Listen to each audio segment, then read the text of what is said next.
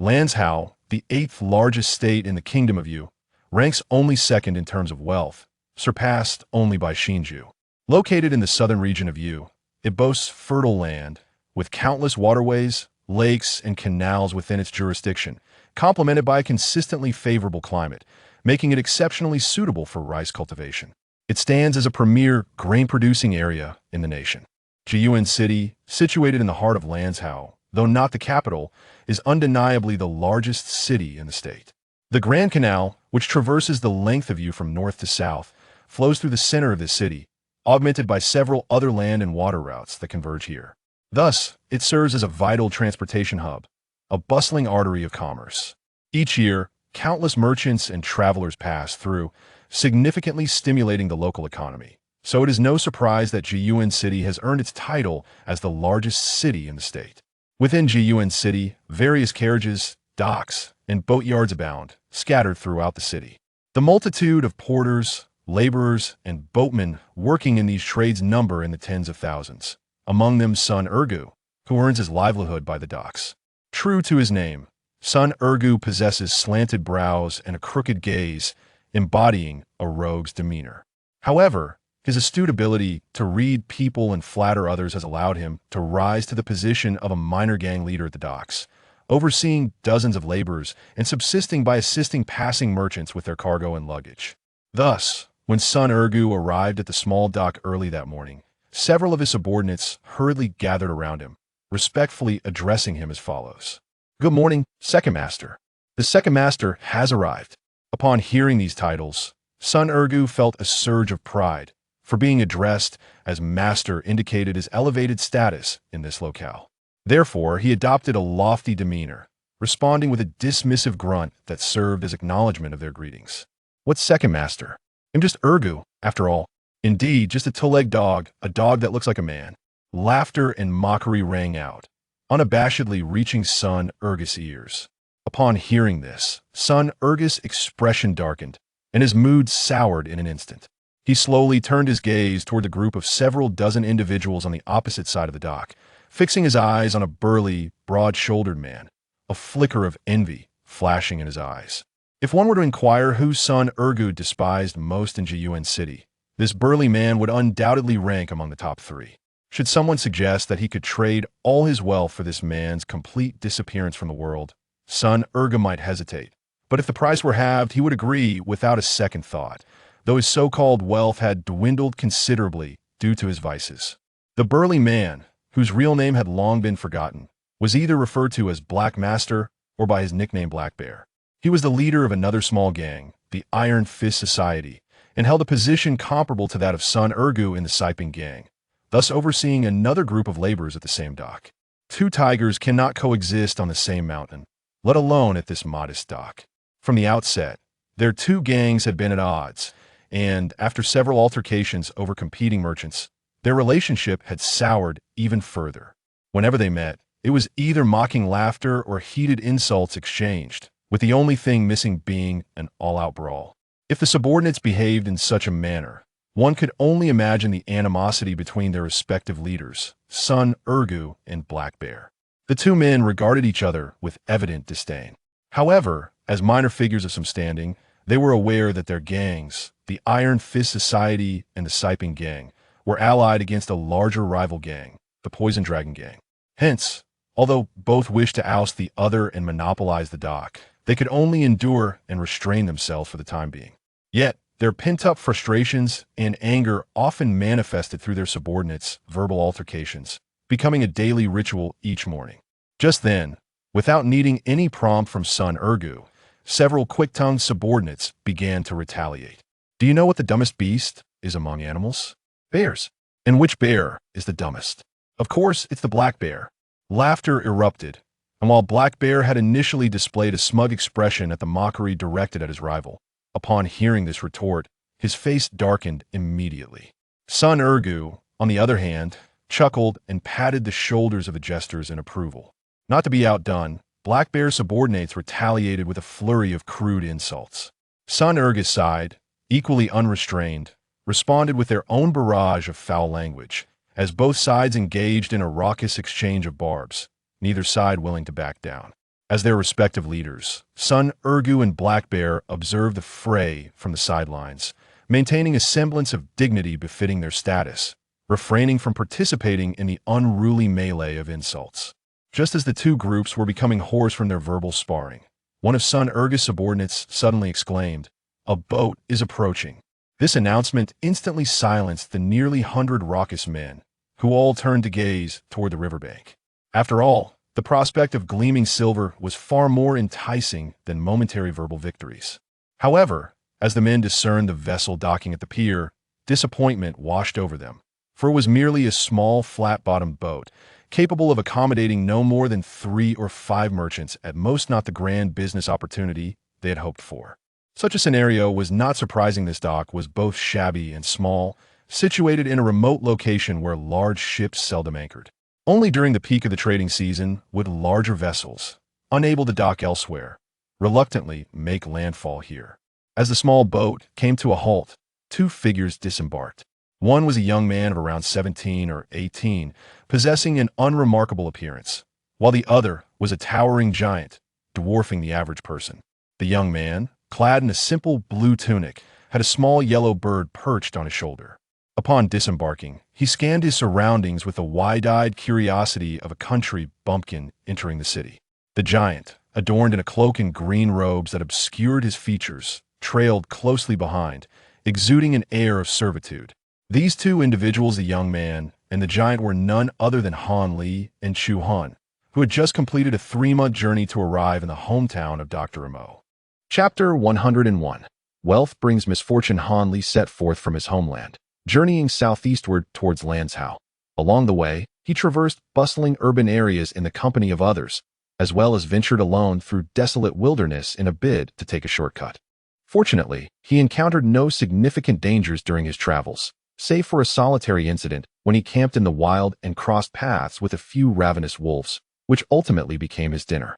Wearily, he traversed through 2 other states before finally arriving at Lanzhou. Upon entering the territory of Lanzhou, Han Li was astounded by the intricate network of waterways that it was a stark contrast to his previous home in Yuezhou, which was predominantly characterized by rugged mountains and hills, with scarcely a decent river to speak of, relying mostly on wells and small streams for water. Thus, the sight of various vessels navigating the waterways piqued his curiosity, leading him to hire a small boat and experience the thrill of drifting downstream for the first time. After several days of favorable winds, Han Li arrived at Jiyuan City, as mentioned in Dr. Mo's letter. Stepping onto an inconspicuous dock, his first impression of the dock was one of dismay. It was constructed entirely of crude wooden planks, cramped and shambolic, littered with broken baskets and tattered bags that contributed to an overall sense of disarray.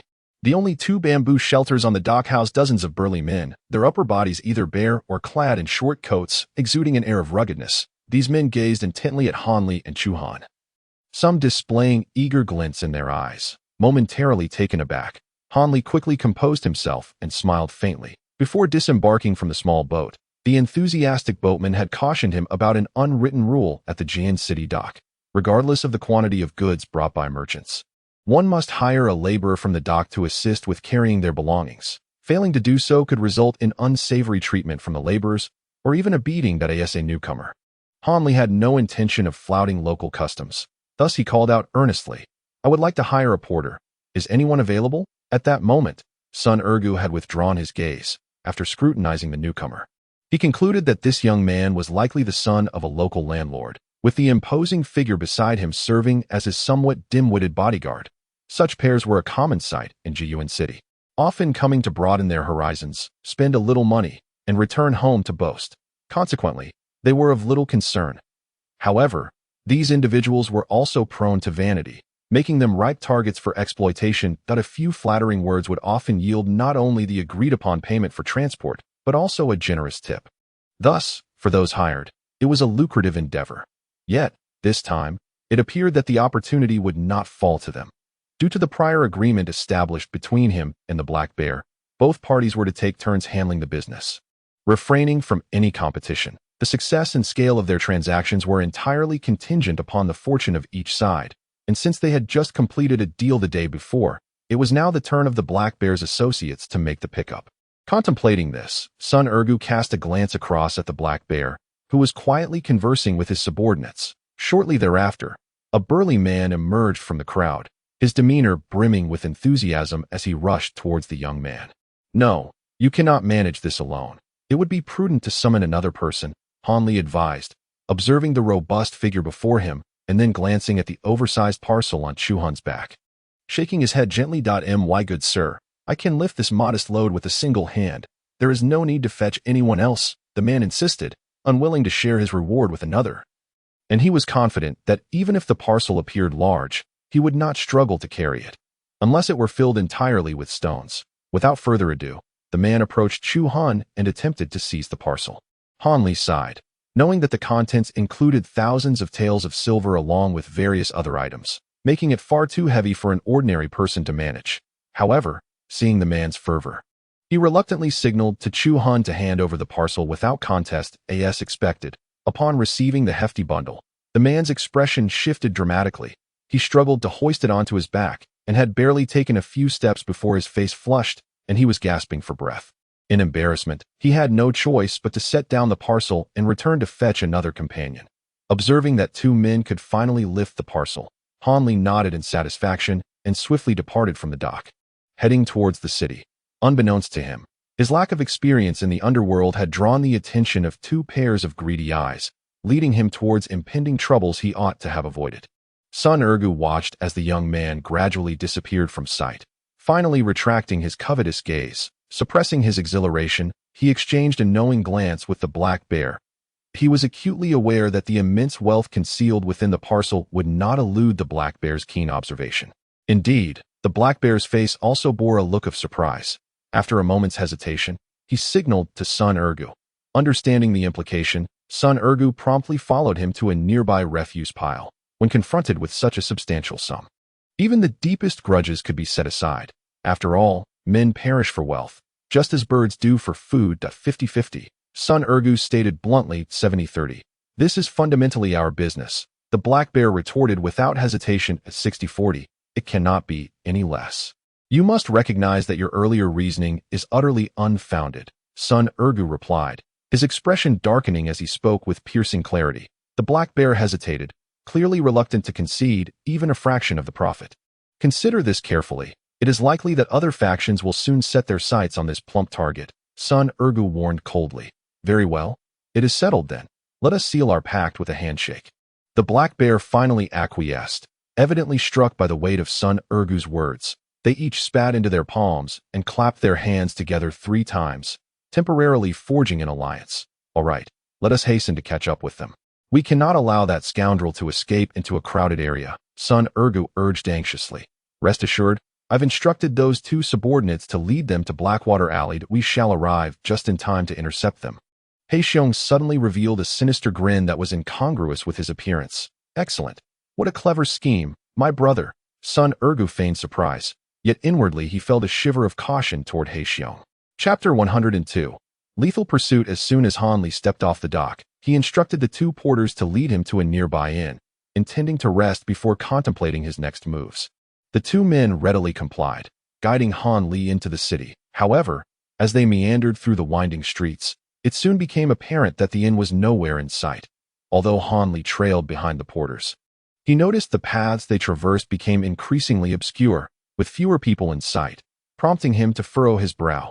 Even lacking experience in staying at large towns, he understood that an inn could not possibly be situated in such a secluded area, where no patrons would venture.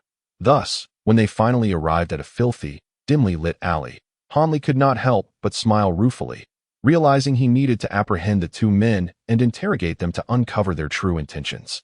Just as he contemplated taking action, a dozen burly figures suddenly emerged from the depths of the alley ahead. They appeared somewhat familiar, as if Han Li had seen them in the dock shed.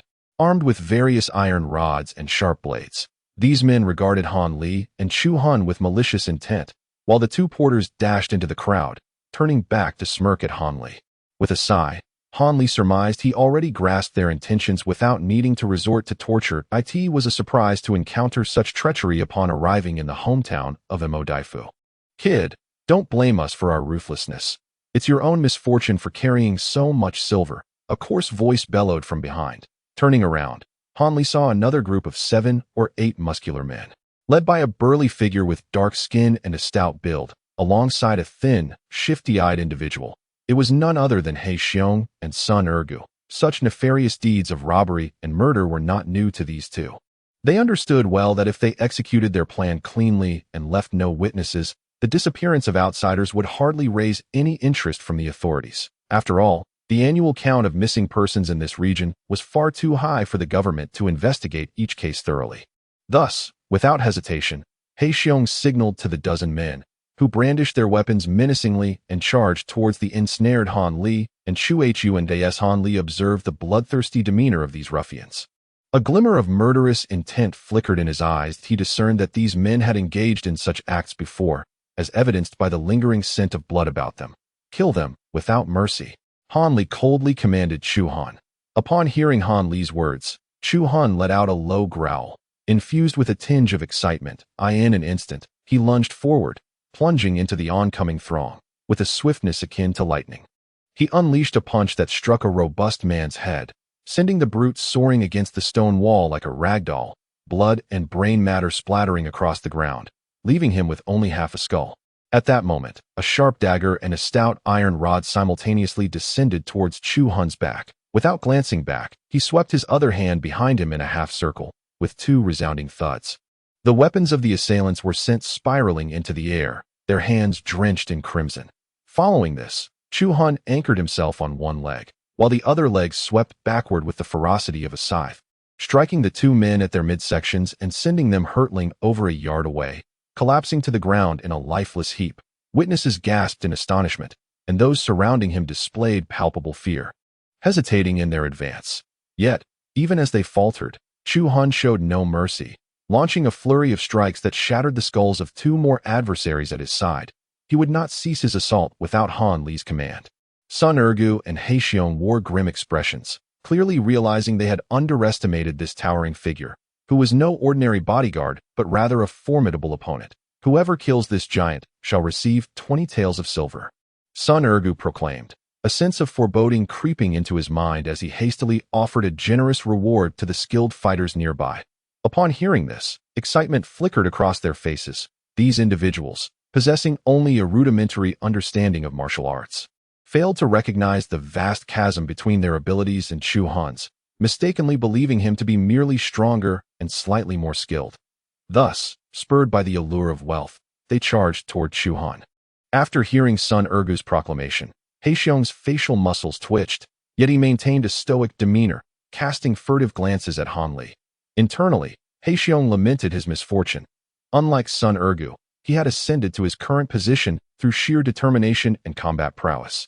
Having honed his skills through real battles, his keen perception allowed him to discern the true caliber of Chu Han's abilities.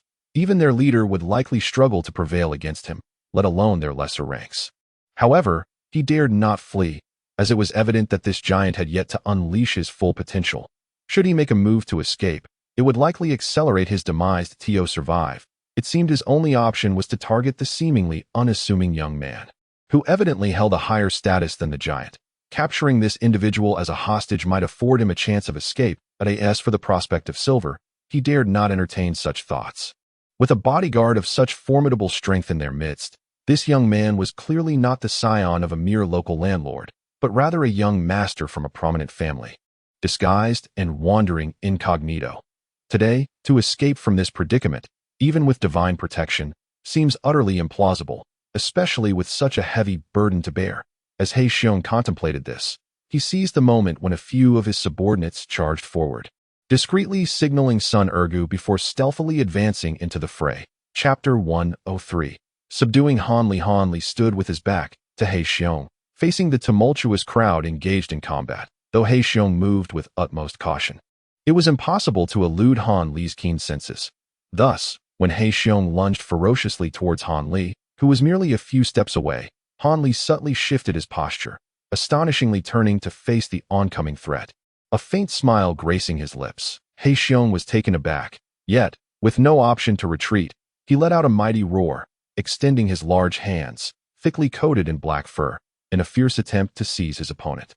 He inwardly prayed that this young man lacked combat experience and would be intimidated by his ferocious demeanor, allowing him to secure a swift victory. However, as Han Li observed the hulking brute advance with reckless abandon, his expression darkened abruptly. In an instant, he vanished from He Xiong's sight. Realizing the gravity of the situation, He Xiong halted abruptly, intending to flee, but suddenly felt a chilling sensation at his nape.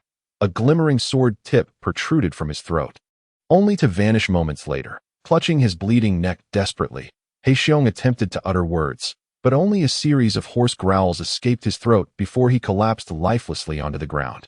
Sun Ergu's countenance turned ashen as he witnessed the young man, like a specter, glide behind He Xiong, drawing forth a flexible sword that effortlessly pierced the brute's throat. At that moment, the young man retrieved a piece of white cloth, meticulously cleaning the gleaming blade. Seemingly aware of Sun Ergu's gaze, he looked up and offered a faint smile. Instantly, Sun Ergu recoiled, akin to encountering a venomous serpent, hastily averting his eyes. Rather than feeling any joy at the demise of his adversary, he was engulfed by a profound sense of sorrow, akin to a rabbit mourning the death of a fox. It dawned upon him that this young man was no mere lamb. He was, in fact, a harbinger of death. In his current state, Sun Ergu's only hope lay in his subordinates subduing the colossal figure, which might afford him a chance to negotiate terms for his survival. However, when he turned to assess the situation with the giant, he was rendered speechless. Over 20 burly men lay sprawled on the ground, bloodied and motionless, while the giant stood resolutely, arms crossed, his gaze locking onto Sun Ergu's with a chilling intensity. Though obscured by a cloak, the palpable aura of bloodlust emanating from the giant turned Sun Ergu's pallor from ashen to ghostly white. Han Li observed Sun Ergu's transformation with a detached demeanor, recognizing the man's utter lack of martial prowess and his overwhelming fear, which diminished any inclination to engage him personally. To Chu Han, eliminate him. Han Li finally turned and calmly instructed, "No, I surrender. I am willing to devote all my wealth to the young master.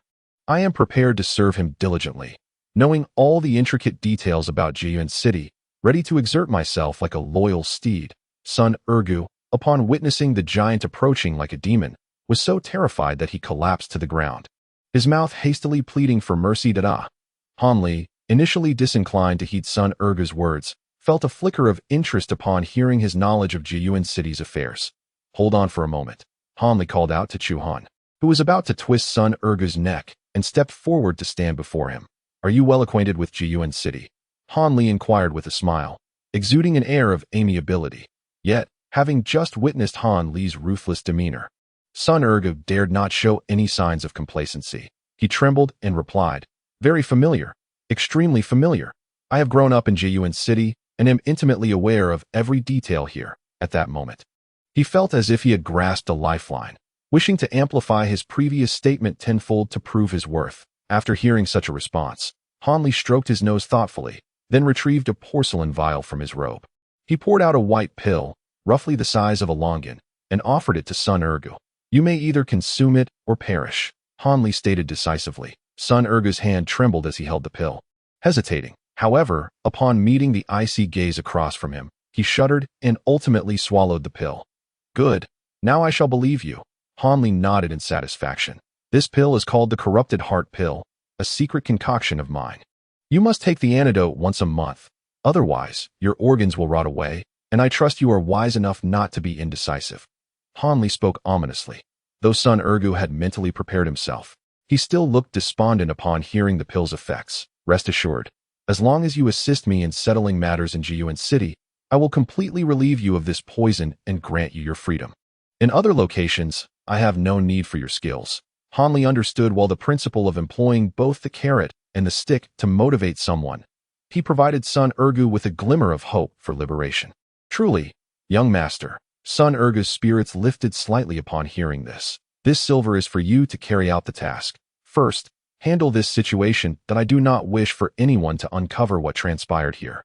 "Understood." Han Li tossed a bag of silver to Sun Ergu, commanding lightly. Sun Ergu received the bag, weighing it in his hands. It felt heavy, likely containing hundreds of taels of silver. His expression brightened, suddenly feeling that serving this extraordinarily generous young man might not be such a bad endeavor.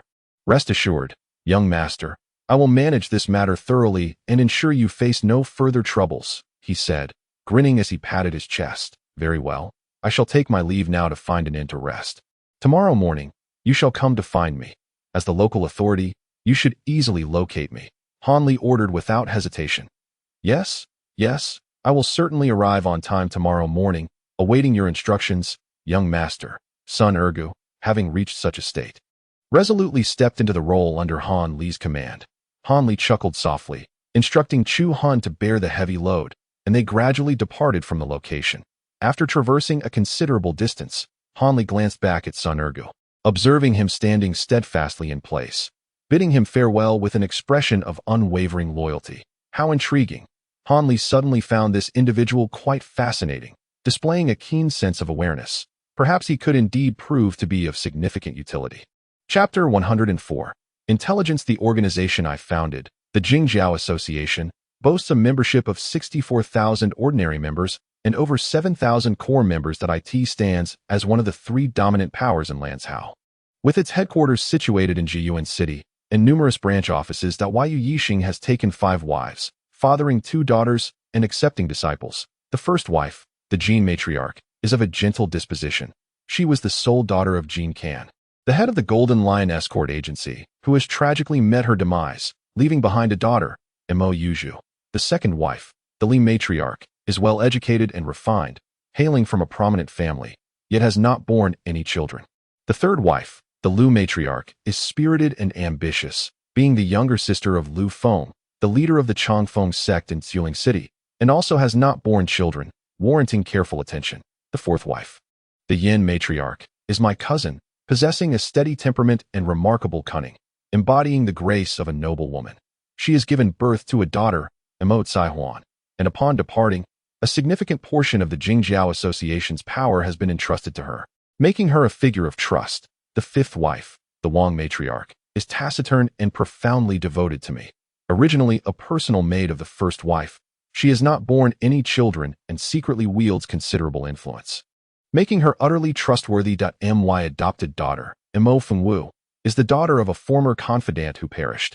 I took her in as my own when she was merely 7 years old, and she is exceptionally astute. Yin Gu, my eldest disciple, possesses average aptitude and has been taught the supreme skill of the demon's silver hand.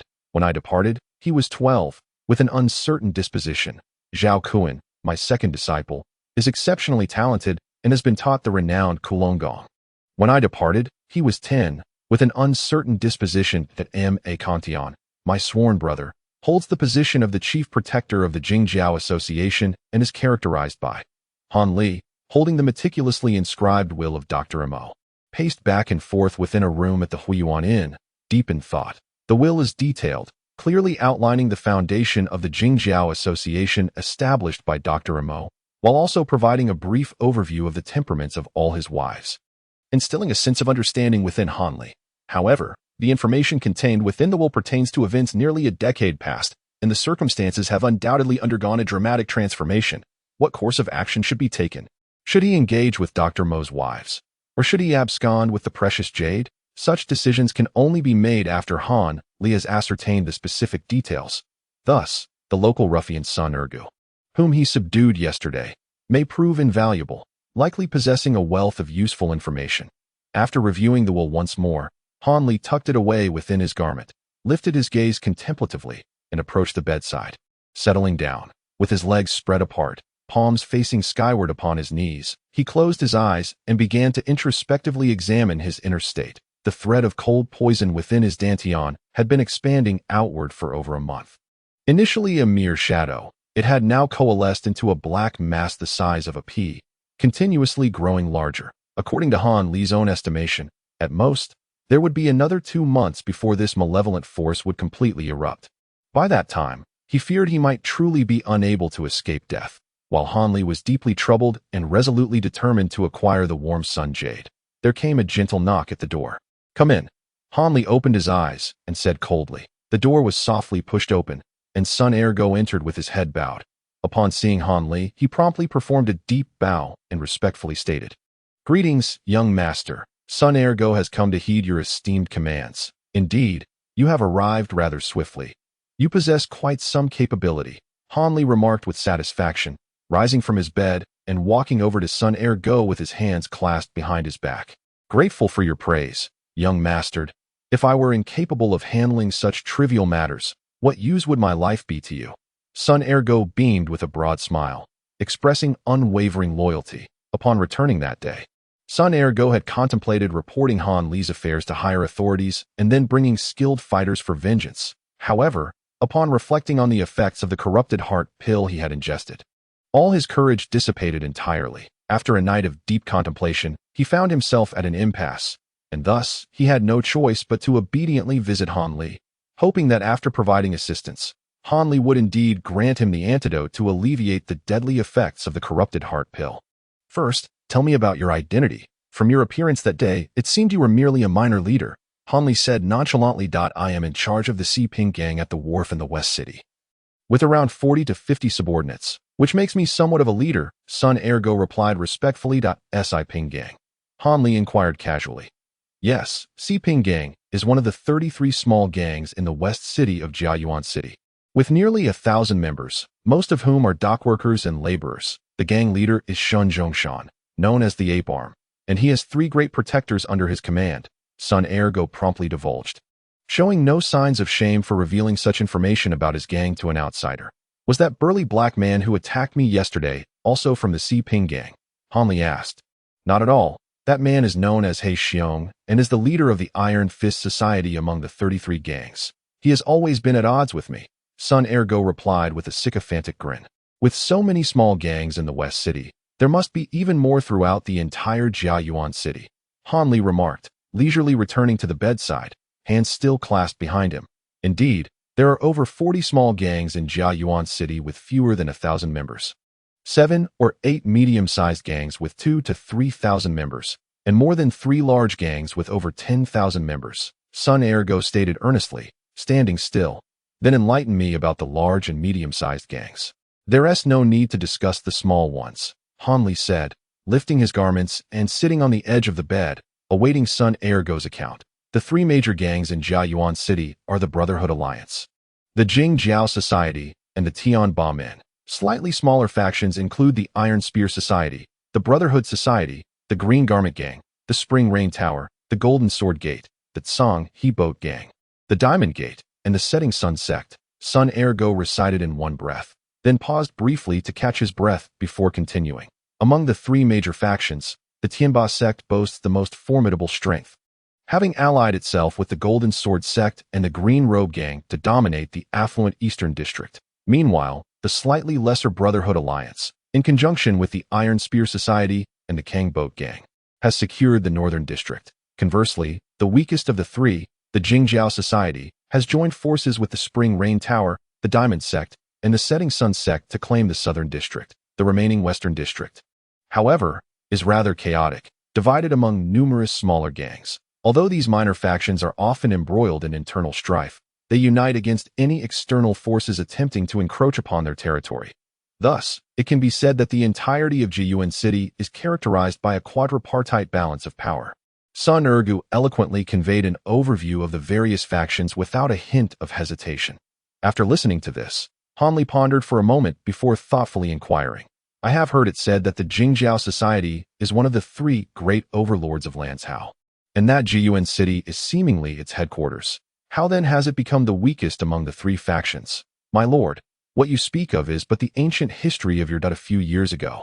The Jingjiao Society was indeed quite powerful, its influence extending throughout the entirety of Lanzhou at that time. As one of the superpowers, it could not tolerate the presence of other gangs within its headquarters in Jiayuan City, thereby monopolizing the entire district. Other factions dared not even cast a shadow in its presence. However, for reasons unknown, the Jingjiao Society experienced a sudden and dramatic decline, losing territories elsewhere and significantly shrinking its power within Jiayuan City. Seizing this opportunity, various smaller factions emerged, and after several bloody confrontations, the current situation was temporarily established. Sun Ergo explained with great earnestness. Do you know the reason behind the Jingjiao Society's abrupt weakening? Han Li furrowed his brow and slowly asked Sun Ergo. Well, to be honest, my standing within the gang is not particularly high, so I am not well informed on this matter. However, I have heard others mention that it seems the Jingjiao Society experienced internal strife and infighting, and there are rumors of other major powers exerting pressure from behind, Sun Ergo replied. a look of difficulty crossing his face as he offered a vague answer. "Do. I see."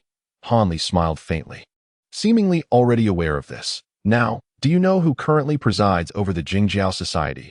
Hanli inquired. "I know this. It is presided over by the widow of the former leader, Imo Jiren, Madame Yin." Sun Ergu quickly responded. "Widow?" Hanli exclaimed in surprise. "Indeed, the founder of the Jingjiao Society, Lord Imo, has passed away, hence his wife is a widow, is she not?" Sun Ergu blinked, hesitating as he questioned whether he had misspoken. "Who claims that Lord Imo is dead?" Hanli felt something was amiss, his expression darkening.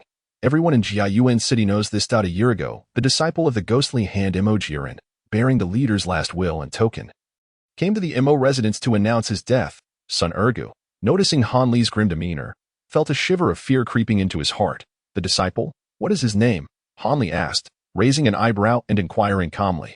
"His name is Wu Jianming, a young man in his 20s, reputed to have received the true teachings of Imo Jiren, possessing extraordinary martial prowess," Sun Ergu answered. Sun Ergu cautiously remarked, having discerned certain truths, and was aware that the individual before him was undoubtedly linked to the startling creature, exhibiting a particular concern for the esteemed young Master Wu. Moreover, Sun Ergu displayed an expression of hesitation, as if he wished to speak yet refrained from doing so. "Speak plainly. Do not mince your words. If the information proves true, I shall reward you handsomely," Hanli stated coolly, casting a discerning glance at his interlocutor. "I have heard it said that this young Master Wu is betrothed to the daughter of the Imo family, Imo Yuju, and that their wedding is imminent," Sun Ergu divulged, his face lighting up with the prospect of reward. "Marriage," Hanli chuckled softly, abruptly rising to his feet. He paced the confines of the room for several moments, then tilted his head skyward, remaining still as if lost in contemplation. "Listen closely. Your task is quite straightforward. From this day forth, you are to discreetly gather intelligence regarding the Imo family, particularly concerning young Master Wu, with as much detail as possible," Hanli finally commanded. "Take this pouch of silver for now. Should you fulfill this task successfully, there will be further rewards." Hanli generously tossed a small bag of coins to him. "At your command, young master. Rest assured, I shall see to this matter," Sun Ergu replied, cradling the silver with a beaming smile as he made his exit, closing the door behind him with a courteous gesture. "This young master is indeed generous, and the task at hand is merely one of inquiry. It appears I have made the right choice in aligning myself with him." Sun Ergu mused excitedly, momentarily setting aside thoughts of the corrupt heart pill. Hanli sighed softly as he observed the elated figure depart, suddenly feeling a pang of regret. Having only arrived here 2 days prior, he had already dispensed such a considerable sum, leaving him with a sense of reckless extravagance. Regardless, this silver will eventually be accounted for as a debt to Dr. Imo, with interest to boot, Hanli thought, finding a semblance of humor in his plight. However, this young Master Wu was indeed a remarkable character, having cunningly assumed an identity he wished to utilize to infiltrate the Imo family. And it seemed he sought both wealth and beauty, displaying quite the audacity. Hanli stroked his nose, a sardonic smile playing on his lips. "It appears a visit to the Missouri estate is unavoidable. Otherwise, that warm sun gem might end up as a bridal dowry in his possession," he pondered bitterly. Chapter 106. The Man in Blue. In the bustling southern district of Jiyuan City, on the lively Nailing Street, stood a grand estate sprawling over several acres. The ebony gate of the estate bore a plaque inscribed with the characters for Imo family, beneath which stood 8 robust men clad in fitted attire, evenly spaced on either side. Each of these formidable figures stood tall and proud, their gazes unwavering, exuding an aura of discipline that commanded respect and caution from all who beheld them. Not far from the Missouri estate, across the street, was the 3-story Xiang family tavern. This establishment was renowned throughout Jiyuan City, particularly for its signature brew, Beilixiang, which had garnered a reputation for excellence, attracting numerous esteemed patrons at this hour, coinciding with the midday meal. The tavern was bustling with activity, its tables from the first to the third floor filled to capacity with diners enjoying their repast. Passers-by on the street outside the tavern could all catch a whiff of the rich aroma of food and liquor wafting from within, a scent that was utterly tantalizing and mouth-watering. Seated at a table by the window on the second floor, which faced the street, was a young man, surrounded by an array of delectable dishes, both meaty and vegetarian, complemented by a renowned bottle of time sake. Behind him stood a formidable giant, a figure that instilled fear, who was none other than Han Li, sent out to gather intelligence. At that moment, Han Li gazed down from the window, his attention seemingly elsewhere, casually toying with a small cup filled with liquor, while the food on his table remained largely untouched, exuding an air of indolence and distraction. Han Li cast a sidelong glance at the nearby Mo residence before returning his gaze to the street below, his expression unchanging. He tilted his head back and down the contents of his cup, then resumed his contemplative gaze outside. Through his inquiries, Han Li had learned that the two biological daughters of Dr. Mo, along with his adopted daughter, were all strikingly beautiful, renowned for their allure, and collectively referred to as the three beauties of Jiyuan City. Their fame had attracted countless suitors, ranging from wealthy young masters to dashing heroes. Among them, Mo Yuju stood out for her unparalleled beauty, garnering the most admirers. Her recent engagement had stirred quite a commotion, leaving many of her suitors heartbroken. Some, skilled in martial arts, had even challenged young Master Wu, only to be soundly defeated by him, solidifying his reputation as a formidable fighter and further entwining him with Mo Yuju in a tale of mutual affection. As Han Li pondered this, he found the situation rather amusing. While others might be unaware of young Master Wu's true nature, Han Li was acutely aware that it was highly probable that Wu Jianming was sent by Dr. Mo's rivals. As the doctor's prolonged absence had likely raised suspicions among his foes that Wu's arrival appeared to be a test of sorts, Han Li couldn't help but wonder what means had been employed to gain the trust of the Mo household. As it was unlikely that ordinary tokens or letters would suffice to convince the doctor's wives, Han Li absent-mindedly tapped his fingers on the table, mulling over his thoughts. A young man clad in blue, accompanied by a waiter in a white short jacket, made his way to the second floor and was seated at an empty table adjacent to Han Li. The newcomer, appearing to be in his late 20s, possessed a handsome countenance with bold brows and bright eyes, exuding a certain charisma. Upon settling down, he glanced around the room, and his gaze fortuitously met Han Li's. Han Li felt an inexplicable depth in the other's eyes, as if a strange gravitational pull was drawing him in. Taken aback, Han Li quickly turned his head away, his expression slightly altered. The blue-clad youth was momentarily startled but, after casting a cold glance at Han Li, turned his attention elsewhere, dismissing him entirely. Han Li felt a pallor wash over him. That fleeting glance had imparted an unsettling sensation of being thoroughly scrutinized, leaving him profoundly shaken. It was a feeling he had never experienced before, the sensation of being completely seen through. Once the man in blue was served a table full of food and drink, he commenced to indulge heartily, savoring each bite with an air of complete disregard for his surroundings. Meanwhile, Han Li found himself in a state of restless agitation, feeling increasingly uneasy. Although he had not employed his heavenly eye technique to scrutinize the individual, the formidable spiritual energy emanating from the man in blue was enough to leave him utterly awestruck. Han Li was acutely aware that this person possessed far more profound magical powers than his own. Prior to this encounter, he had only encountered two cultivators, Yu Zitong and Jing Guangshangren. One was a primordial spirit stripped of all physical power, and the other was pitiably weak, easily dispatched upon their first meeting.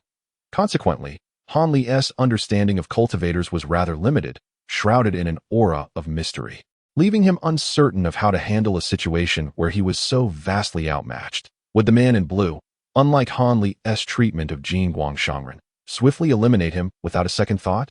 Han Li's mind spiraled towards the worst possible outcomes. Ultimately, amidst his anxious trepidation, the man in blue finished his meal. He produced a handkerchief to wipe the corners of his mouth and casually tossed a silver coin before departing, never once casting a glance in Han Li's direction, as if he had completely forgotten him. That it was only after the man had fully exited the tavern that Han Li let out a long sigh of relief. Slumping back into his chair, though the man in blue had dined for but a brief moment, it felt to Han Li as if an entire day had passed, the weight of spiritual pressure akin to having just engaged in a life-and-death battle. At that moment, the man in blue appeared at the opposite end of the street, where another man in a yellow robe, approximately 30 years of age, awaited him. "Old Four, why are you late? We still need to meet up with Big Brother and the others," the man in yellow remarked, a hint of displeasure in his voice. "Heh, second brother, don't be upset. I simply hadn't tasted the delights of the mundane world in years and wanted to indulge a bit." The man in blue replied with a chuckle. "You and your gluttony. How many times have I told you that we cultivators should maintain a simple and unadorned lifestyle, avoiding such excessive feasting? Yet, you refuse to heed my words. Your indulgence has surely diminished your character, the man in yellow admonished, shooting the man in blue a disapproving glare. All right, I understand. It won't happen again. By the way, I encountered another cultivator while dining. The man in blue quickly shifted the topic to his encounter with Han Li. Oh, really? How profound was their magical power? The man in yellow inquired, his interest piqued. Quite shallow. It seemed they had only just reached the 7th or 8th level of foundational techniques, barely qualifying to attend the Ascension Conference. That I truly don't comprehend why someone with such meager abilities would come to Lanzhou to seek excitement. They genuinely believe they can strike it lucky and emerge victorious at the Ascension Conference? The man in blue scoffed. How old were they? 17 or 18, it appeared. That makes sense. They are likely accompanying an elder, merely seeking to broaden their horizons and gain experience. That I would wager they won't truly participate until the next Ascension Conference in another decade. The man in yellow responded with a smile. I thought as much. In that case, it seems their potential is not without merit. The man in blue remarked. If a decade were to pass, this person might indeed reach a level akin to mine. The man in blue said with great self-satisfaction, spare us your self-praise. With your recently mastered 10th layer of skill, such a standard is hardly remarkable at the annual Ascension Conference. Only when you have truly attained the 11th or 12th layer should you boast, retorted the man in yellow, both amused and exasperated, before turning away from this lively character and departing. Honestly, if one could achieve beyond the 10th layer without relying on foundational pills, what need would I have to participate in the Ascension Conference? I might as well seek out a master directly, the man in blue muttered as he followed suit, leaving the place behind. Chapter 107. Mo Yuju Han Li, of course, was oblivious to the dialogue between the man in blue and the man in yellow. He was still reveling in his narrow escape from peril, although somewhat vexed by his disregard for the man in blue. Han Li, fully aware of the vast disparity in strength between them, felt a profound sense of relief wash over him, his entire being considerably lighter. However, the commotion caused by the man in blue had disrupted his previously tranquil state of mind, leaving him restless. With a sigh, he rose to his feet, preparing to settle his bill and leave the tavern to at that moment. A faint sound of hooves echoed from outside, growing clearer as it approached. Han Li's spirits lifted. He resumed his seat, directing his gaze toward the street. According to the intelligence from Sun Ergu, the sound of hooves indicated the return of Mo Yuju, the young lady of the Mo family. From outside the city, it was said that this young lady had little interest in traditional feminine pursuits, preferring instead the art of weaponry. She had even acquired formidable skills from the experts of the Jingjiao Association. Most astonishingly, this lady had developed a particular passion for hunting, an activity typically associated with men, often riding out to the woods beyond the city every few days to indulge in her pursuits. Consequently, numerous suitors, eager to win her favor, would follow her with their hawks and hounds, hoping to gain proximity to her affections. Naturally, after the arrival of young Master Wu, he too had joined this pursuit without surprise. Upon hearing such tales, Han Li found himself greatly intrigued by this Miss Mo Yuju, for a young lady of such distinctive character was indeed a rarity. He hoped she would not disappoint him. Now, a group of riders, adorned in various splendid steeds, galloped towards him from one end of the street. Leading the procession were a man and a woman. The man was a strikingly handsome youth with defined brows and bright eyes, while the woman donned a fiery red hunting outfit, her head cloaked in purple, rendering her features obscured in the blink of an eye. They sped past the Xiong family tavern, rushing before Han Li's eyes. Ultimately halting before the gates of the Mo residence, the robust men who had been stationed at either side of the entrance sprang into action. One with a face marked by spots approached with respect. Addressing the leading couple, Miss, young Master Wu, you have returned. How was your haul today? Not too bad. Tang take the horses away and prepare these game for processing, replied the woman in hunting attire in a clear voice, as she removed her hood to reveal a stunningly beautiful face, then gracefully dismounted from her steed. Yes, miss. The man named Tang seemed hesitant to gaze too long at the enchanting visage of the lady before him. He hurriedly took the reins and made his way toward the side gate of the residence. Although there was a considerable distance from the grand entrance of the Mo residence, Han Li, from his vantage point on the upper floor, managed to catch a glimpse of the lady's features, and he couldn't help but draw in a deep breath. Her skin glistened like freshly fallen snow. Her petite, delicate nose stood elegantly, her lustrous black eyes sparkled brightly, and her alluring, crimson lips were nothing short of captivating. The phrase "as stunning as a fish sinking and a swan alighting" seemed to epitomize her beauty. This lady was none other than Mo Yuju. No wonder she drove the young masters of Jiyuan City into a frenzy. Her beauty was truly a marvel, a perfect embodiment of national grace. Han Li mused to himself, that moment, the handsome young man, along with the accompanying men and women, dismounted their horses. Naturally, some of them led their steeds away. The young man approached Mo Yuju with a smile and murmured a few words, causing the fair maiden's cheeks to flush crimson. She playfully punched his shoulder a few times, then shyly cast him a few glances before stamping her delicate foot and dashing through the gate. The young man chuckled heartily and entered with a graceful demeanor. Was this person Wu Jiaming? He certainly knew how to charm a girl, and he was not lacking in appearance either, Han Li thought with a tinge of envy. Fully aware that, in terms of looks, he could hardly compare to his counterpart. Moreover, it appeared that Mo Yuju and this young master Wu shared a rather close bond. Their feelings seemed quite profound. He furrowed his brow, feeling that this matter might not be as easily manageable as he had hoped. Regardless, the precious warm sun jade must be acquired, and time was of the essence. After all, the toxic affliction within him was quite formidable and could potentially erupt at any moment. A sense of worry enveloped Han Li. After casting one last lingering glance at the Mo residence, he summoned the waiter, settled his bill, and departed from the inn, returning to his own lodgings. After a period of deep contemplation within the inn, Han Li resolved to employ the most straightforward and effective approach. Preparing for a direct confrontation, he planned to stealthily meet with Madame Yin, who presided over the Jingjiao Society, that very night. Armed with the token left for him by Dr. Mo, he intended to expose the impostor and gain the trust of the Mo family. As for how to obtain the precious jade, he would have to adapt to the circumstances as they unfolded. With his decision made, Han Li no longer hesitated. He calmly closed his eyes within his room to rest and prepare for the evening's endeavor. However, during this time, the striking visage of Mo Yuju frequently resurfaced in his mind, refusing to fade entirely. Could it be that he had developed feelings for her? Han Li pondered uneasily. Yet, he quickly reassured himself. It was entirely natural to be captivated by such a beautiful woman. It did not necessarily imply affection that as someone who had one foot firmly planted on the path of cultivation.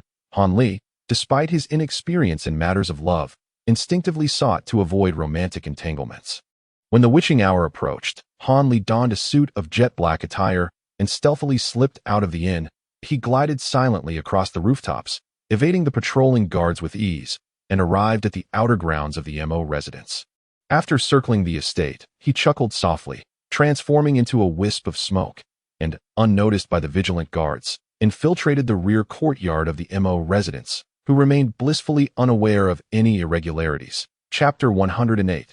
The night visit to the Mo mansion. The rear courtyard of the Mo mansion was a rather expansive garden, adorned with numerous rare flowers and plants. Although the dim light of dusk obscured their details, the rich fragrance of the blossoms permeated the air, penetrating deep into Han Li's being, prompting him to take a deep breath. Ah! Han Li let out a soft exclamation. Despite the overwhelming floral scent, he discerned the familiar aroma of medicinal herbs. Someone had cultivated herbs here. A light chuckle escaped Han Li as he found the familiarity of the scent intriguing, suggesting that someone within the Mo mansion had inherited the medical arts of Dr. Mo. When not daring to linger any longer, Han Li stealthily followed the garden's winding path toward the illuminated areas. Along the way, he discovered several well-concealed sentries. Had it not been for his extraordinary perceptiveness, he might have easily overlooked them. Clearly, the Mo mansion's defenses were quite formidable. However, having seen through their concealment, circumventing these guards posed no challenge for him. Han Li paused before a two-story building. Having chosen this location due to the heightened security, at least 20 to 30 guards were stationed nearby. Observing that the second floor was brightly lit, he surmised that an important figure within the Mo mansion had yet to retire for the night, making it an opportune moment for him to investigate. Seizing the cover of night, his movements were as swift as lightning. In an instant, he had reached the ground floor and, with a powerful push, deftly ascended to the second floor. The entire sequence transpired in a mere moment, unnoticed by the vigilant guards surrounding him. Han Li pressed himself against the wall of the second floor, allowing his form to blend into the shadows, and then he perked up his ears to listen intently to the happenings within the room. Thanks to his exceptional hearing, he discerned the voices of women conversing inside. indicating that more than one person occupied the space. The secret dock of Chongping Town has delivered 7,300 taels of silver. The secret dock of Legu Town has sent 5,800 taels. The secret dock of Lanyue Town has dispatched 15,000 taels. Wuling Town. These figures represented the silver delivered by the secret docks last month. Significantly less, over a quarter, than in previous years at this time, that a melodious female voice reached Han Li's ears, clear and vibrant, unmistakably belonging to a young woman. Yet her last statement carried a tone of dissatisfaction.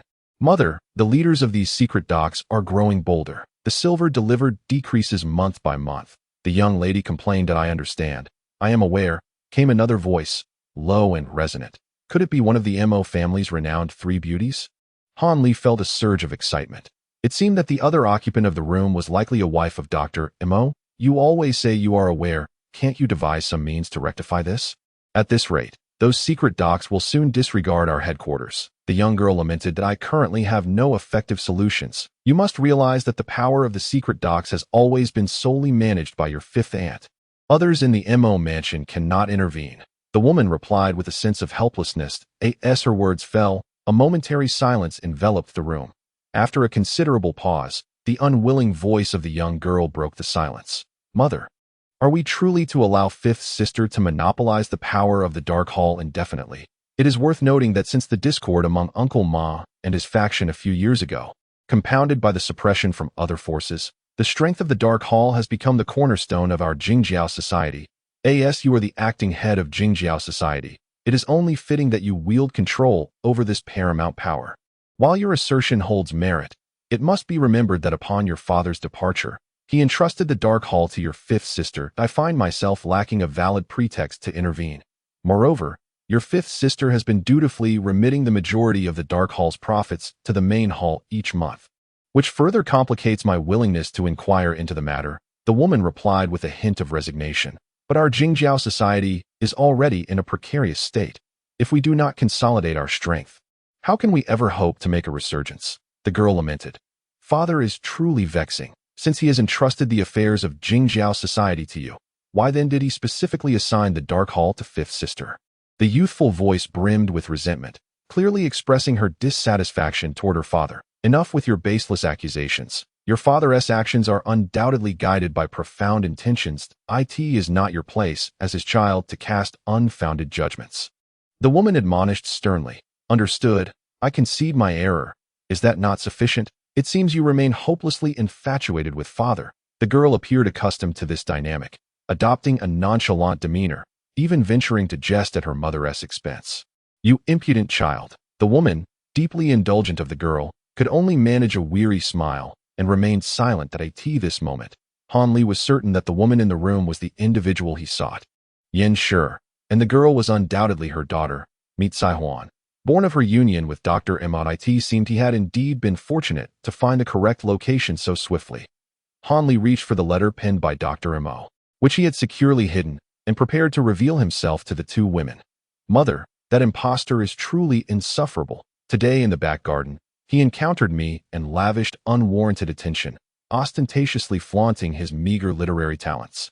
Convinced of his own prowess in both culture and martial skill, that it was utterly detestable. The girl suddenly exclaimed, a remark that left Han Li utterly astonished, causing him to retract the foot he had just stepped forward with. Exercise some decorum with that individual surnamed Wu. After all, he is ostensibly your future brother Law. Do not allow him to perceive any weaknesses. Yen Shi responded gravely, her tone tinged with seriousness. Ahem, elder sister is perpetually plagued by this man's advances. Even feigning romantic interest, it is truly a burden for her. Were it me, I would have long since dispatched him with a single strike, the girl lamented. This is an unavoidable circumstance, although we are aware that the individual surnamed Wu is a fraud, and his background has been thoroughly investigated. We must sacrifice your elder sister's reputation to buy us some time. The enemy possesses overwhelming strength. Should they discover that they cannot exploit us, they may launch an immediate offensive, and we would stand no chance. Yen Shi's voice was laden with fatigue, revealing the toll that burden had taken on her spirit. Chapter 109. Making an entrance. This book will begin climbing the rankings tomorrow. So I have taken 2 days off next week to stay home and write for everyone. I plan to update thrice a day over the next 2 days, and if we make it onto the rankings, I will continue to take extended leave to provide a surge of content for all. Those readers who feel that Wang Yu's updates are too slow, please do remember to cast your votes for him. Additionally, I urge all those who cherish this book to lend their support. Your single vote could prove pivotal for Wang Yu at this moment. Please ensure that you vote for this book tomorrow. Currently, the collection stands at over 5,000. With everyone's assistance, there is a substantial hope for it to rise in the rankings. I implore you all, and now I must return to diligently pen my words. The audacity of that man surnamed Wu is infuriating. He even had the audacity to forge a letter in my father's name, coercing my elder sister into marrying him. It is utterly exasperating. Mo Caihuan expressed her disdain, revealing her profound loathing for that Wu Jianming. Yet, it is fortunate that he sought to wed your elder sister. Had he desired either you or Feng Wu, I truly would not know how to proceed. Given your and Feng Wu's temperaments, how could you endure the hypocrisy of such a person? Alas, poor Yuzhu bears the brunt of this predicament. I wonder if her husband will blame me upon his return. Yin Shi sighed softly, reflecting on the situation. Mother, how could father ever blame you? Wasn't it my elder sister who initiated this engagement with that Wu? Mo Caihuan hastily reassured Yin Shi. Foolish child, Yuzhu undertook this for the sake of our Mo family and the Jingjiao society. She had no other choice. However, I shall allow your elder sister to maintain this charade with the impostor only to a certain extent. I would never truly permit her to marry him. If matters cannot be delayed any longer, we shall have to confront him directly. Yin Shi's voice turned icy as she concluded her statement. After Yin Shi spoke, a profound silence enveloped the room. As both mother and daughter understood the gravity of what confrontation would entail. When will father return? Mo Caihuan eventually asked, her voice laced with melancholy. Your father stated that he would return in no less than 2 or 3 years, and no more than 5 or 6, Yin Shi replied, a shadow of sorrow crossing her features. But nearly a decade has passed, and I can scarcely recall my father's visage. Mo Caihuan lamented slowly. Do not fret. Your father is a remarkable man of his generation, possessing extraordinary skills. Nothing ill has befallen him. Surely, he is merely delayed by pressing matters and will return to the Mo residence shortly. Yin Shi's words seemed intended for her daughter, yet had an air of self-reassurance. By the way, my second sister Feng Wu has concocted a spirit-reviving elixir for beauty, which I have brought for you to try. I have heard it works wonders. The girls suddenly shifted the topic to alleviate the somber atmosphere in the room. You child. Subsequently, the mother and daughter engaged in casual conversation, leaving Han Li unable to glean any further useful information. From their discourse, Han Li discerned the deep bond between Yin Shi and Dr. Mo, indicating that they could be trusted. Moreover, he contemplated that although the Mo family was aware of this impostor, it would be prudent to establish contact with them. Given the ever-present threat of the venom within him, it would be wise to secure the Warm Sun Jade as soon as possible. With this in mind, Han Li retrieved the emblem of Dr. Mo, a dragon-shaped ring, from his robes, and stealthily approached the window. With a flick of his wrist, he sent the ring sailing through the papered window. The sound of the ring landing on the floor resonated clearly, provoking gasps from within. Moments later, Yin Shi's composed yet assertive voice echoed from inside. Who is the esteemed guest that has graced my humble abode? I, Yin, have not had the honor of a proper welcome and hope for your understanding.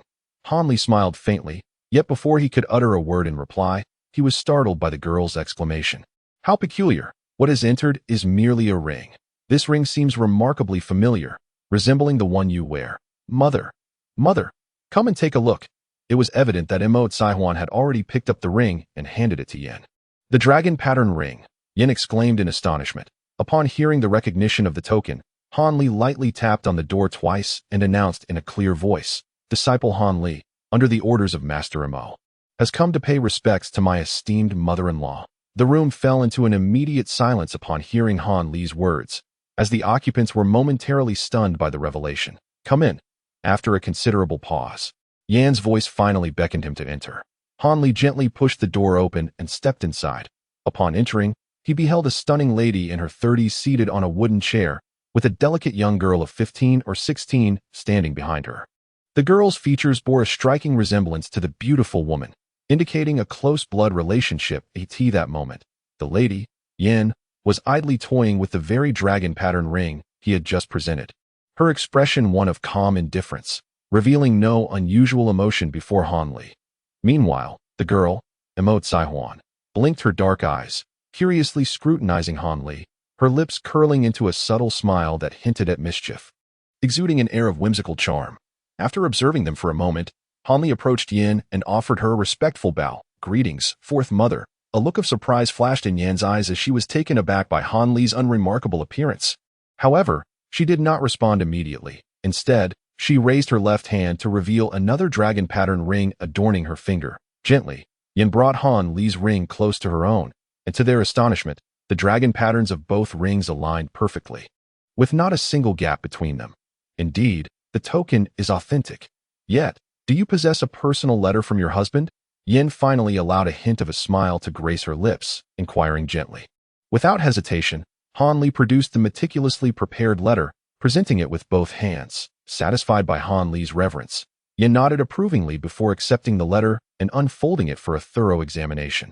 Han Li stepped aside, discreetly observing his future mother-in-law's expressions, hoping to glean insights into her sentiments towards him as her future son-in-law. Chapter 110.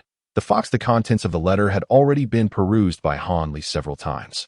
It was not overly complex. It stated that Han Li, the bearer of the letter, was the esteemed disciple of Dr. Mo and could be entrusted completely, should the Mo family encounter any troubles.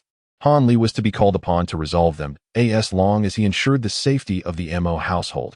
Yin was to choose one of her 3 daughters to be wed to Han Li, with the dowry expressly mentioned as the warm sun jade. Meanwhile, Dr. Mo claimed to be occupied with pressing matters and unable to return to reunite with his wife and daughters, urging Yin not to worry. Although Han Li found nothing overtly disadvantageous in the letter, he understood that Dr. Mo must have added certain embellishments, and the reality was likely more intricate than it appeared. However, since he could not decipher the intricacies of the letter himself, and was eager to gain the trust of the individuals within the Mo family, he had no choice but to muster his courage and entrust the letter to Madame Yin. Consequently, he became particularly attentive to every gesture and expression of hers at that moment, for he harbored a deep-seated fear that this 4th matron might suddenly glean something from the correspondence, leading her to turn against him in a fit of vengeance for the late Mo Defu. Fortunately, the dire scenario that Han Li envisioned did not come to pass. After the elegant lady, Madame Yin, finished reading the letter, she merely furrowed her brow, her countenance shifting to one of deep concern, as if grappling with a difficult decision. Huaner, summon 2nd sister, 3rd sister, and 5th sister at once, and inform them that there is news from the master, Madame Yin commanded decisively to Mo Zaihuan. Understood, mother, I shall go at once. Mo Zaihuan, fully aware of the gravity of the situation, obediently stepped outside. However, just before exiting, she cast a coy smile at Han Li, seemingly intrigued by him. "You are Han Li?" Madame Yin inquired, tilting her head, her demeanor transforming into one of refined elegance. "Indeed, it is I, mistress," Han Li replied earnestly. "Might you share how your husband came to accept you as his disciple?" Madame Yin asked with a gentle smile. "As you wish." Han Li hesitated briefly, yet soon deemed that there was little to conceal regarding the process of how Mo Dafu took him on as a pupil, and thus he began to recount the tale to Madame Yin, carefully selecting his words. 8 years ago, due to an old injury that had not yet healed, Master Mo retreated to Caishiao Mountain in the Qishuan sect of Yuezhou. At that time, I happened to venture into the mountains for the first time.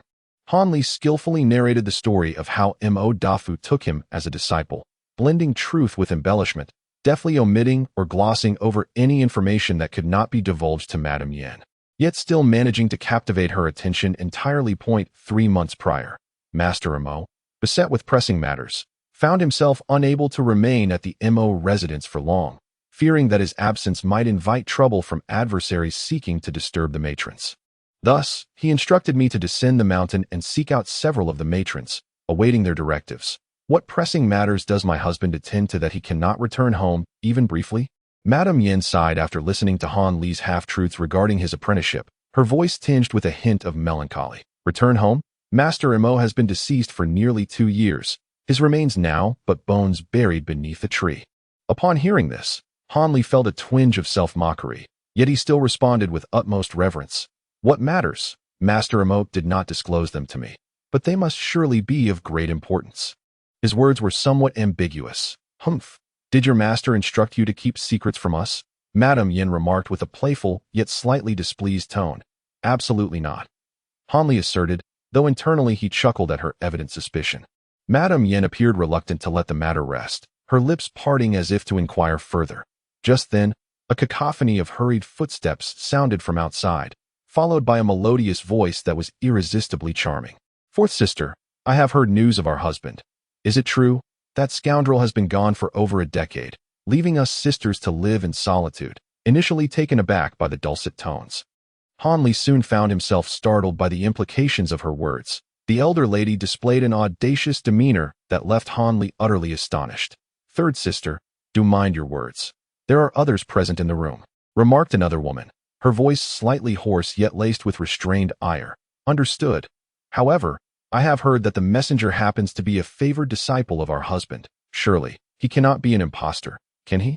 What do you think, fifth sister? Chimed a charming voice with a soft laugh. Certainly not. Since fourth sister summoned us, it indicates that this individual is at least 7 or 8 parts credible, responded a cold, icy voice. Indeed, I hold fourth sister's discernment in high regard, the charming voice teased, leaving one to wonder whether it was a jest or a genuine compliment towards Yin. Upon hearing this, Han Li discreetly stole a glance at Yin, only to find her pressing her hand against her brow. A look of exasperation etched across her face, evidently troubled by the owner of that alluring voice that he last. The door swung open, and several strikingly beautiful women entered, with Mo Kai Huan bringing up the rear, pouting her rosy lips in apparent displeasure. The leading lady, appearing to be in her early 30s, possessed a graceful and dignified beauty, her features exuding an air of scholarly elegance, suggesting that she must have been a gifted woman in her youth. Han Li subtly nodded in acknowledgement before his gaze shifted to the second lady, a captivating young woman of around 23 or 24. The moment Han Li beheld her countenance, his mind was engulfed in a daze, as if he had been swept into a realm of vivid splendor from which he could not extricate himself. She was strikingly more beautiful than Mo Zhu, whom he had encountered earlier, and the beguiling charm of this young woman surpassed anything Mo Zhu could possess. If there truly existed a siren in this world, Han Li would undoubtedly believe that she had taken the form of this enchanting lady. As Han Li found himself in a state of bewilderment, a sudden chill surged from his dantian, coursing through his meridians and swirling within his mind, promptly bringing him back to his senses. Once restored to clarity, Han Li was taken aback, hastily averting his gaze from her, fearing to look upon such a ravishing beauty again. This woman was a veritable calamity to nations, capable of bewitching all who laid eyes upon her. He pondered in alarm whether her extraordinary beauty possessed an innate enchantment or if she had mastered some bewitching technique. The young woman observed Han Li's reaction. He had appeared momentarily entranced, but quickly regained his composure and deliberately averted his eyes, triggering a flicker of intrigue in her gaze. Chapter 111. The beautiful woman. Han Li subtly practiced his internal technique, the Changchun Gong, to stabilize his mind before daring to lift his head and shift his attention to the next lady. The last woman to enter appeared to be around 26 or 27. Although she was delightful in appearance, the icy demeanor that adorned her features was enough to deter any advances. Upon entering, she fixed her cold gaze upon Han Li, her eyes gleaming with a formidable intensity, revealing her as a practitioner of considerable martial prowess. Upon witnessing the arrival of these women, Yin promptly rose from her seat and offered a slight bow. Second sister, third sister, greetings. Fifth sister has also arrived. Fourth sister, you are being overly formal. We are all family here. No need for such courtesy. Before the leading lady could respond, the alluring young woman concealed her mouth with a graceful hand, letting out a soft, teasing laugh that resonated with an enchanting charm, causing Han Li's heart to flutter yet again, leaving him in silent astonishment. Younger sister dares not. Please, esteemed sisters, take your seats. With a faint smile, Yin graciously relinquished her chair to the leading woman, taking a seat beside the stunning young lady instead. The woman referred to as Wu Mei, exuding a chilling elegance, silently settled across from Yin. Following the women into the room, Mo Caihuan obediently closed the door and discreetly positioned herself behind her mother, her bright, glistening eyes darting about. Lost in thought, "Is this young man the messenger?" inquired the woman in her 30s, casting a glance at Han Li. "Indeed, according to the letter, he is the closed-door disciple of my husband," Yin replied generously. turning to Han Li with a grave expression and stating, "This is your second master's wife. Do greet her." "Greetings, second mistress." Han Li responded promptly, bowing respectfully. "Rise, since you are a cherished disciple of my husband." "There is no need for excessive formalities," the woman said, a faint smile gracing her features. "This is your third and fifth master's wives," Yin continued, introducing the exceptionally beautiful young lady and the coldly elegant woman to Han Li. "Greetings, third mistress and fifth mistress," Han Li said, hesitating slightly before bowing to the seemingly youthful lady, who appeared to be only a few years his senior. Noticing Han Li's skepticism, Yin smiled gently and reassured him. "Your third master's wife possesses remarkable beauty-preserving skills. Despite her youthful appearance, she is of a similar age to your second master's wife." Upon hearing this, Han Li nodded inwardly, suspecting that the enchanting lady must have practiced some extraordinary secret technique. Otherwise, her beauty alone could not have left him so entranced and unable to control himself. "Sister, this is an autograph letter from my husband. Please have a look," Yin said, handing the letter Han Li had presented to the second mistress. Li Shi. After Li Shi perused the letter, it was passed on to the other two women. Once the coldly elegant young lady had finished reading the letter, a heavy silence enveloped the room. Even the most seemingly frivolous among them, the beautiful Li Shi, wore a serious expression, her previous vivacity and allure entirely replaced by an air of solemnity. Observing the demeanor of the wives of Dr. Mo, Han Li felt a wave of unease wash over him. He was unaware of what significant news the letter had conveyed to them, leaving their expressions so grave. Nevertheless, Han Li maintained an impassive demeanor, standing calmly to the side, which only served to enhance the impression of steadiness and reliability he projected to the women. "Han Li, the contents of your master's letter have profoundly shocked me and the other mistresses. Thus we must deliberate carefully. You have traveled a long way and must be fatigued. Please rest well at the Mo residence tonight. We shall call upon you tomorrow for further inquiries." Yin, having wielded authority in the Jingjiao for years, spoke first, her words imbued with an undeniable gravitas. "As you command." Han Li replied obediently, exuding a demeanor that was wholly submissive to the elder's wishes. The other women did not oppose Yin's decision, indicating their desire for Han Li, an outsider, to retreat momentarily, allowing them to discuss matters of confidentiality. "Huaner, please escort Han Shixiang to the rear courtyard and find him a clean guest room for a proper rest." Yin instructed Mo Caihuan. "He, I understand, Han Shixiang. Follow me," she replied with a playful tone. Mo Kai's ring-like eyes blinked a few times, her nose wrinkling slightly, revealing her initial reluctance. However, she soon reconsidered and responded with a beaming smile. "You must not cause any trouble with your senior brother. Otherwise, you shall face the family's disciplinary measures." Yin Shi, well aware of her precious daughter's temperament, had preemptively issued a verbal warning. "All right, I understand." The young girl pouted, speaking with evident reluctance. Han Li felt a bead of sweat trickle down his brow. If Yin Shi had not spoken, would this delicate young lady truly have attempted to ensnare him without cause? Han Li cast an unusual glance at Mo Kai, for the first time perceiving that this girl might not be as endearingly sprightly as she appeared.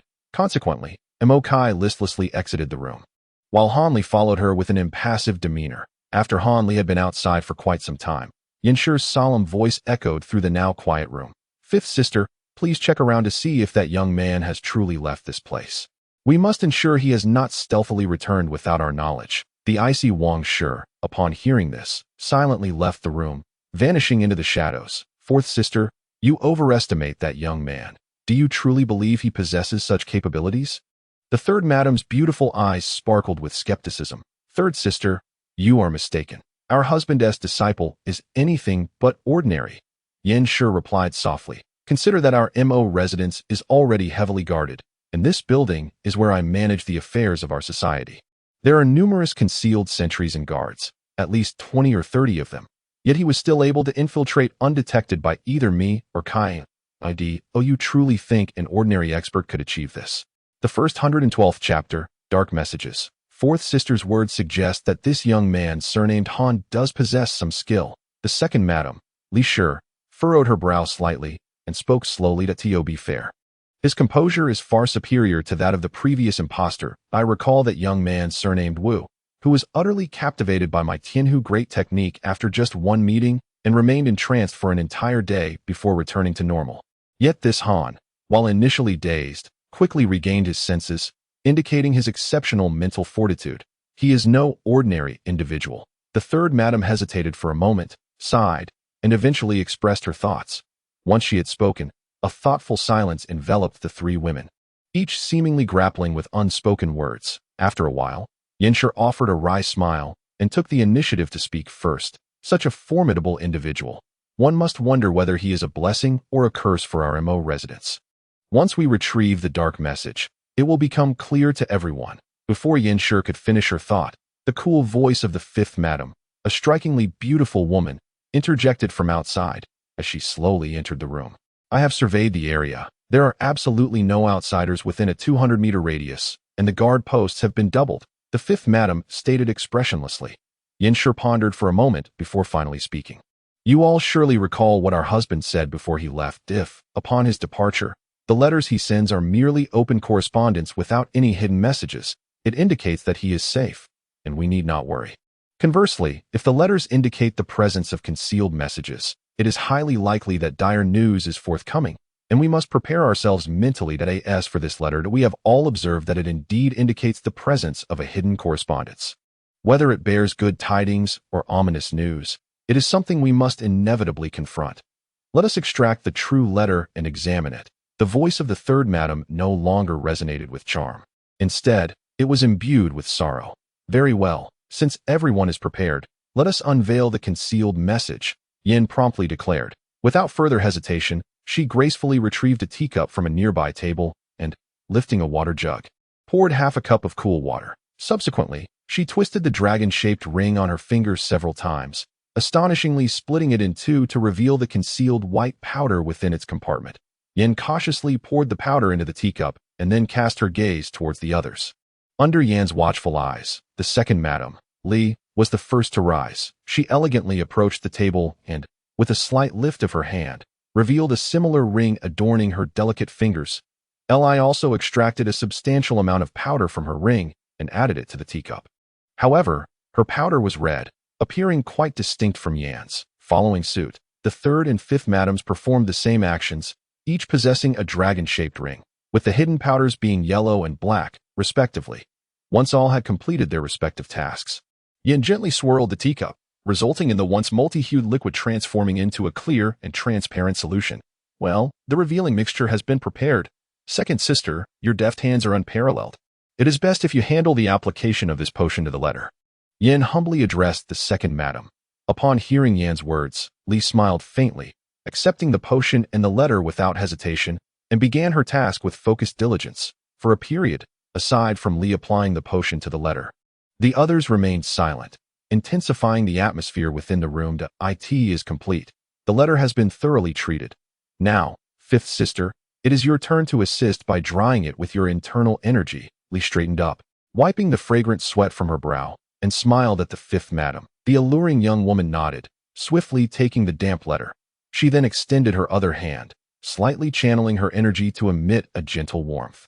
Holding the letter a couple of inches above her palm, and began to dry it slowly. In no time, the letter was entirely dry, the black ink having vanished entirely, revealing faint red characters.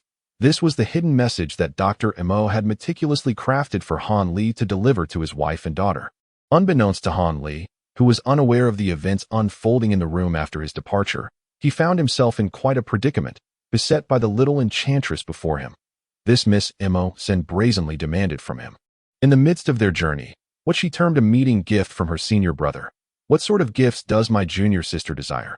Han Li, feeling helpless, pinched the bridge of his nose, preparing to acquiesce to her request. Anything from jewelry to amusing trinkets would suffice. I am not particularly discerning.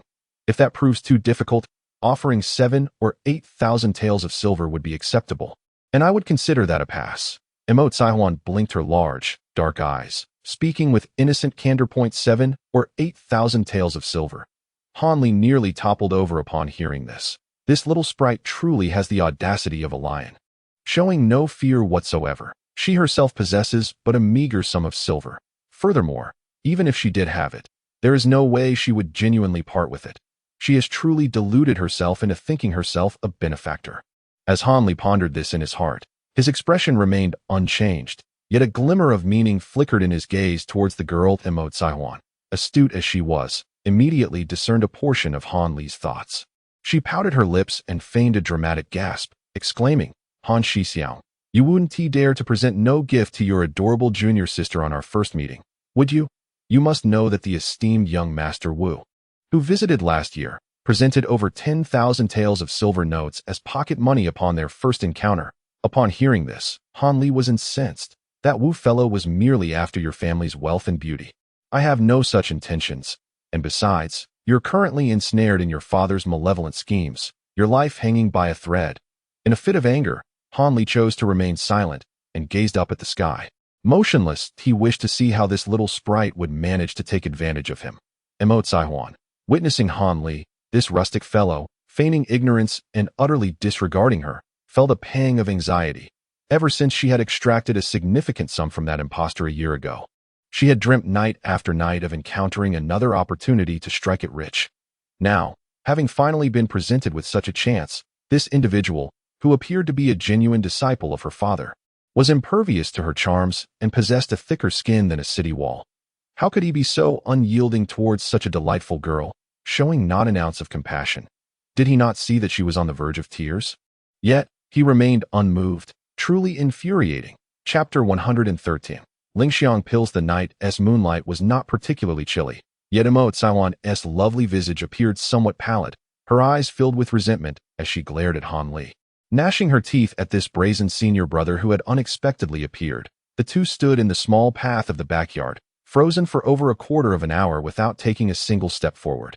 It turned out that Emo Saihuan, seeing Han Li steadfastly ignoring her three ultimate tactics, acting cute, pouting, and tearful pleas, had no choice but to clench her teeth and cease leading the way.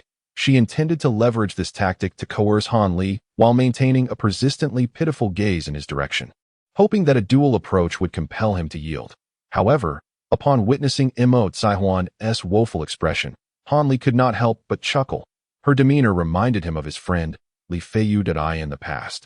Whenever Li Feiyu sought Han Li's assistance with troublesome matters, he would employ a strikingly similar performance to sway Han Li. Over time, Han Li had become entirely immune to such expressions. Thus, when Emo Saihuan regarded him with the eyes of an abandoned puppy, Han Li stood in place, thoroughly enjoying her display, occasionally shaking his head and reciting a few sarcastic verses. Under such a malicious counterattack from Han Li, Emo Saihuan quickly crumbled, her pitiful act completely discarded in favor of a glaring expression that she has maintained until now. In truth, Emo Saihuan was already regretting her actions if her mother were to discover this situation. It was likely that not only would she fail to gain any benefits, but she would also first taste the bitterness of familial discipline. Upon contemplating this, she cast several furious glances at Han Li, pondering why this rustic fellow could not simply present her with a token of affection. Did he not realize that one must indulge a girl? Truly, what a bumpkin! At that moment, the girl had completely forgotten about her earlier demands. Although Han Li lacked experience in charming young ladies, he was acutely aware that he still needed to reside at the Mo residence and could not afford to offend her. Thus, when he felt he had sufficiently quelled her sulkiness, he leisurely reached into his pocket, hoping to find something suitable to appease this little enchantress. At last, Han Li retrieved a jade-green porcelain vial containing several fragrant crimson pills. These pills, known as Lingxiang pills, were reputed to be favored remedies among the imperial consorts. The sole purpose of this concoction was to emit an enchanting aroma, one that not only lingered delightfully, but also warded off pesky insects, a true treasure for the beauties of the harem. Regrettably, the rare herbs required for crafting these pills were of ancient provenance, making them scarce even in the opulent imperial palace, which often struggled to fulfill the demands of the harem. Consequently, such remedies were seldom seen in the realm of common folk. It was unlikely that Han Li would have concocted such an unhelpful remedy for himself, but during his time at Shishuan sect, he had succumbed to Li Feiyu's persistent coaxing and prepared a batch of these pills to charm a certain maiden named Xiao'er.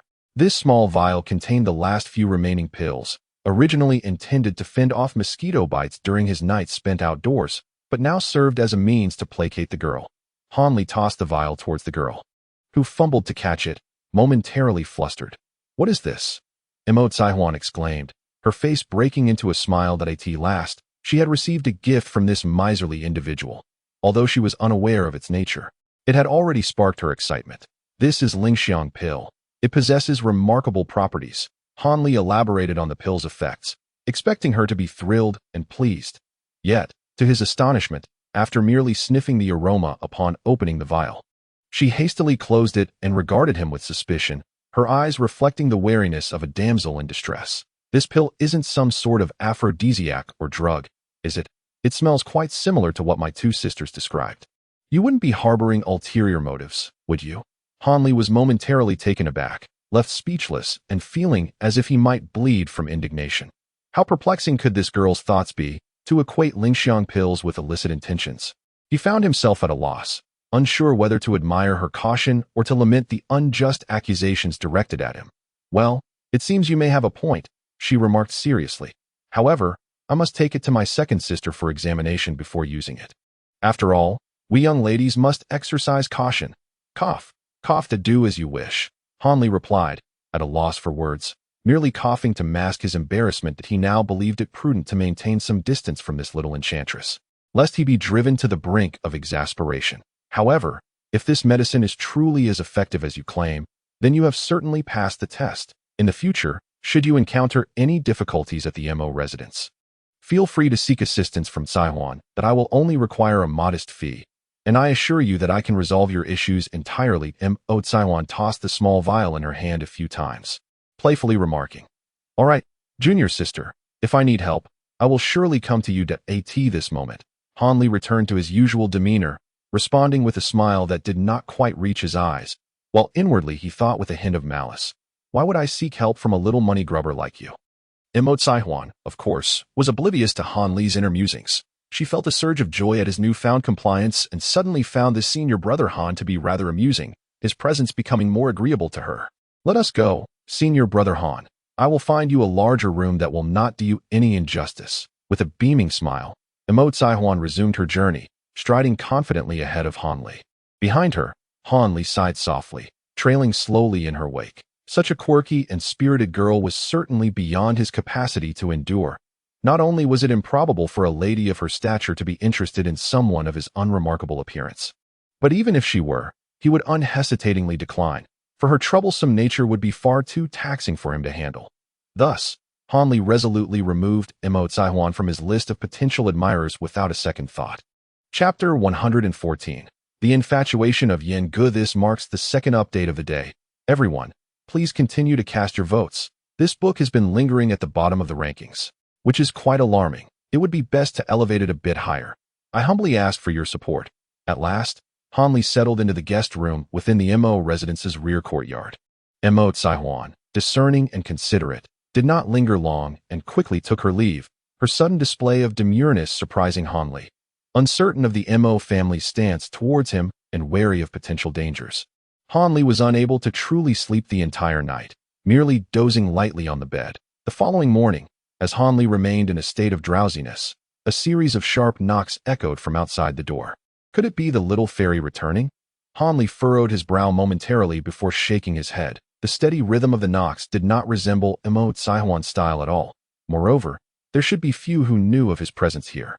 With a hint of curiosity, Han Li grabbed a towel to wash his face and opened the door, revealing a young man in his 20s with thick brows and bright eyes. Upon seeing Han Li, the young man scanned him from head to toe before clasping his fists in a welcoming gesture, exclaiming warmly, "You must be junior brother Han. I am Yen Gu, and I am also your senior brother." Yen Gu. Han Li recalled the information about him. He was the eldest disciple of Dr. Imoha. "Although I am the first disciple of our master, my aptitude is rather lacking, and I have not inherited much of his true teachings." Much to his chagrin, Yen Gu candidly stated to Han Li. Seeing the young man's forthrightness, Han Li couldn't help but feel a favorable impression towards him, and he promptly returned the greeting. "Good morning, senior brother Yin. Please, come in and let us talk. No need for that. The matrons have sent me here," he replied. "They have matters to discuss with junior brother Han and would like you to come over." Yen Gu waved his hand and chuckled, saying, Upon hearing this, Han Li was momentarily taken aback, but he soon nodded in agreement and accompanied Yen Gu, closing the door behind them as they walked side by side. Yen Gu, greatly intrigued by Han Li's affairs, unabashedly peppered him with questions along the way, expressing considerable curiosity about the local customs of Uezhou, prompting numerous inquiries as the two passed through the garden in the backyard.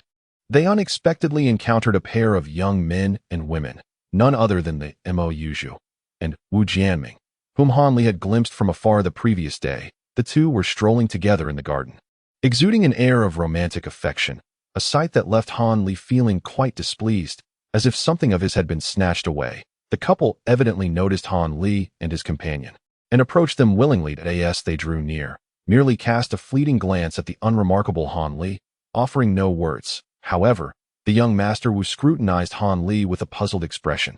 "Good morning, Senior Yin. This young brother appears unfamiliar. May I inquire as to which esteemed master he is a disciple of?" Wu Jianming asked with a smile. Han Li had expected his companion, Senior Yin, to interject on his behalf and take up the conversation. To his astonishment, after waiting for what felt like an eternity, he heard no response from the person beside him. Confused, he turned to glance at Yin Gu, only to find himself exasperated at that moment. Senior Yin was utterly entranced, gazing dreamily at Miss, completely lost in reverie, thus unable to respond to Wu Jianming's inquiries. With no other choice, Han Li resigned himself to stepping forward that he feigned a shy demeanor, lowering his voice as he said, "I am the distant nephew of the third madam, sent here by my parents to pay a visit, and I also hope to seek a position from the madam." "Oh, I see."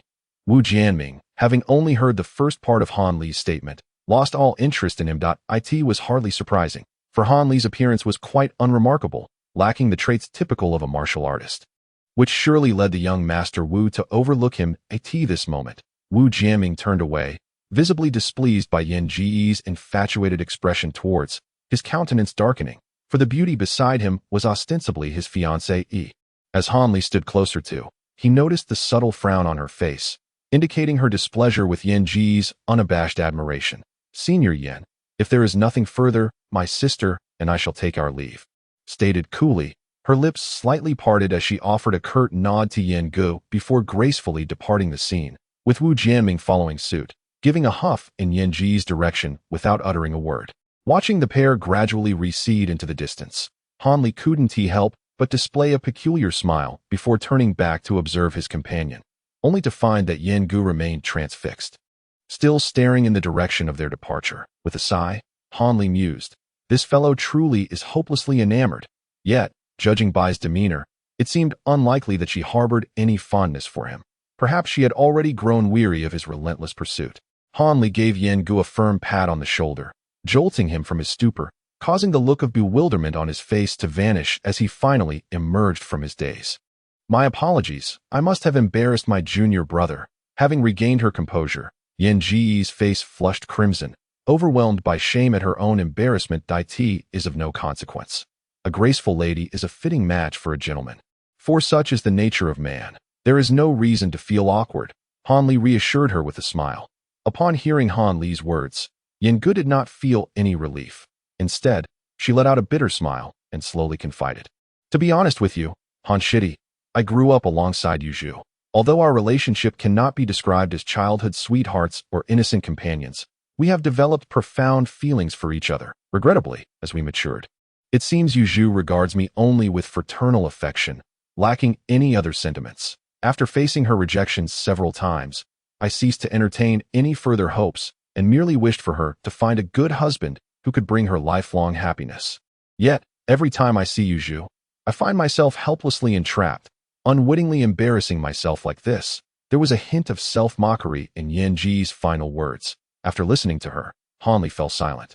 Regarding Yin Gu anew with the gaze one might reserve for a rare antique, he had only heard of such infatuation in books and tales, never imagining he would witness it firsthand. If her words were sincere, he was left pondering whether to admire her deep-seated devotion or to chide her for her folly. As they continued along their path, Han Li deliberately steered the conversation towards other topics, restoring Yin Ji's spirits, and they chatted and laughed until they arrived at the small building where Han Li had spent the previous night.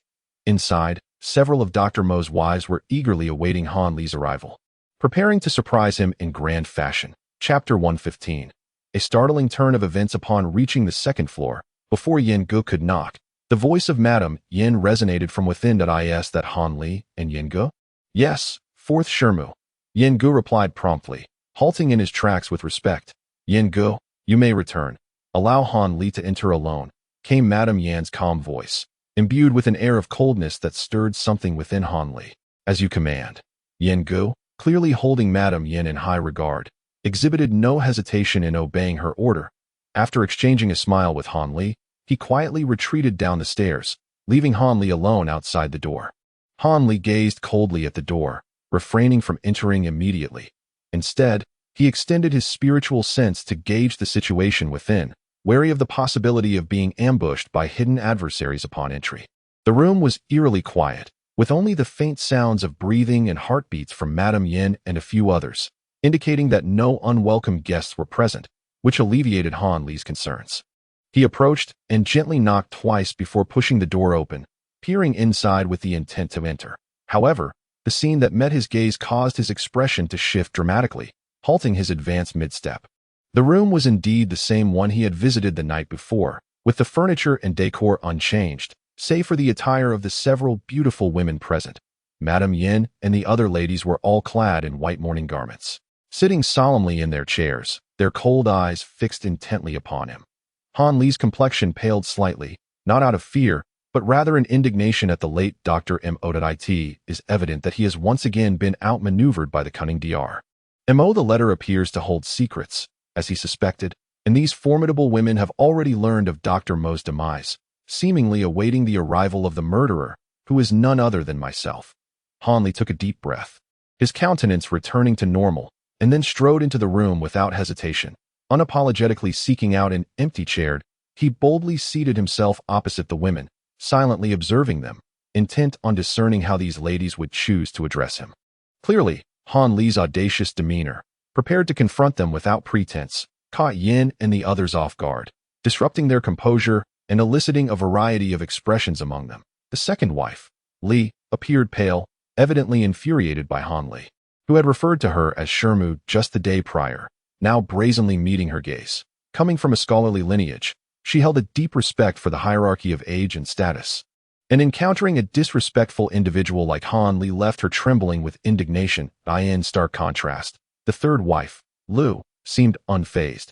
Instead, she regarded Han Li with keen interest. However, her striking charm made Han Li avert his gaze, merely skimming over her features.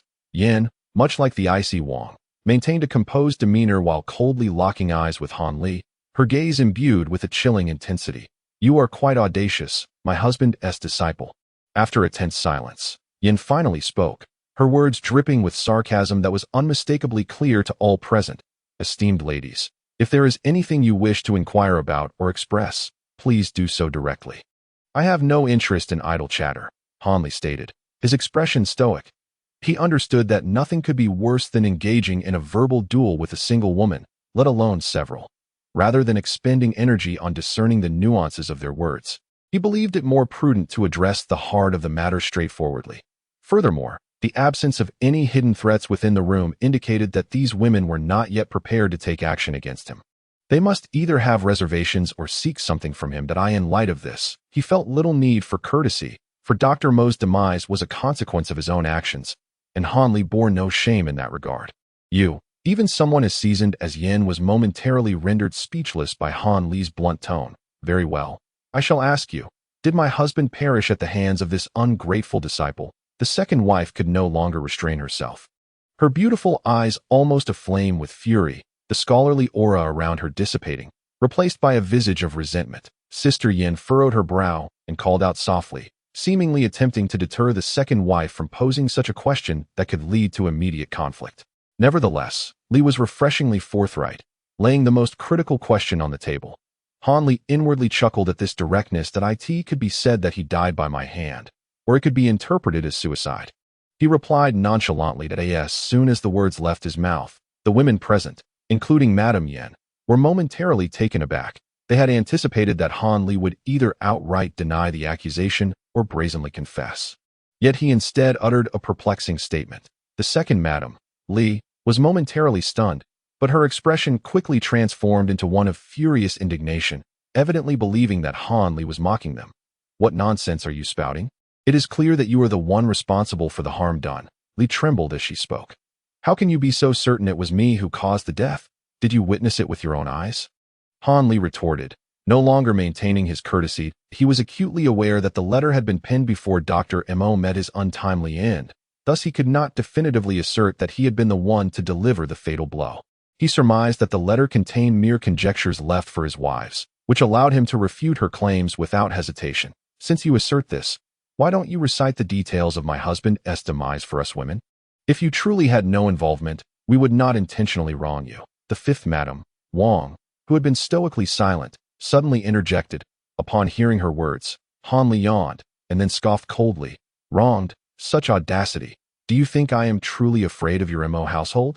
Were it not for the fact that Master Mo had indeed been my mentor for several days, imparting valuable medical, she hastily rose to her feet, retreating several steps from the ashes. Before coming to a trembling halt at that moment, her delicate and captivating demeanor would surely drive any man who beheld her into a frenzy. Unfortunately, Han Li was far too preoccupied to appreciate such a sight. His gaze was fixed on Li Shi, who had uttered the name of the cultivator, and he inquired in a low, ominous tone, Second Madam, how do you know about the cultivator?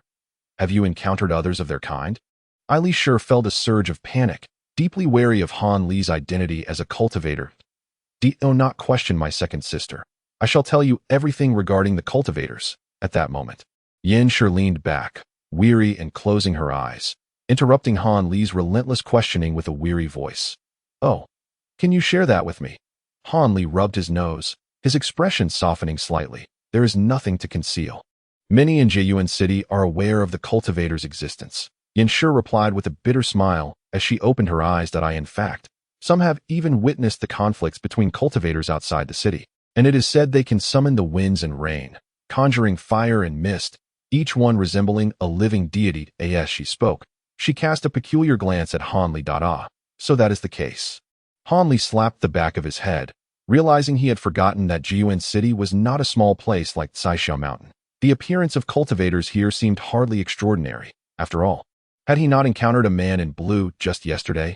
Does Master Mo also know of the cultivator's existence? Han Li suddenly recalled something and could not help but ask that of course he does.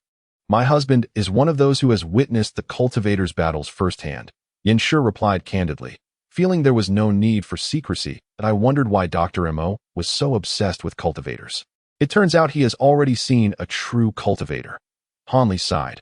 What a pity he lacks a spiritual root, having wasted so much effort only to benefit himself. However, Han Li suddenly found it peculiar that Yin Shi was behaving so obediently at this moment. Whatever he asked, she answered without hesitation. Devoid of any defiance, he could not believe that simply by being a cultivator, he could compel such compliance. Observing Yin Shi's expression closely, he discerned a faint hint of anxiety beneath her seemingly tranquil demeanor. Was she perhaps stalling for time? Frowning, Han Li extended his spiritual awareness, but there were no signs of intruders near the small building. With a sudden shift in thought, Han Li stood up and began to circle the room. Scrutinizing his surroundings as he walked, there appeared to be no suspicious areas. The furnishings were simple, consisting only of a table and chairs, identical to those from the previous day, save for a pair of partially burned white candles. Candles? Han Li's gaze fell upon them. Initially, he assumed the candles were lit merely to honor Dr. Mo, hence he paid them little mind. Yet, reflecting upon it now, if they were to pay tribute to her husband, why were there no incense sticks? That seemed rather unusual. With this thought, Han Li took a deep breath through his nose, finally detecting a faint scent reminiscent of sandalwood in the air. The fragrance was so subtle that without deliberate attention, it would have easily gone unnoticed. Upon noticing Han Li gazing at the candle, Yin and the others felt a certain unease. When Han Li proceeded to sniff the air, their expressions changed dramatically. Yet, at that moment, Han Li began to chuckle heartily. What could possibly be amusing? Even if the mechanism on the candle had been discovered, it was too late now. This was the drug known as 1,000 people in a daze. An ordinary person would find their bones weak and their limbs powerless upon inhalation. Even a martial artist would lose their vital energy and temporarily forfeit their skills. As for cultivators, it was inconceivable that one could remain in this chamber without consequence. Yen, unable to contain her nerves, ventured a probing remark. It's nothing that I merely feel fortunate. Han Li replied with a smile. During my time at Sichuan sect, I often heard tales of the ghostly paths of the martial world. With poisons and intoxicating scents leaving the deepest impression on me, I have not only suffered from them firsthand, but these substances are notoriously difficult to defend against. Even an ordinary person could easily eliminate a formidable master with them. Thus, I racked my brain and ultimately devised a rather rudimentary method to guard against such drugs and poisons, Hanli stated with a hint of pride. Yin and the others exchanged glances. Incredulous, was there truly such a method? How could that be possible? Yet, the fact remained that their adversary had not yet succumbed, and their faces had turned pale. I asked for the method. Hanli noticed the women leaning in with rapt attention, unable to resist, and he chuckled. I have no intention of divulging it. I am not one to expose my secrets to enemies. Hanli's demeanor was serious. Chapter 117. Words in harmony. Upon hearing Hanli's words, the women's faces quickly transitioned from white to a rosy hue, adding a touch of vibrancy to their appearance. Yin was the first to recover from her anger. She gently adjusted the jade hairpin in her coiffure and spoke with renewed composure. Even if you are indeed a cultivator and unafraid of this intoxicating scent, do you not fear the latent poison within? She revealed her final card. Hanli, who had been smiling, felt the chill of her words. Indeed, Dr. Mo had handed the only weapon that could threaten him to these women. True, I carry the cold poison within me. However, prior to its onset, I wouldn't hesitate to eradicate everyone in your household. Hanli's words were delivered in a calm manner, yet the underlying menace was unmistakable to the women. Yin fell silent for a moment, refraining from speaking. The others mirrored her silence, indicating that when matters of life and death were at stake, the one who held sway within the Mo manor was indeed the fourth madam, Yin. Since we mutually regard each other with caution and wish to avoid mutual destruction, it seems we must engage in a proper discussion. Yin stated after a moment of contemplation. Of course, I do not wish to meet an untimely demise in such a pitiful manner. Regarding his own life, Hanli shed any pretense and readily agreed to her proposal. Thus, he returned to his seat across from Yin. However, before we commence our negotiations, I would like to request that you recount the circumstances surrounding my husband's demise. After all, as husband and wife, knowing the true cause of his death would grant us peace of mind.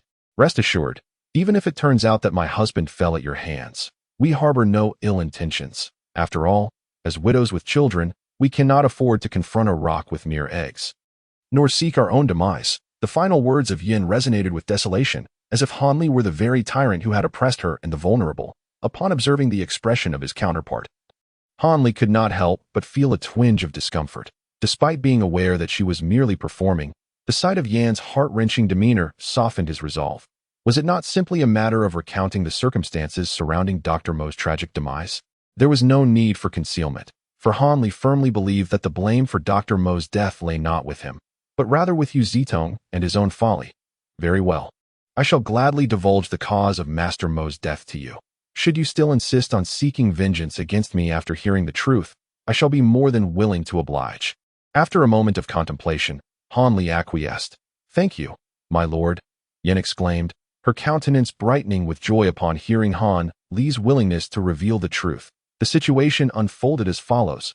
I was deceived by Master Mo. After practicing the Changchun technique for over 4 years, I eventually discovered. Hanli leisurely recounted how he had been duped, poisoned by Dr. Mo, and coerced into practicing the Changchun technique. He narrated the tale of how Dr. Mo sought to usurp his corporeal form, aiming for rebirth, only to have his primordial spirit devoured in the process. Naturally, he also detailed Yu Zidong's involvement and the schemes he had orchestrated. In the end, he explained how he had been afflicted by the insidious poison and had to journey to Lanzhou in search of the warming sun jade to counteract it. Hanli aimed to make it clear to these women that in the tragic affair surrounding Dr. Mo's demise, he was the true victim, bearing no debt to the Mo household. Upon concluding his riveting account, Yin and the others exchanged glances, a silent understanding passing between them. If Han Li's narrative held any semblance of truth, then their husbands' deaths could not be laid at his feet. Furthermore, the tactics and cunning employed by Dr. Mo, as recounted by Han Li, aligned seamlessly with their recollections of the man, as well as with the hints revealed in the clandestine letter, suggesting that his words were likely credible. If what you say is indeed factual, then my husband's death should not be attributed to you, but rather to the treachery of Yu Zitong. Otherwise, how could my husband have perished? Yin sighed softly, uttering words that drew Han Li's attention. Her bias towards her husband was glaringly apparent. as she effortlessly shifted the blame for Dr. Mo's misdeeds onto the deceased Yu Zitong, absolving her own husband of any culpability, as though he were also a victim. Han Li's eyes widened in astonishment as he gazed at Yin, his silence betraying the incredulity reflected in his expression. Under Han Li's scrutiny, Yin remained unfazed, her composure unwavering. Han Li could not help but chuckle inwardly at her audacity. This woman possessed a thickness of skin that rivaled any man's. He turned his gaze to the other women, observing their reactions. The third wife, Lu, maintained her cheerful demeanor, showing no signs of change, upon noticing Han Li's glance. She even sent him a flirtatious wink, leaving him speechless. The second wife, Li, appeared somewhat flustered as she caught Han Li's gaze, lowering her head slightly, embodying the grace of a well-bred lady, seemingly embarrassed by Yan's earlier remarks. As for the fifth wife, Wang, although her expression remained stoic, the tightly intertwined fingers betrayed the turmoil within her heart. As for her true mindset, Han Li was at a loss, however, based on the young master's previous remarks. Since there was no deep-seated enmity between them, the prospect of negotiation appeared more favorable to Kati this moment.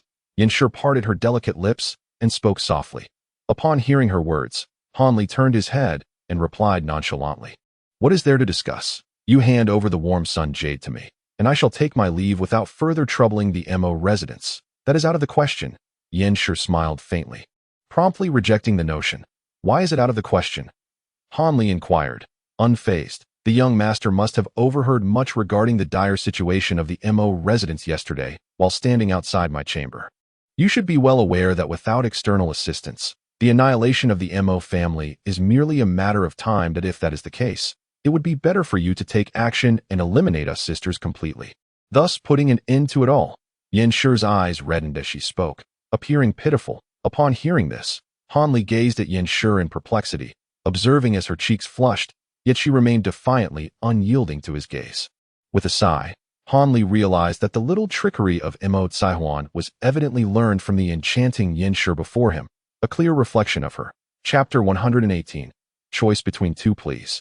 Be candid about your intentions. I wish to avoid further circumlocution, Han Li stated coldly, seemingly unaffected by Yanshi's influence. Yanshi furrowed her brow slightly, finding the young man before her far more troublesome than she had anticipated.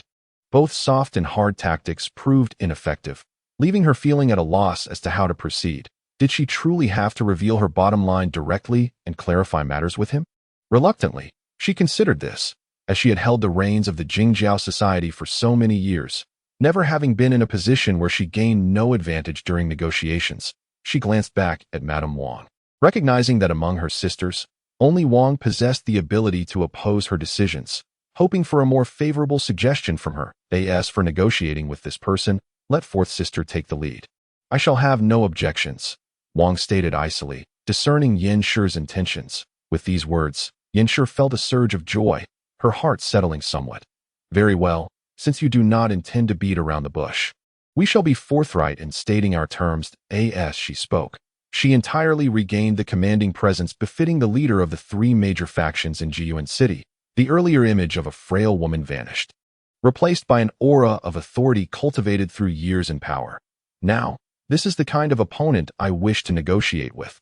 Han Li smiled faintly. Should you eliminate the Jingjiao Society's archrivals, the Wuzmin and Duba Mountain Manor, ensuring our Mo residence faces no further threats, I shall immediately present the warm sun jade to you, and you may choose any one of my sisters, including Tsaihuan, as your wife. However, should you intend to employ force or coerce us sisters as hostages, you have miscalculated, for I have already entrusted the jade to a trusted aide. Should any disturbance arise, it will be destroyed immediately, leading to our mutual demise.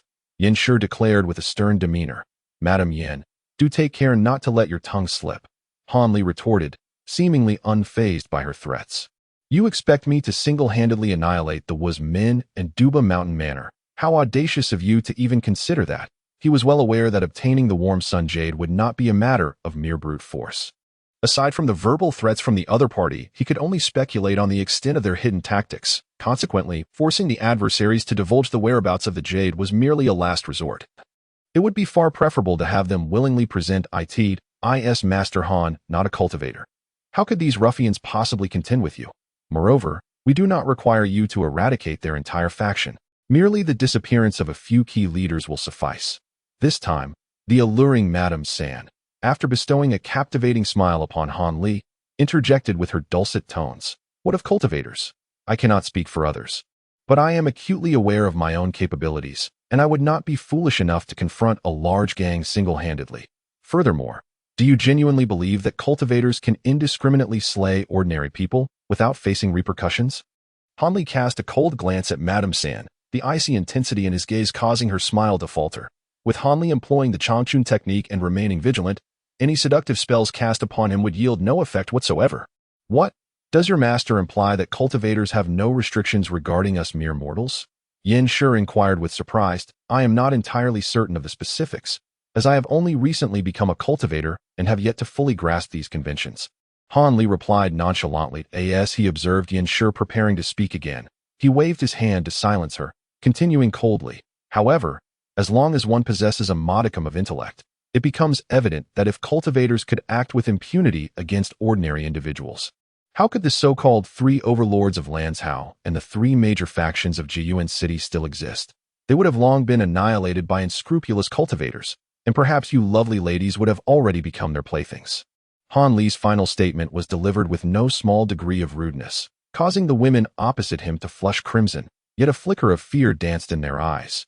But that is merely your conjecture. It may not necessarily be true. Yin Shi, still unwilling to concede, persisted in attempting to persuade Han Li if there exists even a 1% chance, I would not engage in self-destructive behavior.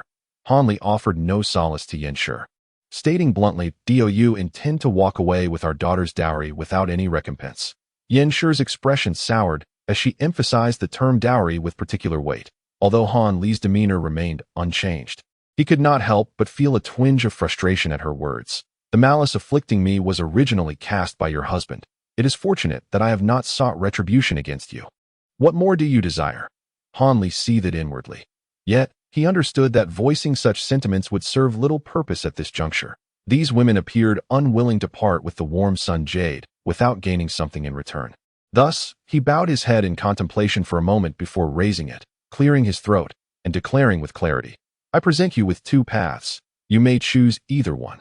Firstly, you and the entire Mo family should promptly prepare your belongings and embark on a journey to leave Lanzhou, seeking a secluded haven beyond the reach of your enemies, a place where you can live as an ordinary affluent family, enjoying a peaceful and stable life for the remainder of your days. Entirely free from the violent struggles of the martial world, I can assure you of your safety on this journey. I will not permit your adversaries' pursuers to inflict harm upon you at this point. Han Li paused. Observing the changing expressions of the women at it was evident that aside from the second lady, Li, who appeared somewhat swayed, Yin and the third lady, Lu, remained silent, clearly opposed to this proposal that as for the fifth lady, Wang, Han Li deemed it unnecessary to even glance her way. Her frosty demeanor offered no insight of value. Witnessing this situation, Han Li secretly scoffed. Both Yin and Lu were ambitious individuals, and it was evident from the outset that they would not willingly relinquish the power they held within the Jingjiao society to lead the life of humble village women. Is there another option? The third lady, unable to contain her curiosity at Han Li's cessation of speech, inquired further. There is indeed another path. Han Li rose from his chair, gazing at the ceiling as he slowly articulated a route that would undoubtedly be favored by Yin and the others. Chapter 119.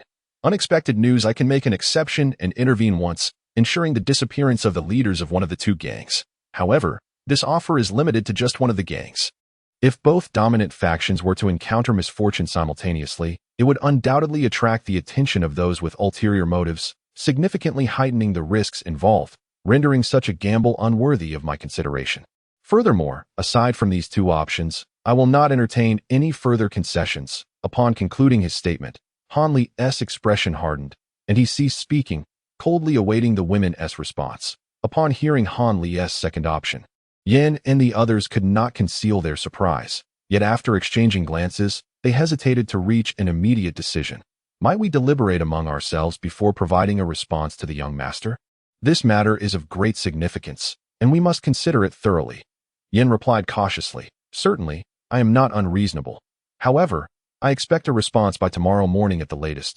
You have a full day to come to a decision. After uttering these words, Han Li paid no further heed to the women and departed elegantly. Descending from the small building, Han Li did not return to his room. Instead, under the peculiar gaze of the doorman, he nonchalantly exited the Mo residence. Once he ensured that no one was following him, Han Li finally returned to the inn where he was staying. Upon stepping through the inn's entrance, Sun Ergu hurriedly approached him. "Let us discuss it in my room." Without waiting for Sun Ergu to speak, Han Li instructed coolly, "Yes, young master." Sun Ergu respectfully followed behind Han Li. Once inside the room, Han Li settled beside the bed, stretched lazily, and casually remarked, "Seeing you in such a rush, is there something of great importance you wish to convey?" "Young master, indeed there is a matter of considerable significance that I must report to you." Sun Ergu leaned forward slightly, speaking in a somewhat mysterious tone. "Speak plainly. There's no need to be cryptic." Han Li cast a sidelong glance at Sun Ergu. It's not that I'm being intentionally mysterious. Rather, something truly extraordinary has transpired. A small man received reliable news that a significant gathering of celestial beings is to take place near Jiyuan City, where a grand celestial conference will be held.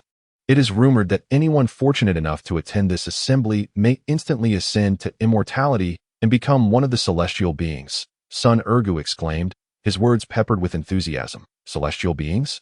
Han Li replied, momentarily taken aback. "Indeed, these are the very beings that have been witnessed in person, capable of soaring through the clouds and commanding lightning and fire. Pray tell, if one is not destined for great fortune, how might they encounter such celestial beings?" Sun Ergu said with a tinge of jealousy, his demeanor suggesting a deep yearning to have been among those who had previously encountered the divine.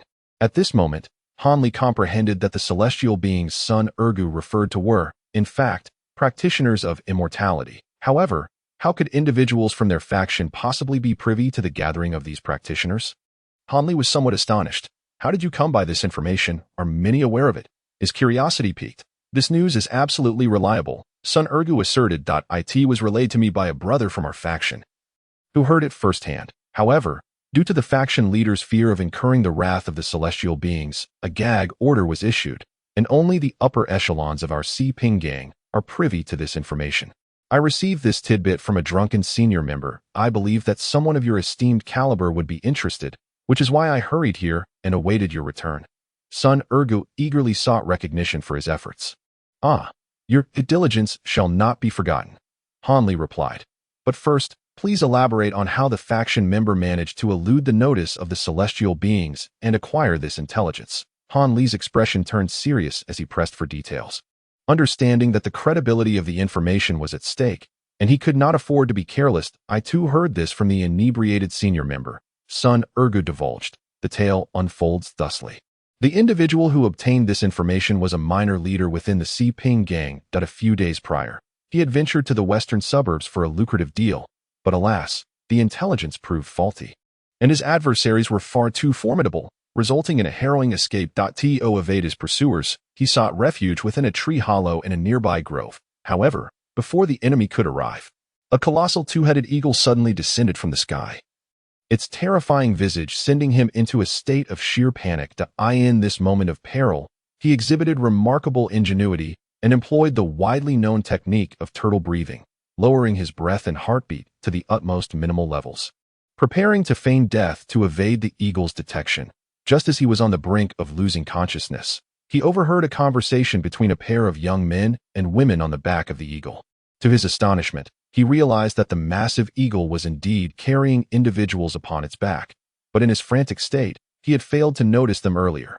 Thus, in a haze of semi-consciousness, he gleaned information regarding the so-called celestial conference, only to recognize that the young couple were, in fact, celestial beings. Yet, by this time, the turtle breathing technique had fully taken effect, and he succumbed to unconsciousness amid his regrets. When he awoke, it was already the following morning, and the pair along with the monstrous eagle had vanished without a trace. Dejectedly, after a fit of frustration and despair, he returned to the faction, head hung low. Upon returning, the loquacious individual could not help but divulge the matter to his superior. Upon hearing this, his superior, unwilling to conceal the information, promptly reported it to the leader, Shin Zhongshan of the Monkey Clan, which subsequently led to the issuance of a gag order.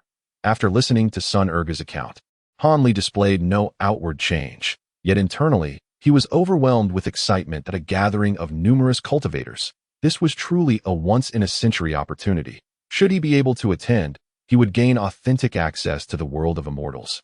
Rather than blindly stumbling through the path of cultivation as he currently did, suppressing his fervor, Hanley pondered for a moment before feigning calmness and inquired, "Did that person mention when and where the immortals gathering would take place?" Chapter 120. Formulating a plan for the clan's seizure this morning, guests arrived at my home, and the ensuing socializing lasted for 3 to 4 hours, hence the delayed release of this chapter. I hope everyone understands. Tonight, I must once again burn the midnight oil to write. Haha. At what time was it mentioned?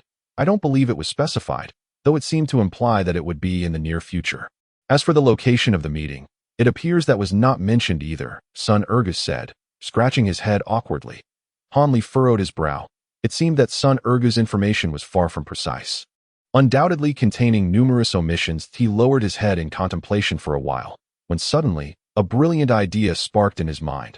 Hanley scrutinized son Urgu intently, and, with a smile, said, "Son Urgu, I am quite pleased with your performance over the past few days. Particularly your recent revelations, which have been no small feat therefore. I intend to reward you handsomely."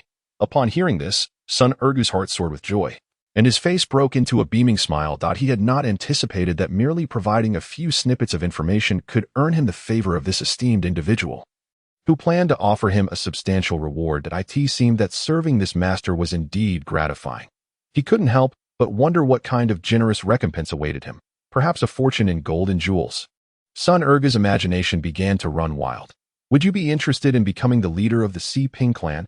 Hanli's words struck like lightning, causing son Urga's expression to change dramatically, as if his soul had momentarily left his body. "Young master, are you jesting?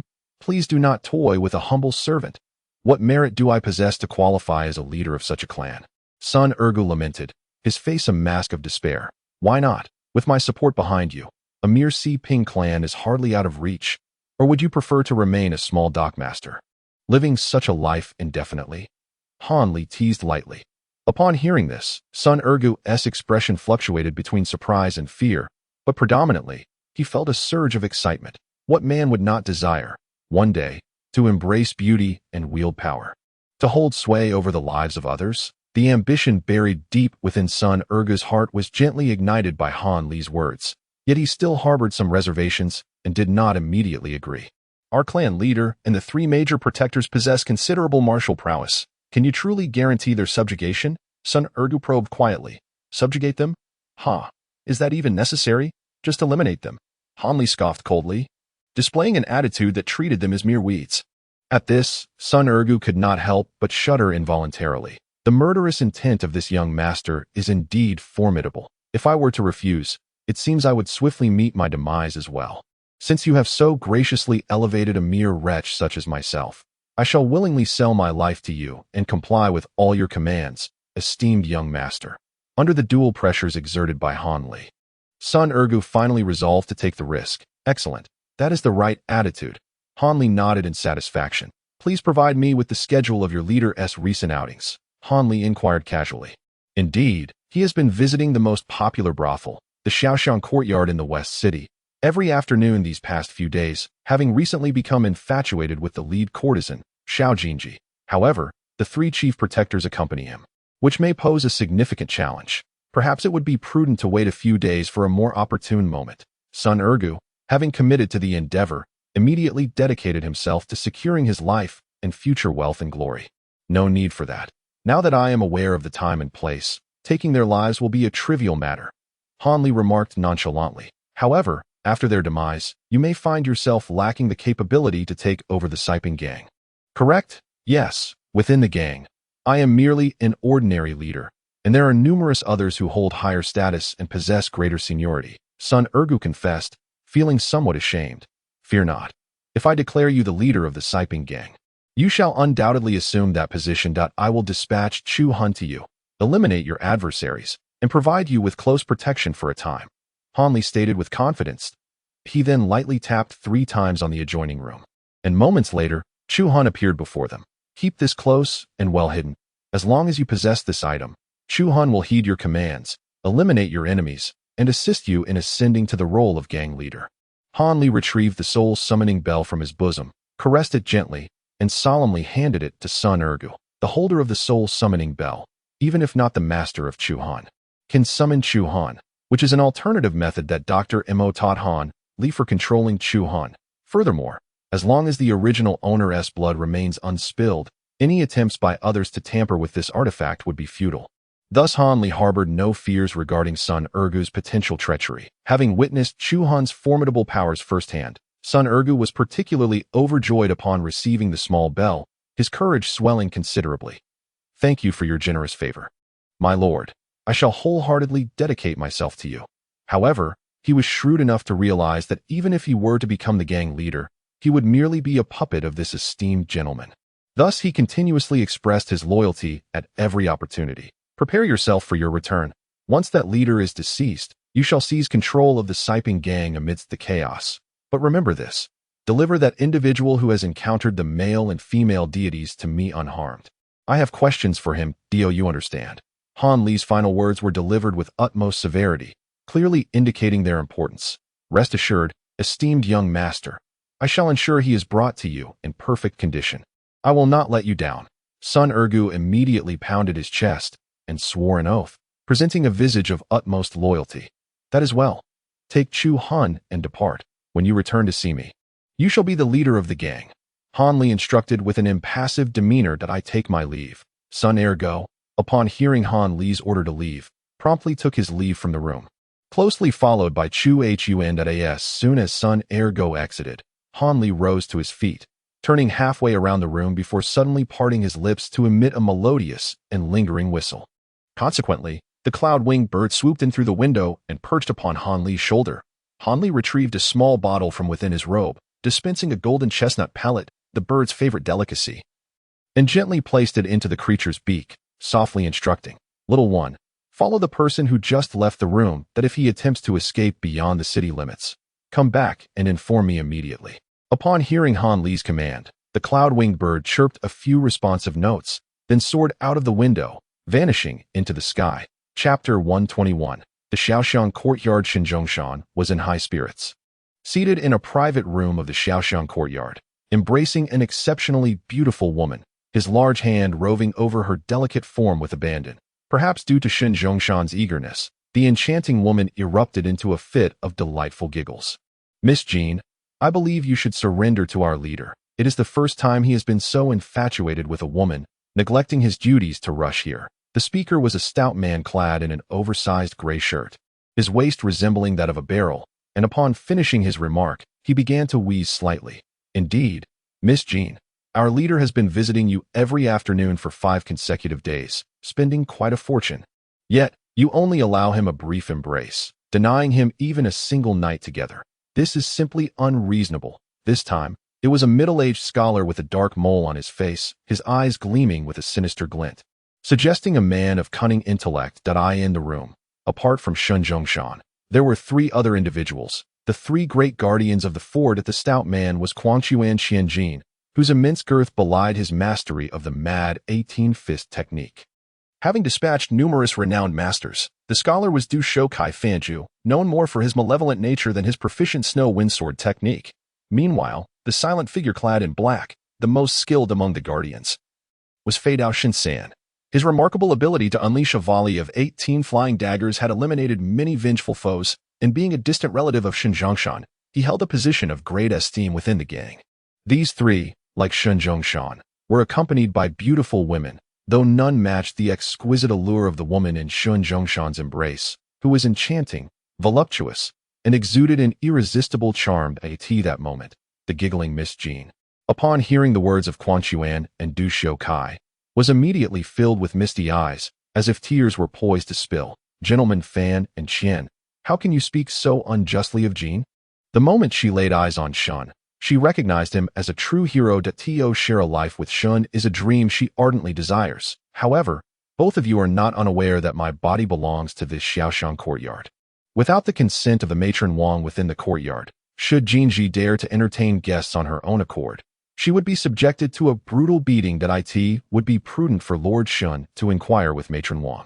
If she consents to allow Jinji to receive guests, then rest assured, She shall attend to you with utmost care tonight. The head courtesan of Xiaoxiang Courtyard spoke in a soft and alluring manner, displaying a facade of deep affection for Shun Zhongshan. Her words, laced with a blend of sincerity and artifice, left Qian Jin and Fan Zhu exchanging glances, momentarily at a loss for words. They had, of course, inquired about Jin Ji's overnight fees, but Matron Wang had demanded an exorbitant price, citing the absence of any precedent for Jin Ji having overnight guests, a sum that even made a figure like Shin Zhongshan's heart race. Hence, they had been unable to reach an agreement. Naturally, to force the issue would be even more unwise, for this Xiaoxiang Courtyard is a property of the Tianda men, one of the three major factions in Jiyuan City. And causing a disturbance here would be akin to courting disaster. Frustrated by the rebuff from the prominent courtesan, the two men redirected their ire onto the courtesans of Xiaoxiang Courtyard, taking their frustration out on them before finally relenting. Hee, I appreciate your concern for my affairs, my esteemed brothers. However, it matters little. I recently closed a significant deal, and this trifling sum is of no consequence. But my dear beauty, do not go back on your word. Be sure to serve me well. With that, Shun Zhongshan, embracing the delicate Jin Ji, suddenly planted a kiss upon her fragrant cheek, exuding a sense of smug satisfaction. Shun Zhongshan was a burly man, his arms and chest covered in coarse hair, with limbs disproportionately long, presenting an image akin to a fearsome beast clad in human attire. Indeed, quite a sight to behold. Yet, this crude and unrefined figure had, a few years prior, demonstrated his prowess by using his masterful skills in the Tongbi Fist to slay the former leader of the Xiping gang, Jin Bai Go Tianpa, along with his 4 formidable subordinates, thus claiming the position of gang leader. Therefore, in the underworld of Jiyuan City, he was undeniably a top-tier expert, not to be underestimated. Lord Shun, Jin Ji, feeling bashful under Shin Zhongshan's advances, began to act coyly in his embrace, prompting him to erupt into hearty laughter. Just then, a knock echoed at the door. "Who is it?" grumbled Qian Jin, the stocky figure. Visibly irritated to "It's the young man bringing wine for you gentlemen," came the voice of a young man from outside. "Then hurry and bring it in. Qian Yi is complaining about the lack of wine." The stout man retorted without a moment's thought that as soon as the words left his mouth, a young servant clad in simple attire entered, carrying a tray laden with dishes and 2 jugs of wine.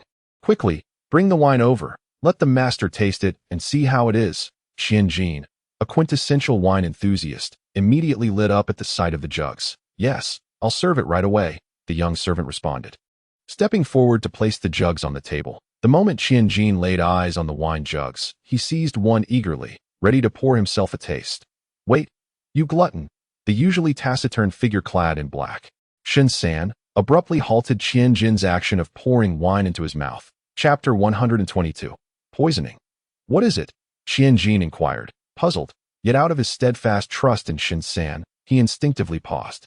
"The person who served the dishes was not you. Where was the original attendant?" Shin San disregarded the fat man's bewilderment and instead placed his hand on the knife sheath at his waist, rising slowly as he coldly questioned the young server pouring the wine. Due to the overwhelming number of guests, Li Er went to run errands in other private rooms. I came in his stead. "Master, is there something amiss?" The young server, upon being scrutinized by Shin San, turned pale, his demeanor fraught with panic. Observing the server's reaction, Shin San's expression softened somewhat. Though he still appeared unconvinced, he turned to the petite Jin Gu, nestled in Shun Zhongshan's embrace, and inquired, "Miss Jin, do you recognize this person? Is he truly from your Xiaoxiang Courtyard?" The renowned courtesan displayed a troubled countenance, yet ultimately, with a hint of embarrassment, she replied, "To be honest, Master Shun, this individual does seem rather unfamiliar. However, with hundreds of people working in our Xiaoxiang Courtyard, it is not uncommon for me to have not seen him before." "Huh, little San, are you not putting Miss Jean in a difficult position? Such a delicate beauty could hardly be expected to recognize a mere servant. Could she? Do you suppose he is an assassin who has infiltrated from outside?" Shin Zhongshan remarked nonchalantly, taking several exaggerated sniffs of the alluring woman in his arms. "Brother, we make our living on the edge of a blade. It is prudent to exercise caution," Shin San replied, his expression impassive, still fixated on the young man delivering the dishes. "Heh. This fellow walks with an unsteady gait and has vacant eyes. It is evident he lacks martial prowess. If you remain unconvinced, I possess a method to swiftly discern his authenticity and put everyone's minds at ease. The poison scholar, Fan Zhu, suddenly let out a cold chuckle. Speaking darkly, discontent with Shen San's growing trust from Shen Zhongshan, he, who had always prided himself as the brain of the Xiping gang, resolved to embarrass Shen San thoroughly. Oh, what method do you propose? Fan, feel free to demonstrate. Although Shen Zhongshan's words were filled with bravado, he was, in truth, quite protective of his own life, promptly agreeing to allow Fan Zhu to proceed, since this man lacks martial skills. If he truly intends to harm us, it would only be through tampering with the food and drink. Therefore, let him sample the wine and dishes. Will that not reveal the truth? The poison scholar spoke with utmost confidence. Fan brother, splendid idea. You, boy, first take a sip of the wine, then sample the dishes. Should you hesitate in any way, I shall promptly remove your head, exclaimed the rotund Qianjin, clapping with delight, and immediately bellowed at the young server entering the room. Upon hearing Fan Zhu's suggestion, Shen San found the idea quite astute and refrained from voicing any objections, observing coldly from the sidelines that as for Shen Zhongshan and the charming Jingu nestled in his arms. They held no dissenting opinions either.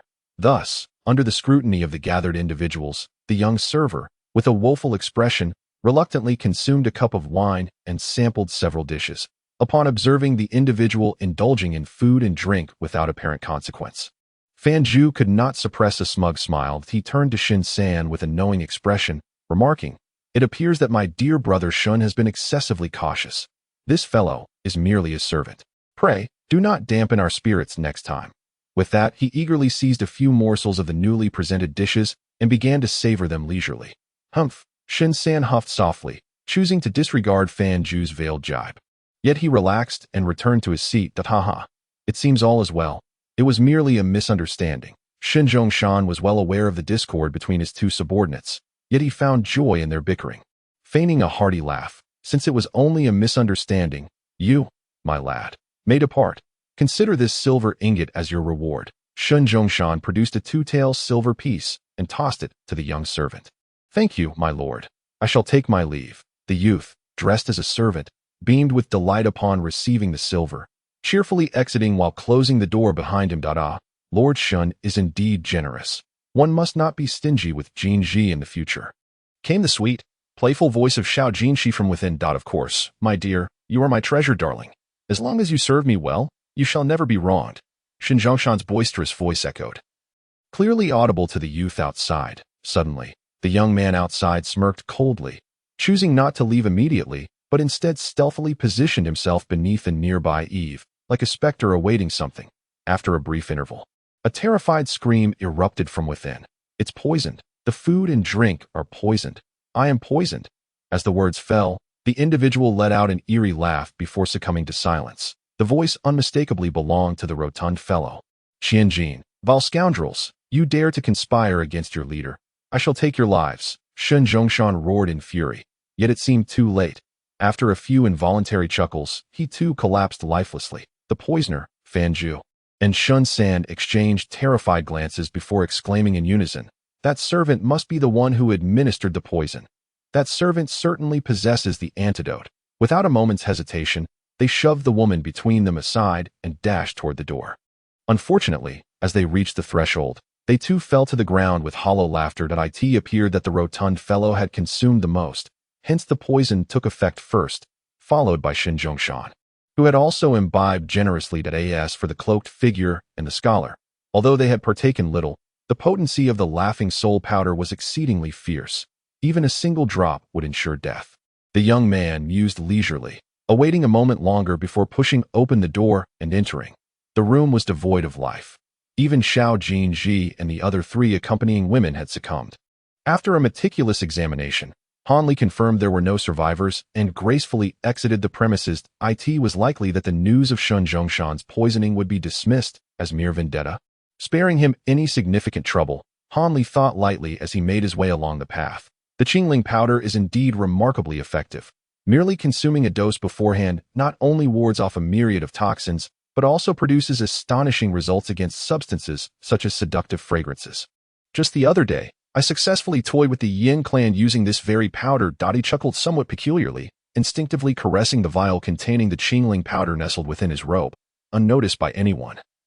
Hanli returned to the inn, whereupon entering his room, he reclined upon the bed and drifted into a sweet slumber. This habit of his had inadvertently formed. After completing a significant task, he would succumb to a profound drowsiness, allowing him to thoroughly relax his weary body and mind in the realm of dreams. While Han Li was lost in deep sleep, the demise of Xin Zhongshan, along with that of his three formidable protectors, was eventually uncovered by the members of the Xiaoshan courtyard. Consequently, when the news reached the Xiping gang, it incited considerable unrest among many who had vested interests. No1 sought to investigate the cause of Xin Zhongshan's death. For in Jiyuan City, the law of the jungle prevailed, where the weak are devoured by the strong. Xin Zhongshan had ascended to his position only after slaying the former leader of the Xiping gang.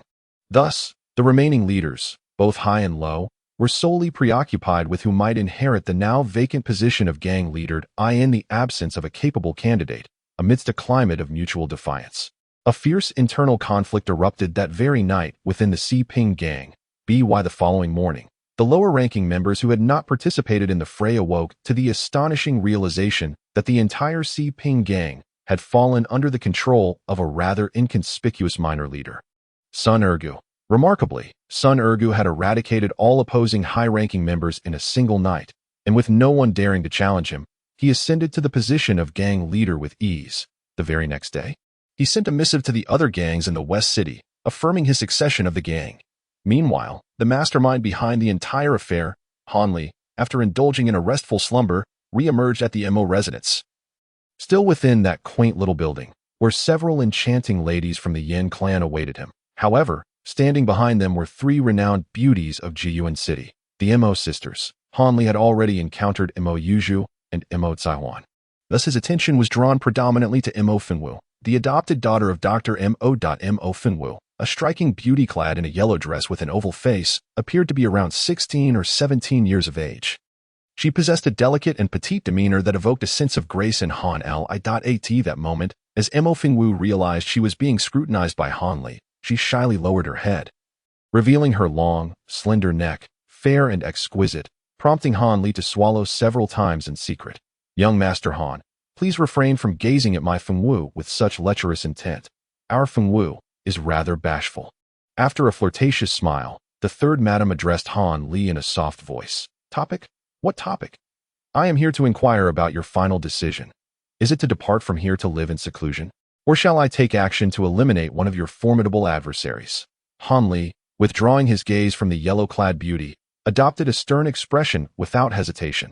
Upon hearing Han Li's words, Yanshi furrowed her brow slightly and replied to him in a measured tone. Young Master Han, do not be hasty. After much contemplation yesterday, we sisters have ultimately decided to pursue the second option. However, regarding the conditions, we hope to make a slight amendment. It seems I have previously expressed my desire for the esteemed ladies to refrain from haggling. This matter is immutable. You must either fully acquiesce to my terms or choose an alternative path, Han Li declared, his countenance darkening. What do you think of the appearances of my young ladies?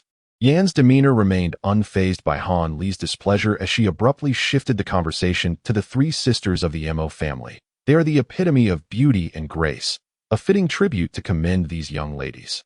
Indeed, Han Li was momentarily taken aback but soon chuckled as he began to discern Yan's intentions.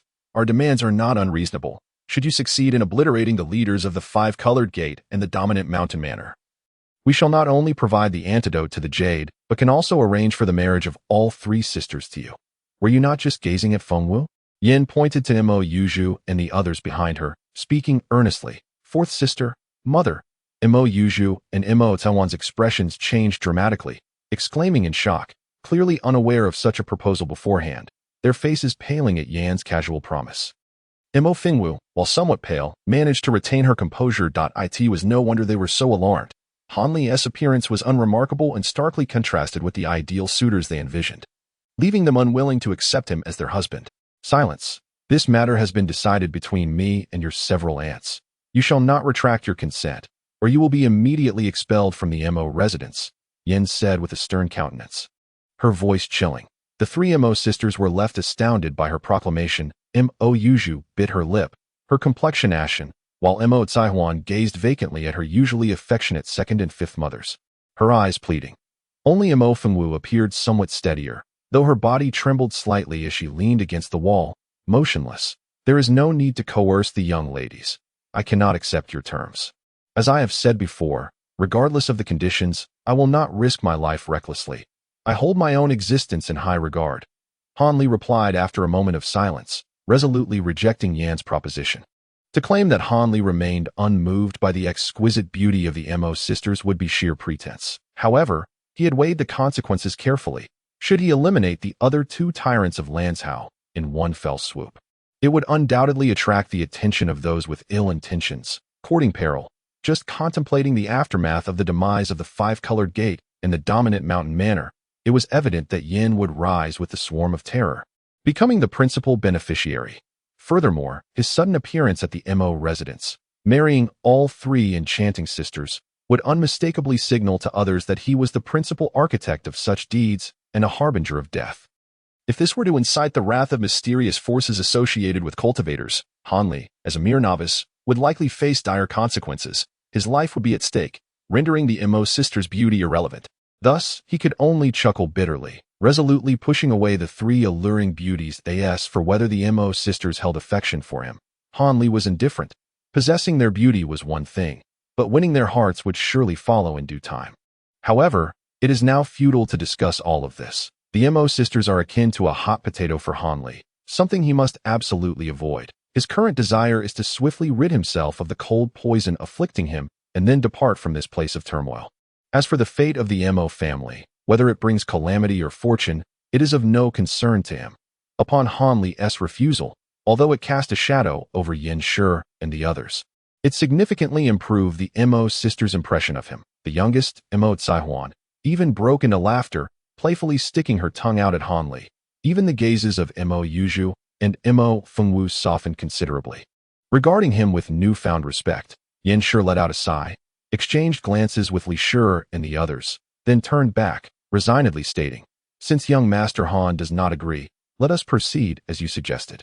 If you can slay the master of the Duoba Mountain Villa, the furious lion Ouyang Feitian, we shall hand over the warm sun jade to you, allowing you to cure your poison." The ladies possess quite the cunning strategy. I have heard that Ouyang Feitian is in the prime of his life and has no children. Should he perish, it is certain that the Duoba Mountain Villa would collapse immediately, and its subordinates would be left in disarray. Unable to attend to the Jingjiao Association, Han Li chuckled softly, rubbing his nose. Upon hearing this, Yin Shi shot him a glare. It is not merely as you say. Do you know who sent that Wu Tranming? It was none other than this Ouyang master himself, and he is also Ouyang Feitian's seventh disciple, enjoying his favor immensely. This master of the Duoba Mountain Villa is of the same generation as our husband, both being of similar age, and has always harbored ambitions to dominate the entire Lanzhou. Thus, he employs a strategy of initially weakening us before growing stronger, seeking to first consume our Jingjiao Association, and then turn his attention to the Wuzman. A few years ago, he incited my husband's sworn brother, Ma Kongtian, and my husband's second disciple, Zhao Kuan, attempting to sow discord within the Jingjiao Association. Fortunately, my sisters and I saw through their scheme and eliminated those two along with their associates. However, this severely depleted the strength of the Jingjiao Association, forcing us to retreat under the pressure from the Duoba Mountain Villa, ultimately leading us to consolidate our forces in Jieyuan City. Yin Shi revealed some secrets about the Jingjiao Association, but your current influence in Jieyuan City seems rather limited. Would the Duoba Mountain Villa not take the opportunity to annihilate you? Han Li pondered, perplexed.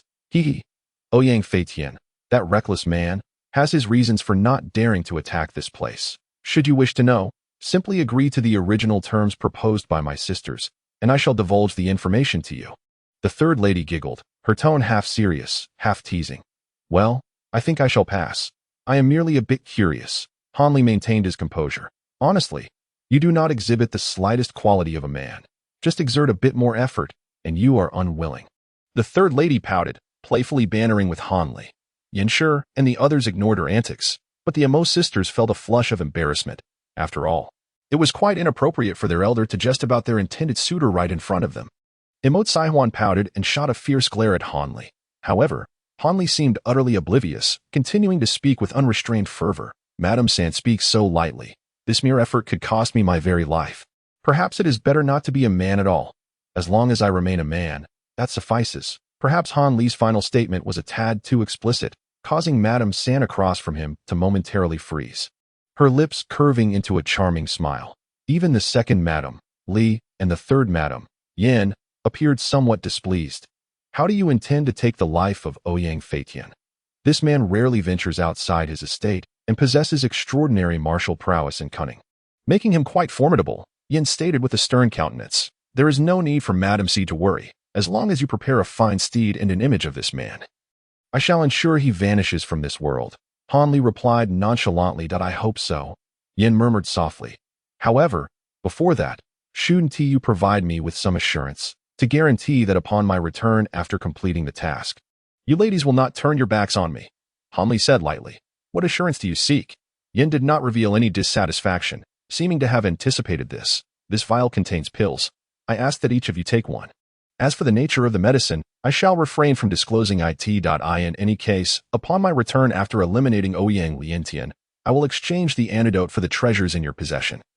Han Li declared, retrieving a porcelain vial and placing it on the table, then regarding Yin and the others with a cold gaze. Without hesitation, Yin extended her delicate hand to seize the vial, pouring out a jade green pill, casting a glance at Li and the others before tilting her head back to swallow it. Such courage, such decisiveness, truly worthy of being the leader of the Jingjiao society.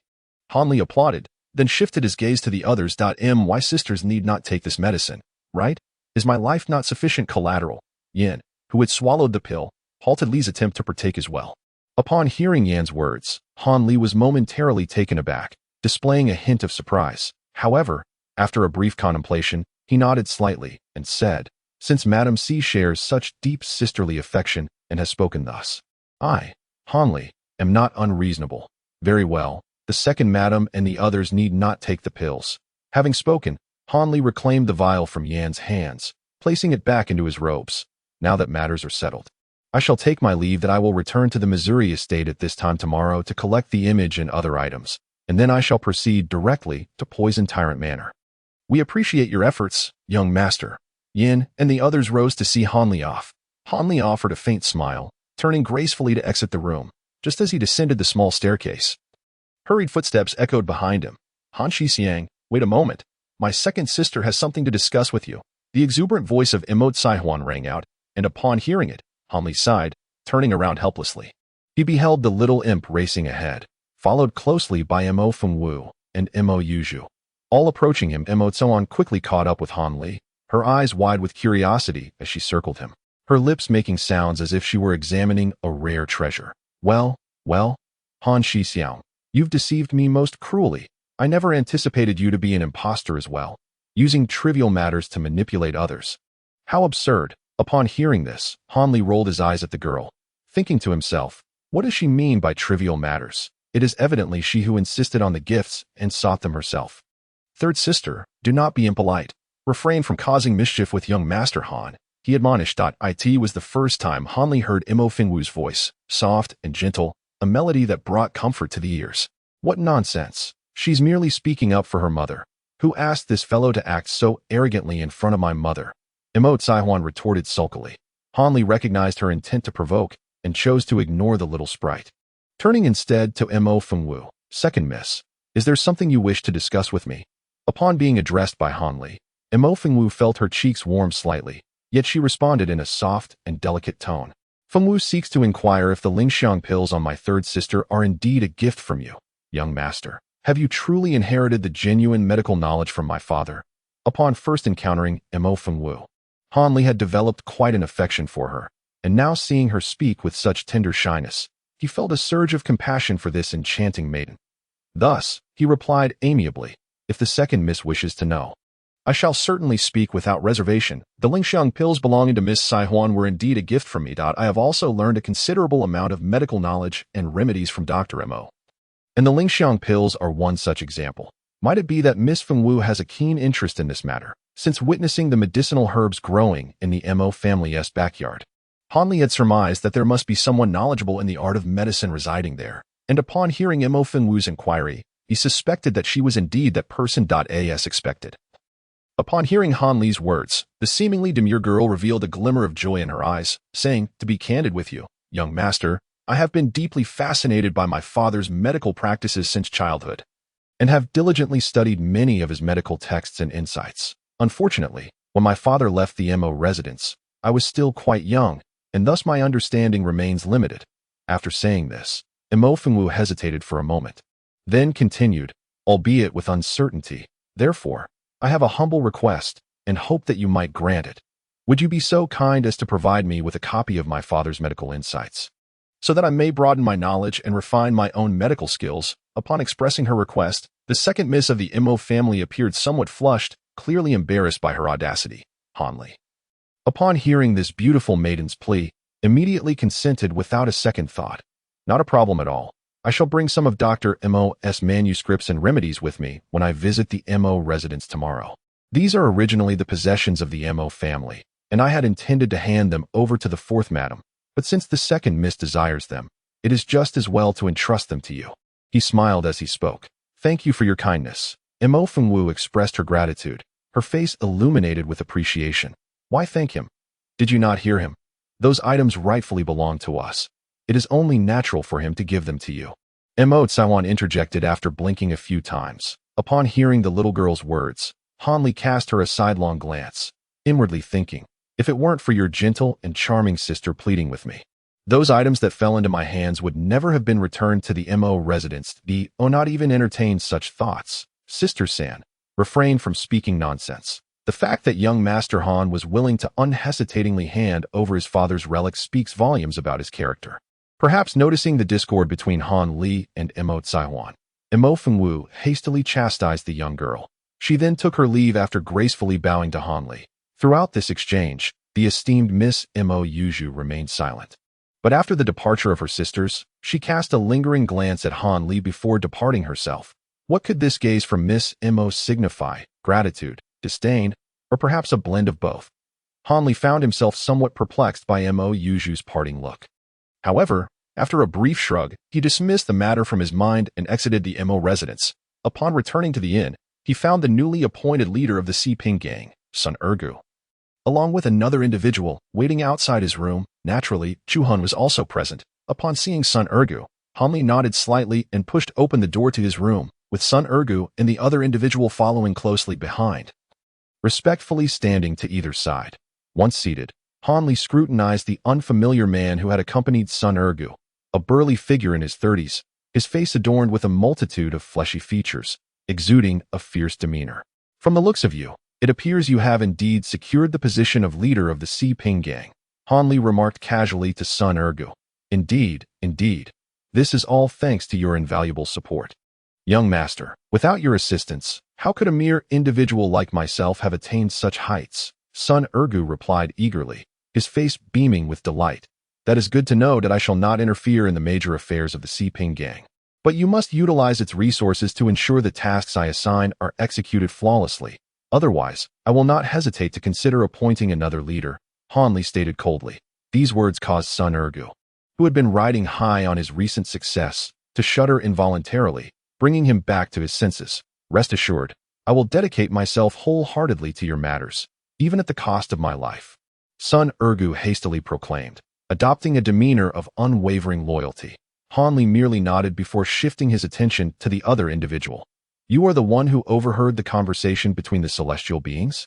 Han Li inquired with keen interest. Yes, I am Shi Tiniu, and I indeed heard their discourse. The burly man replied respectfully. Despite his imposing appearance, he was not lacking in intellect. He understood that this seemingly unremarkable youth before him was the mastermind behind Sun Ergu's rise to leadership. Hence he dared not show any signs of negligence. Han Li was satisfied. As long as he was dealing with an astute individual, the matters at hand would be far more manageable. Recount the events of that day when you encountered the celestial beings from beginning to end.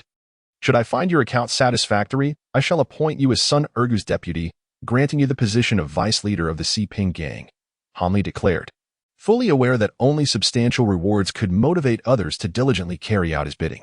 Upon hearing this, Shi Tiniu's face lit up with joy, and he eagerly promised to ensure Han Li's satisfaction. Sun Ergu, overhearing this exchange, felt a twinge of discontent, yet dared not express it outwardly. Thus, once Shi Tiniu had composed himself, he recounted in detail his encounter with the immortals. The narrative presented by Shi Tiniu diverges in several subtle aspects from that of Sun Ergu.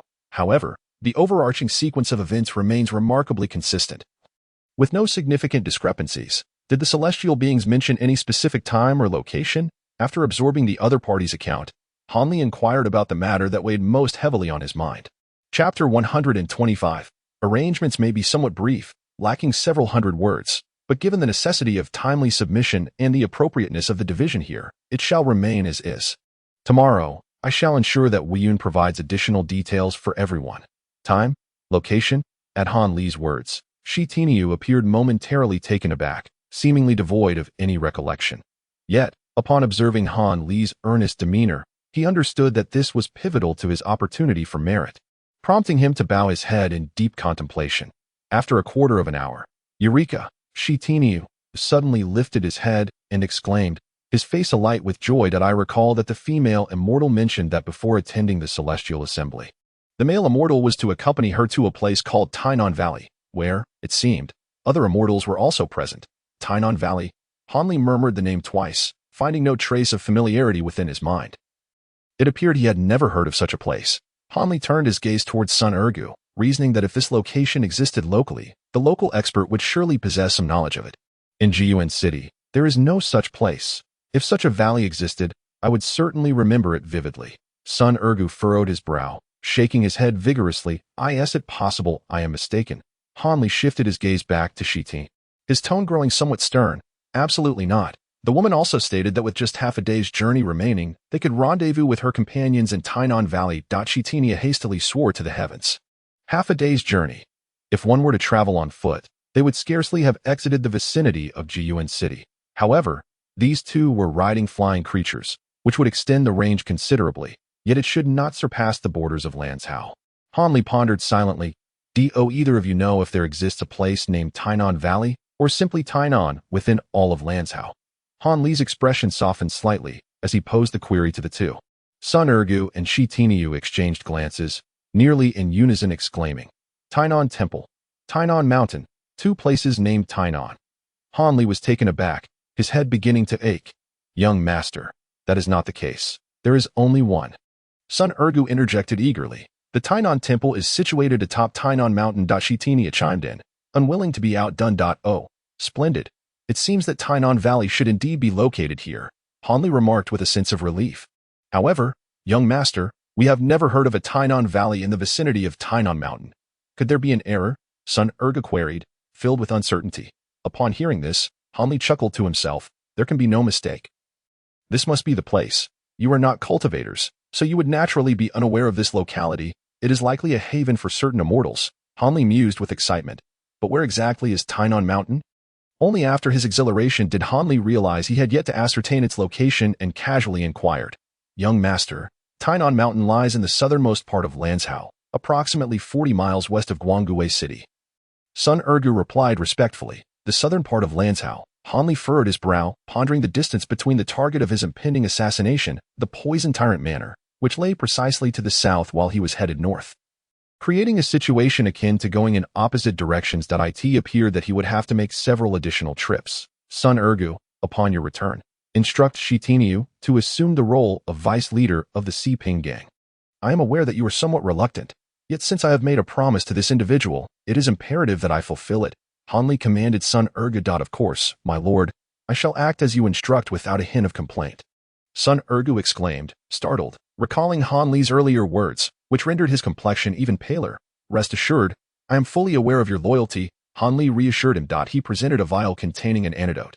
This elixir will completely eliminate the poison coursing through your veins, allowing you to proceed without any lingering concerns. I had previously assured you of this, and I extend the same fairness to you, without any deceit. Upon receiving the vial, Sun Ergu was overwhelmed with joy. The poison from the corrupted heart pill had plagued him, making every meal unpalatable and robbing him of restful sleep. The prospect of complete relief was exhilarating. Thank you, my lord. I am eternally grateful, and I shall serve you with unwavering dedication, even to the point of sacrificing my life, Sun Ergu declared earnestly upon accepting the vial. Han Li merely nodded in acknowledgement. His willingness to provide the antidote stemmed from the realization that administering it monthly to Sun Ergu was an undue burden. With plans to distance himself from Jiyuan City for an extended period, he deemed it more pragmatic to eradicate the poison entirely. However, should either of them ever harbor treacherous intentions, Hanli would not hesitate to eliminate them and replace them with others. Moreover, with no immediate need for the Si Ping gang, Hanli contemplated using it as a potential escape route in his intricate schemes. Hanli understood well that loyalty does not arise without reason, nor does betrayal occur without cause. Controlling others through sheer violence, though effective in the short term, was the most inferior method, fraught with the peril of retaliation. To foster enduring loyalty, a balance of reward and reprimand was the most effective approach. Hence, by providing the antidote, Hanli aimed to significantly bolster Sun Erga's loyalty for the foreseeable future while simultaneously establishing a reputation as a leader who rewards merit and punishes transgressions, thus facilitating long-term control over both him and Shi Tinyu. After careful consideration, Hanli suddenly addressed Sun Ergu with words that were both surprising and joyous. I shall entrust the Chu Hun to your care for an extended period, but you must not use it to provoke any troubles. Remember, while the Chu Hun is formidable, there are countless extraordinary individuals in this world, and you may inadvertently invite peril upon yourself. Do you understand? Hanli spoke with a grave tone. Indeed, I comprehend, and I assure you, I shall safeguard Lord Chu Hun with the utmost diligence. You need not worry, my lord, Sun Ergu replied, nodding vigorously like a chick pecking at grains.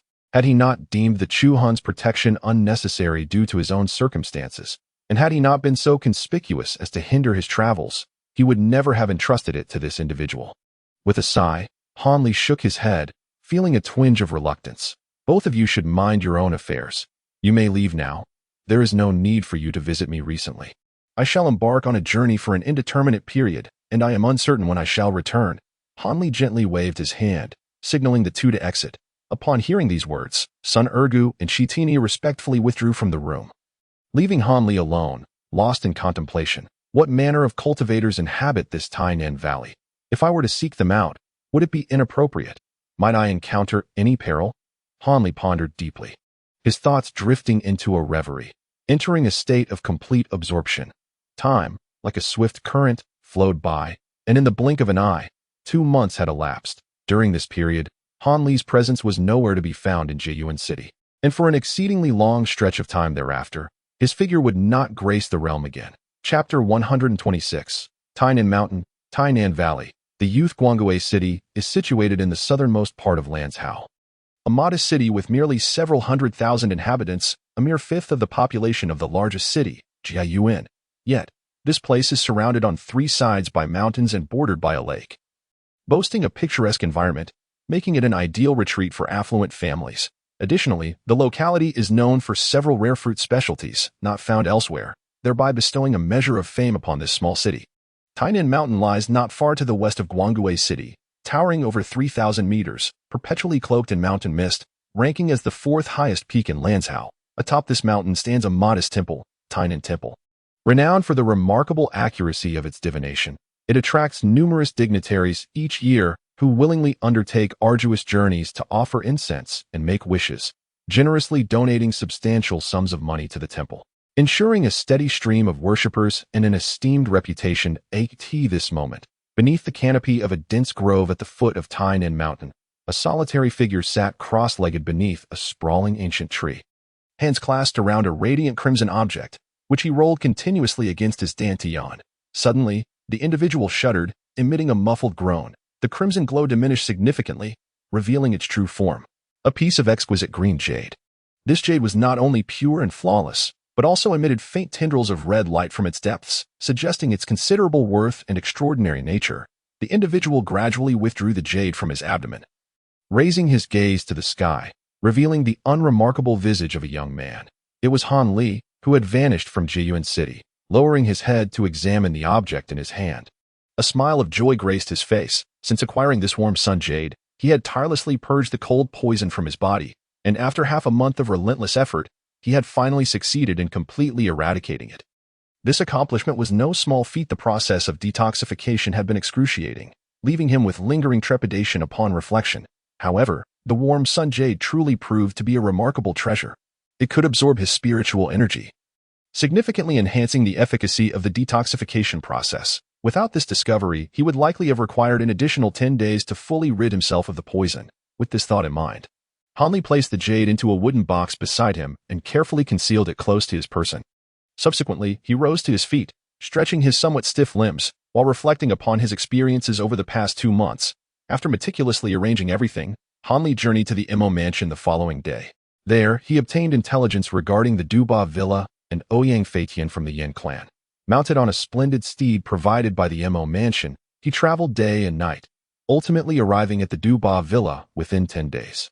After several days of relentless probing and infiltration, Hanli seized the opportunity when Ouyang Feitian was alone, admiring the moon.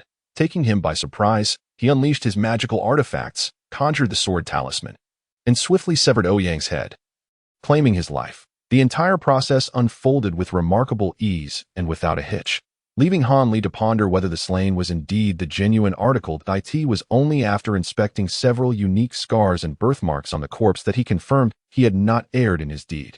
With a sense of poignant reflection, Hanli carried Ouyang Feitian's head back to Jiayuan City. Upon returning to the Imo mansion and presenting Ouyang's severed head to the Yin clan for verification, Hanli learned from them that Ouyang Feitian had mastered the pinnacle of martial arts, the unparalleled overlord armor, rendering his body impervious to blades and spears. Even the sharpest of weapons could barely graze him. However, it was astonishing that Hanli had managed to take his head so effortlessly. Hanli realized that Ouyang Feitian must have treated his sword talisman as some sort of concealed weapon, which explained his lack of evasion. With the matter resolved, the Yin clan, having confirmed the severed head, promptly produced a precious jade for Hanli in exchange for the antidote. After receiving the jade, Hanli declined the Yin clan's fervent attempts to retain him. Disinterested in further socializing with the members of the Imo mansion, that he immediately departed Jiayuan City, making his way towards Tainan Mountain. During his journey, Hanli simultaneously worked on neutralizing the poison while contemplating how to meet and befriend the cultivators of Tainan Valley. Unsure of their intentions, whether righteous or malevolent, he was reluctant to approach them recklessly. If the cultivators turned out to be nefarious beings, he would unwittingly walk into a trap and be devoured whole. Upon arriving at Tainan Mountain, he began to inquire with the locals in nearby villages about peculiar tales and odd happenings associated with the mountain. To his surprise, he gleaned some intriguing insights from the villagers. They spoke of a hill to the north of Tainan Mountain, shrouded in an enigmatic mist that obscured visibility, while it was not uncommon for mountains to be enveloped in fog. The density of this particular mist was astonishing, persisting throughout the seasons. Consequently, a handful of intrepid villagers had ventured into this hill on several occasions.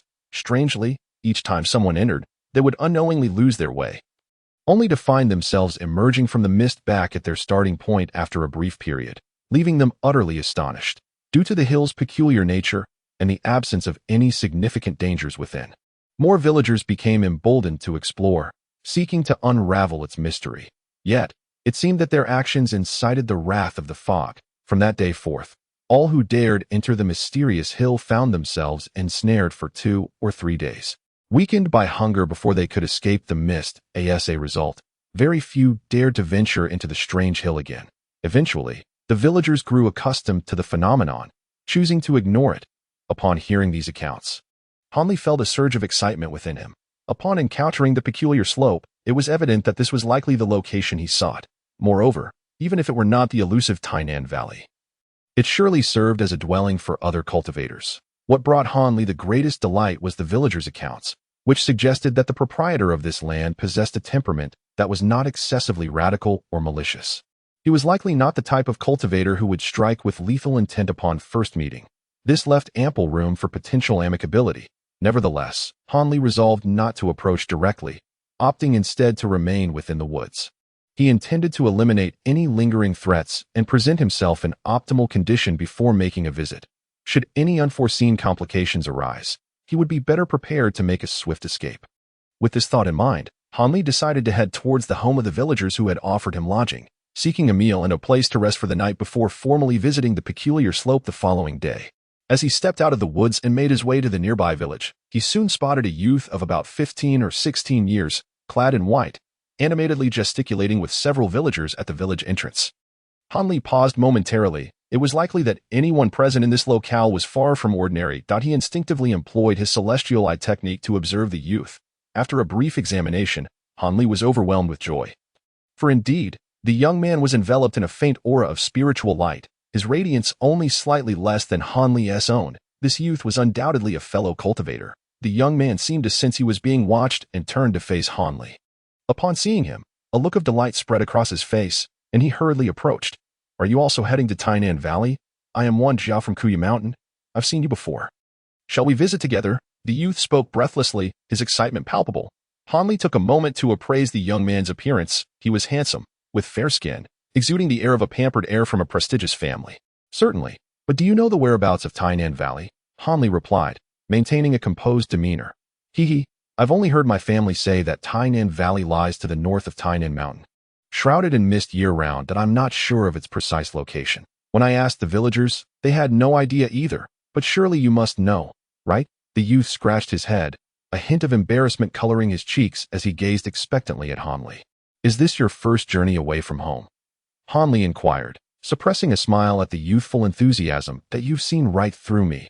"Indeed, this is my first time venturing so far," the young man admitted, a sheepish nod accompanying his words. "Very well. Come with me. I shall guide you," Hanli offered. Although he had previously harbored doubts about whether the peculiar slope was indeed the Tainan Valley he sought, the young man's words instilled him with newfound confidence. "Wonderful. Now I can truly explore," the youth exclaimed, his excitement infectious. Hanli, amused by the young man's exuberance, smiled faintly, recognizing that he could glean valuable information from him about this fellow cultivator. "What do you wish to see in Tainan Valley?" Hanli asked as they strolled toward the location of the peculiar slope, a place he had meticulously surveyed on multiple occasions and remembered distinctly. "That is quite a lot. I wish to see the spells and secret arts of other families and sects, and I also hope to exchange some of my favorite items with others," the youth casually remarked. "Oh." Hanli responded softly, yet a sense of doubt began to stir within him. The youth's tone suggested that many cultivators were gathering at South Valley. Could there be some significant event on the horizon? Hanli felt a twinge of unease. Chapter 127. The discussion of spiritual roots. Thus, the two continued walking and engaging in conversation, however, rather than a casual exchange. It was more accurate to say that Hanli was inquiring while the youth was responding. From the boy, Hanli discreetly gleaned various pieces of information about the cultivation world, acquiring a wealth of knowledge that any cultivator ought to possess. For instance, cultivators are categorized by their realms into three primary stages: the lower realm, the middle realm, and the upper realm. The lower realm encompasses 5 levels: chi refinement, foundation establishment, core formation, nascent soul, and god transformation. The middle realm includes 3 levels: void refinement, body integration, and great ascension. Upon reaching the upper realm, one faces the singular trial of transcending tribulation. Passing this trial allows one to ascend to the celestial realm and attain longevity equal to that of heaven and earth. Yet, while speaking of such matters may seem effortless, the actual practice is a distant dream, not to mention the elevation through the 3 major realms. Even within the initial lower realm, according to the youth, there has not been a single individual in the entire U-Nation who has achieved the pinnacle of the god transformation stage.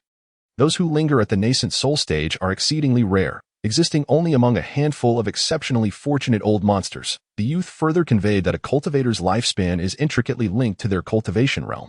Each advancement in level signifies a multiplication of one's lifespan. For mundane mortals, reaching an age exceeding 100 years is a rare occurrence. In contrast, a successfully established foundation cultivator may live for over 200 years, which is quite commonplace. Should one be fortunate enough to form a golden core, living to 400 or 500 years becomes a realistic prospect. If a miracle were to occur, granting one the improbable fortune of solidifying a nascent soul, congratulations would be in order. Living to celebrate 1,000 years would not be out of the realm of possibility. As the white-clad youth spoke, he could not help but click his tongue in admiration for those ancient beings who could live for 8 or even 1,000 years.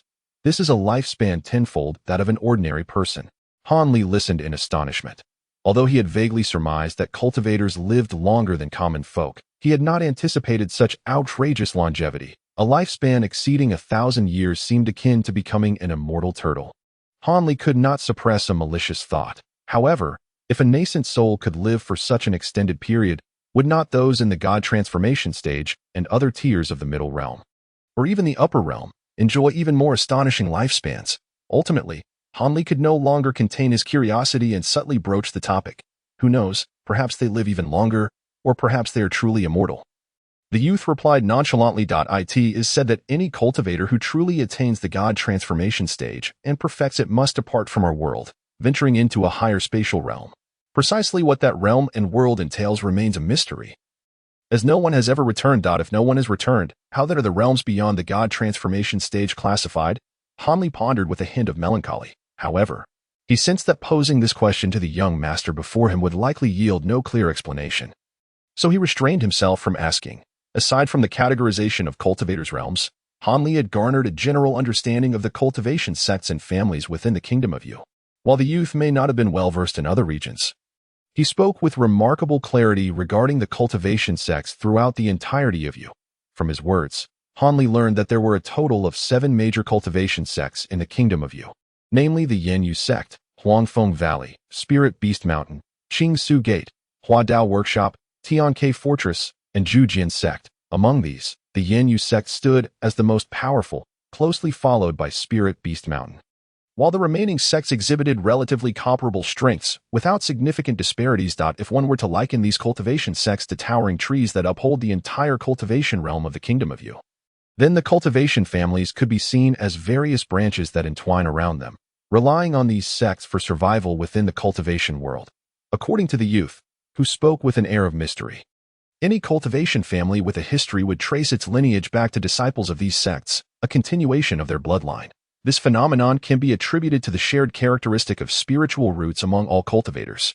What are spiritual roots? Most cultivators remain unclear on this matter. However, they all understand that an individual devoid of spiritual roots cannot even entertain the notion of cultivation, as they would be incapable of sensing spiritual energy, let alone cultivating any form of magical power. Yet, those born with spiritual roots are exceedingly rare among ordinary people, to the extent of being one in a myriad, or even tens of thousands. Despite this, those who possess spiritual roots and embark on the path of cultivation still comprise only a small fraction, as the vast majority lead mundane lives. The challenge lies in identifying individuals with spiritual roots, as they are dispersed too widely, causing considerable frustration for sects eager to recruit disciples. Furthermore, possessing spiritual roots does not guarantee compliance with the criteria of cultivation sects, as there exists a significant variance among spiritual roots. Generally speaking, spiritual roots are categorized into the 5 elemental attributes of metal, wood, water, fire, and earth. Most individuals possess spiritual roots with a mixture of these 5 or 4 attributes, and while such individuals can sense the spiritual energy of heaven and earth, their cultivation results are often disheartening. They typically manage to cultivate the foundational techniques of the 5 elements to merely the 3rd or 4th level, stagnating thereafter, with little hope of advancing beyond the foundation establishment stage throughout their lives. Consequently, spiritual roots featuring 5 or even 4 attributes are regarded as pseudo-spiritual roots within the cultivation community, distinguishing them from true spiritual roots, which possess only 2 or 3 attributes and yield swifter cultivation progress. As for those with singular attribute spiritual roots, they are referred to as heavenly roots within the cultivation realm, signifying their status as favored by the heavens. Possessing such roots, regardless of the attribute, allows individuals to cultivate at a pace 2 to 3 times that of ordinary spiritual root bearers. Moreover, upon reaching the pinnacle of the foundation establishment stage, they encounter no bottlenecks when transitioning to the core formation stage, effortlessly commencing the process of forming their cord. If the astonishing speed of cultivation for those with heavenly roots incited immense envy among other cultivators, then their ability to form cores without facing bottlenecks elicited a jealousy so intense it could drive others to the brink of despair. It is noteworthy that among 10 cultivators at the Qi refining stage, only one may ascend to the foundation establishment stage with the aid of a foundation establishment pill. Consequently, among 100 cultivators at the foundation establishment stage, it is not guaranteed that even one will successfully reach the core formation stage. Such a stark disparity in the success rate of core formation inevitably evokes envy among other cultivators towards those possessing heavenly roots. Thus, whenever a cultivator with a heavenly root emerges, they are fervently sought after by various sects, for this represents a significant boon, essentially reserving a formidable master in the core formation stage for their sect, thereby greatly enhancing their strength. However, the occurrence of such extraordinary heavenly roots is exceedingly rare, with a single instance typically emerging only once every few centuries. Conversely, there exists another category of mutated roots, which, while not classified as heavenly roots, also do not fall under the 5 elements. These have a higher probability of manifesting, appearing approximately every 20 to 30 years.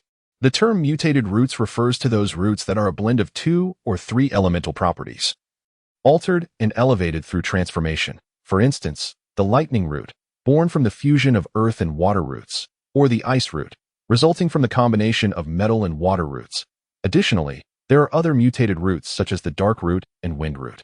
Although practitioners with mutated roots do not possess the innate ability to bypass the bottleneck of core formation, their cultivation speed rivals that of those with heavenly roots. Moreover, should they discover compatible techniques that align with their attributes, these individuals frequently prove to be exceptional masters, often equating to the strength of 3 or 4 ordinary cultivators of similar rank. Therefore, those endowed with mutated roots are also highly esteemed by major cultivation sects. In the past, however, it was exceedingly difficult for sects to discover talents such as those with heavenly or mutated roots, let alone ordinary individuals with true spiritual roots. The reason being, those within the cultivation sects could not possibly test every child from every household in the mundane world. It is understood that among 10,000 individuals, only one might possess a spiritual root, and from every 5 or 6 with roots, only one would be a true spiritual root. Consequently, under such stringent conditions of search, there have been remarkable instances in the history of the cultivation world where certain small sects dwindled to just a handful of members, nearly leading to the extinction of their lineage. Faced with this awkward predicament, some astute individuals diligently researched and ultimately discovered that spiritual roots are often inherited through shared bloodlines. For instance, if one parent possesses a spiritual root, their offspring have a 1 in 4 chance of inheriting one as well. Naturally, if both parents are spiritual root bearers, the likelihood of their descendants possessing roots increases significantly, to the extent that it is not uncommon for all offspring to be spiritual root holders. This revelation exhilarated those who had made the discovery. With their encouragement, many young disciples from various sects were dispatched by their elders to establish families in the mundane realm, with the intention of returning to their sects to continue their cultivation once they had children. Thus, when these cultivation sects found themselves in need of disciples, they began to select children with spiritual roots directly from the families of their own disciples, significantly raising the proportion of true spiritual root bearers. Thus, the daunting predicament of the disciples within the cultivation sects, characterized by a dearth of individuals possessing spiritual roots, has finally witnessed some alleviation. Although the probability of ordinary people being born with spiritual roots remains exceedingly low, the overall number of those endowed with such roots is steadily increasing. Families with ancestral bloodlines of spiritual roots are producing disciples in abundance, with the passage of time and gradual proliferation. The present-day cultivation families have emerged. While these cultivation families may lack access to advanced techniques, they are certainly not short on more accessible methods of cultivation, which have gradually positioned them as peripheral entities to various cultivation sects, possessing a degree of independence. Therefore, it is often the case that behind each cultivation family, there exists a cultivation sect providing support, deserving of respect rather than disdain. The youth clad in white had not spoken so candidly in the presence of others for quite some time. The sensation of being attentively listened to ignited within him an irresistible urge to express himself, significantly enhancing his fondness for Han Li, leading him to unreservedly divulge various matters pertaining to the cultivation world, almost flaunting his knowledge before Han Li. Naturally, Han Li took great pleasure in listening, occasionally interjecting with remarks to encourage the boy to speak even more enthusiastically. However, it was unfortunate that the mist-laden hillside was not far from the small village. After traversing several hours, the two finally arrived at the foot of the slope. This relatively short journey left Han Li feeling quite displeased, as he had yet to quench his thirst for knowledge about the cultivation world, wishing fervently to turn back and experience it anew. Yet, he understood the impossibility of such a desire, so he merely gazed at the boy, who had fallen silent, with eager eyes fixed upon the mist. Chapter 128. The Small Gathering of Tainan. Which family do you belong to, my fellow? After the youth had thoroughly observed the mist before him, he seemed to recall something and turned to inquire. From their earlier conversation, Han Li had already discerned that, apart from the various cultivation sects and families, there existed a significant number of loose cultivators. The term loose cultivator primarily refers to individuals who are either descendants of fallen cultivation families or, like Han Li, have serendipitously acquired certain cultivation techniques and entered the world of cultivation as ordinary individuals. Additionally, Some may be the last remnants of nearly extinct small sections. Most of these loose cultivators possess relatively low cultivation levels, often lingering in the chi refinement stage, and thus they are generally not held in high regard by those from cultivation families, often regarded with a sense of condescension, much like affluent families in the secular world look down upon the impoverished. I am not from any family. I have been practicing on my own. After some contemplation, Hanli decided to speak the truth. After all, masquerading as a member of another family would be far too easy to expose. So you are a loose cultivator. The youth expressed some surprise, yet there was no trace of disdain on his face. Rather, he appeared somewhat delighted. He excitedly circled around Hanli, eyeing him as though he were a rare treasure. Were you not just saying that cultivation families look down upon loose cultivators? Why, then, are you so pleased? Hanli inquired, somewhat astonished. They are who they are. Do not conflate our one family with other cultivation families. Our family has always maintained amicable relations with loose cultivators. The youth pouted slightly, responding with pride that it was evident that he took great pride in his family's stance. The ancestors of the Wan family were originally solitary cultivators, but by a stroke of fortune, they gained entry into a sect dedicated to the art of immortal cultivation and became formal disciples of the Great Sword sect. Thus, the Wan family came into existence. Consequently, our family regulations have long upheld the ancestral decree against discriminating against solitary cultivators. The young lad cheerfully remarked that in truth, it is not only our Wan family. Several other clans also trace their lineage back to solitary cultivators, which is why they harbor no ill will towards them. However, these families constitute a mere fraction of all the immortal cultivation families, which has led to the prevailing notion of discrimination against solitary cultivators. The boy shook his head thoughtfully. Oh, I see. It appears I am quite fortunate to encounter someone from the Wan family on my very first visit, Hanli remarked, his initial caution regarding revealing his own status as a solitary cultivator somewhat easing after grasping the youth's words. Yet, my good fellow, you have inquired about so many widely known matters of the immortal cultivation realm. Could it be that you too are a newcomer just emerging from the mountains? The young man suddenly appeared enlightened, his eyes twinkling with curiosity. Upon hearing this, Hanli smiled faintly, patting the young man's shoulder with a hint of apology. I assure you, it was not my intention to deceive you, young brother. I have merely recently stepped into the world of immortal cultivation and harbored some reservations. Not to worry, I don't mind at all. However, my dear brother, it would be courteous for you to share your name, the young man replied, his demeanor exuding a sense of familiarity. Just call me Xiaoshan from now on. Clearly, Wan Xiaoshan was a person of affable nature, his face brimming with nonchalance. Ha ha. I am Hanli, and it is true that I have only recently encountered the world of immortal cultivation. I hope you will lend me your guidance, brother Xiaoshan. Hanli expressed his growing fondness for Wan Xiaoshan, his tone becoming more amiable. Absolutely. If you have any questions, don't hesitate to ask. Hee. Who would have thought that Wan Xiaoshan, would have the opportunity to teach someone? Wan Xiaoshan said with a hint of pride. If I have any inquiries, I shall certainly seek your counsel, Xiaoshan. However, shouldn't we be making our way into the valley? Hanli suggested, gesturing towards the sky with a faint smile. Oh dear, I nearly forgot the matter at hand. Wan Xiaoshan exclaimed as he followed Hanli's gaze upwards, immediately flustered and calling out in a flurry. After rummaging through his belongings for a while, the young man finally produced a piece of talisman paper from within his robes. He held it aloft, gesturing with it as he murmured some incantations, then tossed the talisman into the air, where it transformed into a flicker of flame and shot into the mist, vanishing from sight. Please hold on a moment, Brother Han. This communication talisman will soon reach those within the valley, and they will release the formation to welcome us, the youth explained, noticing Hanli's rapt attention on the direction of the flickering light. I see. Hanli nodded, indicating his understanding. Brother Han, having come to the southern valley, I trust you have brought an ample supply of items for exchange. Would you be so kind as to share what you have? Don't be shy. Allow me to begin by sharing my own items. Wan Xiaoshan chattered eagerly. I have a dozen of the beginner-level blank talisman papers, 2 beginner-level invisibility talismans, 2 earth escape talismans, 1 intermediate-level chain lightning talisman, a dozen beginner-level ice bolt talismans, 1 piece of iron mother, a vial of beginner-level cinnabar, a bundle of whiskers from a 3-tailed cat demon, and some herbs.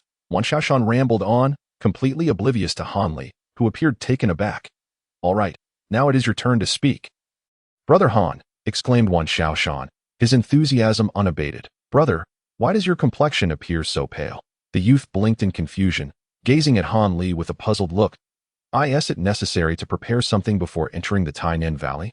Han Li's expression was rather grim. There is no such regulation, Wan Xiaoshan replied succinctly. Upon hearing this, Han Li's demeanor improved significantly. However, since they were indeed at Tainan Valley, it was evident they had come to participate in the Tainan gathering. Who would come unprepared? This event occurs once every 5 years, specifically organized for the younger generation of our Lanzhou, particularly with the Ascension Conference taking place here in Lanzhou in a month's time. The number of attendees for the Tainan gathering would undoubtedly increase. Isn't it the case that you came to attend the Tainan gathering, brother? The youth exclaimed incredulously, regarding Han Li with disbelief. Han Li forced a smile. Brother Xiaoshan, I truly had no knowledge of this Tainan gathering. I merely stumbled upon information that other cultivators reside here, so I thought to make some acquaintances. I had not prepared anything in particular, he said, spreading his hands in a gesture of helplessness. Oh, I see. What a pity, then.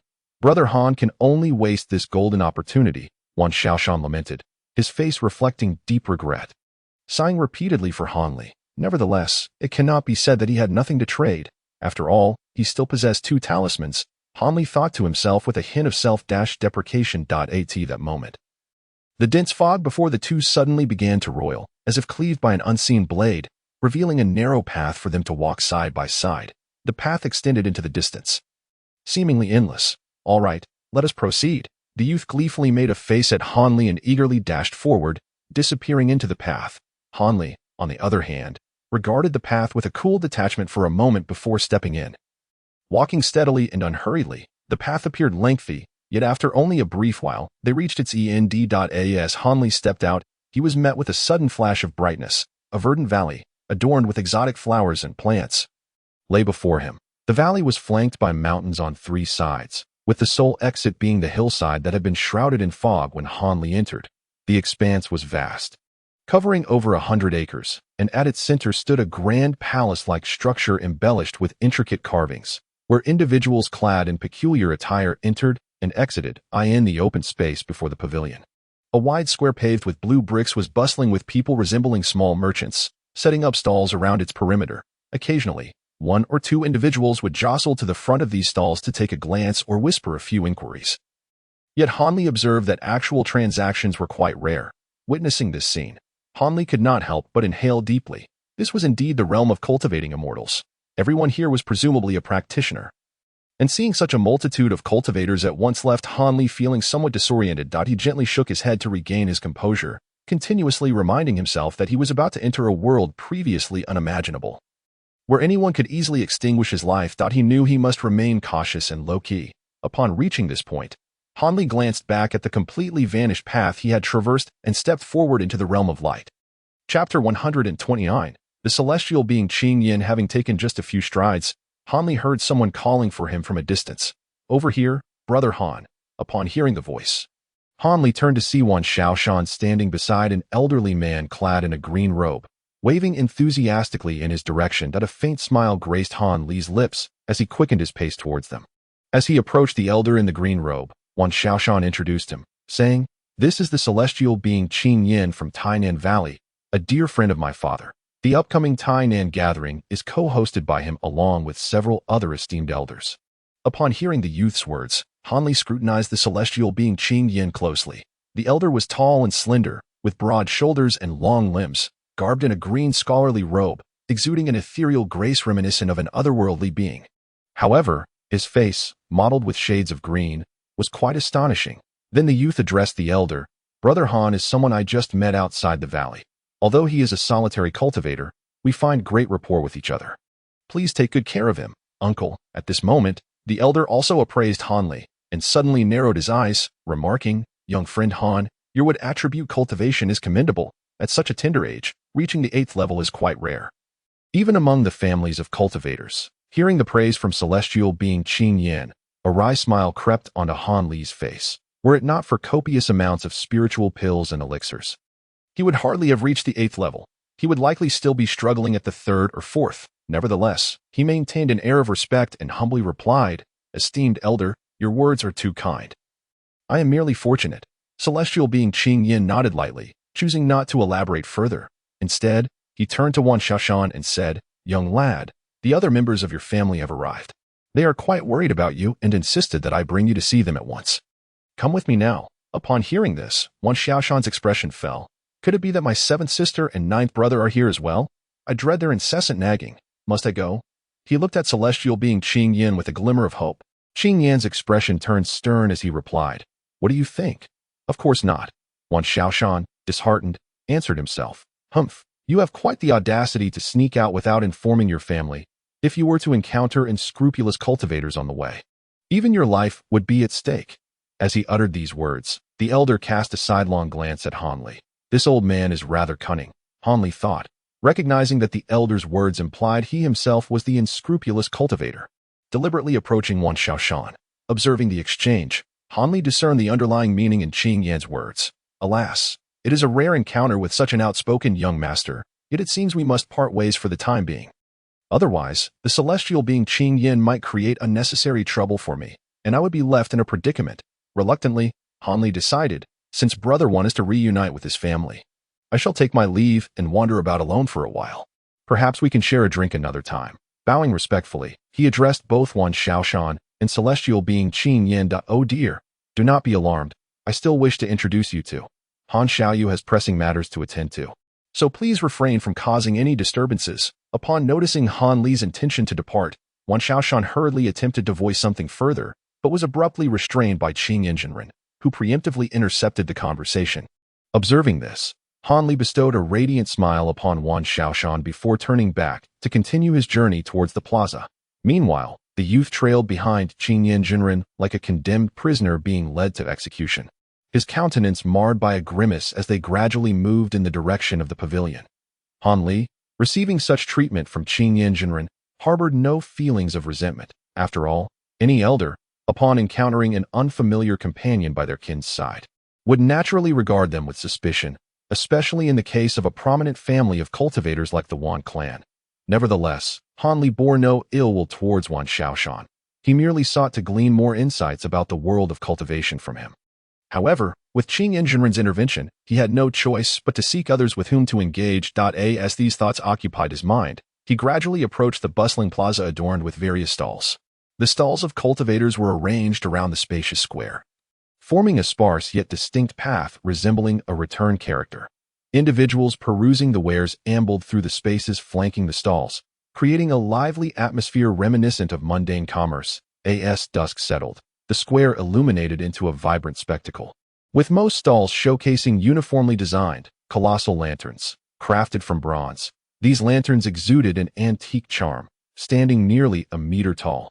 Remarkably, they contained no oil or combustible materials. Instead, each cradled a fist-sized, luminescent white stone. The radiance emitted by these stones far surpassed that of ordinary oil lamps, casting a bright glow that illuminated the stalls as if it were midday, rendering the adjacent pathways distinctly visible.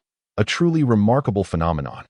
Han Li, witnessing this scene, could not help but marvel quietly, although night had fallen. The square was now thronged with people, far exceeding the earlier crowd. Not only had new stalls appeared, but the number of shoppers had also surged significantly as a multitude of cultivators flocked into the area, rendering it a lively hub of activity. Han Li approached the plaza slowly, opting not to enter immediately, but rather to linger nearby and observe the comings and goings of the cultivators. Being in close proximity, he found himself astounded by the diverse appearances and attire of these practitioners. Some donned exceedingly simple garments, with only a few vital areas covered, while others were enveloped entirely, leaving no skin exposed, a stark contrast to the former.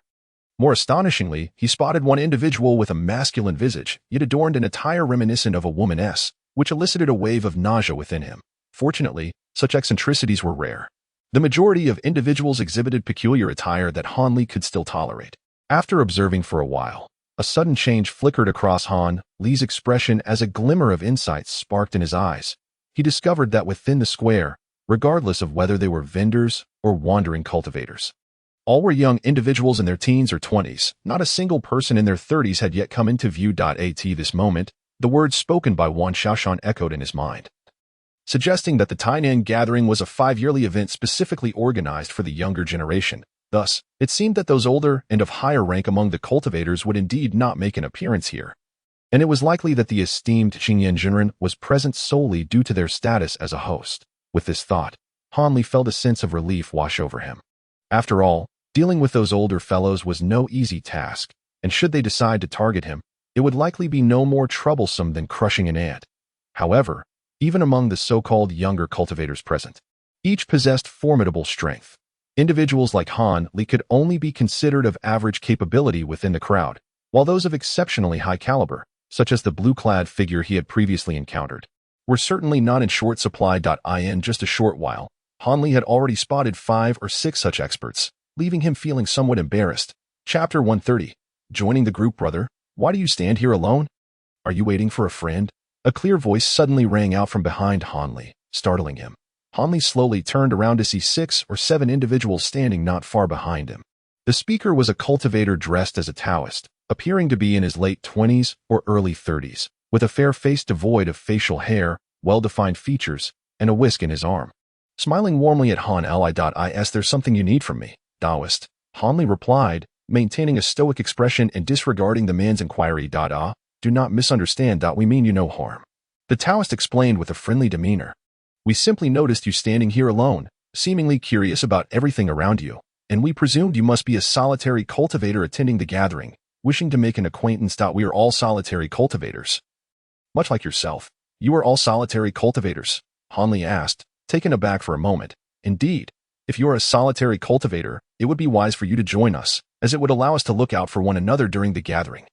This time, it was a woman with delicate features but a scar upon her face who spoke, standing beside a burly man with a bushy beard, suggesting they were likely a couple. Yes, in previous years, solitary cultivators attending the trade fair alone often found themselves bullied by members of established families, the Taoist said solemnly. Upon hearing their words, Han Li began to grasp their intent. These solitary cultivators, fearing harassment from the families of cultivators at the gathering, had instinctively banded together to form a small group for mutual protection, seeking out others like him who were alone, understanding their purpose.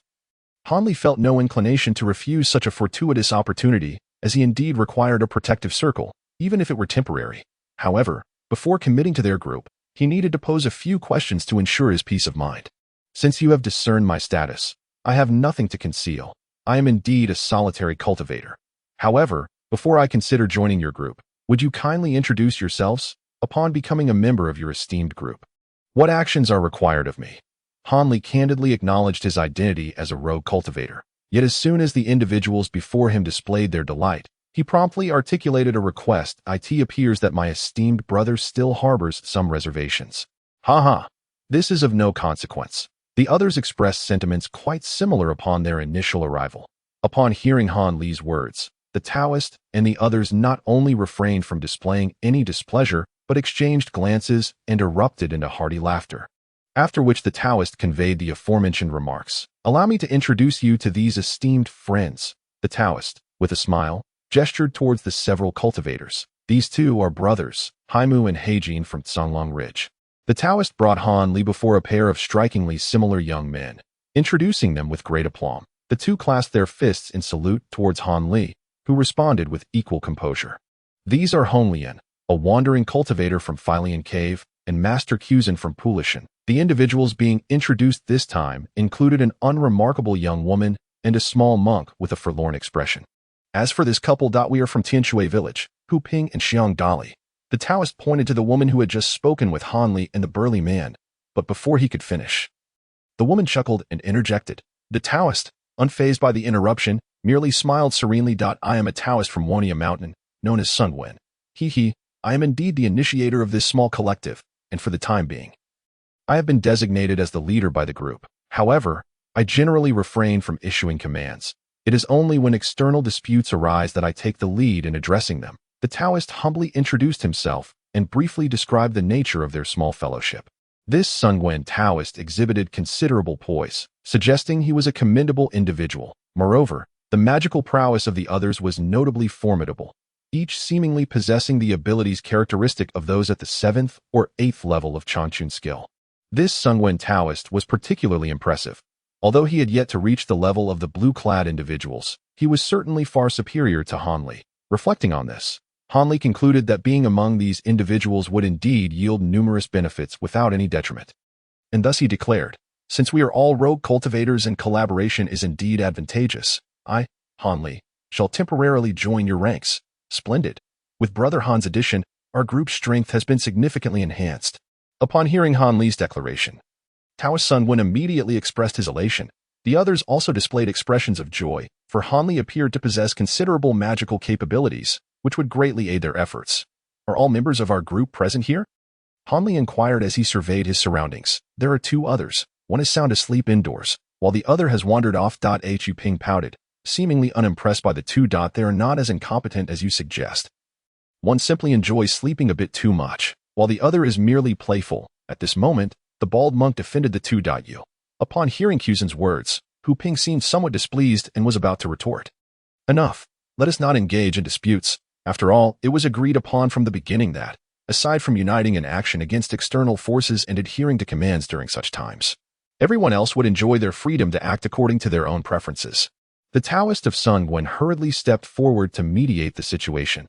Upon witnessing this, Madame Hu, though somewhat displeased, refrained from further complicating matters, for the Taoist's prowess was evident, and it would be unwise not to grant him some respect. When evening gathered the group, Brother Han would soon meet those two individuals, at which point I shall introduce them to you, as they are indeed somewhat extraordinary. The Taoist appeared somewhat helpless, seemingly troubled by those two. Although curiosity surged within Han Li, he felt reluctant to press further. Subsequently, the Taoist inquired whether Han Li intended to join them in their endeavors or wander alone. Naturally, Han Li opted for the latter, and the Taoist was not surprised. Those who had just entered the Tainan Valley were typically quite inquisitive about their surroundings, often preferring solitary exploration. However, once they had seen enough, they would inevitably gather and engage in collective activities like the others. The Taoist, exhibiting a sense of responsibility, shared with Han Li certain taboos and customary knowledge, ensuring he had a foundational understanding of the Tainan gathering. Following this, the Taoist bestowed upon Han Li a talisman. He pointed towards a particular small building within the cluster of pavilions and informed Han Li that it served as their lodging. Should Han Li feel fatigued, he was welcome to rest there. And the talisman was the key to bypassing the building's restrictions. The group then bid farewell to Han Li, vanishing into the night, possibly in pursuit of other wandering cultivators. Han Li gazed at their retreating figures, and only when they were truly out of sight did he lower his gaze to inspect the talisman in his hand. The yellow talisman shimmered with a silvery light, adorned with symbols he could not decipher, appearing to possess some arcane utility. After a moment of contemplation, Han Li chuckled softly. Folding the talisman neatly and placing it within his robe, he cast a lingering glance in the direction of where the Taoist had disappeared before resolutely turning towards the square. Upon entering the square, Han Li, like other cultivators, ambled slowly, inspecting the various wares displayed at the stalls one by one. According to the earlier remarks of the Taoist, the transactions among these cultivators typically occurred through two primary methods. One was a primitive barter system, wherein some cultivators sought to exchange unwanted items for those they desperately needed, often resulting in days of setting up stalls without a single successful trade. This was not an uncommon occurrence. Chapter 131. Spirit Stones and Spirit Talismans. The other method was a more conventional approach, utilizing a currency known as spirit stones for trading goods among cultivators. As their name suggests, spirit stones are imbued with the vital essence of heaven and earth, the energy contained within them serving as a remarkable boon for cultivators. When meditating and cultivating, absorbing the energy from spirit stones can dramatically enhance a cultivator's progress. After all, drawing from the scattered energy around oneself is vastly different from having pure energy readily available for extraction. However, the primary utility of spirit stones extends beyond mere absorption. Their foremost purpose lies in the consumption required for establishing formations and casting spells.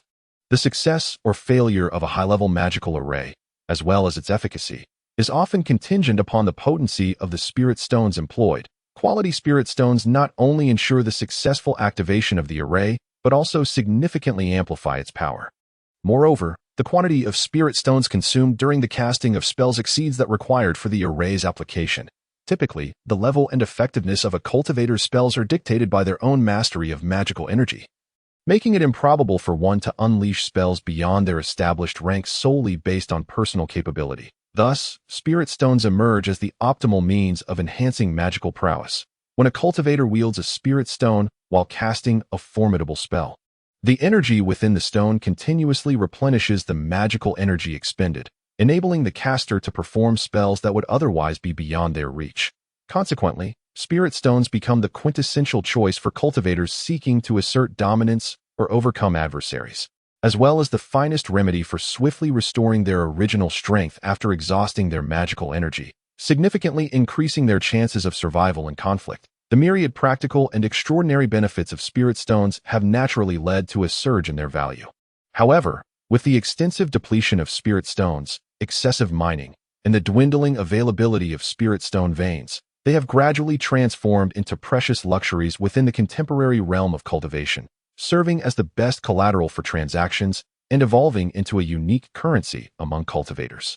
Additionally, a detailed classification of spirit stones by specifications and grades has emerged. Spirit stones are categorized into 4 tiers based on the amount of contained spiritual energy, including low-grade, mid-grade, high-grade, and superior-grade spirit stones. Furthermore, spirit stones are classified according to the elemental properties of the spiritual energy they contain, encompassing metal, wood, water, earth, and fire spirit stones, alongside rarer variants such as wind and lightning spirit stones. Given the exceptional nature of spirit stones, Hanli finds himself without even a fragment. He believes he possesses nothing of value for trade, so he initially approaches his exploration with a spirit of curiosity, leisurely observing his surroundings as he proceeds. Although Hanli maintains a facade of calm detachment, he is indeed captivated by many items displayed at the stalls. For instance, the abundance of blank talisman papers available at every stall is particularly enticing. While these items may seem commonplace, they are among the most essential tools for Hanli at present. Although he remains unaware of the specific levels and grades represented by these talisman papers, he understands that the low-level talisman papers would certainly suffice for casting his stabilizing spell.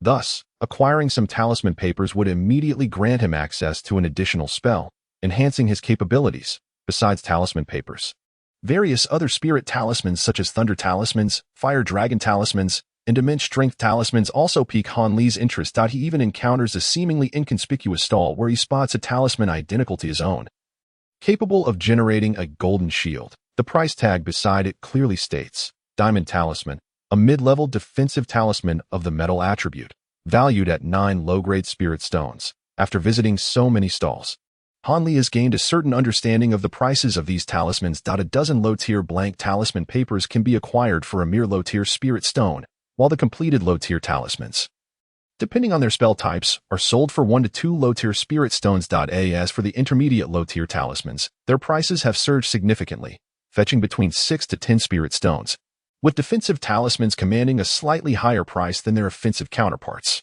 Given that he possesses similar items, Hanli naturally took heed. Upon closely inspecting the Vajra talismans at the stall, he discerned that the spiritual energy within them far surpassed that of the one he carried, indicating they were brand new and had yet to be utilized, whereas his own worn-out version could only be worth at most 1/3 of their price. Coming to this conclusion, Hanli couldn't help but smile wryly.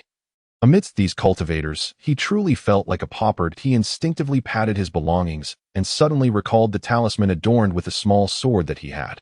Although he was unaware of its name, he was confident that its value would exceed that of the Vajra talismans. With this thought in mind, Hanli began to observe various stalls, keenly looking for talismans akin to the one featuring the small sword. Unfortunately, after wandering through multiple stalls, he still found nothing resembling it. However, at a stall surrounded by 5 or 6 cultivators, he spotted someone selling a high-tier low-level talisman. The sign beside it read, Flying Talisman. Wind Attribute, Intermediate Low-Level Flight Talisman, valued at 30 low-tier spirit stones, or exchange for an equal value of solidifying origin pills. Upon seeing this sign, Hanli was momentarily taken aback. After all, after perusing so many stalls, this was the first high-tier low-level talisman he had encountered, prompting him to scrutinize it closely. Indeed, the spiritual energy emanating from the talisman was astonishingly rich, far surpassing that of the low to mid-tier talismans he had previously seen. 20 spirit stones, will you exchange? Inquired a bare-footed man with a horse-like face. Unable to contain himself, the stall's proprietor, a robust young man donning a straw hat, merely pointed at the sign and disregarded the man further. It's just a flight talisman. It's not an offensive or defensive talisman. 20 is already quite generous, protested the horse-faced man, unwilling to relent. Humph, if it were an offensive or defensive talisman, would I only sell it for 30? Without 50, you won't even get a glance. If you're looking to take advantage, go elsewhere. This is not a place for you. The young man finally spoke coldly, inciting the man's face to flush with anger. You little rascal. Yi Bao from Qinyaling, will remember you. Once the event concludes, we shall have a proper contest, the horse-faced man retorted, furious. Han Li, who had been watching with delight, was suddenly startled upon hearing the name of that place. Wasn't that the very location mentioned by the gnome he had slain? Although he was uncertain of the gnome's claims, since this man identified himself as a member of the Yi family, it would be prudent for him to exercise caution. With this thought, Han Li instinctively took a few steps back, quietly distancing himself from the area and moving on to the next stall. However, the mention of exchanging for solidifying origin pills lingered in his mind. He recalled that he still had a considerable amount of Huang Long Dan and Jin Sui Wan left and used. Uncertain as to whether they met the young man's requirements, he decided to inquire when the crowd thinned. If he were indeed successful, he would possess some capital to exchange for necessary items. As Han Li pondered this, he glanced back at the young man's stall, only to find that Yi Bao had already departed, leaving him wondering about his whereabouts. Among the remaining few, another individual produced a vial and handed it to the young man. The young man opened the vial, took a sniff, gently shook his head, and returned it to its owner. The vial's original proprietor, wearing an expression of disappointment, departed, and the others, seemingly companions of his, followed suit, leaving the stall deserted. Seeing this, Han Li's heart swelled with joy as he leisurely strolled back to the young man's stall. Upon noticing Han Li, the young man momentarily appeared taken aback, clearly recognizing him as the one who had visited earlier. Han Li, unconcerned, smiled at the young man and said, I possess 2 types of medicinal pills. Would you care to see if they meet your requirements? With that, he produced 1 green and 1 blue porcelain vial, placing them before the young man. Without further ado, the young man grasped the 2 vials, uncapped them one by one, and brought them close to his nose, inhaling deeply with a contemplative expression. After a moment of reflection, the young man did not respond immediately. Instead, he gently set the porcelain vials back before Han Li. What do you think? Han Li inquired, blinking. To be honest, the pills in these 2 vials are slightly superior to those presented by the previous individuals. Yet they still fall short for my needs. The young man hesitated before shaking his head in refusal. Chapter 132. Harvest. Upon hearing this, Han Li felt a surge of disappointment. Though he was not particularly surprised. After all, Huang Long Dan and Jin Sui Wan were merely sacred medicines of the mortal realm. While they might be miraculous for ordinary individuals, they were indeed lacking for cultivators. Since the young man did not find them appealing, Han Li had no intention of prolonging the conversation. He extended his hand, intending to reclaim the porcelain vials. However, if there were a few more vials, I would certainly consider exchanging with you. The young man suddenly interjected, a look of regret on his face. Han Li, who had been reaching out, immediately withdrew his arm upon hearing this and chuckled softly. Did I ever mention that these are the only 2 vials I possess? Han Li narrowed his eyes, fixing a steady gaze on the young man as he spoke slowly. You have more? The young man was slightly taken aback, but his expression soon brightened with delight. Of course, but if you desire an excessive quantity, I must contemplate whether to engage in this transaction, Han Li replied noncommittally, wary of the young man making exorbitant demands. That's splendid. I don't require too many. Just 3 more vials would suffice, allowing me to break through my current bottleneck in a short time, the young man exclaimed. His enthusiasm markedly contrasting with his earlier cold demeanor. It was no wonder. Who would willingly part with any pills that could expedite the advancement of their cultivation? It was precisely this reason that the young man had been unable to exchange the flying talisman over the past few days. Even though Han Li's Huang Long Dan and Jin Sui pill may not be considered top-tier elixirs for cultivators, their sheer abundance is sufficient to enable this individual, who has lingered at the pinnacle of the 9th level for an extended period, to ascend to the 10th level, significantly enhancing the young man's prowess. However, only someone like Han Li, who treats such potions as mere snacks, would be willing to part with them for exchange. Yet, Han Li is acutely aware of the principle that wealth should not be ostentatiously displayed. He does not wish to leave the impression that he can effortlessly produce vast quantities of elixirs without a care. Thus, he stroked his chin, feigning a semblance of reluctance. Isn't this a bit excessive? You want to exchange all the potions on me? Han Li muttered in a deliberately low voice. This is hardly excessive. After all, these are high-tier spirit talismans, he continued, considering the advantages of possessing such talismans. In the event of danger, one could swiftly take flight, far surpassing the speed of ordinary avian creatures, essentially granting an additional life. Furthermore, as long as the talisman retains its spiritual energy, it can be reused multiple times. rendering it an exceptionally practical tool. Seeing that Han Li appeared genuinely capable of offering the required elixirs, the young man's smile widened, eagerly extolling the virtues of his flight talisman, fearful that Han Li might reconsider the transaction. If we are to exchange, then so be it. Include that stack of blank talisman paper as a sweetener, along with that book. Han Li, noticing the young man's earnest desire to procure his elixirs, pointed unreservedly at the stack of blank talisman paper and an old tome titled Fundamentals of Spellcasting. A fragment, resting on the stall. The youth paused momentarily, but upon realizing that Han Li was merely indicating lower-tier talisman paper and an unsellable spellbook, his heart leapt with delight, and he readily acquiesced. Thus, the flight talisman became Han Li's prized possession, along with an additional stack of talisman paper and the long-coveted spellbook. Han Li flipped through the old book, discovering it contained only the most elementary spells, featuring 7 or 8 low-tier incantations and a mid-tier earth spike technique inscribed within its pages. Such a tome would hardly hold value for other cultivators. Yet Han Li found immense satisfaction in it, as he currently lacked foundational spells of this nature. Although the previous stalls had offered similar books, they were of superior quality and completeness, yet their prices were exorbitant. A volume titled Comprehensive Guide to Elementary 5-Element Spells was priced at 90 low-tier spirit stones, while another, Basics of Water Spell Techniques, demanded 60 low-tier spirit stones. Though these tomes were thicker and contained more spells, Han Li could not afford them at present. Having acquired these items, Han Li felt somewhat fatigued and lost interest in further browsing, opting instead to exit the square and make his way toward the cluster of pavilions. Just as he departed from the square, he glanced back and noticed that the number of individuals present had seemingly increased. It appeared that many night owl cultivators enjoyed venturing out during the evening hours. As he approached these palace-like structures, Han Li was struck by the realization that they were constructed from exceptionally rare paulownia wood and large blocks of bluestone. Each building was intricately adorned with carvings of dragons and phoenixes, exhibiting exquisite craftsmanship, and surrounding each pavilion were subtle fluctuations of spiritual energy, likely the restrictions mentioned by the Qingwen Taoist. After a thorough inspection, Han Li finally located the pavilion he had been searching for and proceeded forward. Yet, as Han Li approached his goal, he suddenly felt as though he had collided with something, only to be abruptly propelled backward by an invisible yet immense force, causing him to stagger several steps. Surprised yet exhilarated, Han Li realized that there were countless unknown phenomena within the realm of cultivation that he yearned to master. Contemplating this, he was suddenly inspired and invoked the Heavenly Eye technique. Directing his gaze toward the small pavilion. To his astonishment, he beheld a faint azure light obstructing his view, enveloping the entire structure as if it were ensconced beneath an enormous inverted bowl.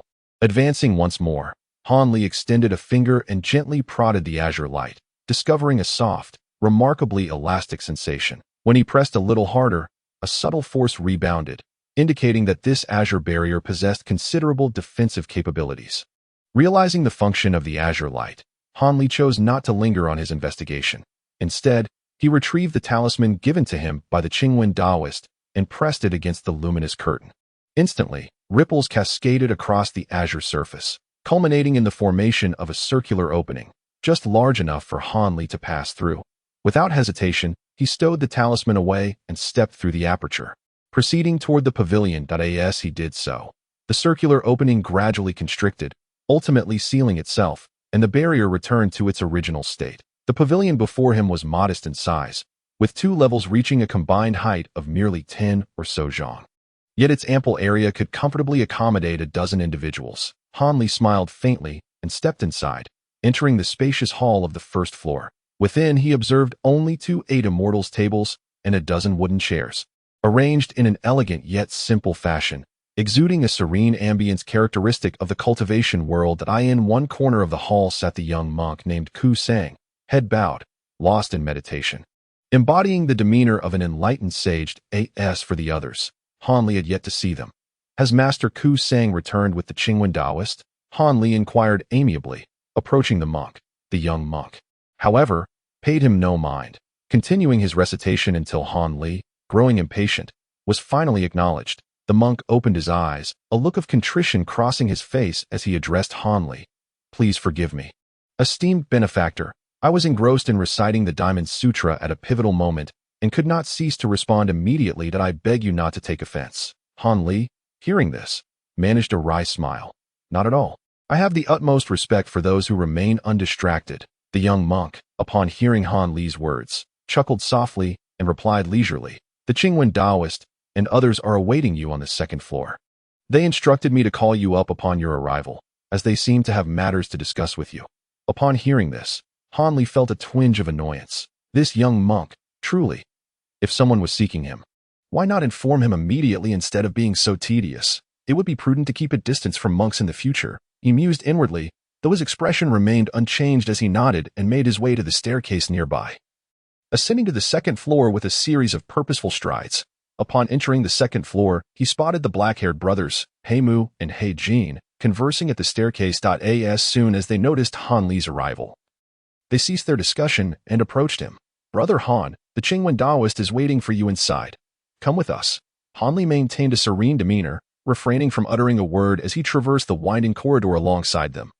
Eventually entering a room, the space was bustling with people. Apart from the monk, everyone else was present, including two unfamiliar faces. One was a grinning youth of about 16 or 17, while the other was a plump young man in his early 20s. It appeared that these two were the individuals who had been causing some vexation for Qingwen. "Brother Han has arrived. Please, take a seat." The Taoist Qingwen courteously gestured toward a chair beside him. Han Li nodded and settled into the seat. "These two are Wu Jiuzhi from Yunmen Gorge and Huang Xiaodian from Shituo Valley." Qingwen introduced the youth and the rotund man to Han Li. "Ah, I am Wu Jiuzhi. The moment I laid eyes on you, brother, I felt an immediate kinship. Could it be that we are fated from a past life? Come, let us toast to our brotherhood and share a blood oath." No sooner had Qingwen's words left his lips than the grinning youth leaped forward, lunging at Han Li and grasping his arm with a look of earnest camaraderie. Han Li was initially taken aback, but soon a light chuckle escaped him. "Becoming brothers is not out of the question, yet I would appreciate it if you refrained from indiscriminately groping me. My tastes are rather conventional, and I harbor no interest in pure and beautiful young lads." Han Li teased with a smile, raising an arm abruptly to deftly seize the wrist of the offending hand, which had stealthily ventured into his clothing. Cough, cough. How peculiar. How could my hand have found its way into your embrace? "Dear brother, it must be that it, too, is eager to greet you, just as I am." The youth, caught red-handed, initially blushed in surprise but soon coughed a few times and, after some feeble protestations, gradually retracted his wrist nonchalantly. Han Li had no intention of holding onto him tightly. He released his grip as soon as the youth exerted some force. This moment, Han Li found himself intrigued by this Wu Jiuzhi character. Despite being a cultivator, he resorted to the underhanded tricks of the mundane world to pilfer from him, which was rather amusing. However, the youth's techniques were surprisingly adept, had Han Li not practiced similar secret arts himself. He might have easily overlooked the young man's furtive actions. It was likely that many present had suffered from his antics in the past. Just as Han Li pondered this, he heard Hu Pinggu's voice laced with schadenfreude. "Wu lad, it seems you've encountered a tough nut to crack. You've been caught red-handed by Brother Han, and yet you still boast of your exceptional thieving skills while engaging in such petty theft." "I do as I please. What of it? Are you hoping I'll steal from you again? There's nothing of value on me anyway, so why bother attending the Tainan gathering?" Wu Jiuzhi retorted, disdain evident in his tone. "What did you say, you little brat? The last time you filched something from me, we haven't settled that score yet." Hu Pinggu sprang up from her chair, her face ashen with fury. Her husband, the burly man, remained silent but rested a hand on the hilt of his large knife, glaring fiercely at the youth. Later, Han Li learned that this imposing figure, Xiong Dali, was actually mute, thus leaving all matters to be handled by his wife. "Enough. We are all practitioners of the immortal way, and we should prioritize harmony. Both of you should take a step back and cease your disputes." Upon witnessing this, the Qingwen Taoist frowned slightly but nonetheless began to mediate. He then turned to Wu Jiuzhi with a solemn expression and said, "Brother Wu, I understand that your petty thievery is merely a playful endeavor, and you always return the stolen items to their rightful owners without malice. However, such behavior may eventually lead to grave misfortune. Not every owner of lost possessions is amiable, and should you inadvertently offend someone from an immortal family, it would render our attempts to assist you utterly futile. Thus, it would be wise to refrain from such jests with fellow practitioners." Upon hearing the Qingwen Taoist's heartfelt counsel, the young man felt a twinge of embarrassment. He scratched the back of his head and earnestly replied, "In truth, I stumbled upon this thieving technique on my way to Tainan Valley. I found it amusing and unknowingly practiced it. Testing it on all of you, I sincerely apologize. However, since Brother Han was able to outsmart me, It indicates that there are far more formidable individuals at the conference, so you need not worry. I shall not gamble with my life by employing this technique again during the event. The Taoist's face brightened with joy upon hearing the young man's words, his expression brimming with appreciation. Brother Wu possesses exceptional talent, having achieved the consummate 8th level at such a tender age. He is indeed a prodigy among our scattered cultivators, deserving of our utmost care. I shall not disappoint the Taoist's high hopes. And I kindly ask for everyone's support in the future. Wu Jiuji, displaying a straightforward demeanor, bowed deeply to those around him, thus mending the rift. Although Hu Ping's face still bore traces of displeasure, it was evident that she had reluctantly accepted the goodwill of the others at this moment. The Qingwen Taoist turned to Han Li with a beaming smile and remarked, "Who would have thought that Brother Han would achieve such a significant feat upon his arrival? I am truly grateful." Han Li smiled faintly and humbly replied, "This has little to do with me. It is entirely the Taoist's merit in resolving matters." The Taoist shook his head with a smile and chose not to pursue the topic further. Just then, a vague and indistinct voice broke the silence. "Taoist, what is the purpose of gathering us all here? Why is the monk absent?" It was the plump man with fair skin, who spoke without reservation.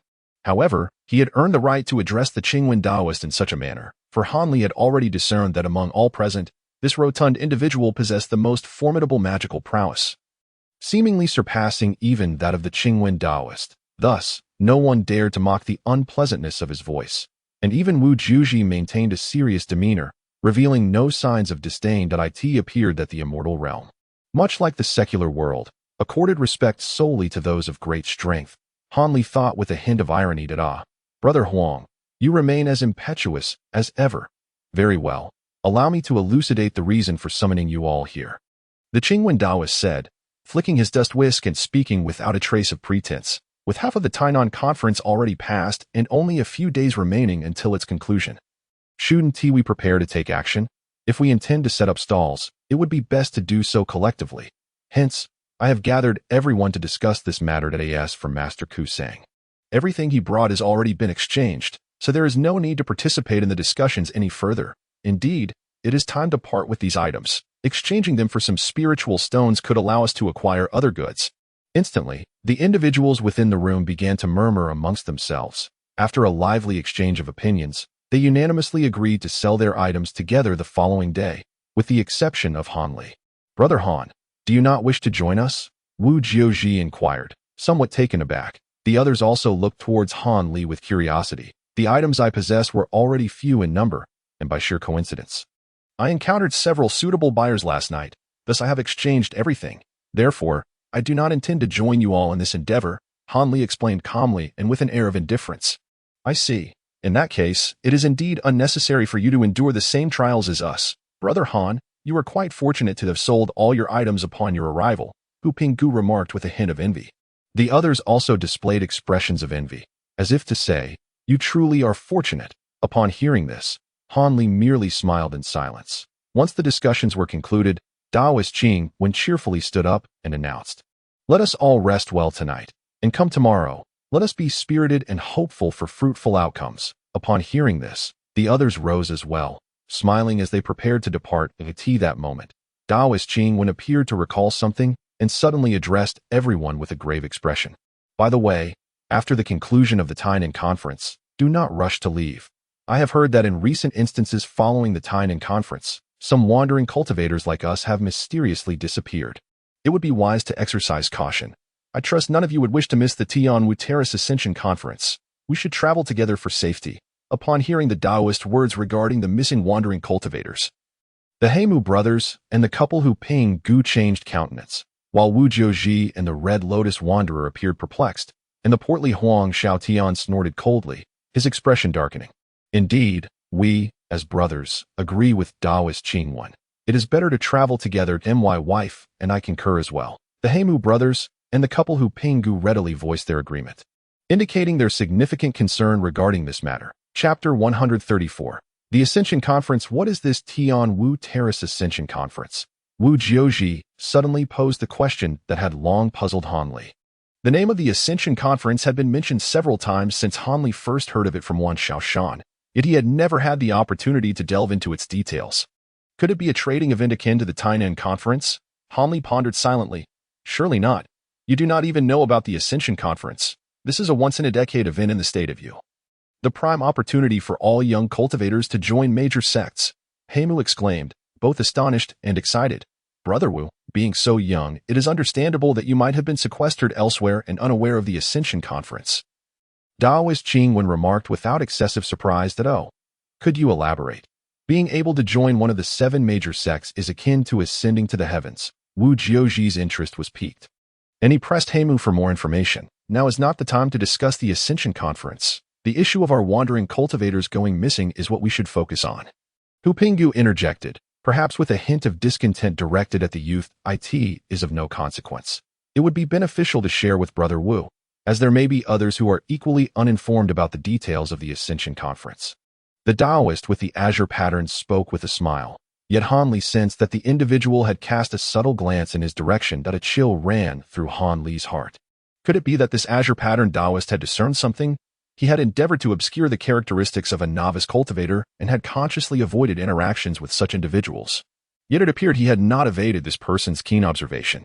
Indeed, the eyes of this azure pattern Taoist were remarkably discerning. Since Taoist Qingwen has expressed this, I shall proceed to share with Brother Wu. Upon witnessing this, Heimu also became animated, displaying an eagerness to articulate his thoughts.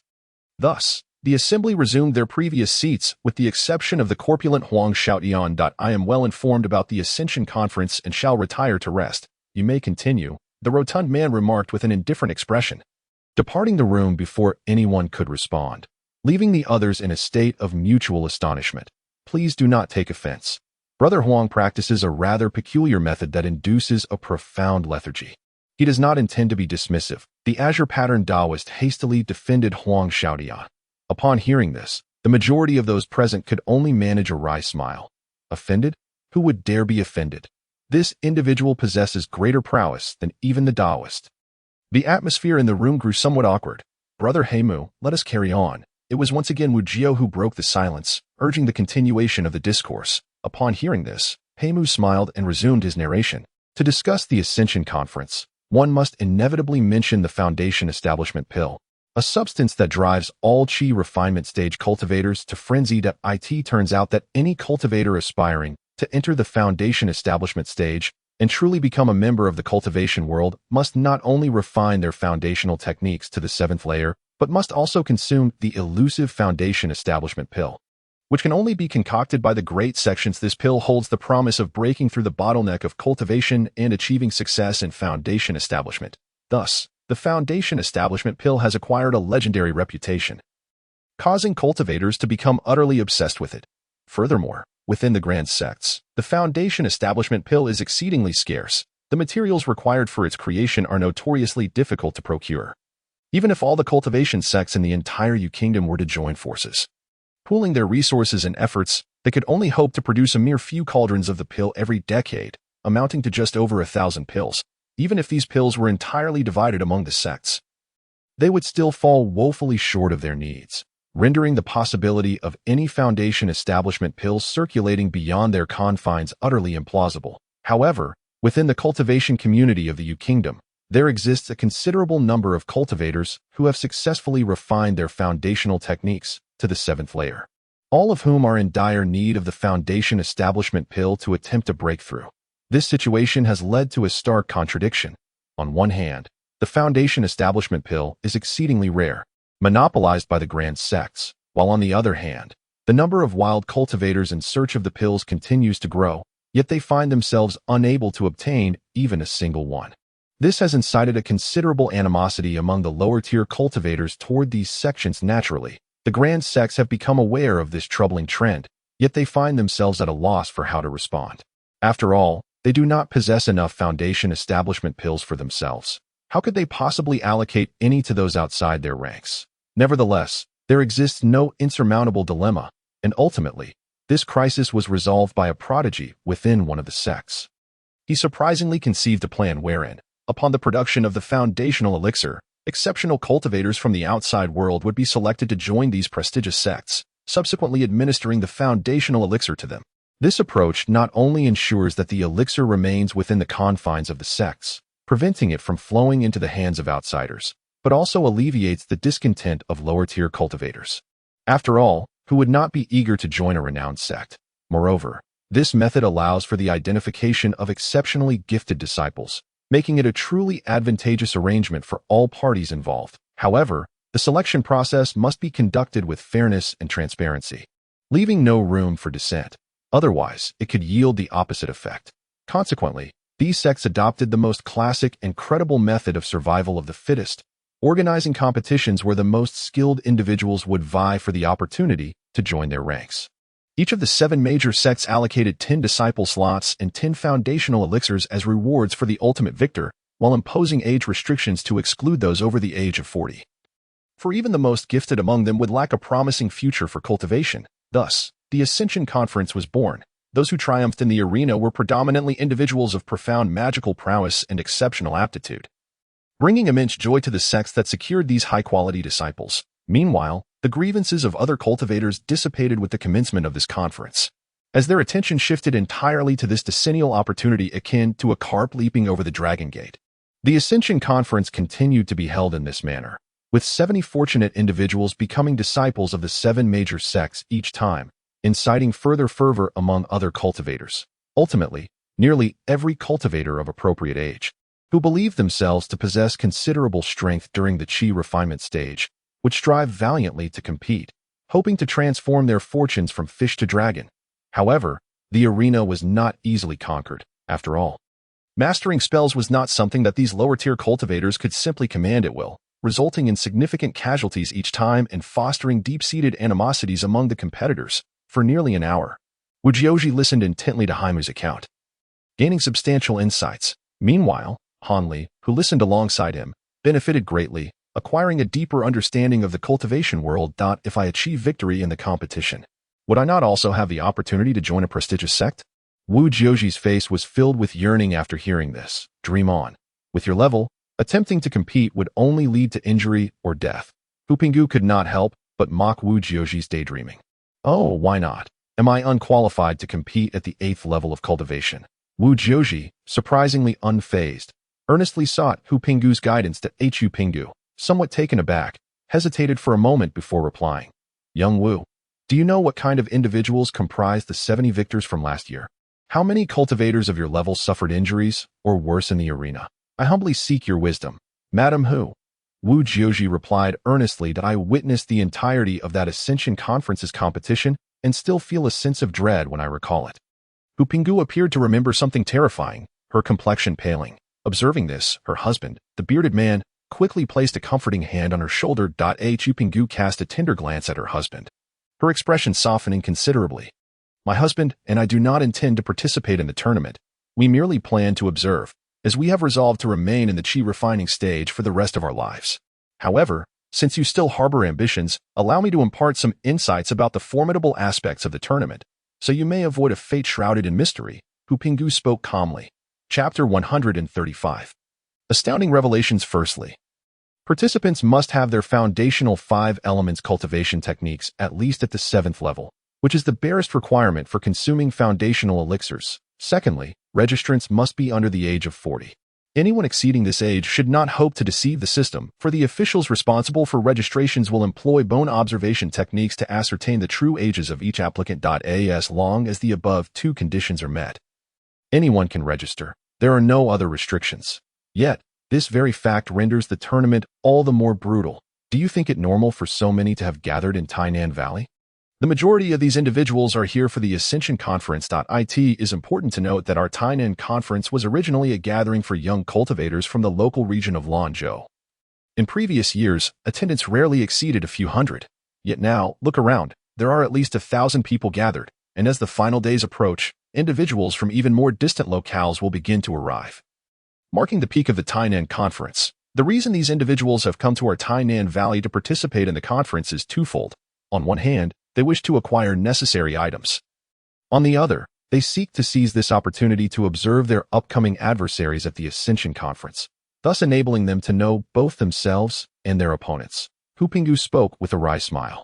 Upon hearing this, Wu Jiuji's expression changed dramatically, and he exclaimed in horror, if what Madame Hu says is true, then those skilled individuals I encountered within the valley, who have reached the 10th level, are also here for the Ascension Conference. What chance do those of lower levels have? They would be courting death. Not necessarily, interjected He Jin, who had remained silent since entering the room. Who says that higher-level practitioners are guaranteed to defeat those of lower levels? If someone with lesser abilities wields powerful talismans or possesses formidable magical artifacts, they could easily send a more powerful opponent reeling. Indeed, what Brother He Jin states is quite reasonable, agreed Taoist Qingwen. In our realm of cultivation, the depth of one's magical power is not the sole determinant of victory. What truly matters is the potency of the spells one commands, the adeptness in their application, and the power of the artifacts one wields. The insights shared by He Jin and Taoist Qingwen struck a chord. Otherwise, the Ascension Conference would not need to be convened, as participants could merely stand in place and compare their magical prowess. Hu Pinggu chuckled lightly upon hearing the words of Mo Jin and the others, yet Wu Jiuji did not share in the humor. Instead, he wore a furrowed brow, muttering incessantly in distress. The formidable magical artifacts. The potent talismans. Hu Pinggu chose to disregard Wu Jiuji this time and continued. Due to the overwhelming number of participants in the arena competition, the Ascension Conference will simultaneously establish 7 platforms, each representing one of the 7 great sects of the Yu Kingdom. Those who aspire to become disciples of a particular sect may ascend the corresponding platform to engage in contests. The selection process on the platforms follows a knockout system, where pairs of contestants compete, with the victor advancing to the next round and the defeated being immediately eliminated. This process continues until an announcement is made, indicating that no further participants wish to compete, at which point the next round among the victors commences. This cycle persists until only 10 champions remain, who are then deemed the new disciples of the sect, thus sparing them from the fierce competition within the sect and granting them the opportunity to consume the foundational elixir, a veritable leap to the heavens. The procedure for the arena contests at the Ascension Conference is as I have described. However, do not be deceived by the simplicity of my words. The brutal spectacle on the platforms is beyond description. As Hu Pinggu spoke, she became reflective that I recall from the last arena battle that more than a dozen cultivators at the 10th level perished, and even 2 formidable experts at the 11th level clashed, resulting in mutual destruction. As for the cultivators at the 9th and 8th levels, the fatalities on the platforms were even higher, reportedly exceeding 100. After all, those who reach the final rounds are not prone to relinquishing their hard-won paths to greatness easily. The casualties are indeed severe. Upon reaching this point, Hu Pinggu's face bore an expression of sorrowful contemplation. Is it truly necessary for those who have mastered foundational techniques to the 11th level to compete on stage? I have heard that the sects of cultivation automatically accept such extraordinary talents. Why must those 2 still risk their lives in the arena? A feminine voice suddenly interjected, surprisingly belonging to the usually taciturn young woman. Hong Lian Sanren at Hu Pinggu, upon hearing this inquiry, chuckled lightly. Sister Hong Lian, I once shared your perplexity and pondered the same question. It was only after encountering an esteemed elder among our scattered cultivators that I gained clarity on the matter. I presume both Brother Wu and Brother Han harbor similar doubts? Not only were they bewildered, but my brother and I also found it puzzling. Why would a prodigy at the 11th level forsake the illustrious path ahead to traverse this precarious narrow bridge? Risking fatal missteps? He Mu furrowed his brow, his expression one of deep confusion. I observed Taoist Qingwen, calm and composed, and surmised he had long since grasped the answer. It would be best if he elucidated the matter for them. Hu Pinggu giggled softly, lightly casting the question to the Taoist. Taoist Qingwen appeared taken aback but soon silently acknowledged the inquiry. After a moment of contemplation, he spoke. In truth, both individuals hail from prominent cultivator families, and their elevation to the 11th level was likely achieved through considerable expenditure of elixirs. He shook his head, seemingly disapproving of their methods. Isn't it quite normal to enhance one's rank through elixirs? They could still join a sect of cultivation, Wu Jiuji exclaimed, his eyes widening in confusion. Brother Wu has forgotten one thing. While it may be true that individuals capable of mastering the 11 levels of cultivation before the age of 40 are indeed prodigies in our eyes, from the perspective of the great sects that have passed down their traditions for countless years, such individuals are merely of ordinary talent, barely qualifying as reserved disciples. Otherwise, these individuals would have been accepted as formal disciples by the renowned sects during their childhood. It is only because their families believe that such individuals would struggle to find a promising future within the sects, overshadowed by those with superior aptitude, that they have chosen to retain and cultivate them separately. After decades of obscurity, their sole purpose was to astonish everyone at the Ascension Conference and secure the opportunity to consume the Foundation establishment pill, which could be seen as a shortcut. However, their families did not anticipate the fortuitous encounter between two individuals harboring the same ambitions, resulting in their mutual demise.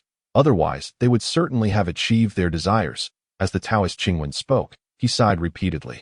While Wu Jiozhi and the others listened with wide eyes, that I have noticed that the recent Ascension conferences have become increasingly intense. Experts of the 10th and 11th levels, whom we have never even heard of before, are now appearing one after another, murmured Haimu. The young girl and Wu Jiozhi fell silent, clearly taken aback by this unexpected information. Just consider it. On one side are the meticulously nurtured and fully armed experts from the immortal families, while on the other side are us, the impoverished and resource-scarce loose cultivators.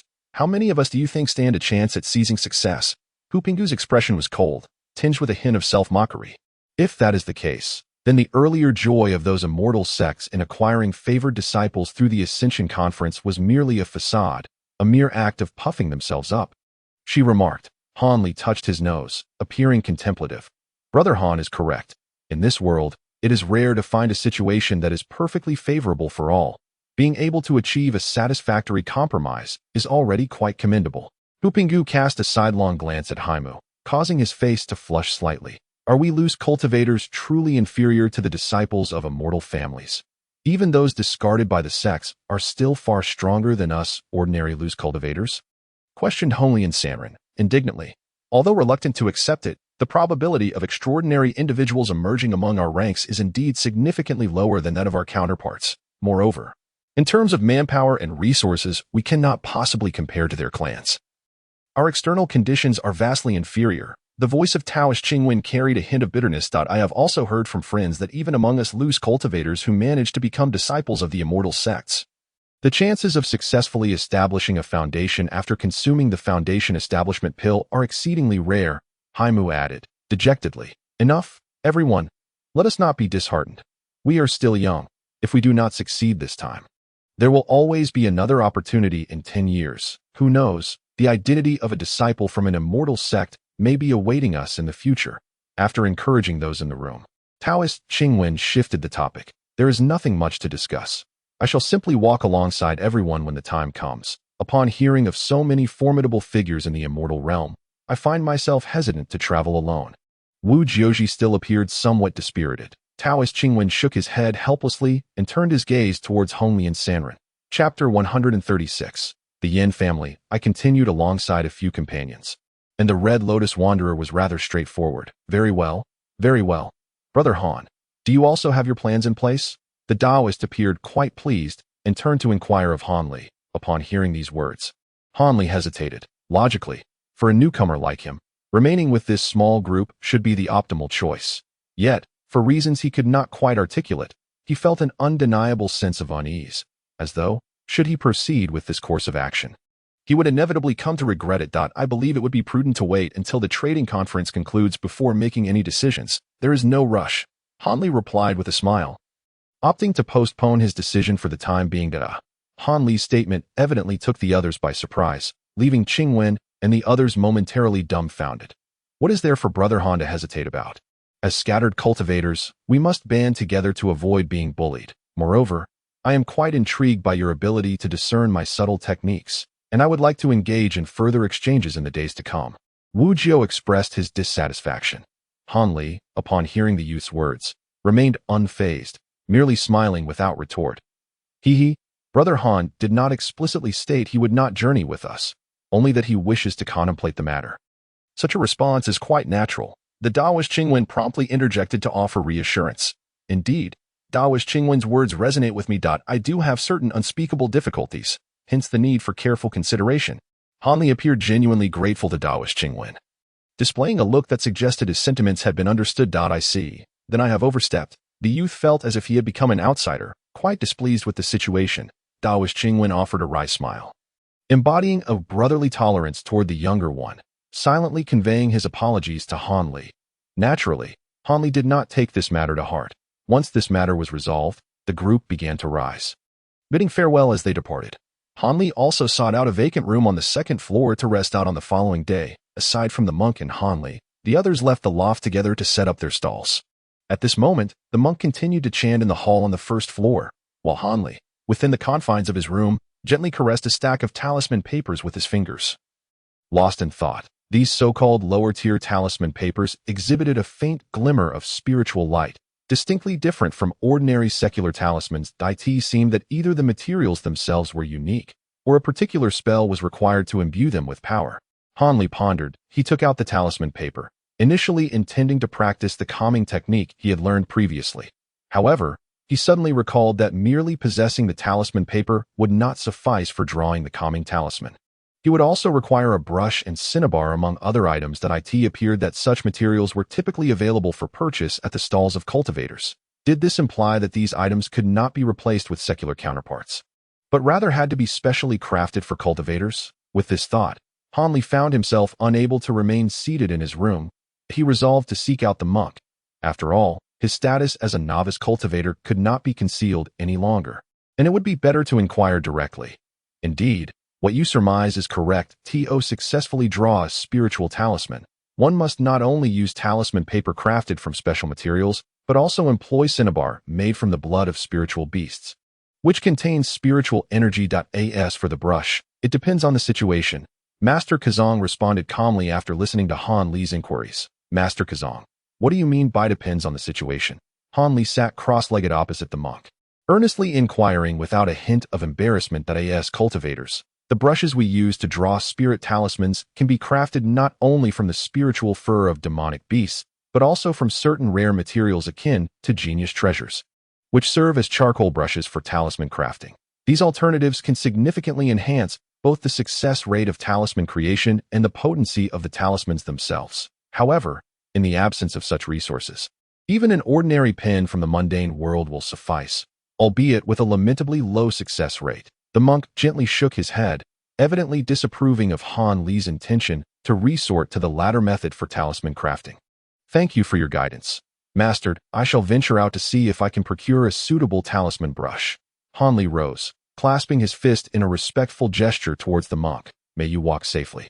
Benefactor. The monk closed his eyes once more, resuming his meditative pursuits. It seemed imperative for Han Li to step out today. He recalled that the brush and cinnabar were rather costly, likely requiring 6 or 7 low-tier spirit stones.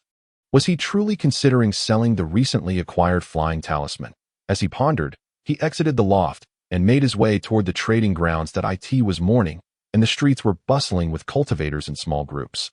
Not particularly desolate, though it appeared most were headed toward the trading venue, likely vendors like the Taoist priests. Look, what a massive bird! A male cultivator suddenly exclaimed. Following this, a gigantic shadow swept over the heads of Han Li and the other cultivators.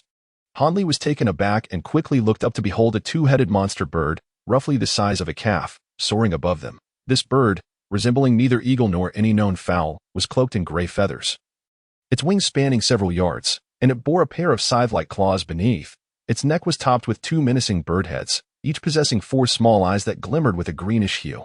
What a fearsome creature! How grotesque! It's enormous! Quick, capture it! It would make a splendid mount. The surrounding cultivators halted, buzzing with excitement, some even eager to take action. Have you lost your minds? That is the double-headed spirit bird, nurtured by the esteemed Yin family of the first cultivation clan, and surely they have their people accompanying it. Are you courting death? A few cold words swiftly shattered the dreams of some.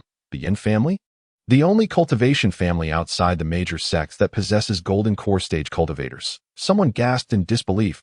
Is there any doubt that it is indeed the Yin family? I arrived a bit earlier than you all, and I have seen this double-headed bird once before. I also know that the Yin family has dispatched siblings to participate in the Ascension Conference's arena competition, boasted another cultivator, brimming with pride. No way. The Yin family is sending participants to the Ascension Conference. They have never done so in previous years. With this revelation, the cultivator's expressions darkened, realizing that 2 spots would inevitably be taken. Indeed. Should we encounter the Yin siblings in the arena? It would spell disaster for us. The faces of these cultivators fell, some even letting out sighs of despair. Yet, Han Li remained stoically silent, gazing at the receding monstrous bird. Its appearance unmistakably matched that of the strange eagle he had previously encountered. And those celestial beings were undoubtedly the Yin siblings. Han Li, lost in thought, observed the nearby cultivators returning to their respective tasks after a brief commotion. Eventually, A faint smile graced his lips, and he departed with a carefree demeanor. The square was now bustling with a considerable number of people, though it could not quite match the vibrancy he had witnessed the previous night. Still, it was teeming with life. Hanli felt the several bottles of elixirs nestled within his robes and resolved to see if he could exchange them for something of value. Thus, instead of entering through the original entrance, he chose to approach from the opposite end of the square, intending to explore from a different vantage point. As he strolled, Hanli's gaze flitted from side to side, taking in the array of materials, talismans, and some peculiar magical artifacts displayed at the stalls, overwhelming his senses. Suddenly, he halted before a particular stall. Captivated by a modest book resting there, he gazed at the price tag affixed to the front, which read, Changchun Gong, a foundational cultivation technique of the wood element, valued at 2 low-grade spirit stones. I shall take this book, Hanli declared calmly, bending slightly to pick it up and peruse its contents before raising his gaze to the stall owner. 2 spirit stones. A clear, melodious voice chimed in Hanli's ear. Startled, he realized the stall owner, who had been engrossed in her reading, was a charming young girl. Is this book lacking in any regard? Hanli inquired, regaining his composure. Not at all. It contains the complete techniques for the 1st to 13th levels of the Changchun Gong, the girl replied generously. Hanli nodded and casually flipped through a few more pages before closing the book. Do you accept elixirs as trade? He asked directly. The girl blinked in surprise, her eyes widening. That depends on the type of elixir. If it's for healing or medicinal purposes, it may not hold much value, she said, delicately brushing aside the stray strands of hair that had fallen across her forehead.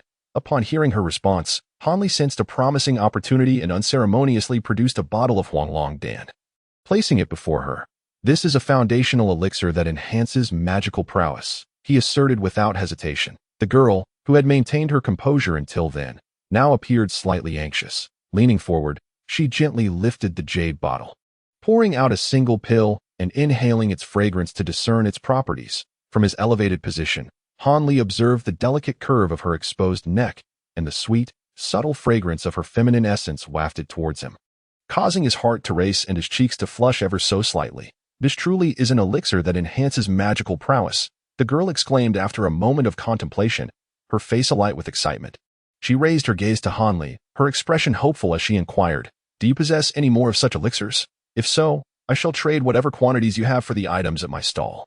If that is not feasible, I can also purchase them with spirit stones. With that, she clutched the vial tightly, her eyes fixed intently on Hanli, as if fearing she might hear a negative response. Amused by the sudden shift in the girl's demeanor from gentle to anxious, Hanli couldn't help but chuckle inwardly. Yet, he also realized that he had perhaps underestimated the value of such elixirs, prompting him to exercise greater caution in the future. Do not rush, my dear girl. Let us first conclude this transaction before we contemplate the next, shall we? Hanli had initially intended to decline the offer. Yet upon gazing into the girl's clear eyes, he was inexplicably reminded of his younger sister at home, causing his heart to soften and those words to slip from his lips. I sincerely apologize. I seem to have lost my composure. The girl appeared to sense her own indiscretion, her face flushing a deep crimson. This book requires merely 2 of these elixirs, she stated once her demeanor had settled. Upon hearing this, Hanli found the price to be quite reasonable and agreed, subsequently allowing his gaze to wander over the other items on the stall. What is this? A seemingly inconspicuous gray pouch piqued Hanli's interest, particularly as it was tightly secured at the mouth by a slender red cord, its contents bulging enticingly. Hanli reached out to grasp it. These are the seeds of the 7-star herb. Those that are over 10 years old serve as the finest material for crafting talismans, the girl explained in a melodic tone. Hanli felt a stir of excitement within. Such items could prove to be immensely useful, prompting him to unhesitatingly place the pouch before him. As for the other items, they hold little value for me, Hanli remarked slowly after surveying the wares once more. Are you truly not going to select anything else? This ice-cold talisman is quite formidable, and this revitalization talisman can significantly restore your stamina. The girl, somewhat reluctant, stepped forward, eager to recommend further items to Hanli.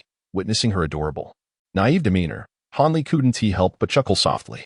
What is so amusing? She inquired, her cheeks reddening once more. I merely wish to purchase some cinnabar and a brush for talisman crafting. Regrettably, it appears you do not have them here. Hanli candidly expressed his intentions. Cinnabar and a talisman brush, you say? The girl frowned slightly, her hesitation evident. After a moment of deep contemplation, she seemed to summon considerable resolve and abruptly raised her head to address Han Li. I lack cinnabar, but I possess an exquisite talisman brush crafted from the fur of a golden-eyed beast.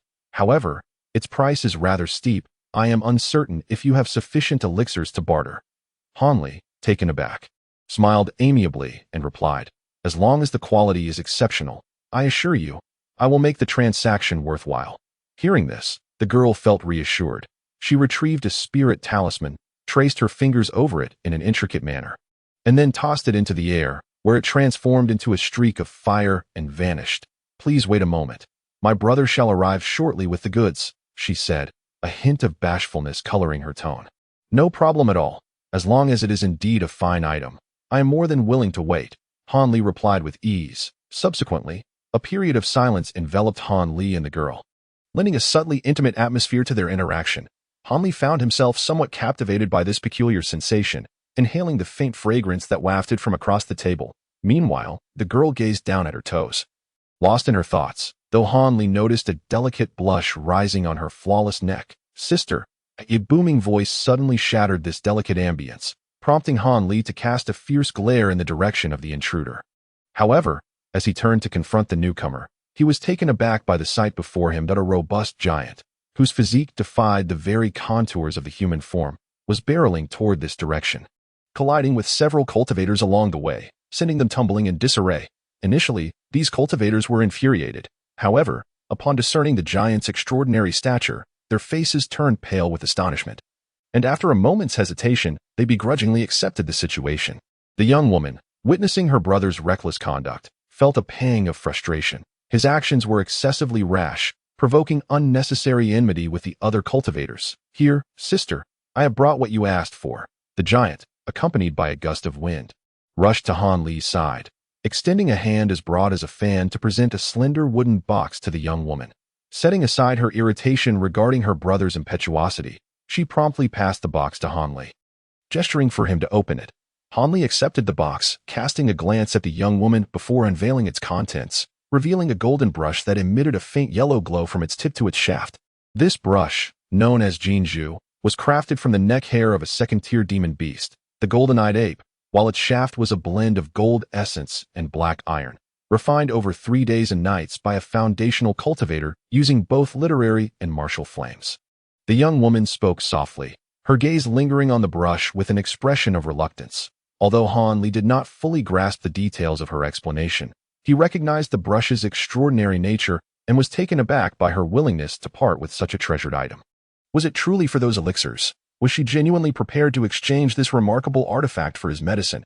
He gently caressed the smooth shaft of the brush, examining the engraved characters Jinju at its end, and confirmed in a low voice, "Is this indeed a treasure?" Perceiving Han Li's skepticism, the young woman hesitated momentarily before deciding to reveal the truth, lest he suspect the brush's dubious origins and decline to accept it. "This brush is an heirloom from my clan, once wielded by a master of talisman crafting. Unfortunately, my brother and I lack talent in this art, thus wasting its potential. My brother intends to participate in the Ascension Conference, yet has reached a bottleneck in his cultivation, requiring the aid of medicinal power to break through. Hence, he is willing to exchange this artifact for your elixirs," she explained, her expression tinged with resignation. How fortuitous to encounter yet another individual at a cultivation impasse. Han Li mused in confusion. Yet, in truth, he was not mistaken. Among those preparing to participate in the Ascension Conference's dueling competition, 7 or 8 out of 10 were typically stuck at such a bottleneck, unable to advance. Those who believed they still possessed potential for further progress often refrained from immediately entering the competition, preferring instead to retreat and continue their arduous training in hopes of breaking through. Thus, when they returned for the next conference, their chances of success would be significantly enhanced. This phenomenon resulted in a scenario where, prior to each Ascension Conference, all elixirs capable of enhancing one's magical prowess were in high demand yet scarce in supply. Chapter 138, The Art of Talisman Crafting. Han Li, brimming with elation, clutched the wooden box containing the Jinju brush as he made his way back to the building. He had exchanged 3 bottles of Huang Long Dan and 4 bottles of Jin Sui Wan for this precious item and a pouch of 7 stargrass seeds from the young woman. Subsequently, he casually purchased some Dan Sha from other stalls, eagerly returning with renewed determination to pursue his talisman crafting endeavors. Upon breaching the forbidden law and entering the small building, Han Li beheld the young monk still engrossed in meditation. Refraining from disturbing him, he ascended to the second floor and returned to his chamber. After meticulously arranging the talisman paper and cinnabar on the table, Han Li retrieved the golden brush and commenced the creation of the calming talisman. Following the prescribed method of the calming technique, he gradually infused his spiritual energy into the brush handle through his right hand, then dipped the brush tip into a modest amount of cinnabar. Inscribing a spell upon a piece of talisman paper. A quarter of an hour later, with a look of delight upon his face, Han Li straightened his back, stretching his somewhat sore limbs. As he gazed upon the silvery, shimmering talisman on the table, his heart swelled with joy. Visually, this talisman resembled the one that Dr. Mo had previously utilized, albeit with slightly diminished spiritual energy. Nonetheless, it far surpassed the inferior products he had crafted during his prior practice. After all, those practice pieces merely mimicked the appearance without containing any spiritual power. Holding the freshly created talisman, Han Li examined it with excitement. Satisfied, he prepared to attempt the calming technique. However, before he could recite the incantation, the spiritual energy within the paper talisman suddenly became chaotic, exhibiting signs of imminent eruption. Startled, Han Li instinctively hurled the talisman away. With a whoosh, the calming talisman spontaneously ignited midair, transforming into a fireball and incinerating itself completely. Han Li stared blankly at the scene, rendered speechless. After a brief moment, he sighed. It seemed this talisman had indeed failed. Though slightly disheartened, Han Li did not lose faith, for he felt that the last talisman had been perilously close to success. He believed that with a little more effort and several more attempts, he would surely achieve success. Thus, for the next half-day, Han Li crafted one calming talisman after another, yet faced repeated failures. The talismans either ignited spontaneously, experienced sudden bursts, or, in some cases, upon completion, the entire talisman would swiftly lose its spiritual energy and devolve into mere scraps of paper. As Han Li gazed at the last talisman he had just finished, which promptly exploded into smithereens, even his typically composed demeanor faltered.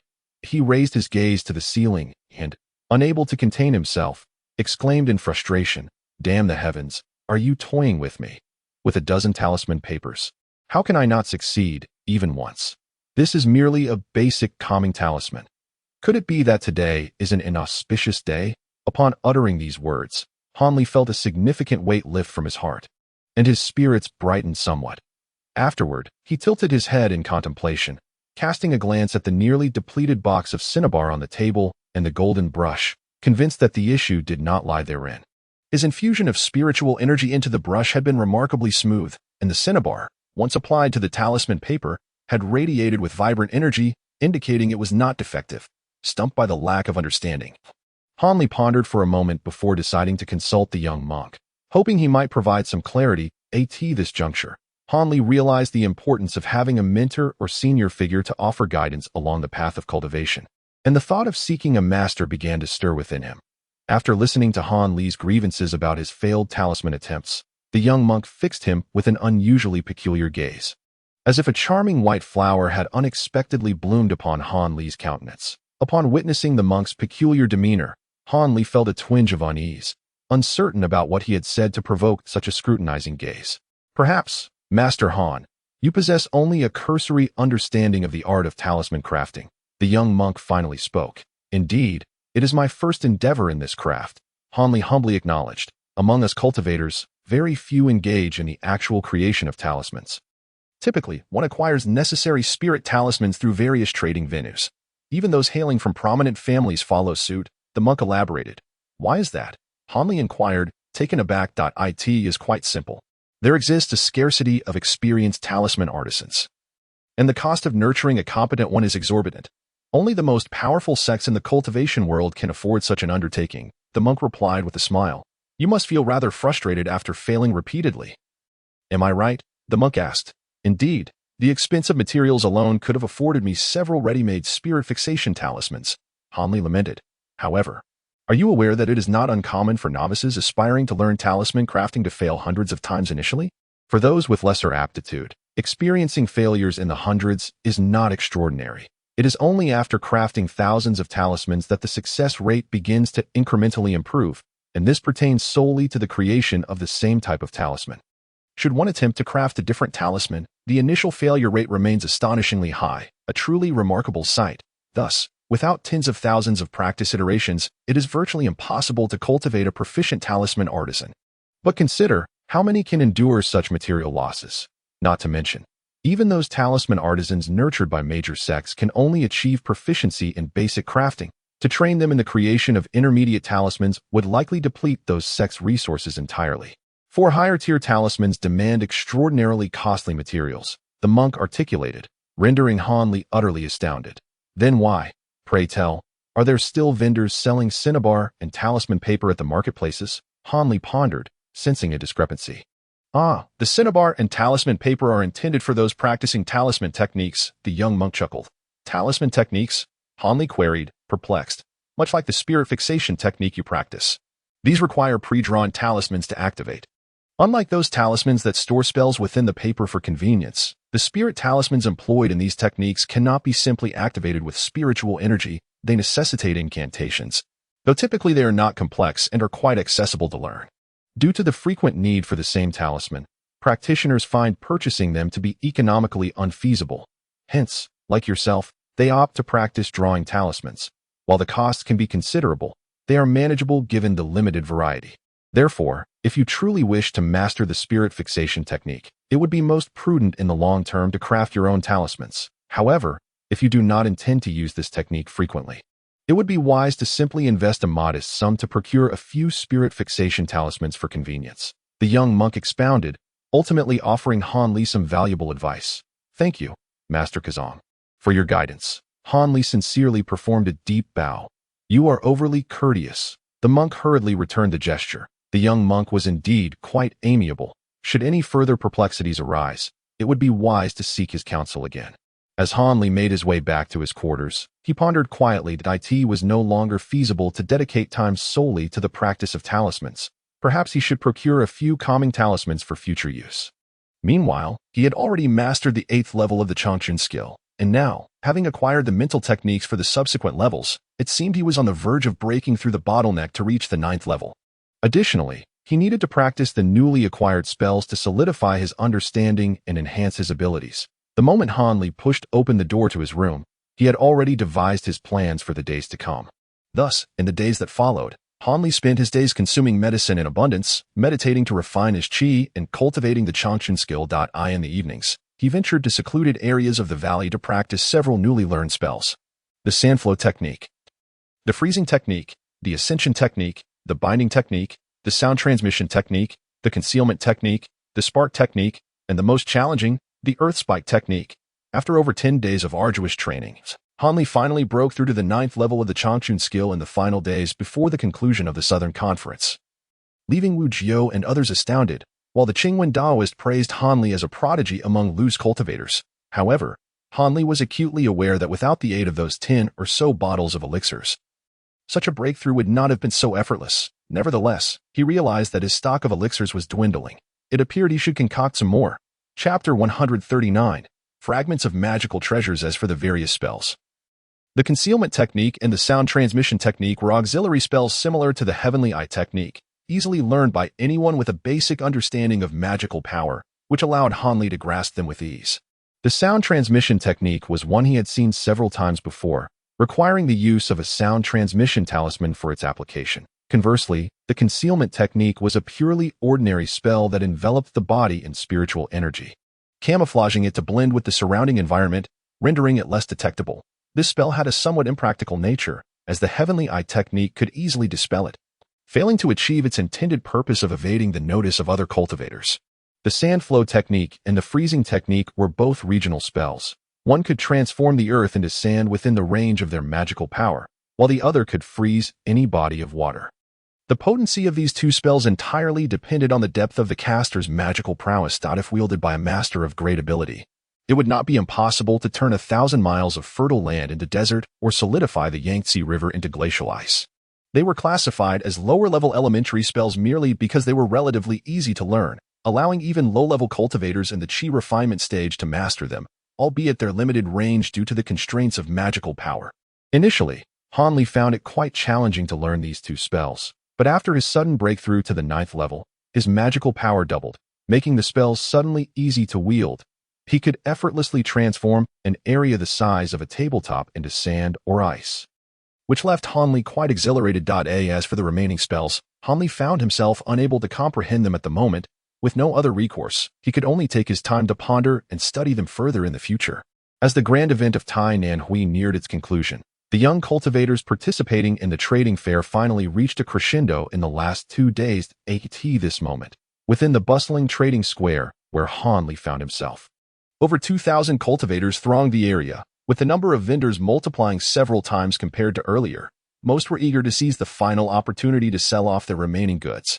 Meanwhile, many high-ranking cultivators, who had been lingering in the shadows, began to emerge, keen to observe potential rivals amidst this golden opportunity.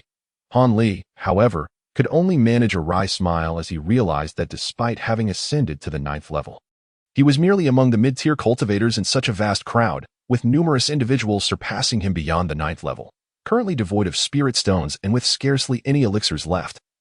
He had no intention of purchasing anything. Instead, he meandered through the throng, stopping at one stall after another, drawn to the areas with the most people, merely to listen to cultivators discussing their wares and sharing insights, thereby broadening his horizons. As he listened, he found himself increasingly fascinated, gaining a wealth of knowledge about various magical artifacts and materials. For instance, he learned of a dart artifact that could autonomously pursue enemies, a gourd that could spit fire, a long blade capable of freezing its target, the eggs of silver-winged ants used for alchemy, and the scales of a 100-year-old iron thread snake suitable for crafting. Among others, the more he absorbed, the more intrigued he became, and before he knew it, he had arrived at the midpoint of the square. No, I don't want this item. I'll trade it for something else, exclaimed a vendor. This is merely a shard of a magical treasure. This material is more than sufficient to exchange for your bowl. What use do I have for this shard? Finding a core formation cultivator to refine, it would be impossible. Don't even think about trading it for my wind bowl. A heated argument erupted from a stall ahead. The mention of a magical treasure shard left everyone astounded, instantly igniting a fervor among the nearby cultivators, who flocked to the stall like cats drawn to the scent of fish. Where is it? Let me see. Is this truly a magical treasure? Goodness, it's exquisite. Is this just a piece of rag? Positioned close to the stall and possessing agility far surpassing that of ordinary cultivators, Hanli managed to secure a prime spot, allowing him to observe everything with crystal clarity. Before the stall stood a robust man, seemingly in his late 20s, with dark skin and large limbs. At first glance, one might mistake him for a farmer who had wandered into Tainan Valley. However, anyone who had employed the heavenly eye technique to gauge his magical prowess would inevitably gasp in astonishment. This seemingly unremarkable man was, in fact, a formidable expert of the 10th level. Challenging him would be tantamount to courting death, some cultivators mused, shifting their gaze to the stall owner. The vendor appeared to be an ordinary individual clad in blue, with magical power seemingly at the 7th or 8th level, yet he bore no hint of trepidation in the presence of the imposing man. Observers noted a leaf-shaped emblem embroidered on the vendor's collar, which prompted a collective moment of realization among the cultivators. It turns out that this individual is a renowned disciple of the esteemed chief family. No wonder he exudes such an air of confidence. On the stall between the two, there lay a yellow bowl adorned with peculiar patterns and a small, translucent fabric-like object. This ragged item, crumpled and frayed at the edges, resembled something that had been gnawed by a dog. The only captivating aspect was the occasional flicker of white light emanating from it, lending it an air of uniqueness. Is this truly a fragment of a magical artifact? Upon seeing the object, many spectators were left disillusioned, as it bore little resemblance to their imagined ideal. This fragment is indeed extraordinary. Once draped over any object, it grants immediate invisibility, ensuring that not a trace of spiritual energy escapes, while simultaneously allowing external energy to permeate. The burly man, with a stern expression, loudly explained to the stall owner. Having said this, he abruptly turned his sleeve downwards, from which emerged a small silver mouse. A first-level demon beast, the golden mouse. Among the onlookers, someone called out its name, inciting a flurry of excitement. Truly impressive for a practitioner of the 10th level. Many could not help but think that moment. The burly man took the piece of fabric and covered the silver mouse with it. Miraculously, it vanished from sight. Even those using their spiritual sight could discern nothing, observing the astonished expressions of the crowd. The man appeared quite pleased with himself. Then, he abruptly grasped at the same spot, revealing the fabric once more, while the white mouse reappeared. Moreover, this effect applied not only to living beings but also to inanimate objects. After making this demonstration, the man produced a small dagger, about an inch long, pulsating with spiritual energy, and placed it on the ground, covering it again with the fabric. Once more, it vanished without a trace. And not a hint of spiritual energy was released. Truly astonishing. It can achieve invisibility. Incredible. The spectators began to murmur among themselves that so. What do you say? Trading for your bowl is undoubtedly worth it, the man remarked as he removed the fabric and stowed the dagger away. Addressing the stall owner, "No trade. To achieve invisibility, one could simply purchase a basic intermediate-level escape talisman. In such a small item, can it truly conceal my head or my feet?" The stall owner shook his head, speaking with derision. "Haven tea, I told you. This is a fragment of a magical artifact, forged by cultivators of either the Golden Core stage or the Nascent Soul stage. Only cultivators of equal caliber can see through its concealing abilities. How can an escape talisman possibly compare?" The burly man replied angrily. "You can embellish your words all you like. I have no use for this item, so why would I want it? Just to offer me 30 spirit stones or other items of equivalent value in exchange for the bowl." The stall owner retorted coldly. Chapter 140. Determined to obtain it. "Oh no. I received a call, and my parents have encountered some issues at home, so I must go over this afternoon. I can only manage to send out a small 2K chapter for now. As for whether the next chapter can be completed in time, it depends on the situation, so I ask for everyone's understanding." "You." The man appeared extremely irritated, clenching his fists as he stepped forward. "What's the matter? Do you intend to engage in coercive trading?" "We, the Yi family, are not to be trifled with." The stall owner rolled his eyes, speaking without reservation. "Humph, the Yi family is truly something." Although the burly man did not relent verbally, he loosened his fists, clearly showing a significant respect for the Yi family. The man felt an intense fury as the stall owner pressed him with the name Yi.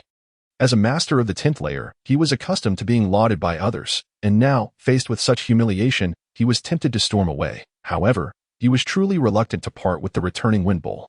It was imperative to note that this artifact was highly compatible with his cultivation method. Should he manage to acquire it, it would undoubtedly enhance his abilities significantly. Yet, apart from this shard of a magical item, all his other possessions held value, and he had exhausted his supply of spirit stones days prior, leaving him in a precarious position. "Esteemed brother, how about selling that shard to me? I can offer 10 spirit stones." A burly figure clad in an oversized gray robe stepped forth from the crowd, clasping his fists together in a gesture of sincerity. "Not for sale. If you wish to purchase it, you must provide 30 spirit stones." The black-clad man vehemently shook his head, his refusal as firm as a drum. "Ahem, if only this shard were a tad larger, it might indeed be worth such a price. Alas, it is regrettably too small, covering too few items." The gray-robed man, witnessing the refusal, displayed a look of disappointment and did not linger any longer, retreating back into the throng. "12 stones. Will you sell? I'll offer 13. Numerous cultivators watching the scene were captivated by the shard of the magical artifact. Even if they could not utilize it, keeping it for leisurely study might yield unexpected insights. Thus, the bidding soon escalated to 20 stones, initiated by a simple-faced, round-cheeked youth, faced with such a high price. The other onlookers fell silent. They deemed this amount quite considerable, and any further increase would border on extravagance. After all, for these low-tier cultivators, possessing a mere 10 spirit stones was already commendable. 20. The black-clad man's expression shifted. This price grazed the limits of his expectations. Perhaps, if he supplemented it with another item, he could trade with the stall owner for the returning wind bowl. "You are willing to offer 20 spirit stones?" he inquired, his tone amiable towards the round-faced youth. Yet, for reasons unknown, the youth's face oscillated between crimson and pale, betraying his evident distress. "I don't have that many spirit stones." A stammering confession tumbled from the flustered youth's lips, leaving the onlookers astounded. "You don't? Then what was that shout about? Were you deliberately toying with me?" The black-clad man erupted in fury, his pent-up rage surging forth, overwhelming the youth with an immense aura of pressure. "I merely found it amusing to see others bidding." I inadvertently chimed in. The round-faced youth hastily defended himself, beads of sweat rolling down his brow like pearls. "A mere 5th-layer cultivator. How could he withstand such spiritual oppression? Who was the one who called out 19 stones? I am willing to gift you 1 spirit stone to secure the purchase of this item," the youth, in a moment of desperation, exclaimed. However, the surroundings fell into an eerie silence. With no one responding, it appeared that individual had already reconsidered their interest. What of the brother who bid 18 stones? The youth gazed at the increasingly menacing visage of the black-clad man. On the verge of tears, he is merely a trifling loose cultivator, possessing only 2 spiritual stones, which he has painstakingly acquired over the course of an entire year. Just as everyone anticipated a splendid spectacle, a leisurely voice suddenly resonated, and an individual stepped in from outside, calling out to the burly man. "What do you intend to do?" The burly man inquired with a grim expression regarding the newcomer. His patience had worn thin. Should this individual also be a provocateur, he would not hesitate to deal with him as well, despite the fact that this newcomer was no weakling, being a formidable figure at the 9th tier of cultivation. "I have a keen interest in this item and wish to obtain it," the man said, gesturing towards the cloth with a smile. The cultivator, mistakenly perceived by the burly man as a provocateur, was none other than Han L. It turned out that when Han Li initially heard this person mention that the fragment of the magical artifact could render one invisible and conceal spiritual energy, a vague idea sparked within his mind. After the burly man demonstrated the concealment dagger, Han Li's thoughts crystallized, and his desire for this fragment became insatiable. Thus, even if the round-faced youth truly possessed 20 spiritual stones to purchase it, Han Li would not hesitate to interject and seize the item for himself. "How much are you willing to pay?" The burly man was taken aback, yet his demeanor softened as he asked. "I do not intend to purchase it. Rather, I would like to exchange it for this item," Han Li replied calmly, retrieving a talisman from his sleeve and placing it on the stall for all to see clearly. "A flying talisman," an astute observer exclaimed in astonishment. "It is a high-grade primary spiritual talisman."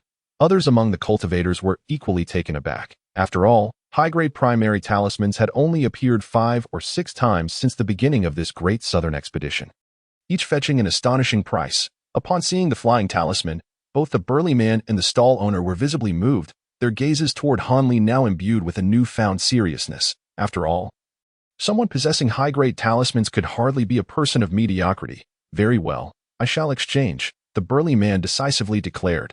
Such an evidently advantageous deal was not one to be passed up. "However, before we proceed, I would like to test your claim that this fragment does not hinder the absorption of spiritual energy from the external environment. If it proves true, I will exchange immediately. If not, I cannot afford to exchange this item at a loss." Han Li remained unperturbed. Initially taken aback by Han Li's words, the burly man soon laughed heartily after comprehending the content. "What I have stated regarding this item's efficacy is entirely accurate. Please feel free to test it." In response, Han Li did not hold back. He produced a goblet-like vessel from his person and placed it on the ground. Then, he draped the cloth over it. Once the goblet vanished, Han Li extended a finger, coalescing a small white orb of spiritual energy at its tip, and gently tapped it downward. As a result, the luminous orb gradually disappeared, seemingly devoured by an unseen force. Witnessing this, Han Li's face illuminated with delight. He gently grasped the cloth, lifting it into his hands, and the goblet reappeared, now containing the previously vanished orb. "Indeed," Han Li exclaimed, "what you have said holds true. I will take this fragment of the magical artifact, and the flying talisman shall belong to you." He tucked the cloth into his sleeve, clasped his hands in salute to the burly man, and declared, "Excellent. You are indeed forthright." Upon hearing the news, the dark-skinned man was filled with delight. He bent down and grasped the flying talisman in his hands, eagerly examining it from different angles several times. Once he confirmed its authenticity, a smile crept across his face. Han Li offered a faint smile. Choosing not to say anything further, he turned and slipped away from the crowd, but had scarcely taken a few steps when he was met with a cacophony of discussions from behind him. "Is this person foolish? He actually exchanged a high-grade talisman for such a trifling item. Indeed, this fragment is so small. What significant use could it possibly serve? Such a trade is utterly worthless. Let us not be too hasty in judgment. Perhaps it holds some unexpected utility." Hearing these remarks, Han Li couldn't help but stifle a few chuckles. How could these cultivators comprehend the significance of this item to him? "Brother, wait up. Hold on." A voice suddenly called out from behind, followed by the sound of hurried footsteps approaching. Han Li paused in surprise. Could they be calling for him? He turned to see a figure running towards him, drenched in sweat, the round-faced youth who had almost caused a major incident.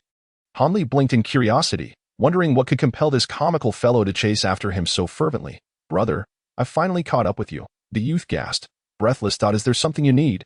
Han Li inquired, regarding him with a puzzled expression. "This is for you," the youth exclaimed, without further ado, thrusting a small booklet into Han Li's hands. "Consider it a token of gratitude for your timely intervention," he added, before shyly dashing away. Han Li was momentarily taken aback, but soon a smile graced his lips. It was indeed surprising to encounter such genuine individuals among the cultivators. He did not pursue the youth, instead lowering his gaze to the item in his hands. The Qingxi Chronicles was the title of the booklet, which did not appear to contain any spells or techniques. Intrigued, Han Li flipped through a few pages. He discovered that it was a compilation of anecdotes and legends meticulously recorded by a certain elder cultivator from the state of Yu, known as Qingxi Zhenren, who preferred wandering to rigorous cultivation. Some pages were adorned with vivid illustrations related to the tales. Though he had not perused much, Han Li found himself quite captivated and decided to tuck the booklet into his inner robe. Subsequently, he encountered no extraordinary events and, feeling a twinge of boredom, returned to his residence. Inside his chamber, Han Li reclined at the head of his bed and began to delve into the Qingxi Chronicles. The narratives within ranged from the elder's personal experiences to mere hearsay, yet each one was peculiar and remarkable in its own right. Some even contained secrets rarely disclosed by cultivation families. Leaving Han Li puzzled as to how Qingxi Zhenren had come by such knowledge, engrossed in reading, he turned to the final pages of the booklet, where he was met with illustrations of 7 distinct tokens, resembling medallions. At the bottom of the images, a few lines of text were inscribed, "Ascension tokens, crafted by the 7 great sects of the state of Yu. These are bestowed upon cultivation families that achieve remarkable feats. Anyone who possesses a token and approaches the issuing sect will receive benefits equivalent to those granted to the victors of the Ascension Conference, including the provision of foundation establishment pills and eligibility for entry." This object has been circulated solely within various cultivation families, rendering ordinary cultivators unable to behold it. Consequently, its appearance has been depicted merely based on hearsay. In a smaller script at the bottom, the esteemed Qingshi remarked, "This decree may be transferred and traded among the cultivation families, and its issuance dates back to a time long past. Thus, the issuing sect recognizes the decree rather than the individual. As long as one possesses the decree, one may ascend to the heavens in a single step, making it a miraculous artifact for low-tier cultivators." Upon reading the elucidation below and examining the 7 accompanying illustrations, Han Li felt a parched sensation in his mouth, his heart racing with fervor. When he first heard the term Ascension Conference, he instinctively recalled the peculiar token acquired from the gnome, which bore the same characters for Ascension on one side. This led him to wonder whether there might be a connection between the two. However, after hearing others elaborate on the Ascension Conference without a single mention of the Ascension Decree, he dismissed it as mere coincidence and pushed it from his mind. Yet, unexpectedly, in this serendipitously acquired pamphlet, he discovered the origin and true purpose of this artifact. Moreover, the significance of the Ascension Decree was immense. The more he contemplated, the more exhilarated he became, hastily retrieving the dark, murky token from his person and eagerly comparing it to the illustrations, identifying the one that closely resembled its design. The Ascension Decree from Huangfeng Valley was indeed issued by Huangfeng Valley. Han Li gently caressed the token, murmuring to himself, "However, how could such a precious item have fallen into the hands of Jin Guang, a cultivator of such little renown?" As he regained his composure, doubts began to arise. In truth, the gnome was the original owner of this token. It was revealed that the now renowned Qin Yiling was once home to another cultivation family of equal repute, the Qin family, alongside the Yi family. Due to their kinship, their relations were amicable. This Ascension Decree was a treasured heirloom passed down through generations of the Qin family. The reason it had not been utilized was that the Qin family had continuously failed to find a cultivator of extraordinary talent worthy of it.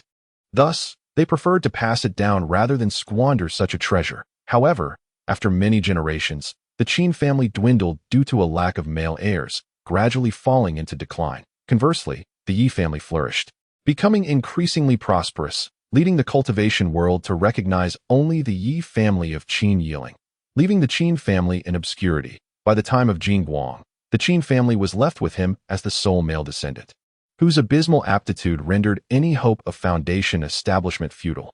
Thus, the disparity in power between the Qin and Yi families became pronounced, and the once cherished kinship had long since faded into memory. Consequently, the Yi family set their sights on the few extraordinary treasures passed down through the Qin lineage, with the Ascension Decree being their most coveted prize. despite Jin Guang's poor cultivation aptitude. He possessed a keen sense for observation and, being timid by nature, when he sensed the Yi family's impending actions, the gnome hurriedly absconded with the Ascension Decree and the talisman adorned with a small sword. Making a swift escape. As for the remaining treasures, they were sealed within a barrier, rendering Jin Guang unable to retrieve them in the short term. Thus he reluctantly relinquished them to the Yi family. Having evaded capture for over a decade, the Golden Light Master had taken refuge in a certain temple within the territory of the barbarians, relying on his meager magical abilities to deceive others for sustenance, thus living a carefree life. Over time, his initial desire to utilize the Ascension token faded, as he reflected on the futility of attempting to enter the Foundation Establishment stage even with the Foundation Establishment pill.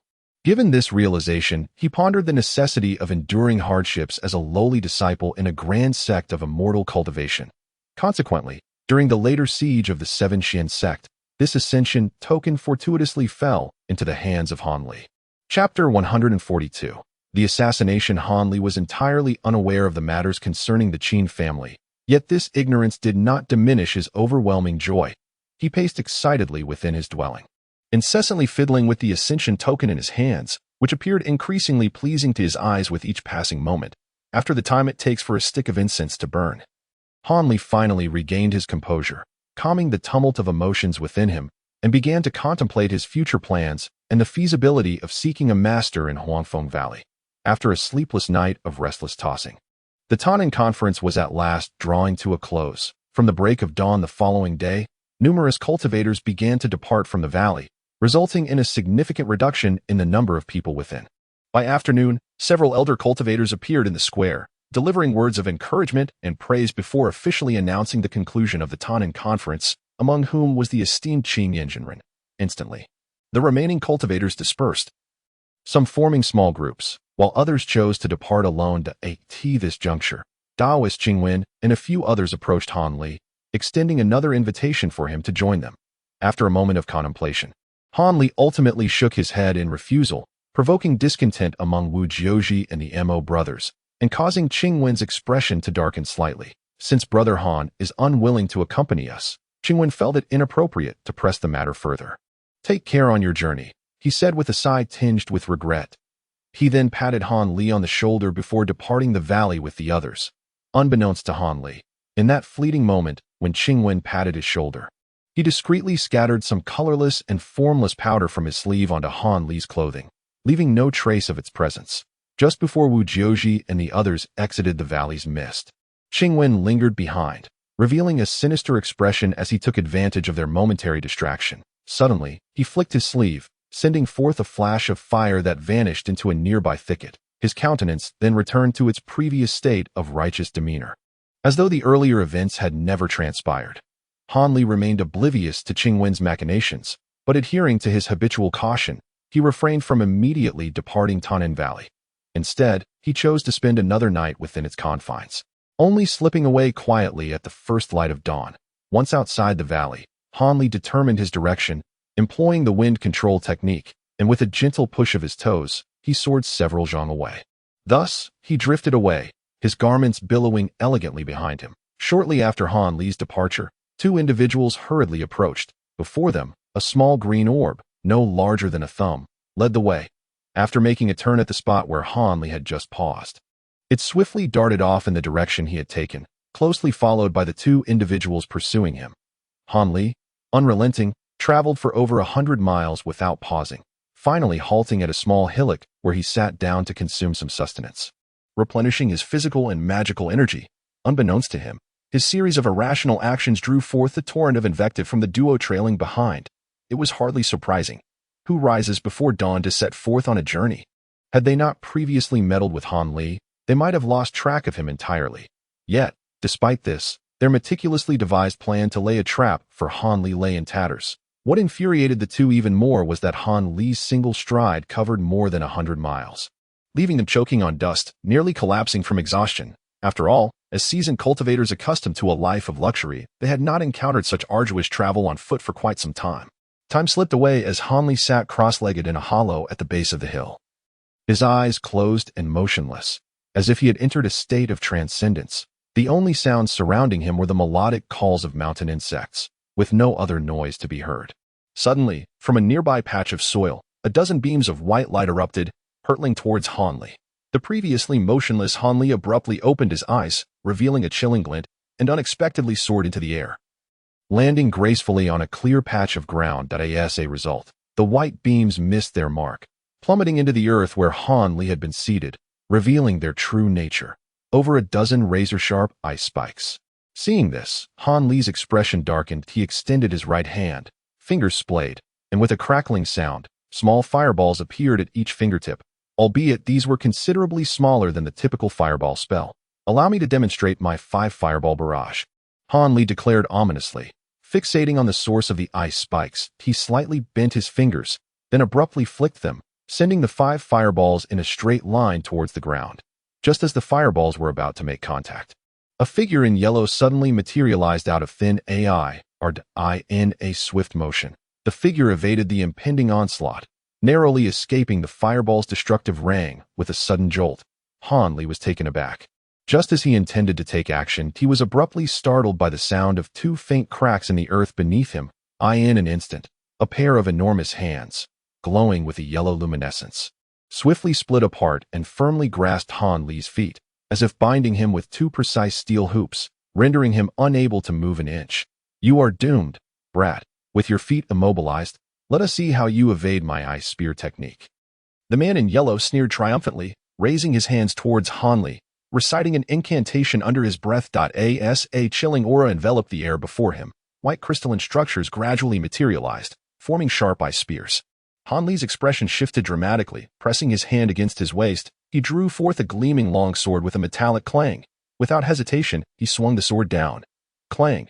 The strike met resistance as if it had collided with solid rock, sending sparks flying, yet the yellow hand remained unscathed. Filled with both shock and fury, Hanli was contemplating a different approach when the man in yellow erupted into maniacal laughter. Ha ha, prepare to die, brat. A sense of dread washed over Hanli as he quickly looked up. He saw around 20 sharp ice spears shooting towards him from the yellow-clad figure, enveloping him completely, leaving no room for escape. Faced with this dire situation, Hanli's expression turned grave. Taking a deep breath and gritting his teeth, he remained steadfast, his body twisting in an uncanny manner. Remarkably, most of the ice spears were evaded. But 2 struck him. One pierced his right shoulder and another his left leg, blood gushing from the wounds and soaking his garments. With a swift motion, he cast aside his long sword and deftly manipulated his fingers, sealing the blood vessels near the wounds to stem the flow of blood.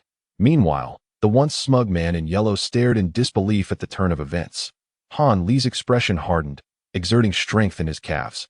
They twisted unnaturally, and with a series of cracking sounds, his feet shrank dramatically. In a sudden surge, he propelled himself upwards, yanking his feet free from the grasp of the enormous hands, and he shot backwards through the air, finally halting a considerable distance away, coldly gazing at the gigantic hands. Impossible!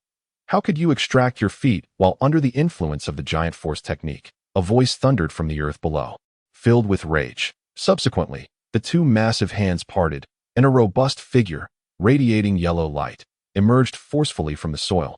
Chapter 143. Decapitation. The burly man who had just emerged from the ground, alongside the initial man in yellow, comprised the duo that had relentlessly pursued Hanli. Fearing he might escape once more, they had stealthily approached after regaining a measure of their magical energy.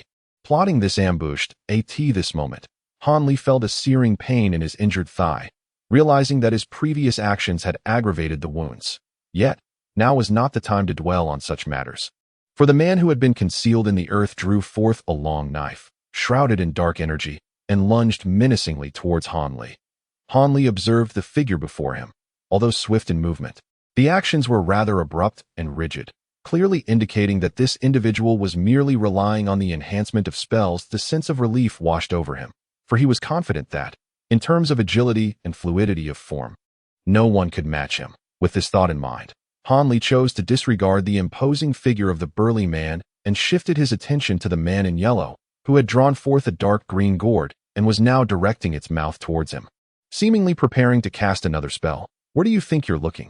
Die. The burly man charged toward Hanli, his body radiating a brilliant yellow light as he raised his peculiar long knife, bringing it down with great force. Han Li merely snorted, his body swaying as he evaded the lethal arc of the blade. "You've fallen for my trick," the burly man suddenly cackled. The long knife in his hand shimmered with a dark light, transforming into an elongated black cord that writhed like a serpent, swiftly pursuing Han Li's form with the intent to ensnare him. Taken aback, Han Li's figure became an indistinct blur, darting left and right, forward and backward, as if multiple versions of himself were encircling the burly man. The latter was initially startled by this spectacle, but soon dismissed his fear, relying on the protection of his earthen armor spell. He continued to manipulate the flexible black cord, relentlessly pursuing Han Li's true form. Bang! Bang! Han Li zipped past the burly man, but in that fleeting moment he unleashed a barrage of fireballs from his clasped hands, striking the man and causing the yellow light surrounding him to flicker. Regrettably, the light quickly regained its brilliance. "Such trivial fireballs cannot breach my protective barrier," the burly man sneered, his hand movements quickening as he maintained his control over the black cord. Han Li felt a surge of urgency. Although the black cord was slightly slower than himself, it still posed a threat. He dared not slow his pace, for being caught would undoubtedly lead to his entrapment. Uncertain of the nature of this black cord and its troublesome capabilities, he cast a furtive glance at the man in yellow, only to find him solemn and focused, as a green light began to emanate from the gourd in his hand, hinting at an imminent release of some unknown entity. "This cannot continue. My life is at stake." Han Li realized the gravity of his predicament. Thus, amidst his rapid flight, he retrieved the diamond talisman acquired from the golden-robed figure. This talisman represented a form of spell, the incantation of which Han Li had long learned from the monk Ku Sang, and now it would finally serve its purpose. In a hushed tone, he recited the incantation, his words somewhat muddled due to the urgency of his movements. Nevertheless, the golden characters inscribed on the talisman began to glow. Once the golden script was fully illuminated, Han Li pressed the talisman against himself, and a brilliant golden light enveloped him, forming an impenetrable golden shield. However, this sudden action caused his pace to falter, allowing the pursuing black cord to ensnare him. Using the diamond talisman would inevitably slow his movements, a fact Han Li was well aware of. Yet upon seeing the black cord wrap around him in several loops, all halted by the protective golden light, he felt a swell of reassurance. Realizing he had made the right bet, Han Li was assured that the golden shield could indeed withstand the onslaught of his opponent's weaponry. However, upon witnessing this, the burly man let out a low growl. Striding forward with great determination, his fists clenched tightly, and charged once more. The brilliant yellow light emanating from his hands was dazzling, almost tangible, as if he had augmented his powers with some unknown technique. Having learned from the previous encounter, Han Li was not about to allow the giant to close the distance again. Suddenly, he crouched down, pressing his hands against the ground, and a series of deep incantations emerged from his lips, causing his hands to shimmer faintly with a yellow glow. The burly man, taken aback by the sight, attempted to halt his advance, but it was too late. The ground beneath him transformed into a quagmire of soft, shifting sand, ensnaring his feet and sinking him deep until he was trapped up to his thighs, leaving him in a state of utter disarray. "Strike!" A sharp command pierced Han Li's ears. His heart sank as he turned his gaze towards the figure in yellow. From the dark, gourd-like mouth of the figure, several murky orbs, each the size of a chicken egg, were expelled in rapid succession, hurtling directly towards Han Li. His complexion turned grim, yet he swiftly dispersed the yellow light surrounding him and began to rummage through his robes. Retrieving a wooden box at that moment, the orbs approached with alarming speed, crashing violently against Han Li's golden shield, causing it to contort and ripple as though it might shatter at any moment. Despite the imminent danger, Han Li remained undeterred, settling into a cross-legged position, placing the wooden box atop his knees, and forming a series of intricate hand seals. Thud, thud, thud. The assault of the orbs intensified, unrelenting in their bombardment against the golden barrier, which began to dim, signaling that destruction loomed. In that critical moment, Han Li bellowed, "Rise!" As the words left his mouth, a beam of gray light, nearly 10 feet long, erupted from the wooden box, spiraling around him like a dragon emerging from the depths of water. The orbs, as if confronted by their nemesis, were cleaved in twain, crashing down to the ground like fallen leaves. Symbolic treasure, the figure in yellow screamed in terror. Han Li's heart stirred at the sound. But he had no time to ponder. for the burly man had finally extricated himself from the sand. Yet, upon seeing the ominous gray sword light, his face turned ashen. Instead of charging at Han Li, he spun around and fled in a panic. However, driven by a surge of murderous intent, Han Li was unwilling to let him escape.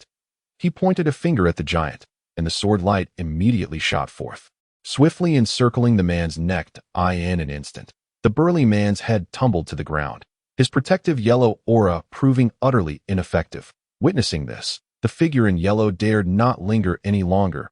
He hastily produced a talisman from his person, slapping it onto himself, which conjured a pair of massive yellow wings. With a gentle flap, he soared into the air, attempting to flee into the distance. Han Li, however, commanded the sword light to pursue relentlessly.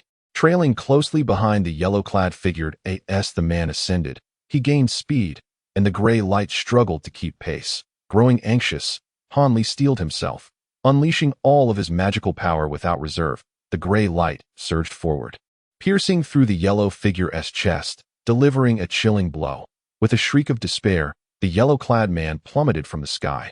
Han Li was filled with exhilaration as he summoned the gray light and dashed forward, eager to capture a live specimen for thorough interrogation. Unfortunately, by the time Han Li reached the site of the fall, the man in yellow was irrevocably dead, having perished from the impact. This left Han Li in a state of deep frustration.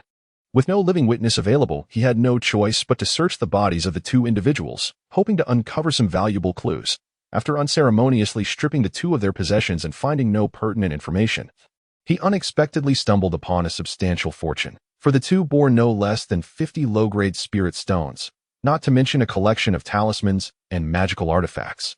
Although Han Li found himself perplexed by the sudden ambush, he could not ascertain whether the previous disappearances of loose cultivators were related to these two. Nevertheless, he dared not linger in the area any longer. After consuming some medicinal pills, he resumed his journey. Chapter 144. The Contest for Foundation Establishment Pills. Jianzhou, located in the northern part of Yu Nation, ranks second in area among the 13 provinces, characterized by its mountainous terrain and sparse population. It shares a border with the neighboring Yuanwu Nation. The Taiwan mountain range sprawls across the western part of Jianzhou, extending for thousands of miles, teeming with various wild beasts and birds of prey. A true wilderness seldom trodden by human feet. Occasionally, tales emerge from woodcutters and hunters claiming to have witnessed divine beings and mystical creatures, further shrouding the area in an aura of mystery. Little do the worldly folk realize that the central part of this mountain range has long been occupied by Huangfeng Valley, one of the 7 major sects of cultivation, for several millennia. From above, this location appears no different from other mountain ranges, with its steep cliffs and lush forests, yet it is actually concealed beneath an enormous and intricate barrier array, an elaborate illusion that in reality. Countless pavilions and grand halls have been meticulously constructed below, with cultivators using leaf-shaped artifacts flitting about in the lower skies, busily attending to their tasks. The current leader of Huangfeng Valley, Master Zhongling, has surpassed 100 years in age but still appears as a middle-aged man with 3 wisps of long beard. He has attained the late stage of foundation establishment and is known for his calm demeanor and organizational acumen, earning him great respect among the elders and his peers within the sect. However, this typically composed and confident Master Zhong now furrows his brow as he sits in the main seat of the Great Hall, observing with a hint of helplessness the heated debate between a middle-aged man and an elderly gentleman. Flanking the hall are a dozen or so cultivators, each displaying a range of emotions, all of whom are administrative personnel of Huangfeng Valley. Brother Morong, several months ago, the allocation of foundation establishment pills was already determined, yet now you have inexplicably revoked the one meant for my grandnephew, granting it instead to a loose cultivator. This is utterly unacceptable, the elderly man exclaimed, his face flushed with indignation as he directed his ire towards the middle-aged scholar with a pale complexion. Brother Yi, this is merely an unexpected occurrence. Such an event, which happens only once in several hundred years, where someone possesses a decree of ascendance to join our sect, cannot simply be ignored. We must provide them with a foundation establishment pill. The middle-aged scholar replied, his expression unwavering and his tone deliberate. But this individual is not from a cultivation family. He is merely a loose cultivator. Surely, granting him a foundation establishment pill is excessive? Allowing him entry into the sect should suffice, and that alone would be a great fortune for him. The elder countered, his face red with frustration. Why shitty? one must not speak in such a manner. How can you be certain that the ancestors of others were not from a lineage of immortal cultivators? Perhaps their family simply fell into decline, leading them to become loose practitioners. Furthermore, who can guarantee that their own family will never suffer a downfall?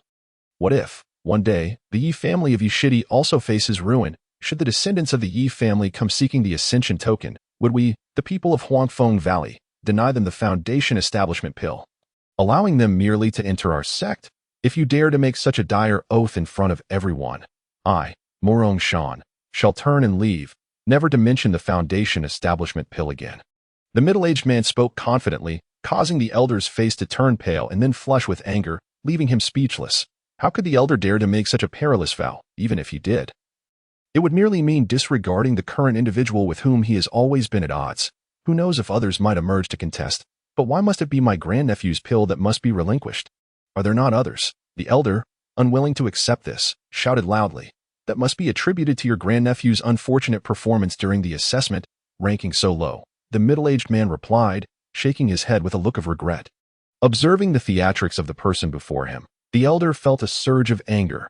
Yet, concerned for his grandnephew's interests, he pressed on, attempting to clarify. While my grandnephew's rank was indeed low, he was not the last among those who consumed the Foundation Establishment Pill.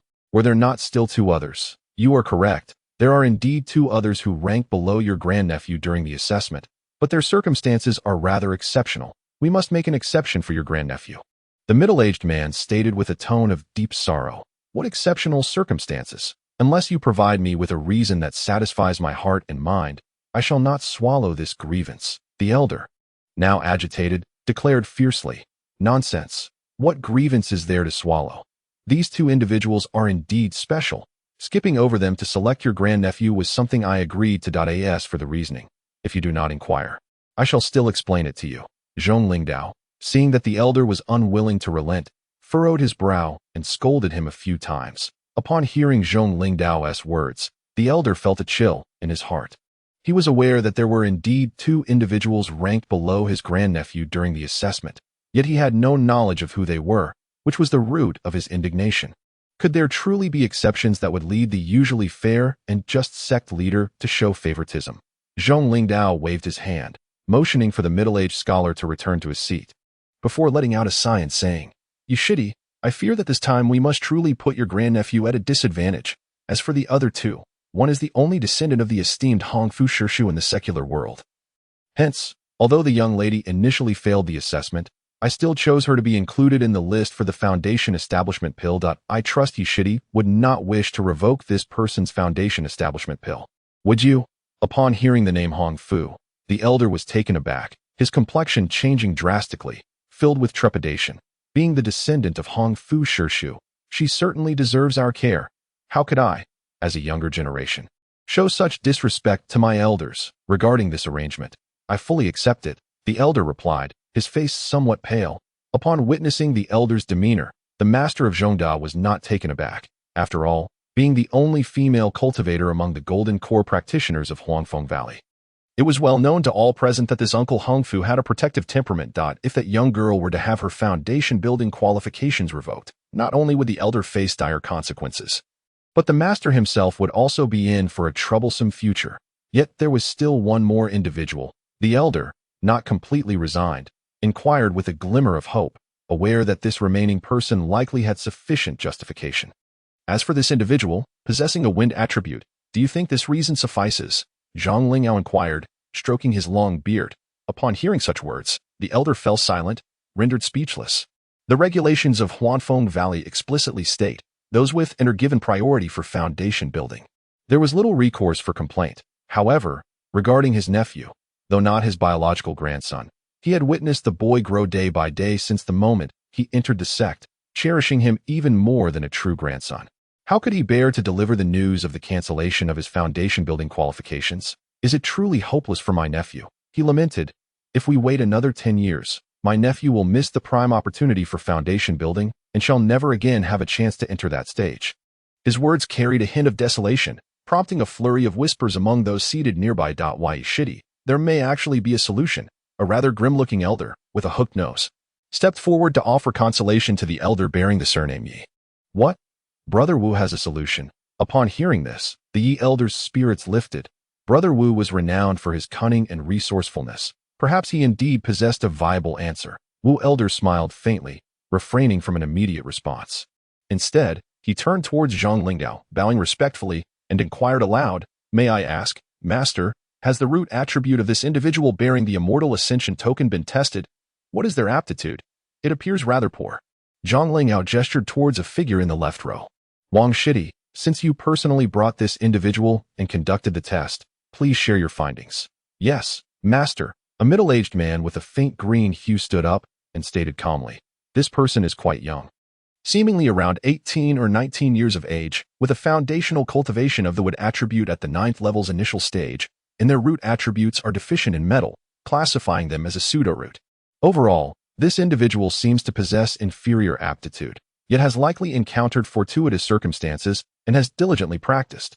Otherwise, they would not have attained their current level. Without further opportunities, they may at best reach the 11th or 12th level of foundational cultivation, with little hope of entering the foundation building stage. Even if they were to consume a foundation building pill, the likelihood of entering that stage would be merely 1%.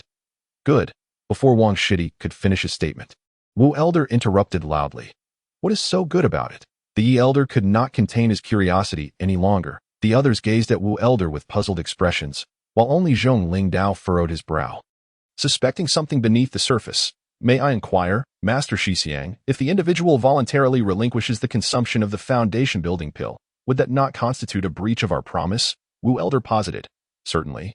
But no one is permitted to use threats or coercive means to accomplish this. Otherwise, the reputation of Huanfeng Valley would be tarnished," Master Zheng gently reminded. "Rest assured, Master, that shall not be the case." The elderly man surnamed Wu smiled faintly, then turned to the elder surnamed Yi and remarked, "Yi Shidi, would you mind parting with a few resources to purchase his foundation building pill? Considering his rather abysmal aptitude, the success rate for his foundation establishment is exceedingly low. There exists a substantial likelihood that he would willingly forego the pill in exchange for something more practical." The confidence radiating from the elder Wu was palpable. "Indeed, Brother Wu, that is an excellent idea." The elder Ye's eyes sparkled with excitement. He then turned to Zhong Ling with hopeful anticipation and inquired, "Master Zhong, may I have the opportunity to meet the owner of the Ascension token? I wish to negotiate a trade that would encourage him to relinquish his foundation building pill." Zhong Ling pondered for a moment before nodding in agreement, but not without cautioning the elder against employing any unscrupulous tactics in their dealings. Thus, the elder was escorted by Wang Shidi to meet the unexpected guest. Upon exiting the grand hall, the elder and Wang Shidi ascended into the air, utilizing a leaf-shaped magical artifact, and soared towards the welcoming pavilion of Huangfeng Valley. Meanwhile, within a chamber of the welcoming pavilion in Huangfeng Valley, a young man lay on the bed, lost in thought as he gazed at the ceiling. This young man was Han Li, who had arrived at Huangfeng Valley alongside the victors of the Ascension Conference, after Han Li had vanquished the two assailants. He had made his way without further incident to a secluded mountain range in Lanzhou to participate in the soon-to-be-held Ascension Conference, where he witnessed the arena battles that were even more brutal than what Hu Pinggu had described. Following a series of life-and-death contests, the ultimate victors of each arena were determined, at which point the guides of the 7 great sects finally made their appearances, with Wang Shidi serving as the guide for Huangfeng Valley. Upon meeting the guide, Han Li deliberated carefully and resolved to take a risk by presenting his Ascension token for inspection, which astonished the other party. The guide immediately expressed willingness to escort Han Li back to the sect, stating that how to handle him and the token would ultimately be decided by their master, as the retrieval of the last Ascension token had occurred 4 to 5 centuries ago. Han Li had no objections. After all, finding the entrance to Huangfeng Valley on his own would have posed a considerable challenge. Thus, under the astonished gazes of other cultivators, Han Li, along with 10 other victors, boarded an enormous boat-shaped magical artifact and was escorted back to Huangfeng Valley by the guide Wang Shidi, who arranged for him to wait for further correspondence for the other 10 individuals. They were separated from him, and their destination remained unknown.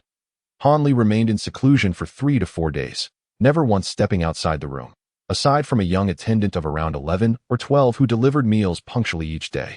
He had seen no one else. This was not due to Han Li's compliance. Rather, the guide surnamed Wang had informed him that after arranging his accommodations and assessing his attributes, he was explicitly told that, As he was not yet a disciple of Huangfeng Valley, certain restrictions had been placed on the room, preventing him from leaving. Should he venture outside, he would trigger those restrictions and become ensnared. After hearing Wang's words, Hanli naturally refrained from seeking unnecessary trouble. Moreover, upon discovering that he possessed a pseudo-spiritual root with 4 attributes, his spirits were further dampened. Although Hanli had long been aware of his mediocre aptitude for cultivation, hearing it confirmed in such stark terms left him despondent for an entire day. It appears that if he wishes to achieve any notable progress on the path of cultivation, he will have to rely on external forces such as elixirs. However, after reaching the 9th level of his Changchun skill, he has noticed a significant decrease in the efficacy of Huanglong Dan and Jinsui Wan, rendering them far less beneficial than before. It seems imperative to seek out additional spiritual herb formulas to concoct truly suitable elixirs for cultivators. So as not to hinder his progress in cultivation. As Hanli was lost in thought, the sudden sound of footsteps outside interrupted him, and it was clear that more than one person was approaching. Hanli's spirit was instantly invigorated. After much anticipation, it seemed he had finally received the awaited news. "Young friend, are you finding your stay here comfortable?" The door was gently pushed open, and a voice belonging to a man named Wang echoed in. He stepped inside, followed by an elderly gentleman with a ruddy complexion. "Wang Xianshi, greetings." Hanli promptly leaped from his bed, respectfully bowing, fully aware that being overly courteous could only serve him well. "And this is?" Hanli inquired, casting a curious glance at the old man. "This is my senior brother, surnamed Yi." Wang Shidi replied with a smile, providing a brief explanation. "Surnamed Yi?" Hanli was taken aback. Could it be that his actions of killing and seizing the decree from Jin Guangshangren had been exposed, prompting the Yi family to send someone after him? However, despite the old man's somewhat displeased expression, he did not appear to harbor any intentions of vengeance. It seemed there was more to the story. Hanli mused internally, but he maintained an outwardly calm demeanor and respectfully addressed the elder. "So it is Master Yi." The old man had scrutinized Hanli from head to toe, finding him utterly ordinary, devoid of any remarkable qualities, which only increased his confidence regarding the purpose of this visit. Upon hearing Hanli's greeting, his demeanor softened, and he replied with a smile, "Aha, young friend Han need not be so formal. Since you possess the Ascension Order and have come to our Huangfeng Valley, you are now a disciple of our sect. Thus, you may call me Master Yi without any need for such distance." Hearing the elder's words, Hanli felt a wave of relief wash over him, yet his mind was also filled with questions. Since the other party spoke so courteously, it seemed they were not here for revenge. Nevertheless, the level of politeness seemed a bit excessive. What did he mean by not being an outsider? Hanli was perplexed. "Younger friend Han, what my senior brother Yi said is indeed correct. The sect's master has agreed to allow you to join our valley as a disciple, and has even provided a foundation establishment pill for you," Wang Shidi said with a light chuckle. Really? Even though Hanli was typically composed and calm, he could not help but feel a surge of excitement upon hearing this news, nearly bursting into a dance to express his exhilaration. Observing Hanli's reaction, Wang Shidi merely smiled, as if he had anticipated this display of enthusiasm. "Brother Wang, I would like to speak with Han Shiji privately.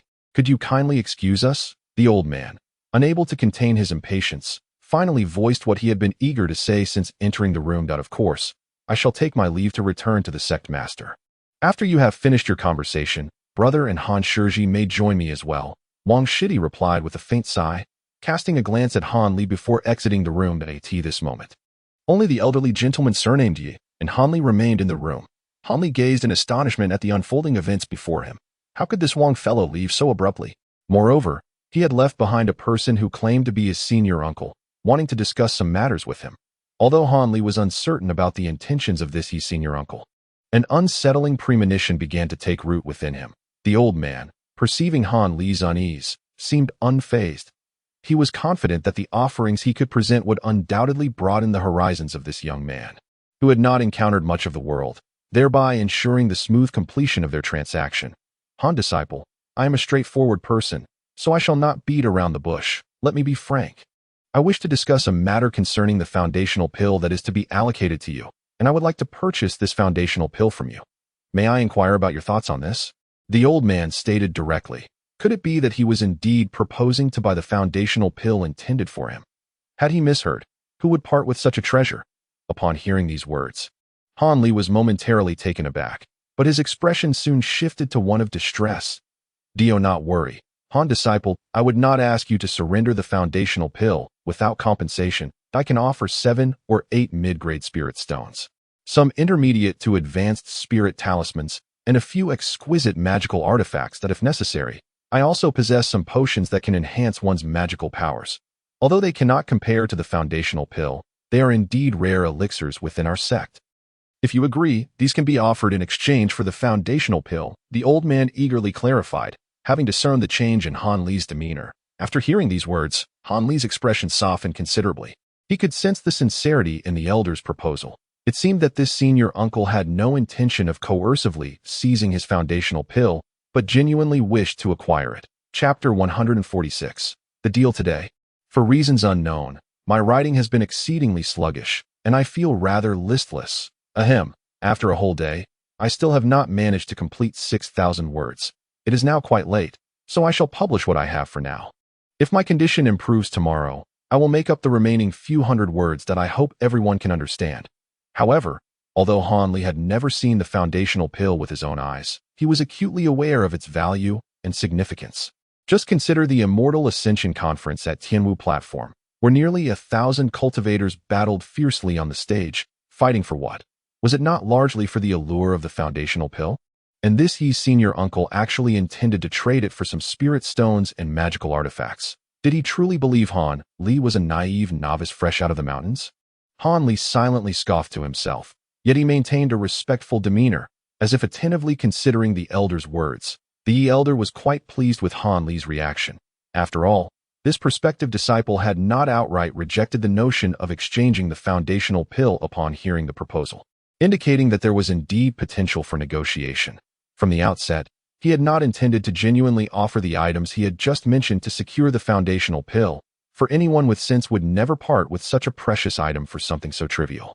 His earlier words had merely served as an exploratory probe. However, seeing the other party's attitude now, it appeared that there was indeed room for discussion, which filled him with elation, as long as the other party was willing to negotiate. The elder was absolutely confident in his ability to meet the disciple's demands and secure the foundational pill. Upon contemplating this, the elderly man with the surname Yi smiled even more broadly, finding Han Li's appearance considerably more agreeable than before. "Master Han, I presume you are now aware of your spiritual root attributes, are you not? To be candid, given your qualifications, the chances of successfully establishing a foundation even with the use of a foundation establishment pill are exceedingly slim. This pill would merely serve to enhance your magical prowess, raising your foundational techniques by a mere 2 or 3 levels at best. If that is the case, then such a pill would be a tremendous waste. For you, it would be far more advantageous to exchange this item for something of greater utility. If only." The elder began to elaborate extensively, frequently attempting to entice Han Li. While Han Li appeared to be attentively listening to this lengthy discourse from his Uncle Yi, his mind was already engaged in analysis, constantly weighing the pros and cons involved. Truth be told, he was well aware that, as the elder had stated, the likelihood of successfully establishing a foundation with just a single foundation establishment pill was indeed minuscule. However, the thought of simply handing over the pill without resistance left Han Li feeling quite reluctant. After all, no matter how slim the opportunity, there remained a glimmer of hope for success in foundation establishment. Yet, if he were to deny this elder Yi the pill, it would undoubtedly complicate his future days in the Yellow Maple Valley, likely inciting the elder's ire for no justifiable reason. Moreover, it appeared that the elder held some degree of influence within the Yellow Maple Valley, which could spell disaster for Han Li. "Elder Yi, may I inquire on whose behalf this foundation establishment pill was procured? Surely, you have no further need for it." Han Li pondered for quite some time before deciding to probe the elder's intentions further. Although he had interrupted the elder's monologue, the old man did not exhibit any signs of displeasure. After a moment's hesitation upon hearing Han Li's question, he replied, "Since you have inquired, young Master Han, I have nothing to conceal. This foundation establishment pill was sought for my dear nephew's grandson, that I hope you might grant us a favor." Upon hearing this, Han Li couldn't help but smile bitterly to himself, reflecting, a grandson, that indeed indicates a close familial bond. Furthermore, for this elder to exert such effort and lower himself to bargain with a junior for the pill, it must mean that the grandson is quite cherished. It became evident that refusing to exchange the pill would undoubtedly provoke the elder's wrath, and Han Li's tranquility in the Yellow Maple Valley would be irrevocably shattered. Reluctantly, he resolved to acquiesce. As for his own foundation establishment, he would have to devise another plan in the future. He still possessed that mysterious small vial, as long as he had the formula and the time. What concoction could he not create? Having thoroughly assessed the situation, Han Li firmly resolved to extract a considerable price from the elder before conceding. Thus, he feigned a troubled expression, presenting a countenance of distress. "Elder, it is not that I lack respect for my seniors, but this foundation establishment pill is of immense significance to me. Even if my qualifications are somewhat lacking, surely there remains a thread of hope. However, should I forfeit this opportunity to establish a foundation, I would truly be fated to be estranged from the path of greatness for all my life." The elder, upon hearing Han Li's words, could not help but scoff inwardly, thinking, "With your qualifications, you dare to ponder the matters of the great Tao. Truly, you overestimate your own capabilities on the surface." The elderly man continued to counsel with earnestness from various angles, making numerous empty promises in an attempt to sway Han Li's resolve and persuade him to agree to exchange the foundational cultivation pill. After listening to these hollow words, Han Li couldn't help but chuckle coldly to himself. However, he feigned increasing weakness in his responses, which only invigorated the old man, who then began to propose increasingly attractive offers. "Disciple, if you are willing to part with the foundational cultivation pill, I can assure you that the various menial tasks that must be completed by the disciples within the valley can be handpicked by you." The old man, perceiving that Han Li was on the verge of agreement, finally wielded his trump card. Menial tasks? Han Li was genuinely taken aback. Indeed. It should be noted that the lower-tier disciples of Huangfeng Valley are required to fulfill certain duties each month. These tasks include supervising miners at various mineral sites, serving as attendants in the market established by the sect, tending to the spiritual beasts and birds within the valley, as well as cultivating various rare herbs and other assorted duties. The completion of these tasks is rewarded monthly with a modest allocation of low-grade spiritual stones, a token of appreciation from the sect. As it happens, I am the one responsible for assigning such tasks within the valley." The elder boasted, puffing out his chest, exuding an air of authority. Upon hearing this, Han Li found himself at a loss for words. It appeared that no matter where one may be, there will always be those who exploit their power for personal gain. Even within a prestigious sect like Huangfeng Valley. However, the mention of cultivating rare herbs sparked a thought in Han Li's mind. This task seemed tailor-made for him. Furthermore, the elder had already promised numerous benefits. If he continued to delay, it might indeed give the impression of excessive greed, so it would be wise to seize the opportunity while it was favorable. With this in mind, Han Li feigned a look of being finally moved. Expressing his grievances to the elder, "Since Elder Yi has stated it so, it would be quite disrespectful for me to refuse any further as long as you can truly uphold the conditions you just mentioned. I shall willingly part with this foundational cultivation pill for your esteemed grandnephew. I sincerely hope he achieves success in his foundational cultivation." Upon hearing these words, the old man was overjoyed, repeatedly assuring Han Li, "Rest assured, my disciple, my words are as solid as a rock. When we meet the sect leader later, feel free to discuss the transactions openly with others, but it would be best to keep the matters I have promised in private." Han Li, understanding the implication, smiled knowingly and agreed. "You need not worry about that, Elder. I am fully aware and would not engage in such foolishness." The elder beamed with delight, thoroughly pleased with Han Li's compliance. Chapter 147. Details of the valley. After concluding the transaction with Han Li, the elder led him aboard his magical artifact, soaring towards the Grand Hall of Deliberation to report to the sect leader, Zhongling Dao. Shortly thereafter, Han Li found himself standing before the towering stone hall, observing with curiosity the several disciples of Huangfeng Valley guarding the entrance. These individuals possessed significantly deeper cultivation than Han Li, each seemingly at least at the 10th level of foundational cultivation or above. Han Li could not help but marvel inwardly, regarding the prowess of this sect's cultivators with renewed admiration. Earlier, when he had arrived here with the elder surnamed Yi, he had been instructed to remain outside the hall and await the summons of the sect leader, while the elder himself had entered. This had resulted in an awkward situation, with Han Li standing alone outside, waiting in vain, which led to a period of silent resentment on his part. Fortunately, after a while, a middle-aged man clad in white emerged from within, striding directly to Han Li and coldly stating, "Come with me. The sect leader wishes to see you." Without waiting for Han Li's response, he turned and walked back inside. Han Li couldn't help but smirk ruefully to himself, realizing that as a ninth-layer Qi refinement cultivator, he had evidently not garnered much respect from the other party, who seemingly couldn't be bothered to exchange more than a few words with him. Despite his dissatisfaction towards this individual, Han Li was acutely aware of his own standing in this place and obediently followed him into the Grand Hall. After passing through 3 gates, each guarded by disciples, Han Li finally beheld the sect leader of Huangfeng Valley, Zhong Lingdao, a middle-aged man with a triforked beard. Flanking the hall were over a dozen individuals dressed in various attires. Upon Han Li's entrance, these onlookers briefly scrutinized him, only to lose interest and divert their gazes when they found him unremarkable in appearance. Among them sat the elder surnamed Yi and his junior brother Wang. "Young friend, your name is Han Li, is it not?" the sect leader inquired with a serene demeanor. "Yes, master, I am Han Li, and I pay my respects to you," Han Li replied earnestly, stepping forward to perform a formal bow. "No need for excessive formalities, since you have brought the Ascension Order here. I, as the sect leader, shall adhere to the rules established by our venerable predecessors and accept you as my disciple," Zhong Lingdao said, a warm smile gracing his features as he lightly waved his sleeve. However, Han Li felt an invisible, gentle force lift his bowing form, preventing him from completing the gesture.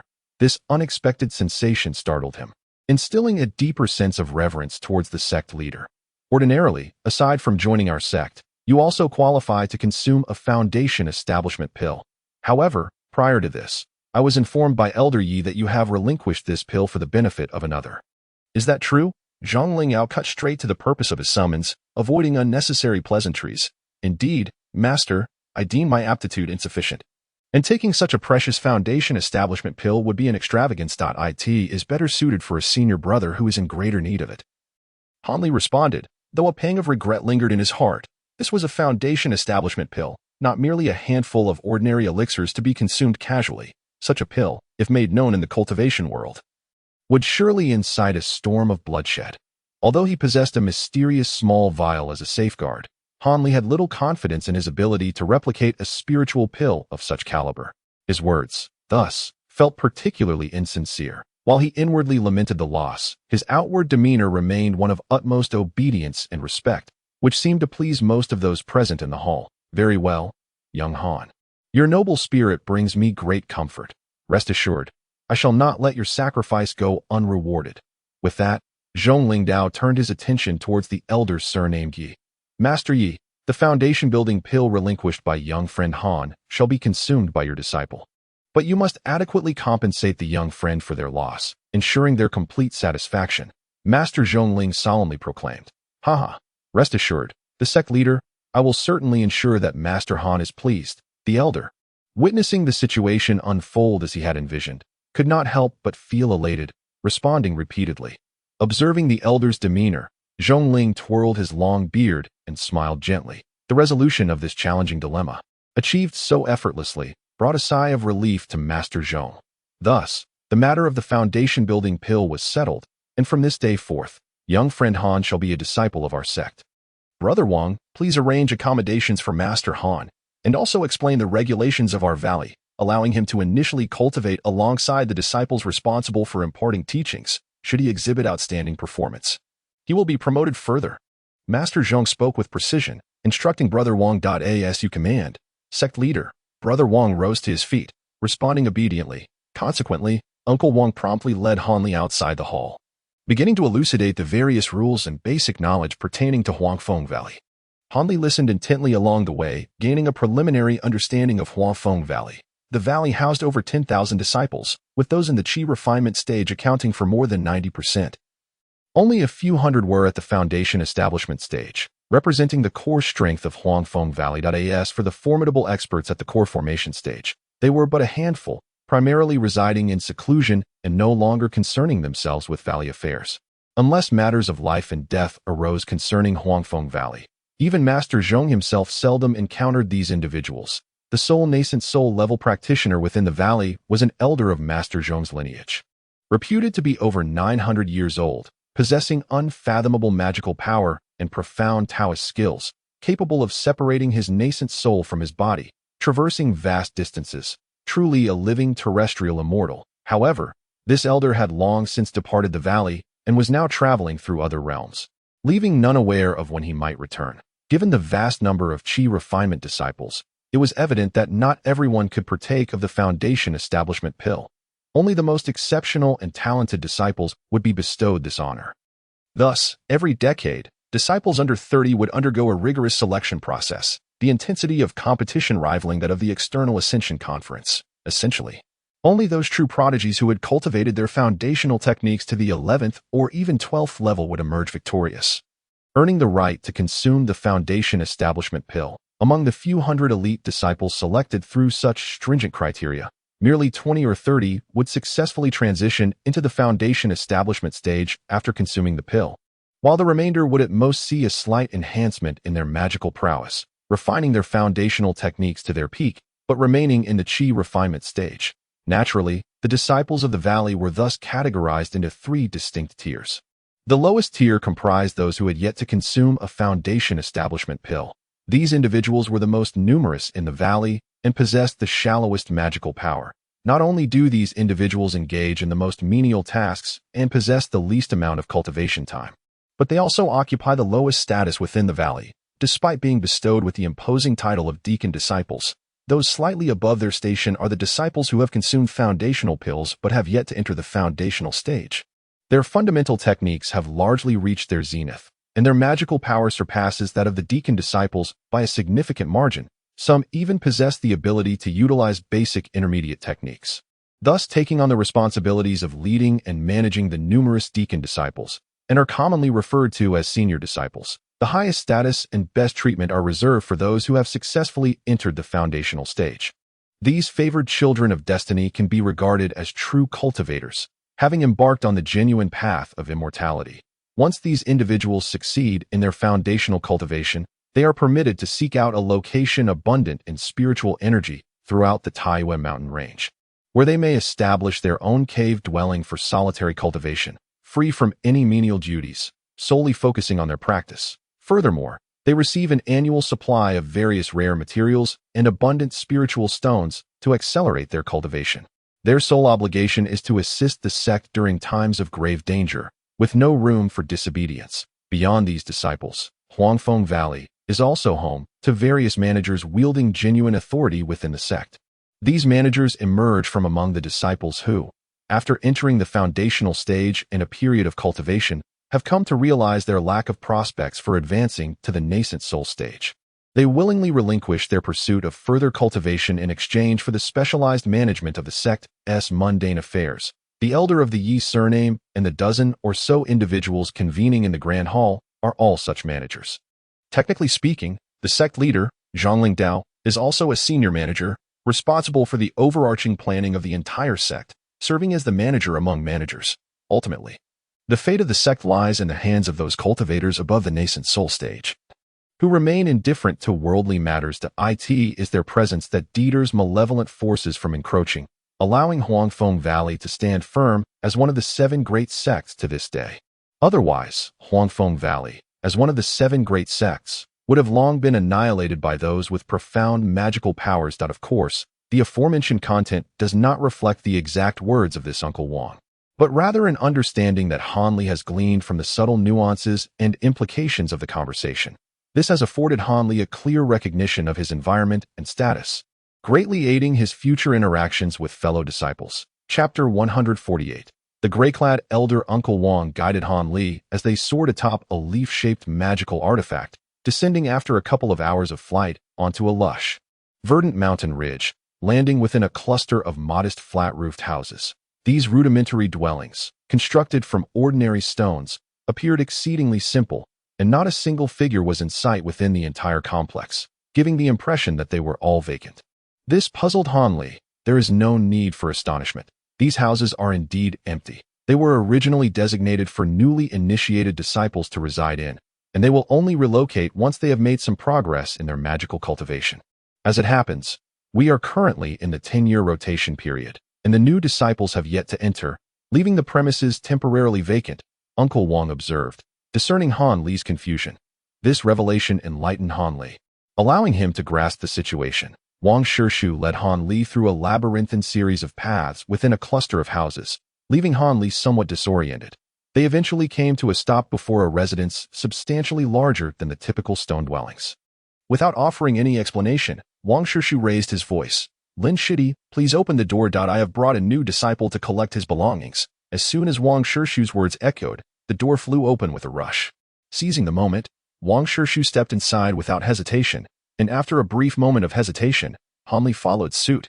Upon entering, Han Li was struck by the spaciousness of the room, which seemed even larger than what he had perceived from outside, prompting a sense of wonder about the tricks that had been employed in its construction. However, the overall impression of the interior was one of disarray. A haphazard assortment of items was strewn about, some garments, others being various weapons like swords and knives. Yet, from the pulsating aura of spiritual energy emanating from these weapons, it was evident that they were well-crafted magical artifacts. In addition to these items, the room housed an array of commonplace tools such as shovels and hammers, all imbued with a vibrant essence, transformed into something akin to magical instruments. This revelation broadened Han Li's horizons, leaving him curious about the extraordinary effects these tools might possess.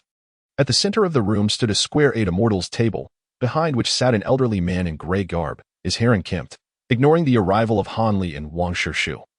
He focused intently on carving a palm-sized piece of yellow wood with a gleaming small knife. Wang Shirshu observed this scene, momentarily furrowing his brow before returning to a neutral expression, choosing not to interrupt the old man's work. Instead, he pulled a chair from one corner of the room and sat across from the artisan, patiently awaiting the completion of the carving. Han Li, taking the cue, blinked and silently positioned himself behind Wang Shirshu. Understanding the unspoken need for patience, the old man's hands moved deftly, with shavings cascading from his fingers like confetti. Within the span of a mere tea's brew, a remarkably lifelike little monkey emerged in his palm.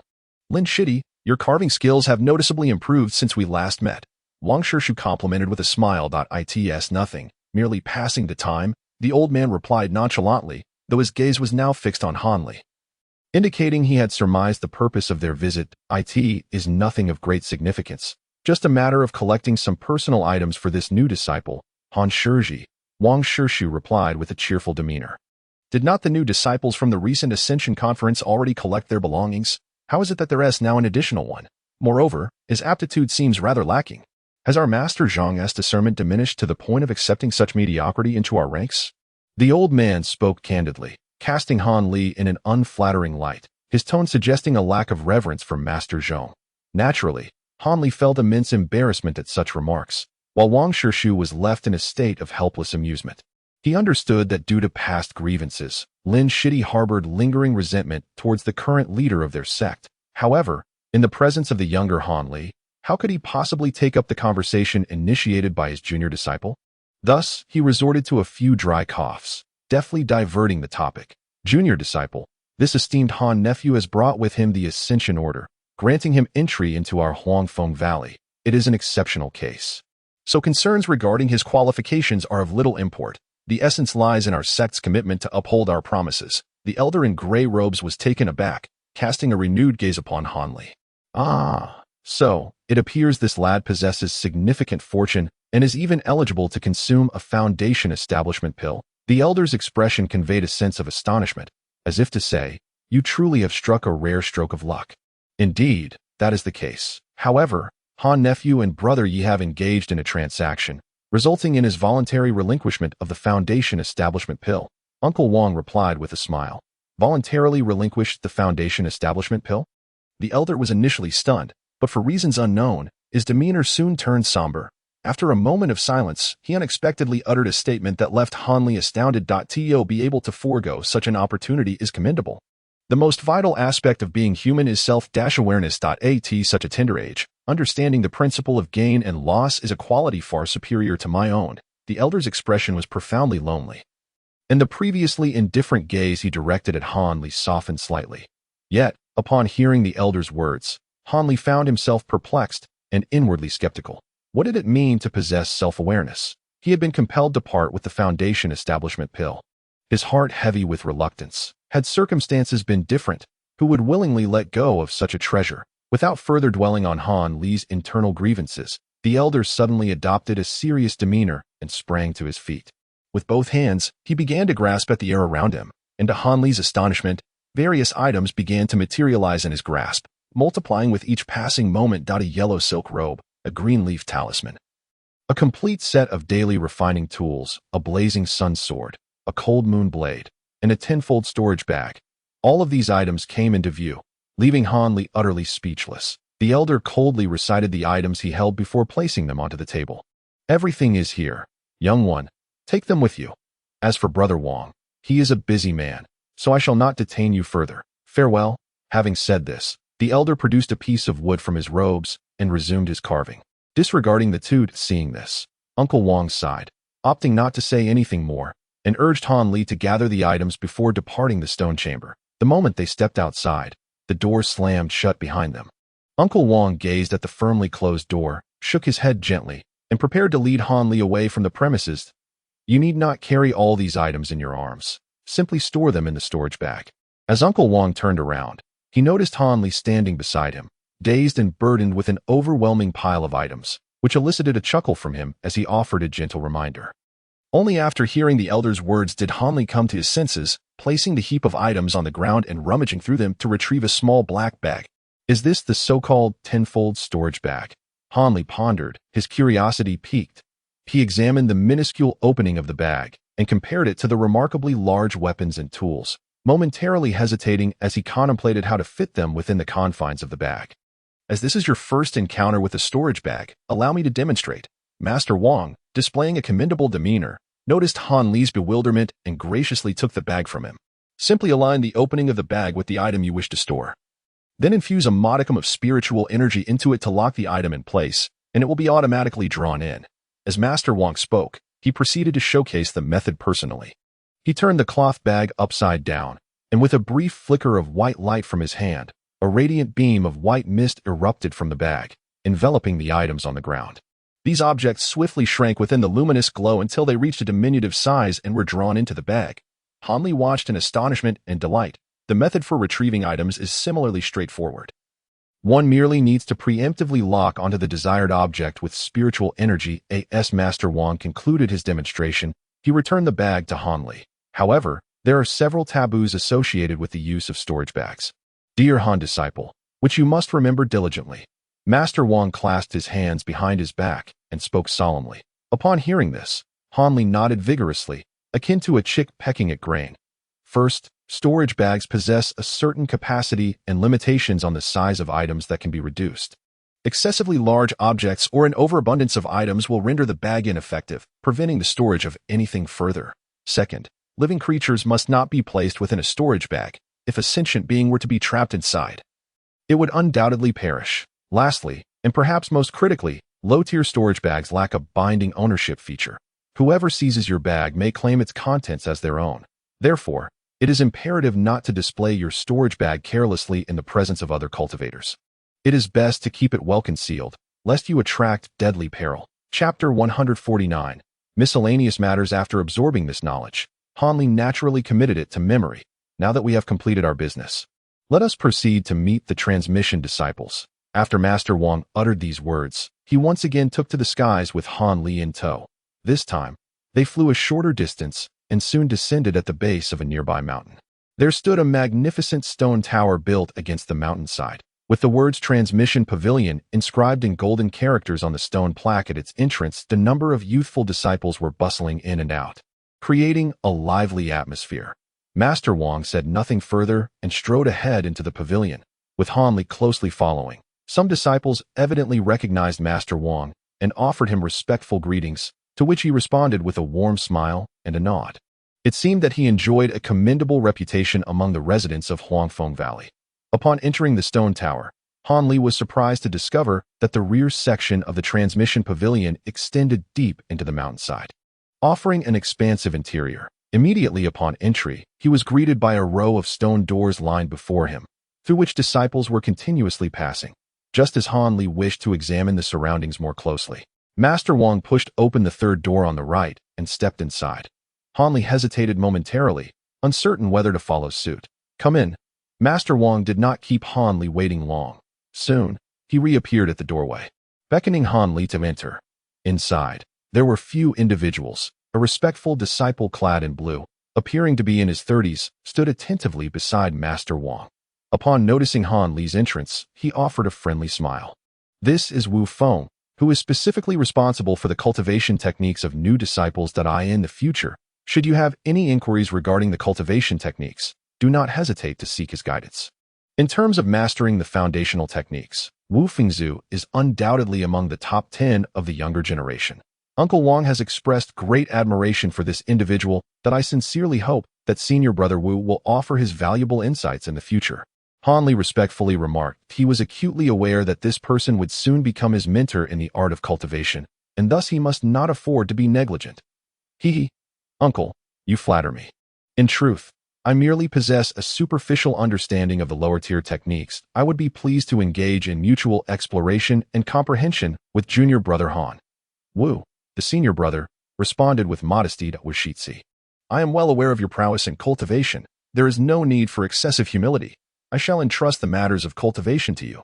Han Shizai.my role is merely to facilitate your introduction. After which I must take him elsewhere to make further acquaintances, so I will not linger here any longer. Uncle Wang spoke with straightforwardness. Having concluded these words, he departed the room with Han Li. Escorted by the courtesy of senior brother Wu.in the following period, Uncle Wang dutifully guided Han Li to several other essential locations, introducing him to a few of the attending disciples and imparting some daily considerations. Finally, he brought Han Li back to the cluster of stone houses where the gray-clad elder resided, allowing him to select a stone chamber as his dwelling before departing alone, standing before the modest abode he had chosen. Han Li could only smile wryly as he surveyed the simplicity of his quarters. At that moment, he had come to realize that any disciple who could cultivate the foundational techniques to the 10th level would be permitted to leave this place and relocate to a place known as Shin Kuan Mountain. There, the disciples enjoyed a far greater degree of freedom. Not only could they establish their residences upon the mountain at will, but there were also no restrictions regarding the type or size of the dwelling, which greatly intrigued Han Li. However, despite not having reached the 10th level of cultivation, Han Li had no intention of residing in this stone house for an extended period. After a brief chuckle, he retrieved a flying artifact, shaped like a green leaf, from his storage pouch. After infusing it with spiritual energy, he tossed it into the air and leaped onto it. Initially, due to his unfamiliarity with the artifact, his flight was erratic, soaring high and dipping low in an unstable manner. Yet, before long, he became adept at maneuvering it and could fly with the same nonchalance as Uncle Wang, hands clasped behind his back. Though the artifact was easy to handle and simple to control, its speed was evidently not very swift, only slightly faster than an ordinary steed. This explained why every disciple within the valley possessed one. Despite the artifact's shortcomings, it was Han Li's first experience of flight, and he reveled in the enjoyment for an entire afternoon. Amidst laughter, having thoroughly satiated his desire for flight, Han Li finally directed the artifact towards a certain destination. Along the way, he passed by several other disciples who were also soaring through the skies. Perhaps due to his unfamiliar visage, they cast curious glances at Han Li. However, upon realizing he was merely at the 9th level of cultivation, they disdainfully distanced themselves. Han Li observed their behavior with keen eyes, his expression remaining impassive. Yet inwardly he could not suppress a few cold chuckles. It seemed that these so-called disciples of the great cultivation sects were not much different from ordinary mortals, exhibiting the same extreme elitism. As Han Li was lost in thought, he found himself standing before an expansive complex of buildings and subsequently descended before a grand hall adorned with the insignia of the Baiji Hall. Striding inside, he was met by a middle-aged steward who appeared somewhat taken aback upon Han Li's entrance and could not help but inquire, "Junior brother Han, how is it that you have returned so swiftly? Where is Uncle Wang?" This was indeed the very place that Uncle Wang had hastily visited with Han Li, and the steward, having recently encountered Han Li, was genuinely astonished to see him back so soon. "Brother Yu, when I arrived here just now, I heard that this is where one collects miscellaneous tasks. Is that correct?" Han Li did not immediately respond to the steward's question, instead smiling and posing a query of his own. "Indeed, that is correct. Do you wish to undertake a task so soon? As a newly admitted disciple, you are permitted to familiarize yourself with the sect for a month before taking on any duties." "There is no need to rush," the steward replied, perplexed. It is quite all right. I simply wish to find something to occupy my time." "Might there be any openings in the cultivation tasks?" Han Li replied with a slight smile. "That may prove difficult. All disciples who come to collect tasks are assigned to specific duties and may not choose freely. Only if one can demonstrate a true proficiency in a certain area may exceptions be made. The steward said, visibly troubled. Upon hearing this, Hanli furrowed his brow. Did this mean he truly had to seek out Uncle Yi? No matter. Let this young disciple Han choose freely from the cultivation tasks. A voice, which Hanli found somewhat familiar, suddenly rang out from behind him, startling him. He turned to find the elderly Yi, who had somehow appeared behind him, smiling warmly at him. "Hall Master, you have returned." The middle-aged steward immediately bowed respectfully upon seeing the elder.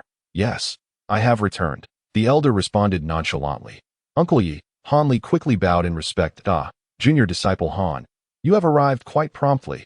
I was just about to instruct my subordinates to allow you to choose any task you wish upon my return," Uncle Yi said with a hint of jest, appearing to be in good spirits. "Thank you for your consideration, Master.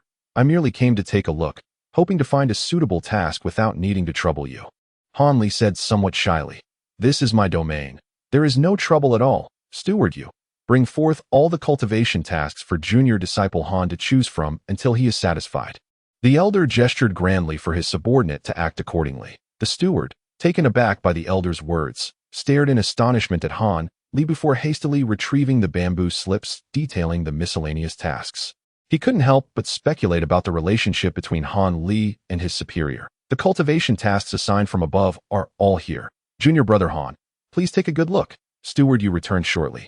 Holding a bundle of jade-green bamboo slips, Han Li expressed his gratitude and began to examine the slips attentively. 10 to 13 Huahua trees, yielding 200 fruits annually.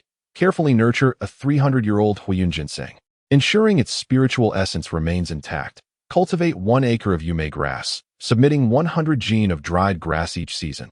Overseeing the expanse of the Huangyu bamboo grove, the myriad tasks inscribed upon the bamboo slips were indeed quite numerous. However, those at the forefront had failed to capture Han Li's discerning EYE. As the slips were turned to the middle, a task that greatly pleased Han Li finally emerged. In Chapter 150. Titled Regretful Promise, he was to take charge of the Qingshi Ridge's 100 herb garden, which required the annual submission of a designated quantity of rare medicinal herbs. Upon seeing the gilded characters inscribed on the bamboo slip, Han Li's heart swelled with joy. He then pointed to the slip and raised his gaze to the steward Yu, inquiring, "This task piques my interest. Could you perhaps provide some insights?" Upon hearing Han Li's words, steward Yu approached with a smile. Yet, once he beheld the task Han Li had chosen, the smile on his face swiftly transformed into a bitter grin. "Junior brother, I would advise you to consider another task. This responsibility of overseeing the garden is rather daunting and ill-suited for you," steward Yu said earnestly. Noticing Han Li's puzzled expression, he continued to elaborate. "This task has been posted for several years, and many have attempted it.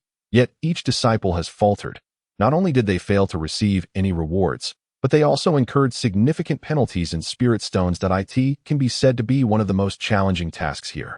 Furthermore, I must confess, I also have my senior brothers draw lots each year to assign this task." After hearing this, Han Li found it somewhat amusing, though he couldn't help but ponder. Nonetheless, he was not inclined to abandon the pursuit. So he humbly inquired, "Could you enlighten me on the difficulties of this task? Why have so many seniors been unable to complete it? Is it not merely managing the herbs within the garden? Surely that cannot be so difficult? Could it be that junior nephew has chosen the task from senior brother Ma's herb garden?" Interjected an elderly gentleman surnamed Yi, who had been listening to their conversation. "Indeed, junior brother Han has set his sights on that exceedingly challenging task from senior brother Ma," the middle-aged steward replied, a look of bemusement on his face. Upon hearing this, the elder's expression transformed into one of wry amusement. "Haha, junior nephew Han truly has a discerning eye, having immediately chosen the most troublesome task here. However, this endeavor is indeed a source of great vexation. Several individuals forced to undertake it have lamented to me. Yet, as senior brother Ma is unwilling to easily amend the conditions of rewards and penalties, I find myself at an impasse. If junior nephew Han wishes to understand the details of this task, you are welcome to accompany me to the inner hall to examine the relevant records. This would be far more enlightening than mere hearsay." For reasons unknown, the head of the 100 Mechanisms Hall, Master Yi, exhibited a remarkable generosity towards Han Li, extending a hand of convenience. Han Li, however, inwardly furrowed his brow, pondering whether this Master Yi was being overly cordial. Although he had offered the foundation-building pills to the elder, the transaction appeared to be one of equality, hardly warranting such warmth. Suppressing his doubts, Han Li feigned surprise as he followed the elder into a room nestled within the grand hall, which was brimming with various scrolls and records. The elder lifted a bamboo slip within the room, waved it lightly, and as a flash of azure light shimmered across the slip, a scroll effortlessly flew into his hand. He then turned and handed the scroll to Han Li. As circumstances have reached such a juncture, Han Li unceremoniously accepted the scroll, deftly unfurling it to scrutinize its contents. The scroll was not lengthy.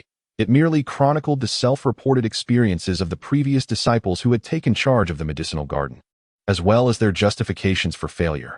Thus, Han Li perused it swiftly, grasping the essence and difficulties of this undertaking in a matter of moments. "What do you think? Perhaps it would be prudent to consider an alternative task," remarked the seemingly concerned Master Yi.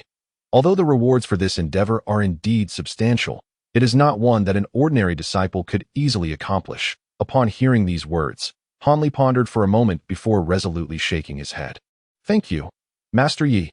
However, this task aligns perfectly with my inclinations. I shall not seek another." The elder discerned the firmness in Han Li's tone and was taken aback, yet he ceased to press the matter, nodding his acquiescence. However, he did not immediately escort Han Li from the chamber. Instead, after a brief hesitation, he awkwardly uttered, "Nephew Han, regarding the transaction we made for the Foundation establishment pills last time, would it be possible to delay the delivery of some items? I find myself in a bit of a bind as I am about to refine a batch of Harmony pills and am currently rather strapped for resources. Rest assured, within a year or so, I shall repay all that is owed." Upon hearing this, Han Li was momentarily taken aback, but soon a smile broke across his face. "What are you saying, Master Yi? If it is inconvenient for you, then simply provide what you can. There is no need to mention future repayments. Consider this my filial piety towards you." Han Li felt an overwhelming sense of hypocrisy within himself, though he was plagued with discontent and harbored a deep-seated resentment for the other's breach of trust. He maintained a facade of cheerfulness, uttering words designed to please. Such was the lament of the weak. He mused bitterly. "What do you mean by that, nephew? Do you think I am the sort to go back on my word?" The elder, surnamed Yi, did not respond with joy to Han Li's words. Instead, his expression stiffened, adopting the demeanor of a righteous gentleman, resolute in his integrity. Han Li's smile, which he had been struggling to maintain, nearly shattered upon hearing this. The elder's audacity was astounding. It was clear he intended to renege on a substantial portion of the items, yet insisted on portraying himself as a paragon of virtue. Such was the epitome of a hypocrite. Han Li could no longer contain his inner turmoil and began to silently curse. Yet, his smile only faltered momentarily before he effortlessly donned a sincere expression and continued in a tone that even he found somewhat syrupy. "Master Yi has misjudged me. In truth, I feel that as a newcomer, possessing such an abundance of items would be rather extravagant for me. Therefore, it would be best to leave the majority of them with you for the time being, as I currently have no need for them." Upon hearing these disingenuous words from Han Li, the elder's demeanor softened, and he nodded slightly, saying, "What you say does hold some merit, Nephew Han. If new disciples become overly reliant on external possessions, it would indeed impede their cultivation. Let us proceed as you suggested. You may temporarily store some items here, and should you require them in the future, feel free to retrieve them. I am most grateful to you, Master Yi." Han Li chuckled, yet internally he repeatedly reassured himself. "These are merely material possessions. I cannot afford to offend the venerable elder before me. In due time, I shall reclaim everything, along with interest. Taha. This is of no consequence. Let us venture outside." The elder's mood appeared to brighten considerably. Following this, matters became significantly easier, with Master Yi's assistance. Han Li adeptly completed all the necessary formalities and received a jade token representing his new responsibilities. Subsequently, under the enthusiastic guidance of the steward, he set off for the 100 Herbs Garden at Jinfu Ridge. The Yi elder stood at the entrance of the 100 Machines Hall, watching as Han Li's figure gradually receded into the distance. His expression darkening, lost in thought. As Master Yi's heart softened somewhat, a low voice suddenly emerged from behind him. "It is not a matter of softness. Rather, I find it somewhat inappropriate to employ such tactics against a newly initiated disciple. Moreover, I worry whether this Han nephew might profess one thing while secretly plotting another, potentially reporting this incident to the sect leader." The elder spoke without turning, a hint of concern lacing his words. Heh, report. The figure behind him scoffed. What? Brother Wu, are you not concerned? The Yi elder finally turned to face the brooding Wu brother. What is there to worry about? Did not this lad willingly agree to our prearranged terms? Stating he would store his items here, he did not outright declare that he would not return them. It is merely temporary custody. What reason does he have to report anything? Wu brother spoke with unwavering confidence. However, I must admit, I find this young man quite admirable. At such a tender age, he displays an exceptional understanding of the balance between advancement and retreat. That is no small feat. Were it not for his lacking aptitude as a pseudo-spiritual root, I would indeed contemplate taking him under my wing, Wu brother continued, a look of regret gracing his countenance. Fortuitously, he is not a stubborn fool. Otherwise, we would have to resort to other, more troublesome methods. The Yi elder remarked slowly. Very well. There is no cause for concern regarding this lad. Between the two of us, crushing him would be as effortless as squashing an ant. Yet, Master Yi, do not forget the agreement we made regarding expenses. Wu brother abruptly shifted the topic, hinting at ulterior motives that I shall not forget. Half of the newly produced harmony pills will be yours. Ahem, to speak candidly, had it not been for my nephew's need for a substantial quantity of precious elixirs during his foundation establishment, I would not have had the audacity to keep these items from the younger generation. The Yi elder lightly shook his head, portraying a demeanor of compromised integrity. Upon hearing this, the Wu elder remained silent. A smile concealed upon his lips, reveling in his own triumph. Since Master Yi has engaged in such underhanded dealings, I now hold leverage over him, ensuring he will lean in my favor during future discussions. Chapter 151. The 100 Herbs Garden. Although Han Li was unaware of the conversation between Master Yi and the Wu elder after his departure, he felt an immense sense of frustration. Since he had encountered the matter regarding Dr. Amo, it was indeed the first time he faced such a situation, where he was fully aware of the impending pitfall, yet had no choice but to leap into it. This filled Han Li with immense frustration. However, it further solidified his belief that the world of cultivation was one governed by the principle of the survival of the fittest. He resolved that he would return to retrieve what he needed. The mere thought of this caused Han Li to smirk. He would undoubtedly ensure that this Uncle Yi would realize that his possessions were not so easily devoured. Standing on the ground, he gazed into the distance. That moment, Steward Yu had already returned to the 100 Machines Hall. For just a short distance ahead lay the 100 Herbs Garden, a small basin nestled between two hills, fortified by the owner with several minor restrictions to deter outsiders from intruding. Han Li took a few steps forward and soon encountered a nearby barrier, which obstructed his path with a radiant white light. However, he remained unperturbed, raising a jade token to illuminate the way ahead. Instantly, a beam of green light shot forth from the token and entered the barrier, prompting Han Li to patiently await the outcome. Come in.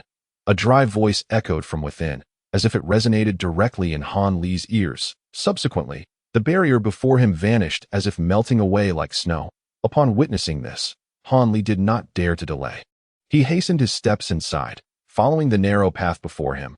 He halted in front of a courtyard adorned with a plaque that read 100 Herbs Garden. This courtyard was expansive, covering several acres. Even before he entered, a rich aroma of medicinal herbs wafted out, invigorating Han Li's spirit. What are you dawdling outside for? Hurry in, I have matters to attend to. Han Li was momentarily taken aback, but promptly complied and stepped inside. Once within, he truly grasped the scene that unfolded in the garden. Several thatched huts constructed of straw and bamboo stood at the center, surrounded by neatly arranged plots of land demarcated by trenches. Each plot was lush and verdant, cultivated with numerous herbs both familiar and unfamiliar to Han Li, alongside some peculiar-looking plants, imbuing the entire garden with an abundance of spiritual energy. Even a cultivator like Han Li felt immensely refreshed after inhaling a deep breath. Come into the hut. The owner of the voice, noticing his hesitation, expressed growing impatience. Han Li offered a faint smile and nonchalantly entered the thatched hut. Inside stood a frail, diminutive old man, who regarded the newly arrived Han Li with evident dissatisfaction. The old man appeared to be in his 50s, sporting two sparse, yellowish whiskers, with a pair of somewhat murky, darting eyes that at first glance, he resembled a humanoid rat that had somehow attained sentience. You are the disciple sent by the 100 Machines Hall? You seem rather young, and your skills are quite lacking. Is that fellow Yi merely toying with me? Why do the dispatched individuals become increasingly inept? Upon seeing Han Li's appearance, the old man's expression darkened, and he erupted in anger. Disciple Han Li, greetings to Master Ma. Han Li had already been apprised of the old man's peculiar temperament from the records, hence he was not taken aback and stepped forward to pay his respects. Humph. Do you have any notion of the severe consequences that accompany failure to fulfill your tasks? You should return and ask that fellow Yi to send another person. It is not too late. The diminutive old man rolled his eyes and spoke with a distinct lack of enthusiasm. Is it not imperative that the scale of the herbal garden remains unchanged, ensuring that the herbs do not wither prematurely, and that a certain quantity of herbs must be submitted each month? If that is the case, I must admit, I possess some confidence, Han Li stated calmly. Upon hearing Han Li's words, the elder appeared somewhat taken aback. It seemed that he had never encountered a disciple of the garden who spoke with such unwavering confidence right from the outset. He couldn't help but scrutinize Han Li once more. Yet the skepticism in his eyes did not wane in the slightest. Follow me, the old man suddenly said coldly, then stepped out of the thatched cottage, with Han Li promptly trailing behind. How many of these herbs can you identify? The elder inquired, gesturing toward the plethora of flowers and herbs in the garden while casting a sidelong glance at Han Li. 1/10. Han Li replied after a cursory glance. The elder was momentarily stunned by Han Li's assertion, but soon responded with a mocking laugh. Little fellow, if you truly can recognize 1/10 of the herbs, I shall entrust the management of this garden to you without further ado. With those words from his interlocutor, Han Li smiled faintly and distanced himself from the elder. Midnight flower, yellow ball grass, white crane fungus, moonwatch grass. Han Li strolled through the garden, casually naming the herbs he recognized. Initially, the elder wore a derisive expression, but as he listened, astonishment crept onto his face, for Han Li was naming many obscure herbs, some of which he himself had labored tirelessly to comprehend their effects. This revelation left him quite astonished. That's enough. The elder interrupted Han Li's performance as he had only named a fraction of the herbs he recognized. Very well. It appears you are not entirely boasting, for the time being. I shall entrust the management of this garden to you. Here is the token of authority for this place. Take it with care. A satisfied expression graced the elder's countenance as he swiftly produced a dark green wooden plaque from his person and tossed it to Han Li. Inside the cottage are my notes on cultivating herbs from previous years. You must study them diligently, as you are still unfamiliar with most of the herbs. Do not let them perish. The old man stroked his small beard and advised earnestly. Thank you for your guidance, Master Uncle. I shall remember your words. Han Li responded respectfully. Ahem. I hope your abilities prove as effective as your words. Otherwise, I shall truly be liberated from this garden and no longer hinder my cultivation. This garden is my private domain, so if you can indeed fulfill this role, I shall ensure you are well rewarded. However, let me be clear. If you cannot meet the expectations, do not hesitate to leave, and I shall find another. The elder spoke with a blend of authority and warning. Upon hearing the elder's blunt remarks, Han Li felt no anger. Rather, he found himself increasingly favorable toward the elder, considering him far superior to that Uncle Yi, as at least this elder was not a hypocritical scoundrel. Thus, he nodded in agreement. After the elder elaborated on a few more management details for the garden, he hurried back to the thatched cottage to pack his belongings and departed the garden without a backward glance, soaring into the sky. After watching this Master Ma depart, Han Li casually selected a thatched cottage to tidy up, making it his residence. Having been busy all day without a moment's rest, even a cultivator like Han Li felt a twinge of fatigue, so he climbed onto the bed and quickly fell into a deep slumber.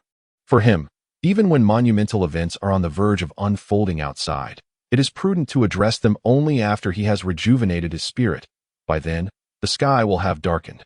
Thus, Han Li's first day as a newly admitted disciple of Huangfeng Valley passed with its share of tribulations. When he awoke the following day, brimming with vigor, his journey in cultivation could finally be deemed to have commenced. In the days that followed, Han Li dedicated his daylight hours to studying the insights and notes left by the elder.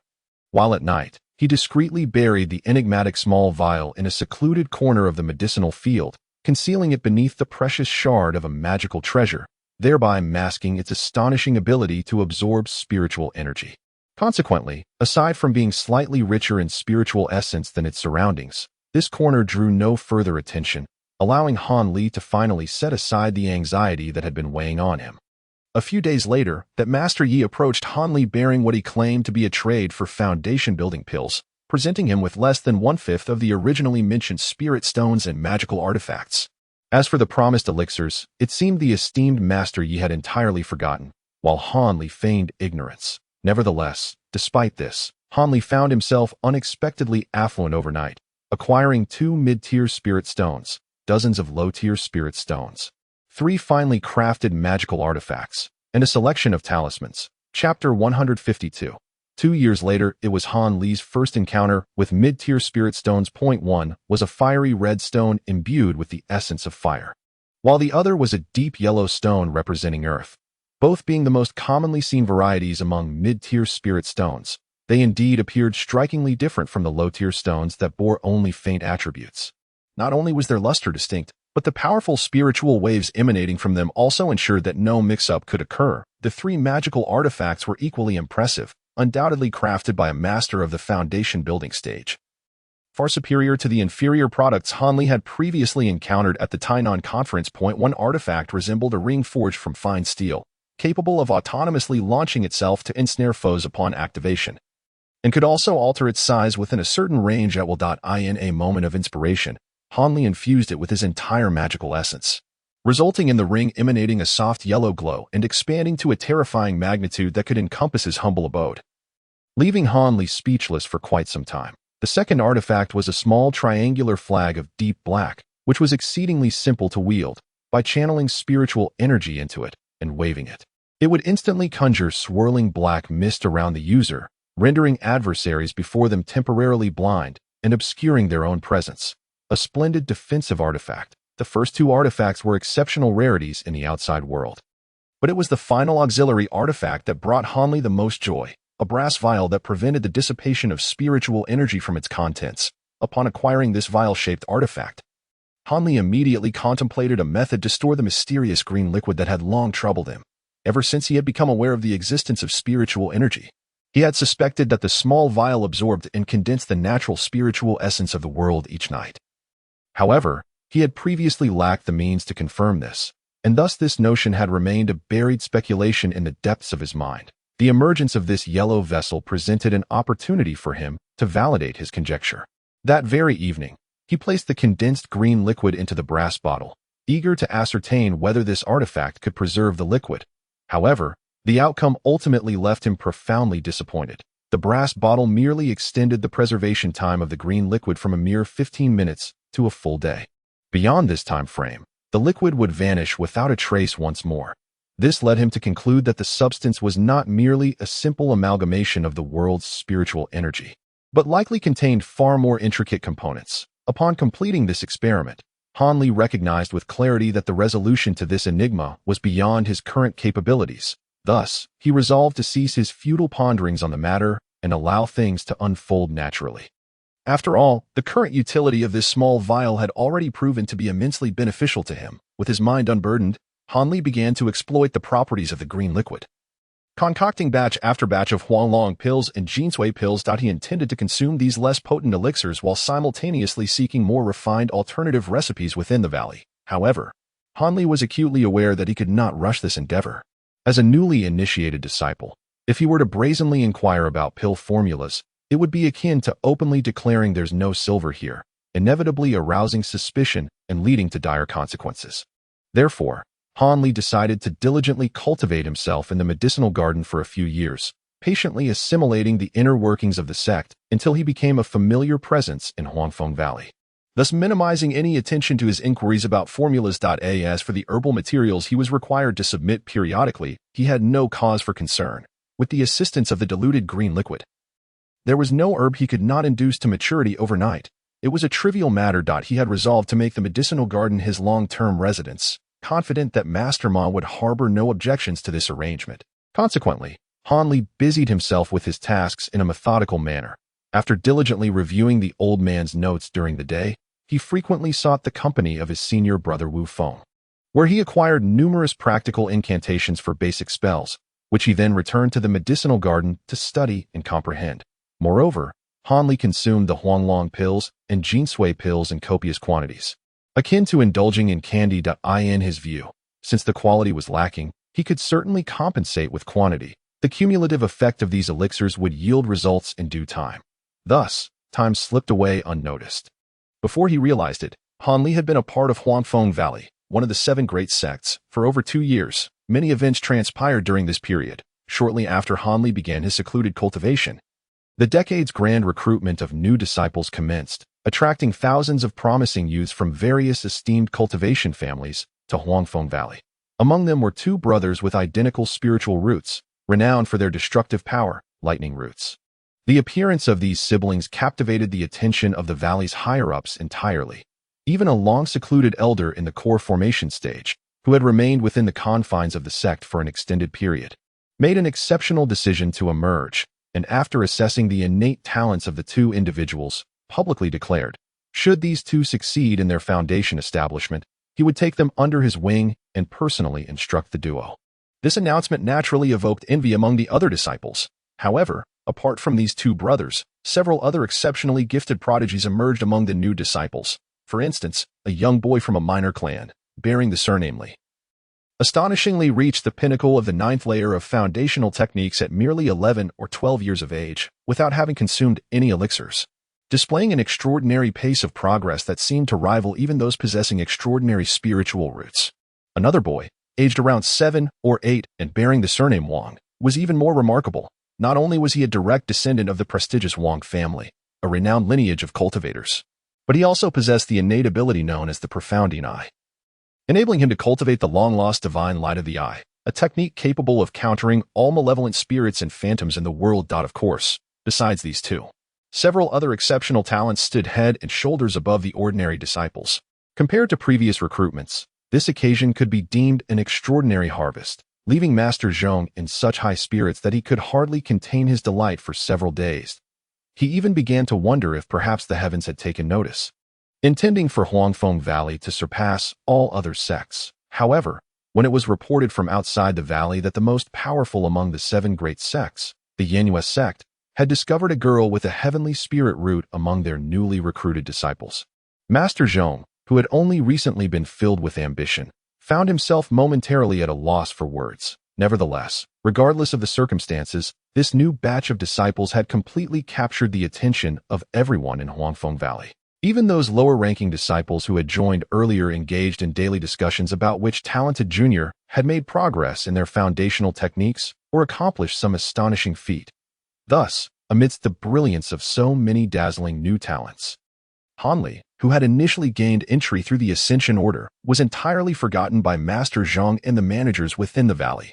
Furthermore, with Han Li spending his days immersed in the herb garden and rarely venturing out to meet others, the number of those who recognized him dwindled even further, perhaps limited to the transmission master Wu Feng and the steward of the 100 Mechanisms Hall, Yu, who occasionally remembered him. After all, these 2 still encountered Han Li when seeking guidance on techniques or collecting their monthly allocation of spirit stones. Regardless of others' perceptions, Han Li was thoroughly content with his semi-reclusive cultivation lifestyle, and the elderly gentleman who came to collect herbs every few months was even more pleased with him. After all, where could he find another disciple in charge of the garden like Han Li, who consistently submitted the required items on time without any delays? Consequently, to secure the talents of Han Li, the old man increasingly enhanced his spirit stone rewards, escalating from 2 low-grade spirit stones per month to 5. This made Han Li a genuine high earner among the low-ranking disciples, considering that the average income of other ordinary disciples amounted to merely 3 spirit stones per month. This only heightened Han Li's appreciation for his master, As for the esteemed Master Yi, who had regrettably lost the majority of his possessions. It is said that his highly anticipated nephew, after consuming the foundation establishment pill, still failed to successfully establish his foundation, remaining helplessly stuck at the pinnacle of the chi refinement stage, which caused him considerable vexation. Upon hearing of this matter, Han Li couldn't help but chuckle to himself, feeling an immediate sense of relief wash over him. Furthermore, under the relentless influence of countless elixirs, Han Li's eternal spring technique finally persevered and broke through 2 levels in succession, reaching the 11th tier, thereby elevating him to an intermediate status among the lower-ranked disciples within the valley. At this juncture, both the Huanglong pill and the Jinsui pill had utterly lost their efficacy. No matter how many he consumed, there was not the slightest effect. Consequently, Han Li had no choice but to advance his plans and turn his attention to other elixirs. Fortunately, at this moment, No one within the valley seemed to take an interest in him. A nameless minor figure, so as long as he exercised a bit of caution, his actions would not attract undue attention from others. Chapter 153. The Yuelu Hall. Hanli stood upon a stone platform at the mountainside of Wujuan Mountain, where the broad platform, spanning dozens of zhang, ended at a massive cave completely concealed by formations. The Yuelu Hall. This Yuelu Hall serves as the repository for the Huangfeng Valley's formulas for magical artifacts and elixirs, as well as books and specialized collections on secret arts. The IT also provides various tools and commonly used materials for alchemy and artifact refining, making it one of the most crucial locations within the entire sect. Therefore, this place is not only heavily fortified with numerous restrictions and layers of formations, but is also frequently patrolled by over 100 disciples to guard against external threats.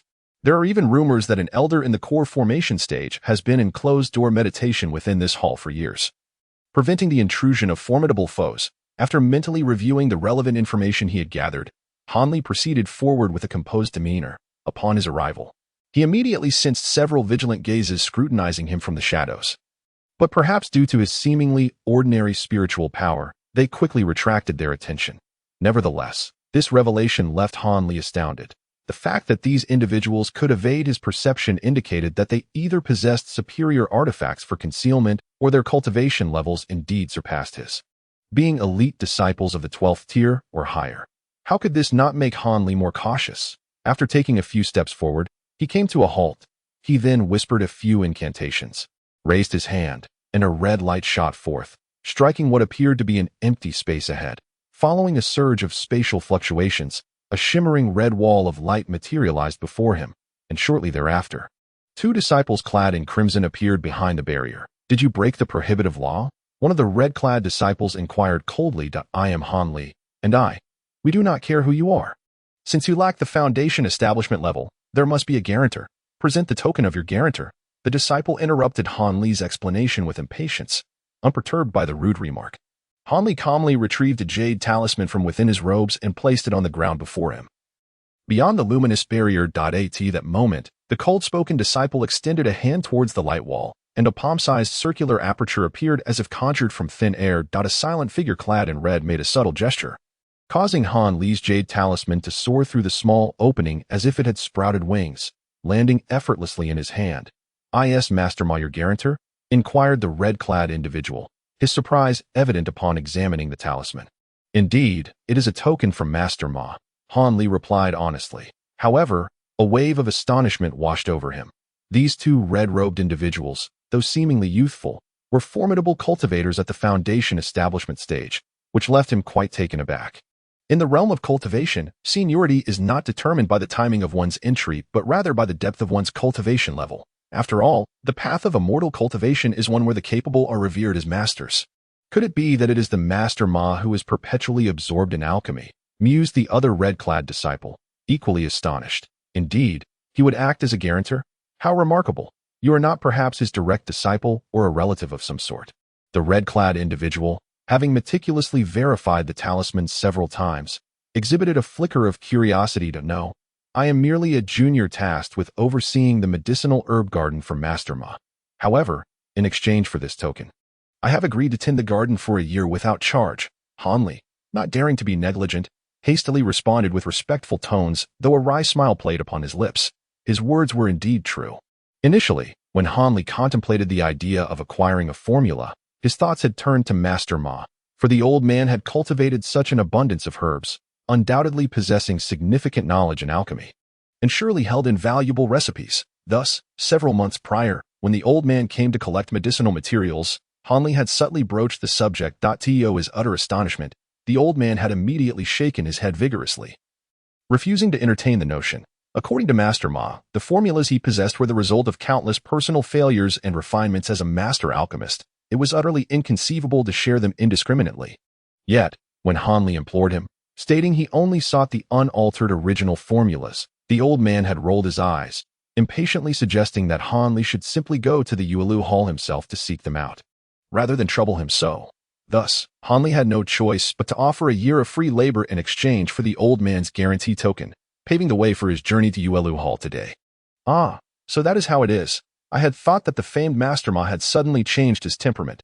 Upon hearing this, The two red-clad individuals exchanged knowing smiles, the one holding the jade talisman grinning broadly. Very well, you may enter. They simultaneously cast a spell upon the luminous barrier, resulting in a passage approximately a yard wide, sufficient for a single person to enter. Seeing this, Hanli hesitated no longer. He swiftly stepped forward, crossing into the interior. However, the scene that unfolded before him was nothing short of astonishing. Previously, the crimson barrier had obscured his view, but now that he had entered, he was greeted by a barren mountainside, devoid of any structure save for a small circular formation, which left Hanli utterly perplexed. Take good care of this talisman. There will be routine inspections each time you arrive, as is the custom here. Upon reclaiming the decree inscribed on the luminous wall, the individual inspecting the token returned the jade talisman to Hanli. Thank you, esteemed uncles. Hanli expressed his gratitude, redirecting his gaze to survey his surroundings while striving to present himself with utmost respect and decorum, hoping to leave a favorable impression on the two gentlemen, as he would be frequenting this place in the future. Well then, follow me. Clearly, Hanli's efforts were not in vain, for the expressions of the two softened considerably. After all, those who frequented this place were predominantly peers of their generation, and thus they did not exhibit the same level of formality as Hanli, which endeared him to them. However, Han disciple, what prompted you to visit the Yulu Hall? One of the men in red casually inquired as they approached the circular magical formation. It is known that whether one is refining pills or forging artifacts, it is typically advisable to possess foundational cultivation at the very least. Your visit seems rather premature. He added that I have merely heard tales and witnessed numerous alchemical endeavors from Master Ma, and having gathered some materials while exploring the herb garden, I thought to come here in hopes of discovering suitable formulas to concoct some elixirs that could enhance my cultivation, as my innate talent is rather lacking, and I must rely on external aids. Hanli responded, weaving a mixture of truth and embellishment, intentionally portraying himself as slightly less advanced than the two. I see. However, the prospects of your hopes are rather dim. Once you enter, you shall comprehend my meaning. The other gentleman remarked, shaking his head gently, displaying skepticism towards Han Li's intentions. Why this time? The trio had reached the circular formation, and one of the men in red gestured for Han Li to stand in the center of the formation, while they positioned themselves on either side. Ordinarily, utilizing the teleportation array would require a low-grade spirit stone, but seeing as it was Han Li's first visit, they graciously waived the fee this time. However, next time, you must adhere strictly to the regulations. One of them chuckled softly. As soon as the words were spoken, the two expertly emitted a beam of crimson light towards the formation, causing the embedded spirit stones to illuminate brilliantly. Before Han Li could express his thanks, he was suddenly engulfed in a sensation of vertigo, as the surroundings blurred before his eyes. In an instant, the dazzling light enveloped him, and he found himself within a strange hall, standing upon a magical formation identical to the one he had just left. This is the fabled teleportation array. Truly marvelous. Han Li marveled inwardly, and once the disorientation from the teleportation subsided, he began to survey this exceptionally grand hall. Chapter 154. Old Su and the repository. The hall, where Han Li found himself, was remarkably unique, resembling an immense cylindrical chamber with a diameter of approximately 30 zhang and a height of 4 to 5 zhang. The walls were embedded with pale red crystals, and the floor was covered with a fine layer of white sand, lending an air of cleanliness and order to the entire space. However, upon raising their gaze, one would be astonished to discover that the ceiling was adorned with numerous inverted white stalactites, densely clustered throughout, revealing that this was a rare limestone cave, which had only been slightly modified by human intervention to achieve its current form. 3 corridors are evenly distributed around the hall, 2 of which are inscribed with the characters Qi and Dan in ancient script, while the last corridor is utterly devoid of any markings. At this moment, the hall is deserted, and after a brief glance, Han Li hesitates slightly before proceeding down the corridor marked with the character Dan. This passage is not particularly long. After taking a few steps and rounding a corner, a somewhat larger room appears at the end of the corridor. Inside, there is a long table, and beside it stands a jovial old man with a rosy complexion, beaming at Han Li.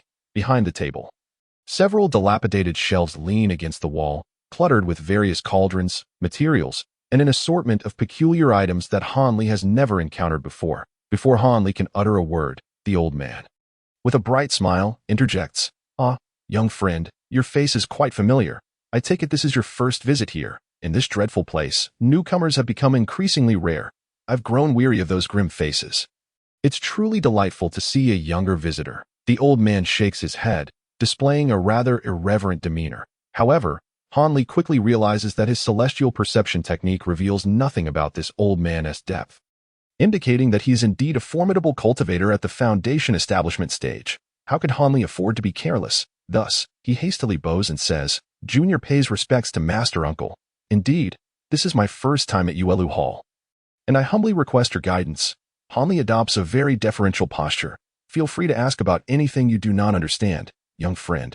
Additionally, my surname is Su. You may call me Su Bo or Su Lao. I prefer you refrain from overly formal titles. I do not care for such things." The old man quickly corrects Han Li's address, appearing quite particular about it. "Understood. I shall comply," Han Li replies after a moment of hesitation, finding the old man rather eccentric. "Now, let us discuss your purpose for being here." Su says with apparent satisfaction that I seek formulas and texts related to elixirs, as I wish to study the art of alchemy. Han Li articulates his request as delicately as possible, hoping to avoid drawing the old man's scrutiny. "Formulas and texts on alchemy, you say? Simply ascend this staircase." To Han Li's astonishment, the old man shows no inclination to pry further and casually produces a black token. Uttering a spell, suddenly, a stone staircase appears in the space between him and the shelves, leading up to the ceiling. Overjoyed, Han Li hurries to the staircase, ready to ascend, but Su Lao suddenly adopts a cunning expression. To view the collection on the second floor, there is a fee of 1 low-grade spirit stone per hour, and you are not permitted to take the originals from this place. If you wish to copy any content, an additional fee of 10 spirit stones per copy is required. Before Han Li can even reach the staircase, Su Lao leisurely states the relevant regulations, causing Han Li to pause, nearly bursting into expletives. Isn't that fee rather exorbitant? Not to mention the 10 spirit stones for copying. Even the 1 spirit stone per hour to browse would deter many disciples with limited funds. It is important to note that a low-ranking disciple can earn merely 2 or 3 dozen spirit stones over the course of a year through various labors. When one considers the daily expenses and the costs associated with cultivation, the actual amount of spirit stones saved is but a meager few. Therefore, the exorbitant fees charged by the other party are undeniably unscrupulous. This revelation caused Han Li's perception of the elderly man to undergo a complete reversal. He truly was a cunning merchant. Although a peculiar expression graced Han Li's countenance, he did not linger any longer due to the old man's words. Instead, without looking back, he tossed a low-grade spirit stone into the old man's hand and swiftly ascended to the second floor. How intriguing. He was not deterred by such charges. It appeared he was indeed a minor wealthy individual. It seems there is yet another opportunity for a small fortune. The man who referred to himself as Su Bo, witnessing Han Li's extravagant ascent, couldn't help but squint his eyes into crescent shapes with delight. He rubbed the spirit stone vigorously against the hem of his clothing before scrutinizing it closely, revealing an unmistakable visage of a miser, starkly contrasting with the approachable demeanor he had initially displayed. At that moment, Han Li suppressed the discontent brewing within him, striving to calm his emotions before meticulously surveying the items on the second floor. Contrary to his expectations of a spacious, well-lit room brimming with countless books and bamboo scrolls, the second floor, though not small, was pitifully sparse in its furnishings. 2 dark, shabby bookshelves, a dirty table, and a rickety chair comprised the entirety of the room's possessions. Of course, there were still 2 or 3 dozen yellowed old tomes on the shelves, alongside a few bundles of tattered bamboo scrolls and 2 jade tubes whose original colors were no longer discernible. How dismal! Had he inadvertently wandered into the wrong place? This was hardly the hidden library of a great sect of cultivators. It resembled nothing more than the dilapidated study of a destitute scholar. Han Li was significantly disheartened by the scene before him. Were it not for his apprehension regarding the unfathomable powers of the old man, he would have felt an overwhelming impulse to descend immediately and seize the old man's collar, demanding an explanation. Taking a deep breath, Han Li composed himself and approached one of the bookshelves. He casually pulled out an old book and began to examine it closely. The 5 elements of heaven and earth, correspondences of the 5 organs, golden needle acupuncture, capable of transforming essence into vitality. After reading just a few lines, he was taken aback and quickly closed the book. Glancing at its cover, the phrase was golden needle secret art loomed large before his eyes. Han Li's expression darkened instantaneously. It was not that the book lacked merit. Indeed, its contents detailed a rare secret method of using golden needles for healing, possessing the extraordinary capacity to resurrect the deceased and awaken a patient's latent potential. Yet how could this needle technique possibly relate to alchemy? What infuriated him further was the fact that he had perused this very book countless times at the hands of Dr. Mo. To the point of being able to recite it backward. This was clearly a work of secular medicine. How could it brazenly appear in this place? A cascade of questions flooded Han Li's mind, causing his brow to furrow in profound confusion. However, as his gaze fell upon the remaining tomes on the shelf, a foreboding sense of dread enveloped his heart. Han Li, with a flurry of movement, meticulously sifted through the remaining old books, examining each one in turn. With every book he finished perusing, the shadow of gloom upon his face deepened further. After he had scrutinized the tomes upon another shelf, his expression mirrored the ominous darkness that precedes a tempest. To his dismay, none of the 20-odd volumes contained alchemical recipes. Rather, they were filled with remedies for ailments or esoteric treatments for obscure maladies. Most astonishingly, one volume was a self-proclaimed treatise by a master of poisons, all of which were mere trappings of the mundane world. As an hour elapsed, he realized that further examination would incur additional costs in spirit stones. Suddenly, an elder named Su bellowed from downstairs. Han Li, taken aback, found himself at a loss for words. Such a heap of worthless tomes demanded spirit stones. Nonetheless, upon glancing at the items on the table, he reluctantly procured another spirit stone from his person and descended the staircase. The spirit stone has been received. My young friend, please continue your reading. I shall not intrude. Su, downstairs, declared with a jovial demeanor. Han Li chose to ignore the elder, fully aware that for one so unabashedly avaricious, his respect was of little consequence. What mattered was that Han Li could continue to provide him with profit. However, he had no intention of frivolously tossing away another spirit stone. Hence his subsequent examination of the bamboo slips on the table was markedly swifter than before, merely skimming the content without delving into detailed readings. Bathed in the soft, silvery glow of a large moonstone atop the roof, Han Li's expression oscillated between delight and despair, reflecting the tumult of emotions as he flipped through several bundles of bamboo slips. Once he had completed his review of all the slips, he returned them to their original place with a soft sigh. To his surprise, the contents detailed various recipes for elixirs and insights on their preparation. Regrettably, upon closer inspection of the ingredients, he discovered that these remedies bore a striking resemblance in efficacy to his own Huanglong pill and Jinsui pill, proving to be of little utility for Han Li, who had already attained the 11th layer of the Changchun technique. Thus, his only hope now rested upon the 2 jade tubes, each the size of a fist, wishing that their contents would not leave him empty-handed. Chapter 155. Distress. Han Li picked up one of the jade tubes and gently blew upon it, revealing its vibrant, verdant essence. That he pressed the tube against his forehead, allowing his consciousness to gradually seep into its depths, where a method for concocting a foundational elixir materialized before his eyes. Indeed, it was the very technique he had longed for. The method for crafting the foundation establishment pill, the entire process, from the selection of materials to the refinement into pill form, was laid bare, filling him with astonishment and joy fervor. He neglected to examine the other jade tube, hastily absorbing the entirety of the information within. However, when his mind brushed against the requirement of employing innate true fire for the elixir's refinement, Han Li was rendered speechless, struck by a profound sense of bewilderment. Innate true fire is a Taoist flame that only cultivators in the foundation establishment stage may wield, a fundamental ability that manifests naturally after one has established their foundation. Its potency grows alongside the practitioner's qi refinement and meditation, ultimately transforming into the legendary 3 flames capable of incinerating all things upon reaching the Dan formation stage. Yet, how could Han Li, still in the qi refining stage, possibly summon such innate true fire? Only after establishing his foundation could he hope to wield it. However, if one wishes to establish a solid foundation, it is imperative to refine the foundation establishment pill. Yet, the creation of this pill is contingent upon the possession of innate true fire, which can only be harnessed post-foundation establishment. Thus, an intricate and inescapable cycle has formed, leaving Han Li with an overwhelming urge to smash his head against the wall in frustration.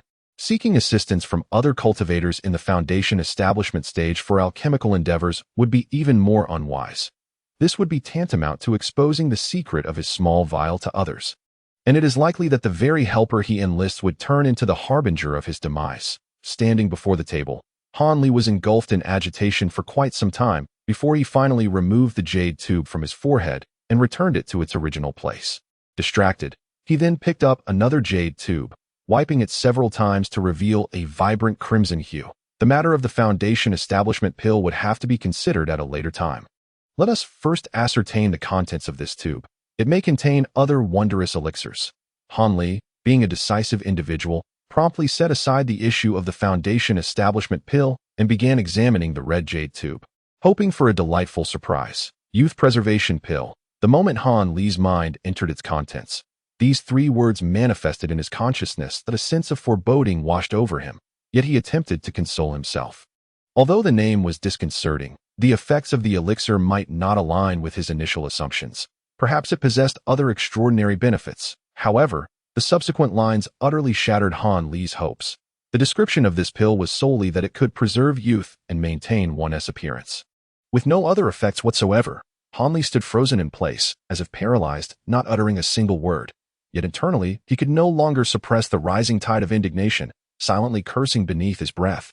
What kind of library is this, devoid of any viable formulas, yet cluttered with a hodgepodge of items? What use could these so-called golden needle techniques or youth preservation pills possibly have for us cultivators? They are brazenly displayed here. Just as Han Li was beginning to feel that this trip was nearly futile, the irritating voice echoed up once more. Time is running out.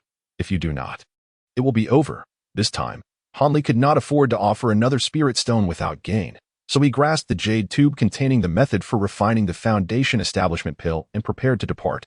However, as he reached the staircase, he hesitated. Although the youth preservation pill offered no assistance in advancing his magical prowess, it could still be sold to other cultivators. Moreover, the most crucial point was that this youth preservation pill did not require the so-called innate true fire. He could concoct it with his current abilities. With this thought in mind, Han Li turned on his heel and rushed back to the table, seizing the red jade tube in hand before hastily returning to the staircase and descending with purpose. So, young friend, did you find anything of value? Upon seeing Han Li emerge, the elder's face broke into a wide grin. Yet Han Li perceived an insincerity in his words. Elder Su, is the upper floor truly the repository for our sect's alchemical formulas? Why are there only these worthless trinkets? Surely, there cannot be another collection room. Han Li, dismissing the elder's feigned enthusiasm, instead voiced the long-held question that had been brewing within him, his expression laden with frustration. Upon witnessing Han Li's expression, the elder could not help but chuckle slyly.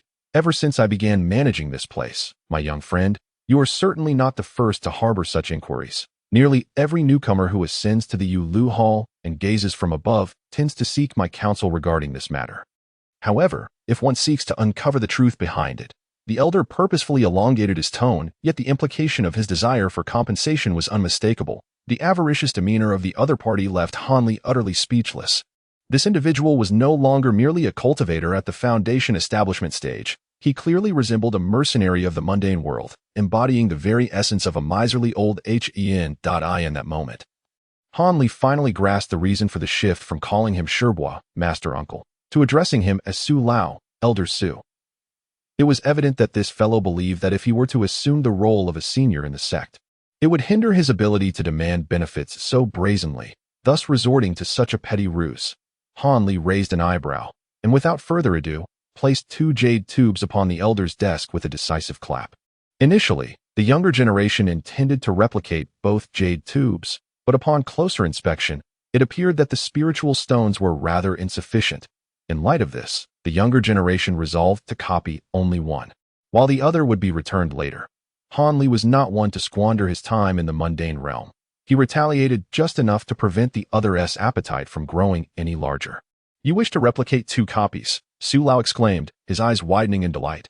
Originally, yes, but I find myself wanting for the answer to the previous question, and it seems I am somewhat short, he chuckled. Since you were so forthright, my young friend, the answer to your earlier inquiry shall, of course, be provided free of charge. Allow me to prepare the copies for you. The elder hastily took the 2 jade tubes into his hands and retrieved 2 white jade tubes from a shelf behind him, urgently beginning the replication process, as if fearing Han Li might change his mind. Once the copies were completed, he triumphantly presented them before Han Li, with an expectant gaze that seemed to implore Han Li to hasten his payment. He fixed his stare upon him. Han Li's lips twitched slightly, as he contemplated uttering a response, yet ultimately refrained. After a brief moment of silence, he decisively produced 20 low-tier spiritual stones from his storage bag and silently handed them to the elder. The elder received the stones with a beaming smile, momentarily overjoyed, his lips stretching wide in delight. It was only after he had counted the spiritual stones 3 or 4 times that he noticed Han Li still awaited his reply. At this juncture, Su Lao contentedly stowed away the stones and regarded Han Li with the eyes of a discerning benefactor. Truly, one must not judge a book by its cover. My young friend possesses such substantial wealth. This indeed took me by surprise. However, while I am fond of wealth, I am also a man of my word. Should you have any inquiries today, do not hesitate to voice them. I shall ensure you leave fully satisfied. With that, the elder withdrew his gaze and adopted a solemn demeanor, speaking with gravity. Han Li, somewhat taken aback, unceremoniously pressed for an answer to his earlier question. The truth is quite simple. The majority of alchemical formulas have long been lost. This is not only the case for our Huangfeng Valley, but for several other sects, and indeed, it is a prevailing situation throughout the entire realm of cultivation. The elder spoke slowly, upon hearing the elder's words. Han Li was momentarily taken aback, gazing at the old man with a hint of perplexity. In truth, young friend, if you were to quiet your mind and reflect, the answer would become apparent. What is the value of a pill formula? It lies in its ability to transform various rare and precious materials into pills for us cultivators. However, have you ever pondered that the world's supply of such materials is exceedingly limited? Moreover, each type requires hundreds, if not thousands, of years to mature.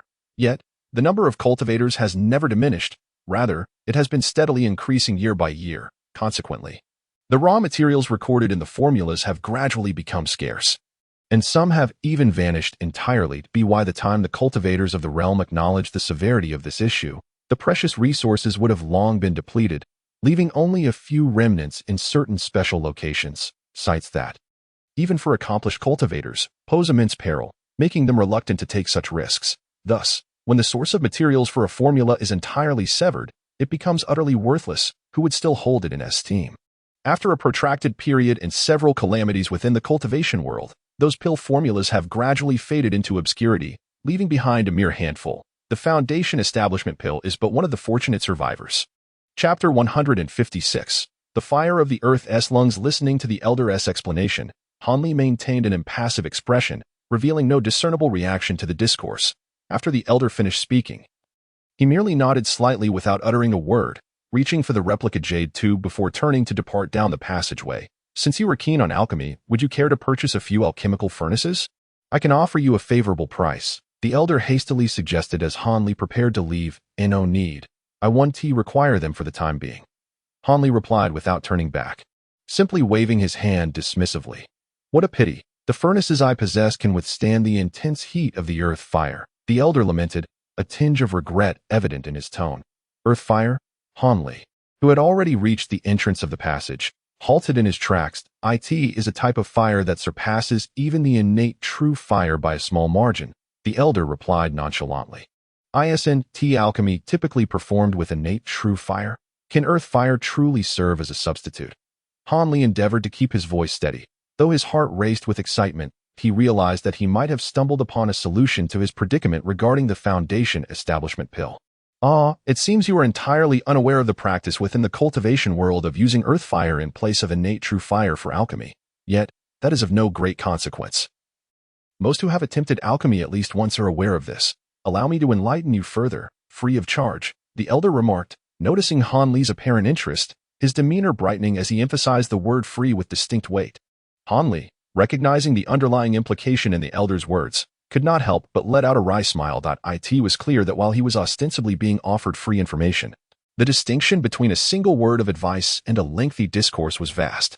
However, given the gravity of the matter, Han Li could not afford to linger on such trivialities. Thus, I made my way back without a moment's hesitation and remarked, as long as the matter of the earth fire, as mentioned by Elder Su, holds true, I shall simply select another alchemical furnace here.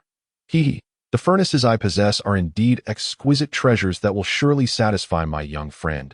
Observing that his objective had been successfully achieved, Elder Su could not help but squint his eyes and chuckle that in fact, the practice of refining pills with innate true fire had long become an antiquated method in today's realm of cultivation.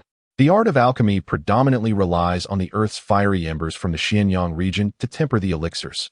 This is because, long ago, Our predecessors discovered that the earth fire not only boasts a higher purity and temperature than a cultivator's true fire, but it is also remarkably enduring and stable, significantly enhancing the success rate of pill refinement compared to the previous methods. This holds true for artifact crafting as well. Therefore, any cultivation sects or larger families with sufficient resources have established their own dedicated Xin-Yang fire grounds for their disciples to employ in alchemy and crafting. Only those solitary cultivators, lacking such resources, continue to rely on the outdated methods of true fire, which yield a high failure rate. The elder, with a nodding demeanor, expounded upon this at length. Is it true that our sect possesses access to such earth fire? Elder Su, do you know where it is located? Hanli inquired, his heart brimming with excitement, as he maintained a composed demeanor while seeking the crucial information. Haha. Upon hearing Hanli's question, the elder could not restrain his laughter, leaving Hanli blinking in confusion. When you first entered the Yuelu Hall, did you not notice a passageway devoid of any markings? That passage leads directly to the Xin-Yang fire grounds. If you exchange some spirit stones there, you can borrow the earth fire. After a hearty laugh, the elder finally divulged the truth to Han. Is it truly so? Hanli could not suppress his delight. A faint smile gracing his lips to Mai, an old man, capable of deceiving a junior. Elder Su replied somewhat irately that I apologize for my thoughtless words. Please forgive me. Elder Su. Hanli humbly acknowledged, recognizing that even if the elder were greedy, he would not likely resort to deception in such a matter. Considering your youth, I shall pardon you this once. The elder's expression softened, yet he quickly adopted a serious demeanor, adding, however, I shall not extend any discounts on the purchase of the alchemical furnace. At this, Hanli could only manage a wry smile, realizing that the elder was ever keen on seizing an advantage. Are these the furnaces? Hanli pointed towards the various cauldrons on the shelf and inquired. Certainly not.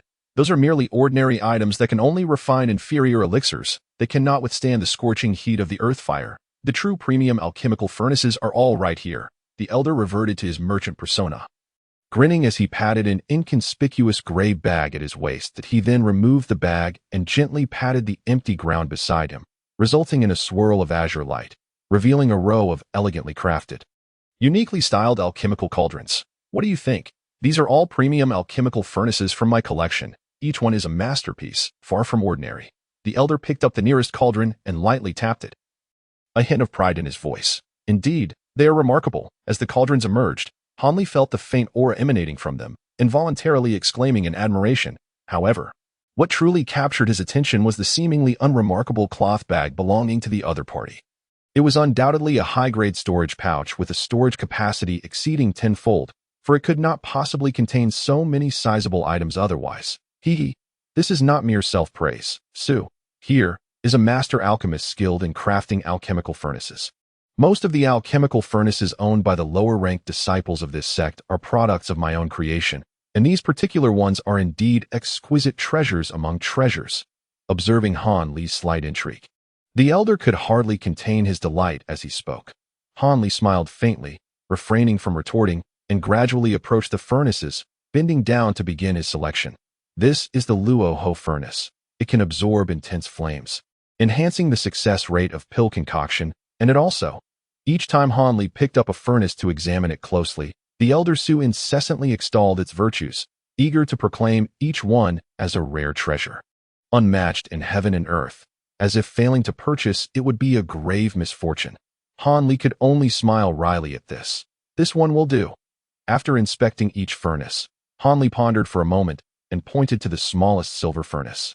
Addressing the elder, "Tsk, my young friend indeed possesses discerning taste. This silver-threaded furnace is undoubtedly a gem among alchemical devices, a rare high-grade artifact. Among all the furnaces I possess, it stands unparalleled." Elder Su, slightly taken aback by Hanli's choice of the smallest item, soon regained his composure and lavished praises upon the silver furnace, extolling its merits profusely. What does this have to do with discernment? I merely considered the limited space of the storage pouch, which could only accommodate this particular furnace. Hanli thought irritably as he listened to the elder's incessant chatter. Ultimately, after some haggling, Hanli acquired the item for the price of 32 low-grade spirit stones. Leaving without hesitation.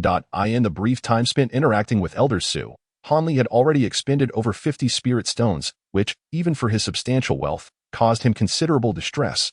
Thus, he was reluctant to linger any longer. despite the Elder's enthusiastic attempts to retain him. Exiting Elder Su's quarters, Hanli returned to the hall where the teleportation array was located but did not immediately activate it. Instead, after a moment's contemplation, he proceeded down an unmarked corridor. At the end of the passage, a massive stone door barred his way, shimmering with a kaleidoscope of colors, clearly imbued with formidable prohibitive magic, instilling a sense of caution. Beside the stone door was a small stone chamber, within which sat an unattractive man with a face full of blemishes.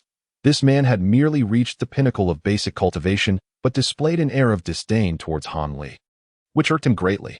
Yet, who was Hanli? Despite his inner displeasure, he maintained a composed demeanor. Even when he managed to ask 3 questions, the man responded reluctantly to only 1. Yet Hanli gleaned a clear understanding of the situation here, keeping it all firmly in mind. Subsequently, Hanli appeared unfazed by the rudeness, politely bid farewell to the man, and made his exit. However, before he could take more than a few steps, he heard the man muttering to himself. A pauper among low-ranking disciples dares to aspire to alchemy.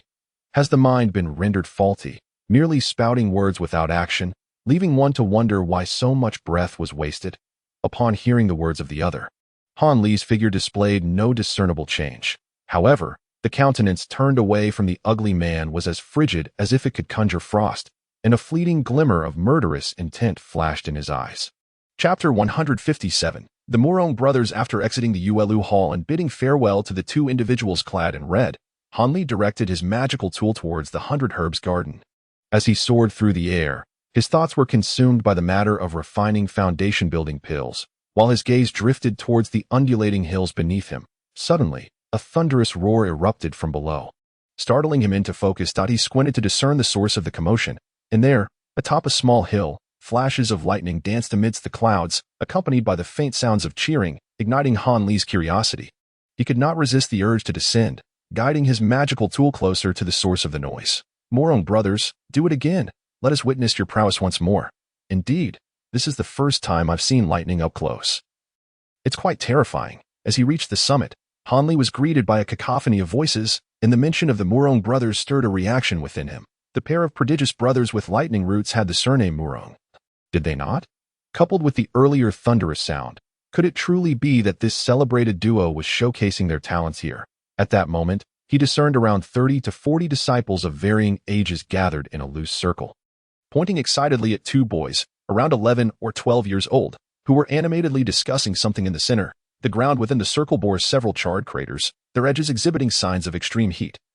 With wisps of blue smoke rising, and a charred odor wafting through the air with the gentle breeze. Witnessing this spectacle, Hanli hurried over, scrutinizing the boys closely. They were both strikingly handsome, fair-skinned, and remarkably similar in appearance.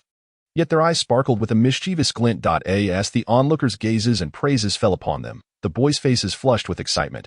After exchanging a glance, they simultaneously formed hand seals and chanted incantations, summoning arcs of electricity in their hands. Soon, 2 slender bolts of lightning shot forth, striking the ground nearby with a resounding boom and a brilliant flash of white light, creating 2 additional deep craters. Is this the palm thunder of the lightning attribute?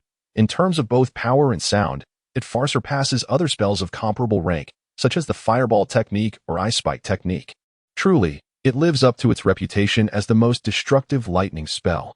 Hanli marveled inwardly, feeling a deep envy for the brothers' elemental affinity. Clearly, Hanli was not alone in his sentiments. The other onlookers cast envious glances at the duo, wishing they too had been favored by the heavens, endowed with such enviable and extraordinary spiritual roots. After showcasing their lightning techniques a few more times amidst the cheers of the spectators, the brothers appeared somewhat fatigued, as their young age limited their endurance. How disappointing. The power of lightning roots is hardly impressive.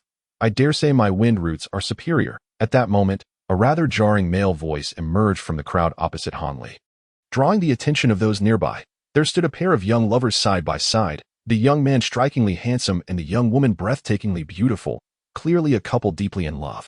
The young man wore an expression of arrogance, seemingly dismissive of Morong brothers' palm thunder, while the young woman, under the gaze of so many, flushed slightly, her shyness adding an extra touch of beauty to her allure. Who is this man? How conceited. Wind spirit root. Isn't that a type of as well? Could it be that this man possesses 2? I recognize him. He is senior brother Lu, indeed a wielder of attributes. And his wind-based spells are remarkably formidable. Even if he too has, why would he utter such words? Perhaps out of jealousy. After all, he was the only one among the lower-tier disciples with, and now two with even greater potential have suddenly emerged, naturally causing some discontent within him. What? Such pettiness. Shoo. Be quiet. Don't let him hear you that he holds grudges, and if he sets his sights on you, it would be disastrous. The appearance of this young man sparked hushed whispers among those nearby, suggesting that his reputation was far from stellar. Humph, little ones, allow me to demonstrate what truly is. Upon hearing the murmurs about him, the young man's expression darkened as he strode into the circle, declaring haughtily, "You too may attack with lightning spells. Should you dare to retreat even a single step, I shall demand that you bow your heads and confess." The Morong brothers, witnessing senior brother Lu's brazen demeanor and unwarranted disdain, felt their faces turn pale with indignation. You want to dodge? Of course not, and no use of magical artifacts. Fine. The brothers, truly deserving of their blood relation, swiftly established a rule that favored their side with just a few words.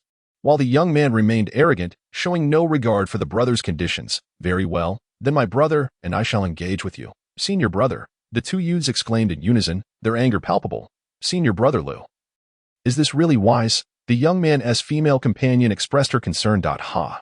What is there to worry about when dealing with two little brats? Jinshimi, you needn't fret.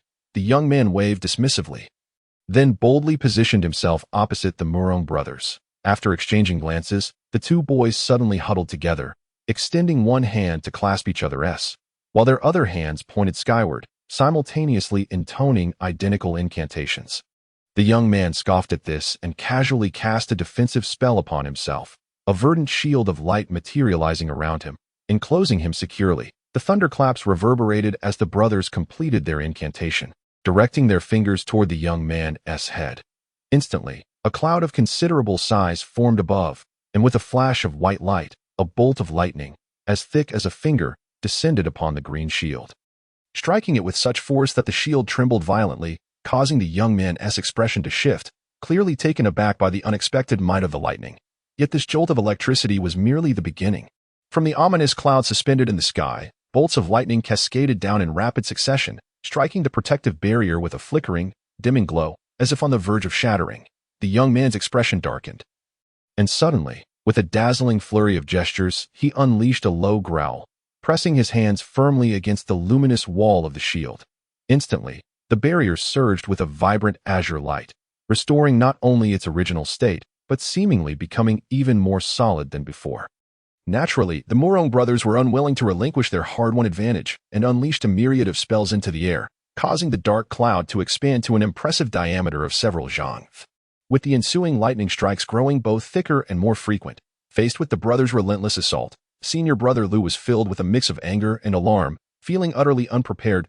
He had never anticipated that his opponents, so young, had mastered the intermediate level chain lightning technique. For a moment, he found himself unable to extricate himself from the barrage of attacks or to counter with his own spells in front of such a large audience. He had suffered a significant setback. Thus, one side was desperately sustaining the relentless lightning strikes from the dark cloud, while the other was the young man laboriously casting defensive spells, continuously reinforcing the azure shield. This contest had unexpectedly devolved into a protracted tug-of-war.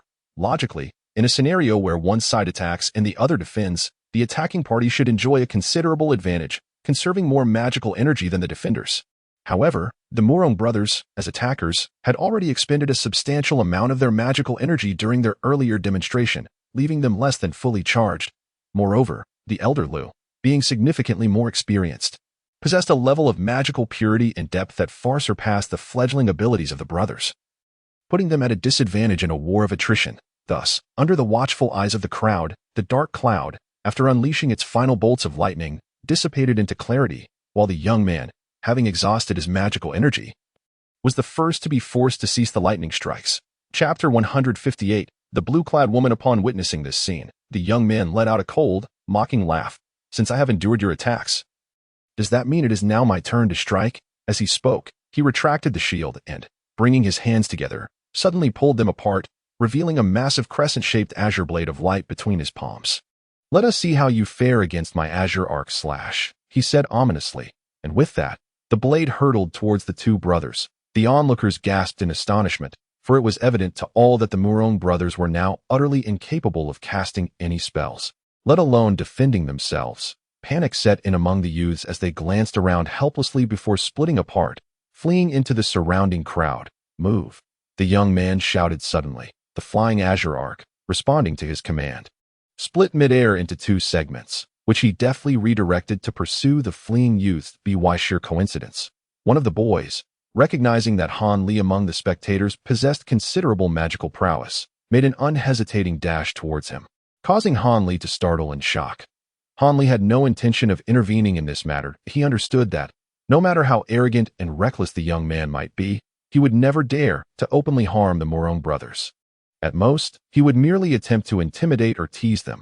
Therefore, he would never assume the role of the scapegoat. Moreover, this youth was exceptionally cunning. It was evident that he intended to use Han Li as a shield. How could he allow the other party to have their way? Thus, with a slight shift of his body, he vanished from his original spot, leaving the young man grasping at air, infuriated and cursing as he had no choice but to continue fleeing in a panic. With a resounding rumble, the ground trembled in the direction another youth had fled, followed by a curse from a man nearby. Clearly, someone had not acted as wisely as Han Li and had failed to escape the role of a living shield. As the dust settled, a massive earthen wall several feet high appeared, adorned with a crescent-shaped groove several feet long. Behind the wall stood a stout young man in his 20s, brandishing a peculiar wooden crutch, one hand pressing against the wall's breach as he shouted angrily. Close behind him was another young man from the Murong family, grinning cheerfully. What does the surname Lu mean? Didn't you see anyone else here? How dare you attack? Do you intend to take me down as well? The stout young man questioned, his voice laced with fury. Brother Lu snorted, ignoring the stout youth's accusations. Instead, he darkened his expression and exerted all his strength to manipulate the remaining half of the azure blade, suddenly accelerating to pursue the young man in Han Li's direction, clearly intending to leave a mark on him. Stop! A young woman's sharp voice rang out from above, followed by a blazing firebird descending from the sky, which consumed the azure blade behind the young man entirely, transforming into a ball of flames before vanishing. Who broke my spell? The stout youth fumed, looking up into the sky. To everyone's astonishment, a woman clad in blue, with skin as smooth as cream and a radiant beauty reminiscent of a celestial being, appeared above them.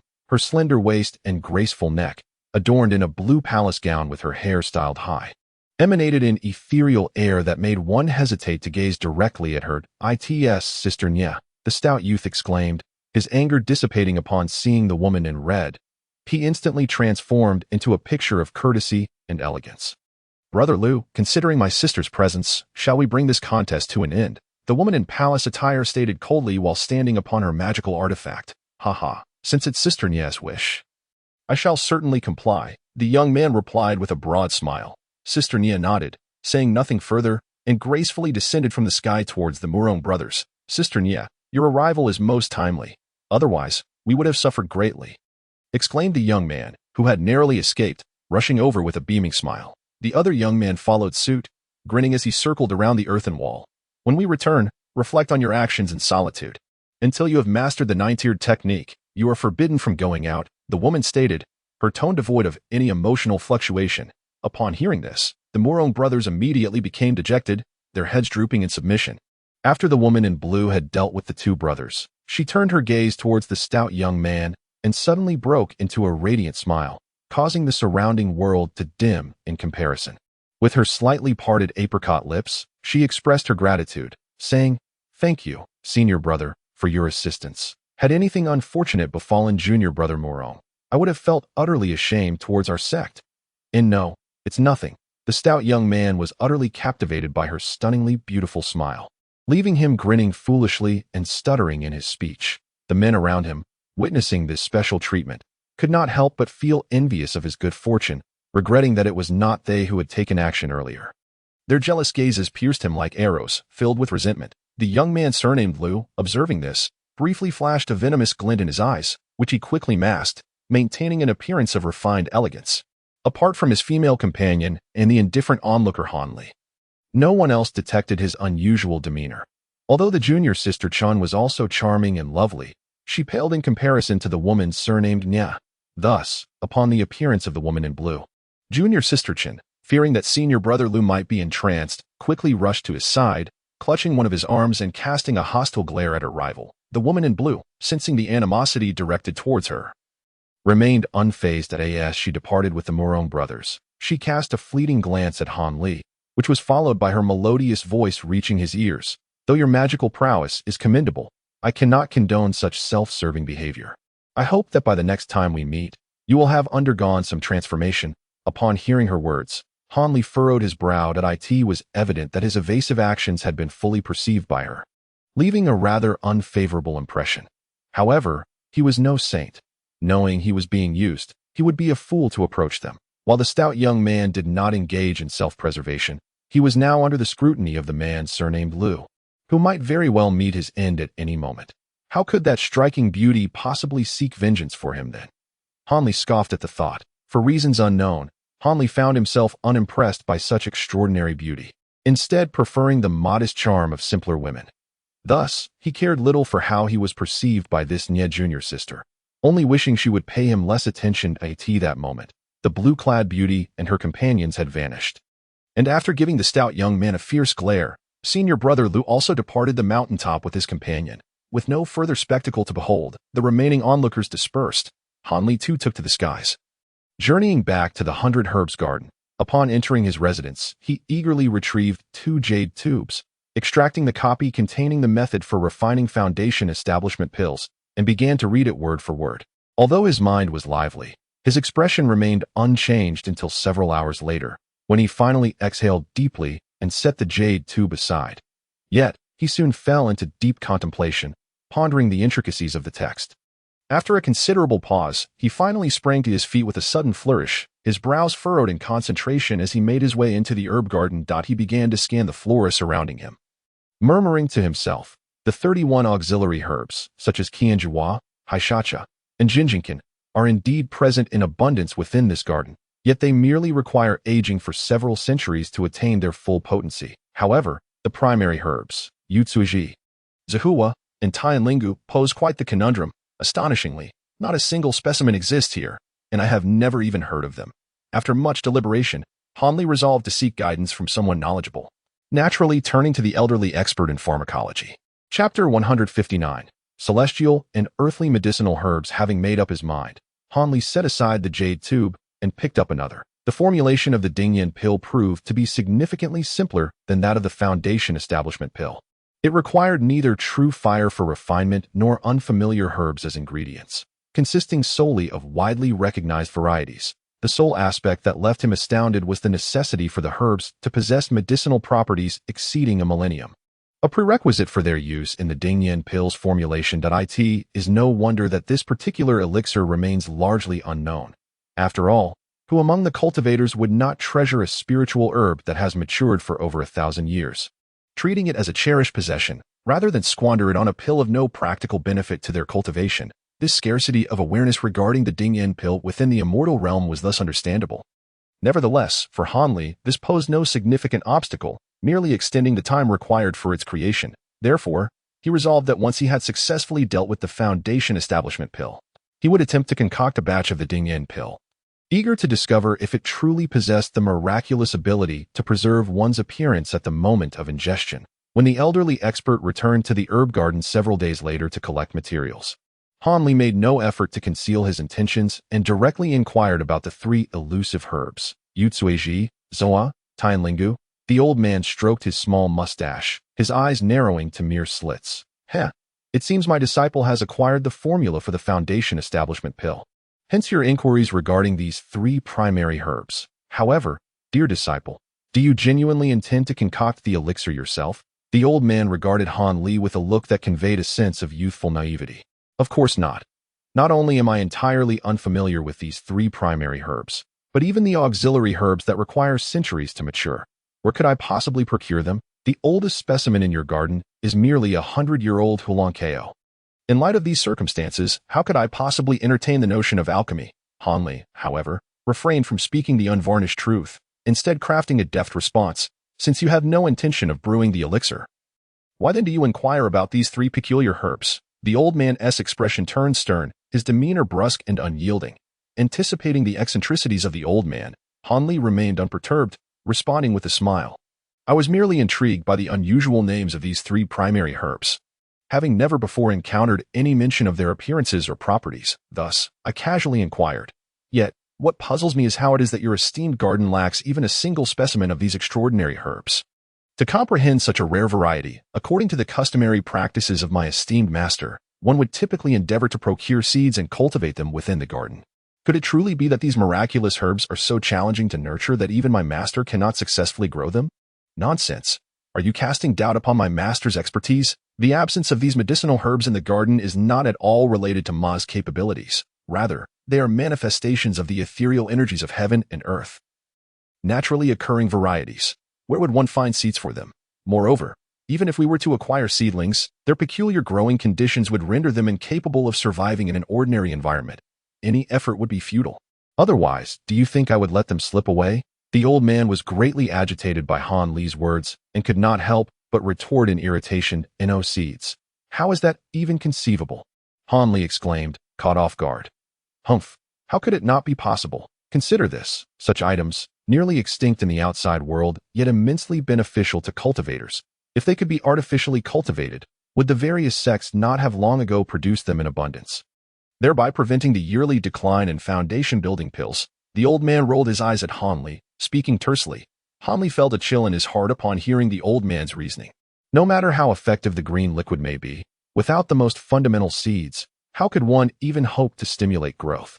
One cannot conjure something out of nothing. If there is nothing else, I shall take my leave. I will return in 2 months to procure another batch of herbs. The old man, oblivious to the unusual expression on Han Li's face, turned to depart. Yet, where could the primary ingredients for the foundation building pills, produced every decade, possibly come from? If, as my master claims, their growing conditions are indeed peculiar, there must be a designated location for their growth. Han Li's mind raced, swiftly considering an alternative. The absence of seeds is inconsequential. Are there not immature seedlings? If I can find enough of them, they can still be coaxed to grow. Thus, he hastily pursued the inquiry. It seems your curiosity knows no bounds. However, I advise you to abandon your hopes. Seeking these 3 extraordinary herbs in that forsaken place is akin to courting death. The old man, too weary to turn back, coldly uttered this and then soared away, ignoring Han Li. Left behind, Han Li stood in a daze, unmoving for quite some time. That I must acquire these 3 miraculous herbs. Even if he does not divulge their whereabouts, will I not seek information from others? Han Li sighed deeply, speaking softly to himself. During his 2 years in Huangfeng Valley, aside from this Master Ma, the only other person he had become somewhat familiar with was the steward Yu and the disciple Wu Feng. Yu, possessing a cunning nature and being exceedingly self-serving, was not someone Han Li wished to engage with, which is why he sought out brother Wu Feng first. Should he glean no useful information from him, a visit to the avaricious elder at Yuelu Hall would be inevitable. Surely, he would possess knowledge, though it would likely come at a cost. Upon reaching the transmission pavilion, designated for lower-ranked disciples, Han Li found Wu Feng engaged in explaining low-level spells to several young acolytes. Upon noticing Han Li, Wu Feng merely acknowledged him with a slight nod before resuming his teaching. Han Li was unperturbed by this. He understood that Wu Feng's diligence was simply a reflection of his strong sense of responsibility, not exclusive to him alone. When it comes to this senior brother Wu, Han Li truly harbors a measure of admiration for him. Although this transmission master, after consuming the foundational elixir, still lingers at the pinnacle of the Qi refinement stage without advancing into the foundation establishment stage. His profound understanding of low-tier spells is nothing short of extraordinary, allowing him to draw parallels and make connections that leave Han Li in awe, from which he has greatly benefited. However, were it only this, Han Li would merely regard him with interest and not bestow such respect. What astonished him was that since assuming the role of transmission master, this senior brother Wu treats all brothers who come seeking guidance with equal regard, imparting his insights with utmost care, seemingly without the slightest hint of selfishness, which truly left Han Li quite surprised. To be honest, at first, Han Li did not believe that the other was a person of such caliber. He suspected he had encountered yet another hypocrite, one who merely excelled at superficial appearances. Thus, he maintained a cool distance, treating him with respect, but keeping him at arm's length. However, after more than a year of genuine interaction, Han Li finally confirmed that this seemingly ordinary individual indeed acted without pretense, sincerely aiding all his fellow disciples. This revelation left Han Li momentarily speechless, although he was reluctant to endorse senior brother Wu's approach. The man's character was undeniably commendable. Hence, he began to foster a friendship with him. While they had not yet reached the level of close confidence, their relationship had certainly improved beyond that of ordinary disciples. Thus, Han Li patiently awaited by the side as senior brother Wu meticulously explained the intricacies of a basic intermediate spell, the Fire Serpent technique, which he elaborated upon for over 2 hours, even demonstrating it several times for the benefit of the attendees. To speak of Han Li's elemental spells, aside from those he initially acquired, he had not truly learned many others over the past 2 years. He had merely sought to consolidate his earlier knowledge. This realization left Han Li thoroughly disheartened regarding his innate talent, intensifying his yearning for the foundational elixir. Eventually, the group of youths concluded their inquiries and departed the room. It was then that Wu Feng turned to Han Li with a smile and inquired, "Junior brother Han, it has been quite a while since you last visited. Have you decided to embark on the study of intermediate spells?" Upon hearing this, Han Li managed a wry smile and, lacking enthusiasm, replied, "Senior brother, you are well aware of my aptitude. Spending 2 years merely on basic low-tier spells has left me exhausted. To tackle more challenging intermediate spells would likely take another 7 or 8 years before I see any notable progress. I think I shall pass." Wu Feng frowned slightly, reproaching him. "Junior brother, how can you be so despondent? It is true that your aptitude may be lacking, but diligence can compensate for shortcomings. With earnest effort in cultivation, you can still achieve significant accomplishments." Chapter 160, Blood Restriction Trial. Han Li understood that the other's words stemmed from good intentions, and with a sense of resignation, he offered a few half-hearted acknowledgments to divert the conversation. Finally broaching the subject of the main ingredient of the foundational elixir, "Junior brother Han wishes to know the source of spiritual herbs such as Yusueji," Wu Feng asked in surprise. "Indeed, senior brother, having been in our sect for so many years, you should have some knowledge, right?" Han Li inquired with great anticipation. Wu Feng pondered for a moment before responding, "Of course, I know a little.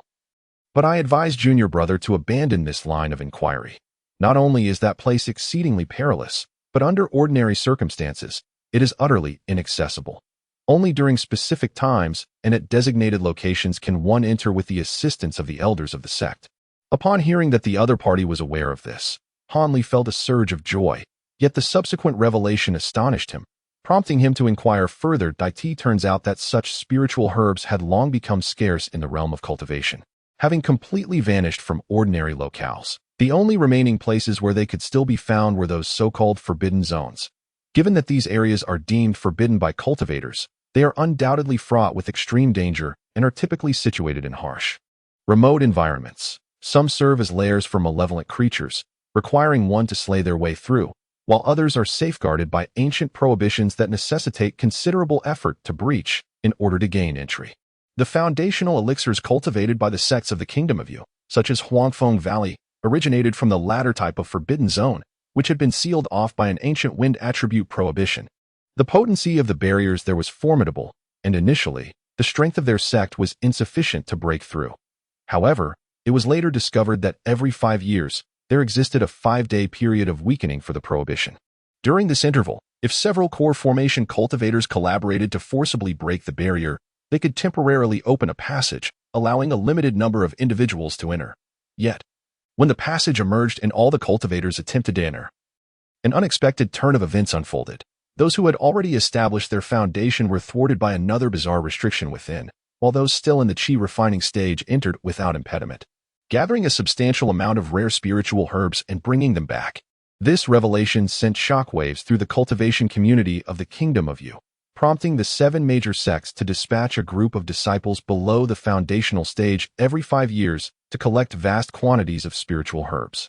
With the foundational elixirs being of paramount importance, initially, the disciples from various sects could act independently without stepping on each other's toes, viewing this as a significant opportunity. However, as the years went by and the collection continued, the spiritual herbs within the forbidden zone gradually dwindled, leading to disputes among the sects over certain rare herbs, resulting in increasingly aggressive confrontations. Several hundred years ago, during one such incident, a disciple even lost their life in the ensuing conflict. This loss of life irrevocably shattered the cordial facade among the major sects, leading to overt displays of the law of the jungle, as they encouraged their disciples to seize from one another. staining the expeditions into the forbidden zones with bloodshed. Consequently, as the spiritual herbs continued to diminish, the struggle within the forbidden zone escalated in intensity and brutality over the past century. Due to the horrific nature of the battles, less than one-third of the disciples who ventured into the forbidden zone returned alive, resulting in significant losses among the elite of the lower-tier disciples across the sections. This prompted the disciples to colloquially refer to the expeditions as the blood-forbidden trial, leading many to avoid participation altogether, even to the point of creating awkward situations where no one was willing to go. As for those who attempted to forcefully enter, that was out of the question. For disciples who did not genuinely seek herbs within the forbidden zone would likely feign diligence, often finding a hiding spot to wait out the time before emerging unscathed. Such occurrences are not without precedent, causing the superiors who dispatched them to seethe with anger, yet they remain powerless to alter the course of events. After all, the individuals in question were initially reluctant to venture forth, yet it was you who insisted on thrusting them into such perilous circumstances. What grounds remain for reproach? Consequently, as the various factions within the state of you cast envious glances at the elusive spiritual herbs, the number of disciples willing to brave the dangers dwindled to a mere handful. In response, all sects began to offer substantial rewards to entice disciples to embark on the expedition into the Forbidden Realm, linking the bounty of spiritual herbs they could procure from the depths of that place to the magnitude of the rewards. Take, for instance, the Huangfeng Valley. From previous endeavors, the sect had established a clear stipulation. Any disciple who registered for participation would be granted a mid-tier spiritual stone and a piece of spiritual apparatus as a form of encouragement. Furthermore, should a disciple successfully retrieve spiritual herbs from the forbidden domain, the sect would bestow even more generous rewards, commensurate with the quantity and quality of the items brought back, from spiritual stones to magical artifacts and elixirs of all sorts. Rewards even extended to the coveted Foundation establishment pills hidden within the sect's treasure trove, which would undoubtedly motivate lower-tier disciples to strive for success. Such alluring rewards indeed sparked a brief surge of eager registrations among the cultivation sects. Yet this fervor waned after merely 2 or 3 instances, ultimately collapsing into despondency. The brutal reality awakened the disciples to the sobering truth. These rewards were not easily attained. Prior to the introduction of bounties, 1/3 of those who survived the competition within the Forbidden Realm remained. Yet after the promise of rewards, fewer than 1/4 succeeded in emerging from the blood-soaked trials. Moreover, among those who returned alive, the number of disciples capable of procuring spiritual herbs was tragically scarce. Most returned battered and bruised, with naught to show for their efforts, let alone the coveted Foundation establishment pills. It was under such disheartening circumstances that Han Li inquired of Wu Feng regarding the origins of several spiritual herbs. After absorbing Wu Feng's revelations, Han Li was left with a profound sense of frustration. To think that gathering mere medicinal materials would necessitate venturing into a forbidden domain, engaging in fierce combat with disciples from other sects, and only those victorious could hope to escape. The disparity in survival rates was staggering. Fewer than 1 in 4 could emerge from this so-called blood trial. Were the risks not excessively daunting? He was no expert, merely an average disciple within Huafeng Valley's lower ranks. Lacking profound magical prowess or formidable spells, his only assets were a few decent magical artifacts and a sharp intellect. Yet, relying solely on these, Han Li could hardly entertain the notion of being among the final quarter. In a fit of frustration, he could not help but question Wu Feng. Why could the various sects not unite to equitably share the spiritual herbs? After all, these herbs would ultimately be used in the joint creation of Foundation establishment pills. Why must they resort to acrimony and enmity? To this, Wu Feng responded with a rueful smile. Junior brother, you may not be aware, but even in the collaborative crafting of Foundation establishment pills, the distribution of the elixirs is contingent upon the quantity of spiritual herbs contributed by each sect, leading to a proportional allocation. Under such circumstances, how could one expect the factions to refrain from fiercely competing for the herbs? Han Li was left speechless for a considerable time, ultimately burdened with a myriad of thoughts. He learned that the next blood trial would occur in 6 months. With Wu's senior brother's advice echoing in his ears, he departed from the transmission hall and made his way back to the 100 Herbs Garden. In the ensuing days, Han Li found himself in a state of perpetual lethargy, preoccupied with the matter at hand. He meticulously weighed the pros and cons, contemplating the inherent risks, in an attempt to compel himself to make a more prudent choice. It was evident that in the kingdom of Yu, one could not procure the 3 miraculous elixirs beyond the confines of the Forbidden Grounds. Otherwise, the 7 great sects would not need to engage in internal strife every 5 years, depleting their own resources. Should Han Li choose to avoid this perilous venture, his only recourse would be to place his hopes in other regions beyond the kingdom of Yu, where he might still find the elixirs.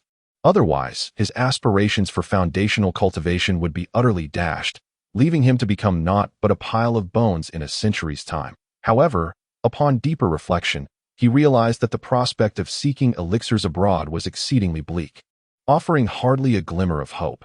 Yet, the thought of participating in the blood trial, with a mortality rate exceeding 3/4, seemed insurmountable. The likelihood of his demise in such a venture was alarmingly high. This predicament left Han Li in a state of profound indecision. Chapter 161. The market. After several sleepless nights of torment, Han Li gradually gravitated towards the latter option, to embrace risk in pursuit of success in foundational cultivation. For he could not resign himself to a life of mediocrity. However, true to his cautious nature, he resolved to visit the Yuelu Palace once more. Upon reconfirming with the avaricious elder that no celestial elixirs existed beyond the Forbidden Grounds, and that the blood trial was indeed as brutal as rumored, he cast aside any remaining notions of luck. Having understood that retreat was no longer an option, Han Li steeled his resolve to participate in the blood trial, prepared to stake everything if he did not succeed in finding the elixirs necessary for foundational cultivation. Then he would face his demise in this contest of the Forbidden Grounds. With a clear objective concerning life and death, Han Li commenced preparations for the impending journey to the Forbidden Grounds in 6 months' time. He aimed to bolster his strength within this brief period, enhancing his chances of survival. The 11th level of his Changchun technique could not be surpassed without the aid of elixirs that augment his power. He could only resort to learning several new spells and acquiring potent talismans and magical artifacts for new spells. He believed that if he approached senior brother Wu, the latter would not refuse to impart his knowledge. Nevertheless, given his aptitude, he could manage to learn at most 2 elementary low-tier spells or barely grasp 1 elementary mid-tier spell within 6 months. High-tier spells were beyond his reach. Therefore, the most efficient path to enhancing his strength lay in talismans and magical artifacts. Speaking of magical artifacts, Han Li indeed possessed a few. However, aside from the ring and small flag gifted by the esteemed Master Yi, he had only 2 usable items obtained from the yellow-clad individuals who had attempted to kill him: a long knife capable of transforming into a rope and a gourd that could expel spheres for automatic attacks. As for the items he received upon entering the sect, such as the Fire Sun Sword and Cold Moon Blade, they were merely low-tier artifacts with basic fire and ice attacks, hardly worthy of mention. Regarding talismans, Han Li had initially been sorely lacking. Fortunately, the aforementioned Master Yi, who had deprived him of many resources, had not falsified the quality of the talismans. He had genuinely provided a dozen mid-tier talismans and 2 rare high-tier talismans, bolstering Han Li's confidence significantly. Additionally, there exists that talisman adorned with a small sword, which Han Li has yet to comprehend fully. This item, once esteemed as a treasure of talismans by the yellow-clad man he had slain, undoubtedly possesses a significant and mysterious origin. However, as a piece of ill-gotten gain shrouded in secrecy, he has refrained from disclosing its existence to others. Instead, he has quietly pondered the meaning of the term talisman treasure, preparing to inquire further about its significance when a suitable opportunity arises. Naturally, in the face of the exceedingly terrifying blood restriction trial, possessing only this talisman would prove insufficient.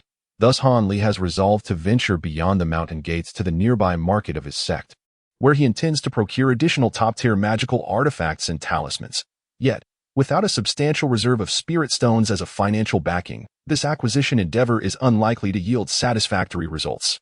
Although Han Li could somewhat manage to part with such spirit stones given his financial standing, the impending journey into the Forbidden Grounds makes these stones invaluable for survival in a protracted conflict, causing him considerable reluctance to relinquish them. After much contemplation, Han Li ultimately decided to cultivate several rare medicinal herbs, aged over a millennium, to exchange for spirit stones or perhaps barter directly. In truth, concocting the rejuvenation pill would likely be a superior choice, potentially yielding greater value. However, the sheer number of ingredients required for the pill is overwhelming, and time constraints render it impractical to gather all the necessary materials. Thus, he resolved to trade the herbs directly to avoid attracting the attention of others within the sect.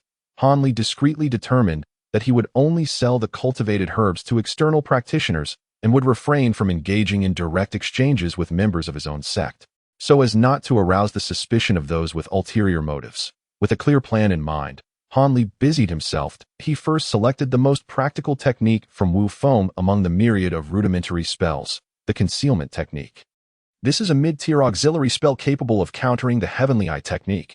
As long as the caster remains unseen by the naked eye after its application, it effectively allows for the concealment of one's own spiritual energy and hiding from view. Of course, this spell has no effect on practitioners above the foundation establishment stage. It serves primarily as a means of counteraction among high-level Qi refinement practitioners, proving far more practical than the typical concealment technique. Han Li's choice to forego other offensive or defensive spells stemmed entirely from his own combat experiences. His solitary encounter with other practitioners revealed that the opportunities to formally cast mid-tier spells during battle are exceedingly rare.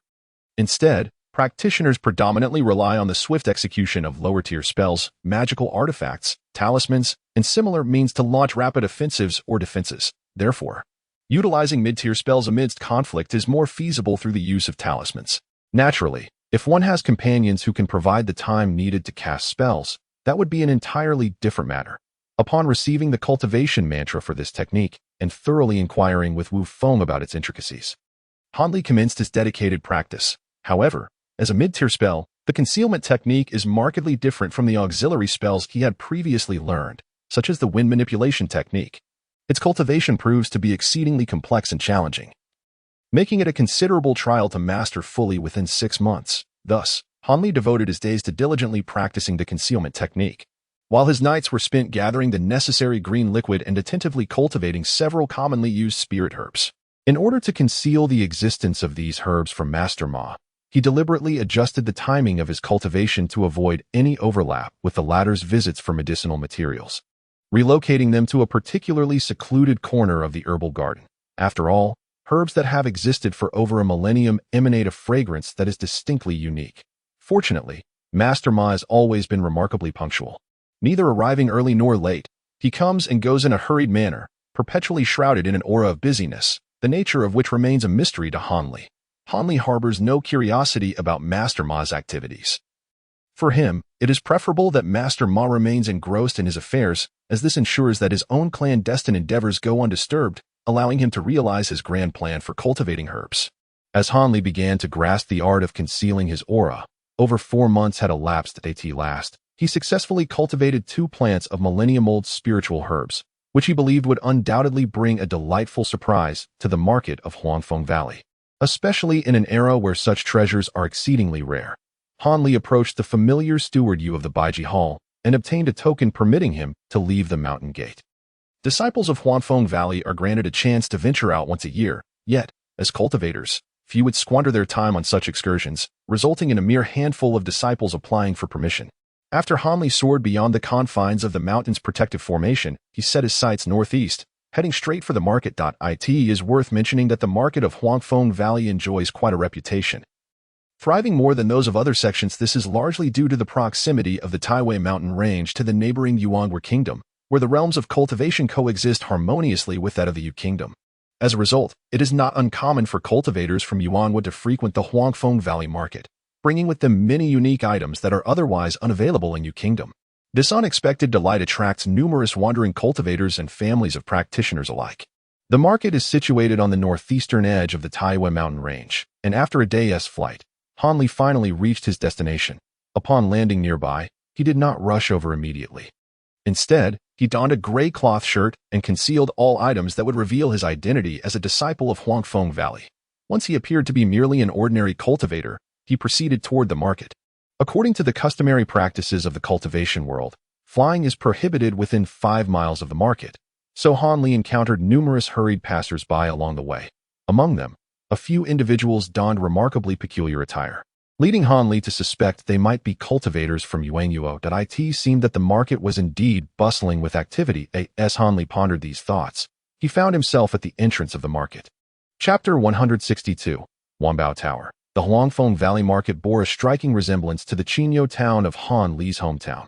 The entire market consisted of a single street, oriented in a north-south direction, lined with dozens of buildings of varying sizes at its southern end. These structures, some tall, and others merely modest abodes, created a rather uneven yet charming landscape.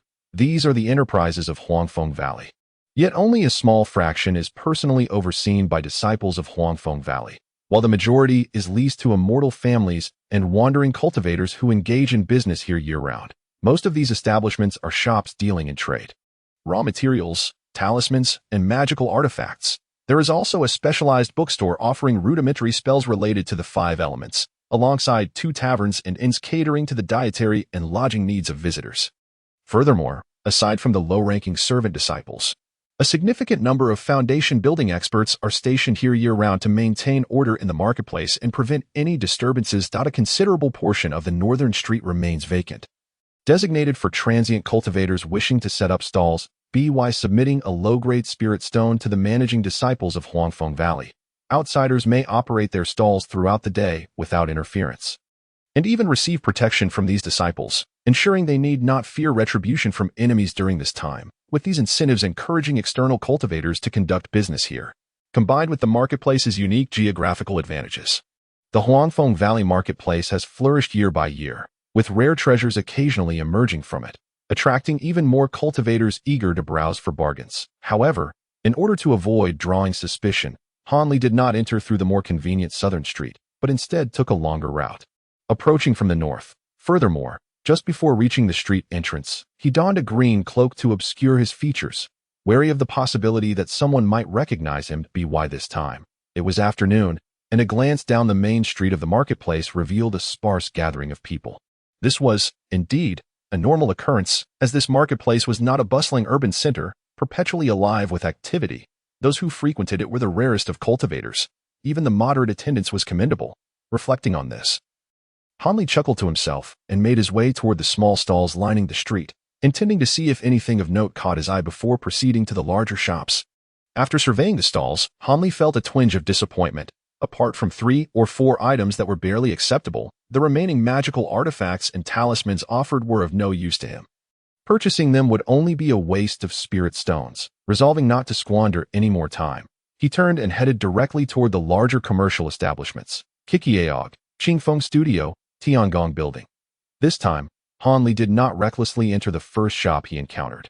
Instead, he leisurely strolled along the street, purposefully memorizing the names and sizes of the various shops before finally selecting the most imposing one, frequented by other cultivators, Wanbao Tower, and stepped inside. Just hearing the name of this establishment suggested that the proprietor possessed considerable confidence in their wares, and Hanli hoped that it would indeed offer some rare treasures, preventing him from leaving empty-handed. Upon entering, Hanli was momentarily taken aback. The bright hall, spacious enough to accommodate dozens without feeling crowded, featured exceptionally long counters crafted from precious red mahogany, and was attended by 7 or 8 servants clad in matching blue garments, all contributing to an overwhelming sense of grandeur. Within the hall, 2 attendants clad in azure were earnestly explaining various matters to several individuals who appeared to be esteemed guests and practitioners of the mystical arts. The counter was adorned with an array of eclectic items, each seemingly tailored for the use of cultivators, ranging from the most rudimentary materials to the most commonly employed talismans and magical artifacts, encompassing all that one could desire. Hanli smiled faintly, realizing he had indeed come to the right place. At that moment, a figure in a green robe approached him, beaming with enthusiasm, and said, "Esteemed guest, what would you like to peruse? May I assist you with an introduction? Our wares will undoubtedly ensure that every patron departs with satisfaction. I wish to examine some magical artifacts and talismans, but I only seek the finest. I have no interest in inferior goods." Hanli replied nonchalantly from beneath his cloak. The attendant paused momentarily, taken aback by his words, but upon scrutinizing Hanli's aura and discerning that he was not jesting, the attendant's smile grew increasingly genuine. He recognized that he had encountered a significant client, thus promptly ushering Hanli into the establishment and personally guiding him to a private chamber on the 2nd floor. The decor of the upstairs room contrasted sharply with that of the bustling hall below. It was considerably smaller in size and furnished with elegantly crafted antique tables and chairs, all arranged with grace and comfort in mind. Most astonishing was the presence of an exquisite incense burner in the corner, from which a delicate stream of fragrant smoke wafted, filling the room with a soft scent of sandalwood. A refined middle-aged gentleman stood within, engrossed in reciting from an ancient tome, exuding an air of ordinary humanity devoid of any apparent magical prowess. Han Li was momentarily taken aback. The ambience here bore no resemblance to a commercial establishment, but rather resembled the parlor of a wealthy aristocrat. Upon noticing Han Li's arrival, the reader calmly closed the scroll, while the green-robed attendant hastily approached him to whisper a few words. After listening intently, the middle-aged man extended his hands in greeting and smiled warmly, saying, "I am Tian Buli, the proprietor of Wanbao Pavilion. May I inquire as to your esteemed name?" "Li Feiyu," Han Li replied, unreservedly borrowing his friend's name. Brotherly. "Please, have a seat. Go, prepare a pot of fine Biyun tea." The middle-aged man gestured for Han Li to sit before instructing a servant. "Is this your first visit to our establishment, Brotherly?" he inquired politely once Han Li was settled. Master Tian possesses keen insight. "Indeed, this is my inaugural visit to your esteemed pavilion." Han Li deliberately altered his voice to project a more rustic tone.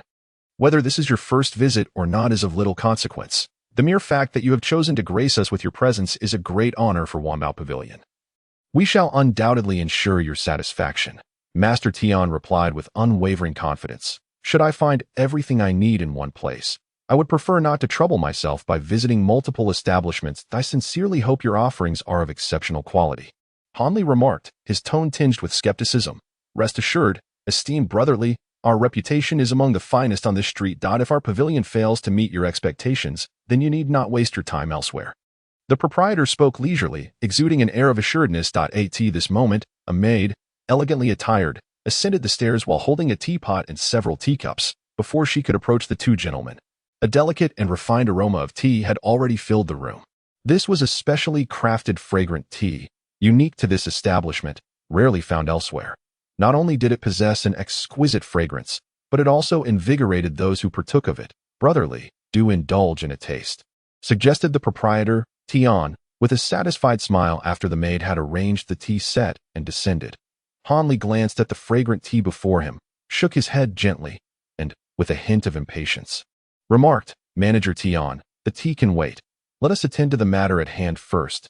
"Unexpectedly, my friend, you are quite the impatient one." "Very well, please wait a moment. I shall return shortly." Manager Tian stood up with a slight air of regret, offered a respectful bow to Han Li, and then departed down the stairs alone. Approximately the time it takes to brew a cup of tea later, Manager Tian reappeared before Han Li, this time bearing several intricately designed brocade boxes of varying sizes. "I heard from the servants below that Brotherly seeks the finest magical artifacts and talismans, so I took the liberty of visiting our storeroom to present you with a few long-preserved treasures." "Hoping they might catch your discerning eye," Manager Tian said, gleefully patting the boxes. Han Li's eyes brightened at the mention of these treasures, curiosity igniting within him as he pondered what rare items could possibly be worthy of such a designation. Manager Tian carefully arranged the brocade boxes on the table and opened them one by one for Han Li to inspect. However, Han Li soon sensed that with the opening of each box, an overwhelming aura of spiritual pressure emanated from an unseen source, firmly restraining his every movement. Initially startled, Han Li quickly realized this was a security measure employed by the Wanbao building to safeguard the precious items. A precautionary measure against any sudden attempts to seize the treasures within the boxes. That he relaxed, gaining a newfound appreciation for the establishment's formidable capabilities. Chapter 163. Treasures of the brocade boxes. At this juncture, Manager Tian began to introduce the items within the brocade boxes to Han Li. A complete set of golden Manus mother and offspring blades, 1 mother blade and 8 offspring blades, crafted from refined iron and gold by a foundation establishment expert over 3 days and nights. While wielding the mother blade, one can simultaneously command the 8 offspring blades to assail enemies, rendering them defenseless and extraordinarily sharp. He indicated a set of pale golden blades within one of the boxes. Han Li remained silent, picking up one of the offspring blades to examine it closely for a moment before nodding and setting it down again. The Xian Iron Flying Shield, an exceptionally rare defensive artifact, is forged from refined Xian iron sourced from the frigid depths. It is not only incredibly robust and unbreakable, but once activated by magic, it can automatically defend the wielder from all sides. Manager Tian lifted a palm-sized miniature iron shield, presenting it to Han Li for examination. Han Li took the shield, gently caressing its ornate patterns. After a moment of contemplation, he inquired, "May I use magic to test it?" "Of course. Please feel free to proceed," Manager Tian replied generously, Since the manager had extended such an invitation, Hanley did not hesitate to slowly channel his spiritual energy into the object in his hands. The iron shield suddenly gleamed with a dark luster, expanding several-fold in the blink of an eye, detaching from his palm to float gracefully in midair, orbiting him with a languid motion. Its size was perfectly suited to shield certain vital areas of his body. Hanley felt a surge of joy in his heart. With a slight distraction, he maneuvered it, and indeed, this object could autonomously dance up and down at his will, displaying remarkable agility and compactness. After testing it, Hanley was exceedingly pleased with this magical artifact, for what he lacked most at present were such life-preserving items. With this shield in his possession, his chances of survival in the blood-forbidden trial would surely be significantly enhanced. However, Hanley refrained from expressing his thoughts immediately. He quietly returned the iron shield to its box and continued to anticipate the next introduction from the vendor. Manager Tian, undeterred by Hanley's actions, remained exceptionally enthusiastic as he presented the next item, a small blue orb, roughly the size of a marble, known as the Thunder Child. This orb was crafted hundreds of years ago by a mysterious cultivator who inadvertently captured and refined the essence of heavenly lightning. Each piece possesses immense power. It is said that even a Foundation establishment cultivator would be reduced to ashes if they were to confront this thunder directly. Originally, there were 73 orbs, but only a scant few remain to this day. And this particular one was procured with considerable effort by the establishment. After delivering this information, Manager Tian could not help but display a hint of pride, underscoring the rarity and value of the Thunder Orb. Upon hearing this, Hanley was deeply moved. To possess an item capable of vanquishing a Foundation establishment cultivator was indeed a treasure that one could only hope to encounter, if he could acquire it. His expedition into the Forbidden Land would be tantamount to wielding a trump card. However, he mused that the price would likely be exorbitant, which would explain its lingering availability in the market.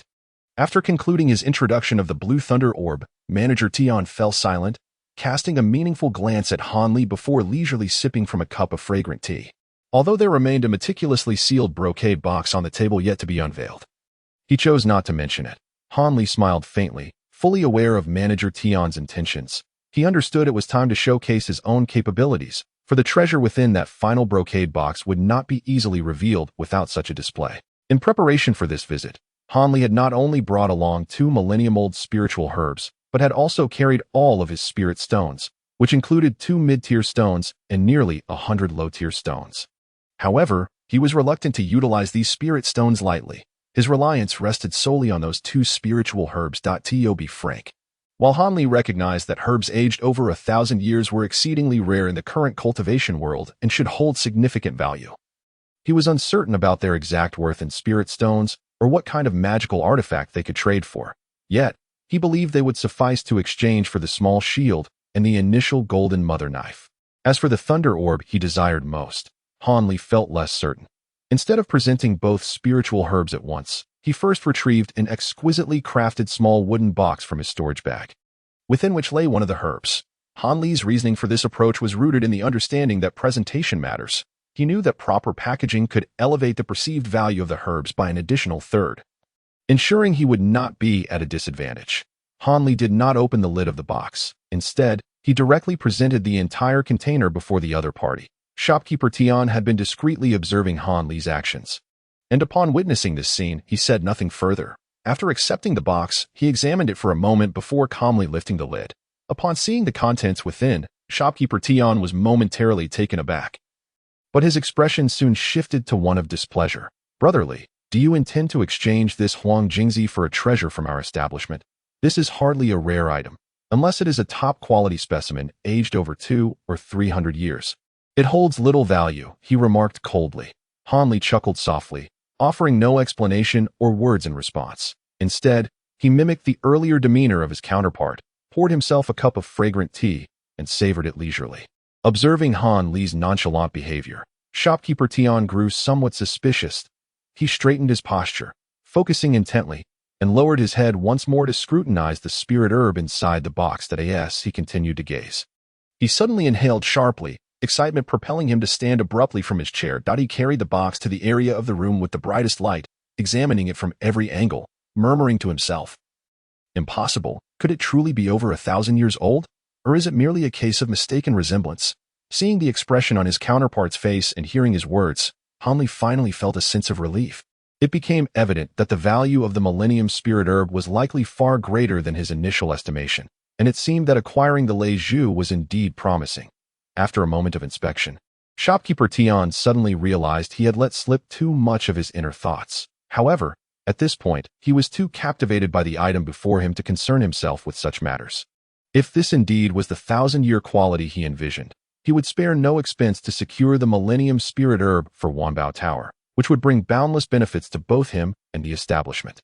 Yet, the only dilemma he faced was that he had only heard of the 1,000-year Spirit Herb by reputation and had never encountered the actual item. Thus, he could not ascertain the precise age of what lay within the box.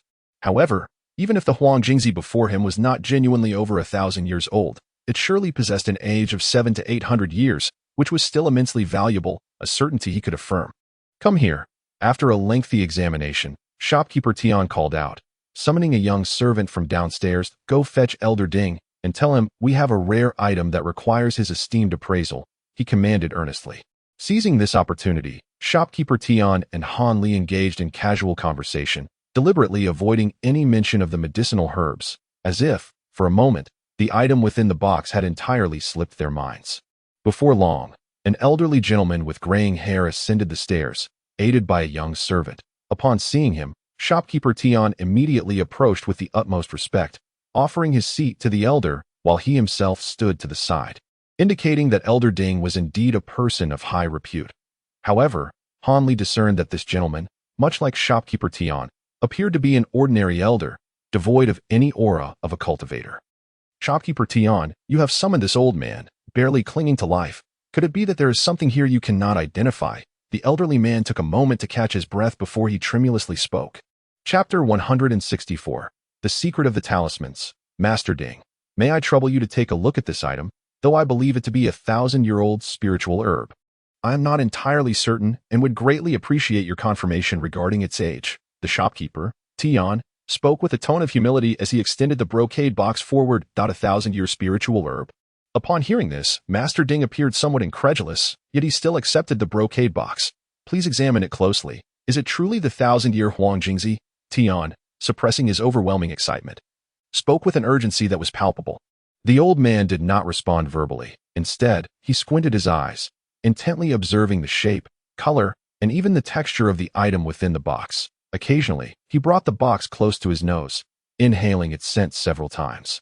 This herb had been cultivated by Han Li himself, and thus he was well aware of its true nature, remaining composed as he sat quietly to the side, indifferent to the old man's actions.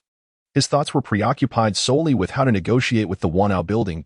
In stark contrast, Tian was fixated on every movement of the old man, his demeanor devoid of the calmness he had exhibited during his meeting with Han Li.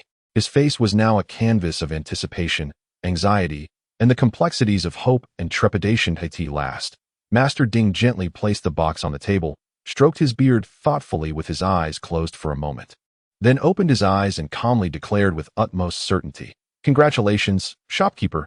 This is indeed a Huang Jingzi that is over 1,000 years old, and it is a top-quality herb that has only recently been unearthed, retaining all its medicinal properties. I can vouch for that. Upon hearing this, Tian's face lit up with joy. He promptly escorted the old man down the stairs, then, overwhelmed with delight, picked up the box containing the spiritual herb and examined it repeatedly. Tian, it seems it is time for us to discuss the matter of the transaction. Han Li, noticing that Tian appeared to have forgotten the herb's owner was still seated nearby, could not help but interject. Oh Dada, I am truly forgetful. I hope Brother Li can forgive me. Tian exclaimed, slightly taken aback, before recalling that the spiritual herb did not belong to the Wanbao building, his face flushing with embarrassment. Dada, it is nothing. However, how do you intend to proceed with the transaction?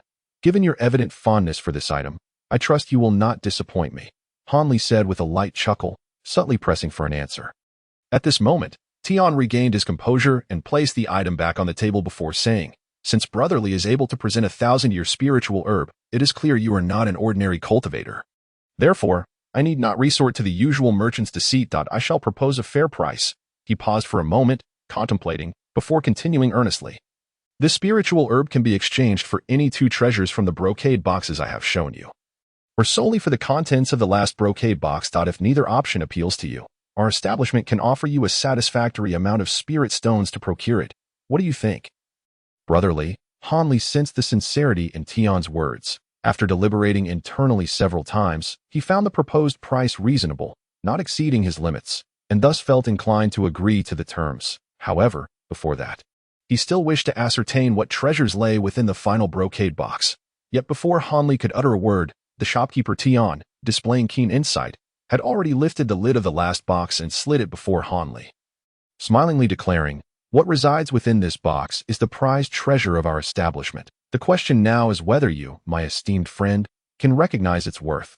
Hanli's curiosity was piqued, and as his gaze fell upon the contents of the box, he was momentarily rendered speechless. Inside the brocade box lay a solitary talisman, adorned with a vivid depiction of a golden brick, shimmering with a resplendent glow and appearing lifelike. Upon discerning the nature of this object, Hanli's mind raced, instantly recalling the talisman he possessed, which bore the image of a grayish smallsword.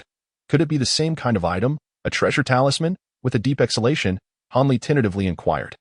The shopkeeper Tion, momentarily taken aback, quickly regained his composure and remarked in astonishment, "I never anticipated that you, esteemed brother, would recognize this item. Generally speaking, such treasures are known to very few cultivators," he continued. "You truly possess a breadth of knowledge that I admire."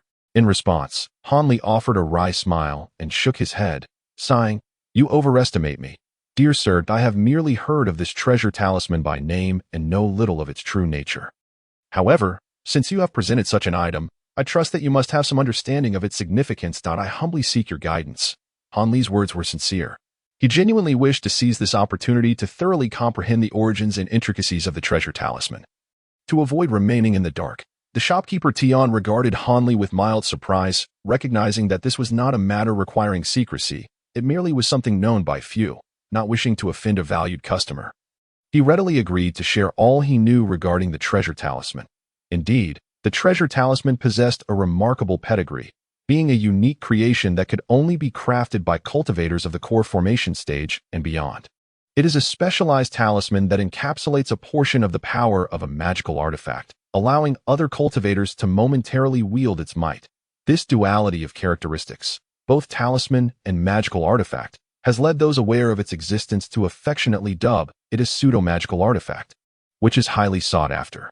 This pseudo-magical artifact is indeed extraordinary. Its creation necessitates the skill of cultivators of the core formation stage or higher, yet it can be utilized by practitioners of any rank. Even cultivators of the third or fourth layer, like the golden radiance man Hanli had slain, could wield it with a semblance of efficacy. However, cultivators below the foundation establishment stage lack the refinement skills, and thus can only harness a mere fraction, 1/10 or 1/12 of the talisman's potential, rendering it not vastly superior to ordinary magical weapons. Conversely, cultivators who have reached the foundation establishment stage can employ mental concentration techniques to extract the full power of the talisman, albeit its might may not rival that of a true magical artifact, capable of causing cataclysms or tsunamis. Nevertheless, it is sufficiently formidable to overshadow lesser magical weapons. Consequently, cultivators beyond the foundation establishment stage universally aspire to possess a treasure talisman, as it would grant them a significant advantage in conflicts, allowing them to look down upon their peers. While the power of the treasure talisman is indeed astonishing, its use continuously depletes the magical might contained within.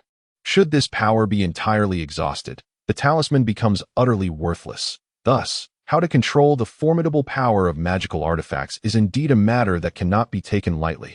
Additionally, the crafting of talismans is no trivial undertaking.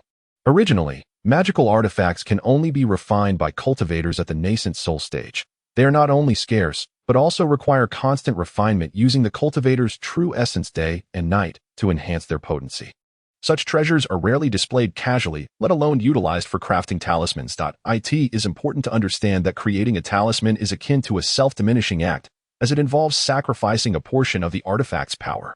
Each time a talisman is produced, the owner of the artifact must undergo a lengthy process of refinement to restore its original potency, making it a quintessential act of benefiting others at one's own expense.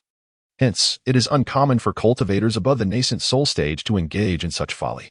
However, as the saying goes, the world is full of uncertainties.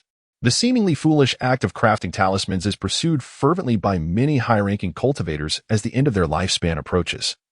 solely to leave a significant legacy for their descendants or future generations. It is essential to note that when a magical artifact is inherited after a long period of refinement, the new owner cannot fully synchronize their spirit with the artifact, resulting in a substantial loss of its original power. Furthermore, the inheritor must also achieve the nascent soul stage. Otherwise, they would merely gaze at the artifact in vain, unable to wield its power in the slightest. Thus, compared to preserving the artifact intact, crafting talismans is deemed more suitable for their heirs. However, there are numerous restrictions associated with talisman crafting. Firstly, each talisman can only seal a maximum of 1/10 of the artifact's power. It can diminish but cannot amplify it. Consequently, even talismans crafted from the same artifact exhibit varying degrees of potency. Secondly, the process of crafting talismans not only diminishes the artifact's power but also significantly depletes the owner's vitality. Therefore, continuous crafting of talismans is simply not feasible. After each crafting session, the owner must rest for 3 to 5 years to recuperate their vitality, and this is under the condition that they do not waste their true essence or intend to re-refine the artifact. Otherwise, the recovery time would be even longer. Thus, it is common in the cultivation world to witness high-ranking cultivators, after preparing for their imminent demise, leaving behind their most valuable possessions, which often consist of a greatly diminished magical artifact and several talismans sealing the same level of power, an undeniably lamentable situation. Chapter 165. An encounter at night. After listening to Master Tion's words, Hanli gained a certain understanding of talismans and could not help but scrutinize the talisman within the ornate box once more. This golden brick talisman was procured at a considerable price from a minor family, and it was a brand-new talisman that had never been utilized, sufficient to exchange for Brother Li's millennia-old spiritual herb. Master Tion concluded with a tone that suggested he had suffered a great loss. Hanli silently scoffed, not believing the claims of loss. It was merely a matter of mutual desire. In his eyes, his spiritual herb undoubtedly held greater value than this talisman. So, brotherly, what item do you intend to exchange for? Master Tion finally inquired with a smile. Upon hearing this, Hanli hesitated, feeling somewhat indecisive. He initially intended to visit several more shops to see if there were better magical artifacts available. However, the items before him were indeed quite remarkable and aligned perfectly with his desires, prompting him to relinquish a portion of his search, much to his dismay, particularly that golden brick talisman was of immense potential assistance to him in the future, and he felt compelled to acquire it. He found himself quite fond of these items and resolved to obtain them all. After a moment of contemplation, Hanli made up his mind. He believed that securing all his purchases from Wanbao Tower might not be a disadvantage. At the very least, it would minimize others' attention towards him and confine the influence of the Millennium Spirit Herb solely to Wanbao Tower. You intend to take them all? Surely you jest. Upon hearing Hanli's words, Manager Tion's expression darkened, as he assumed Hanli was making an outrageous demand, whimsically hoping to exchange a single spirit herb for all the treasures within the ornate boxes. Observing this, Hanli merely smiled faintly, refraining from argument, and retrieved an identical box from his storage bag, placing it on the table. With 2 Millennium Spirit Herbs, I shall exchange for all the treasures within your ornate boxes, Hanli stated slowly, exuding an air of inevitability. Manager Tion, taken aback yet elated, disregarded Hanli's condition and hurriedly inspected the newly presented spirit herb. Once he confirmed that it was indeed the same rare herb as the first, he regarded Hanli with a newfound intensity. After all, anyone capable of producing 2 such rare herbs was certainly worthy of Wanbao Tower's attention.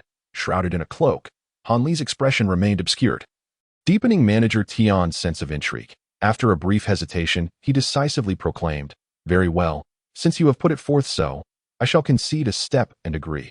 However, I have a small request. Should you acquire any more spirit herbs or similar items in the future, I hope you will consider our establishment first. I assure you, my offers will be most satisfying." Hanli chuckled dryly, non-committally nodding in response. Yet, internally, he sighed, recognizing the lingering suspicion in his counterpart's gaze that it seemed prudent to minimize such exchanges of spirit herbs for treasures in the future, lest he invite calamity. Unaware of Hanli's true thoughts, Manager Tion felt elated upon receiving Hanli's agreement. If this individual could indeed procure more Millennium Spirit Herbs, then his minor concession today would prove to be a worthwhile investment. Consequently, Manager Tion and Hanli exchanged their respective items, both parties leaving in high spirits. Hanli then took his leave from Wanbao Tower, daring not to linger in the marketplace for even a moment longer.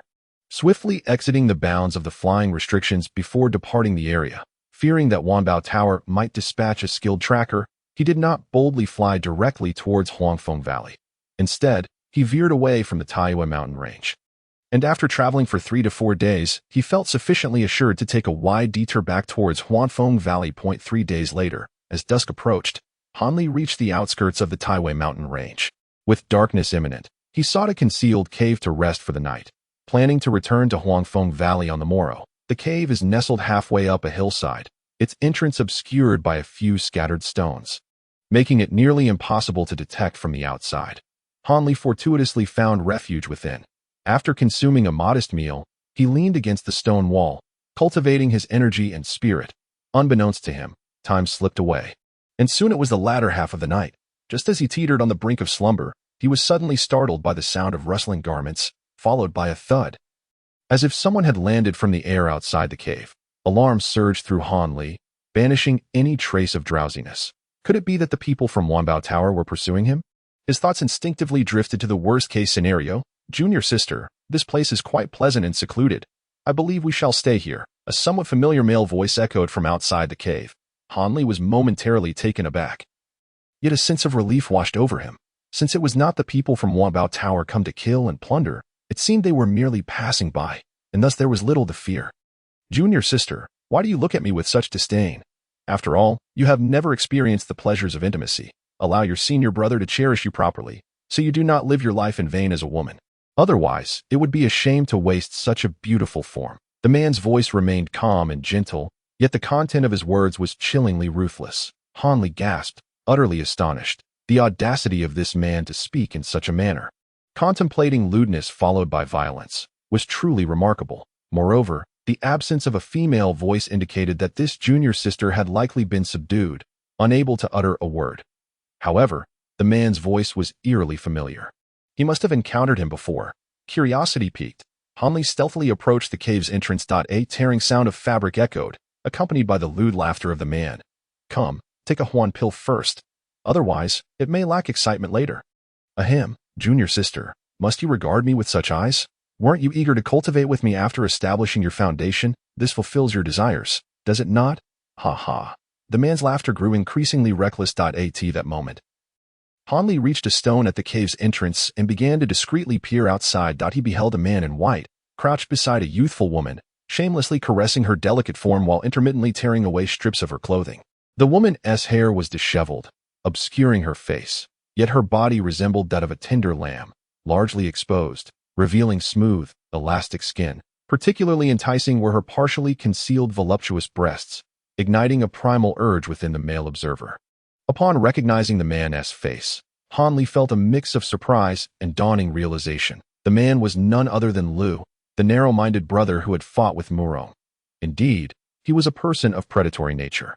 The identity of the unfortunate sister beneath his claws remained a mystery.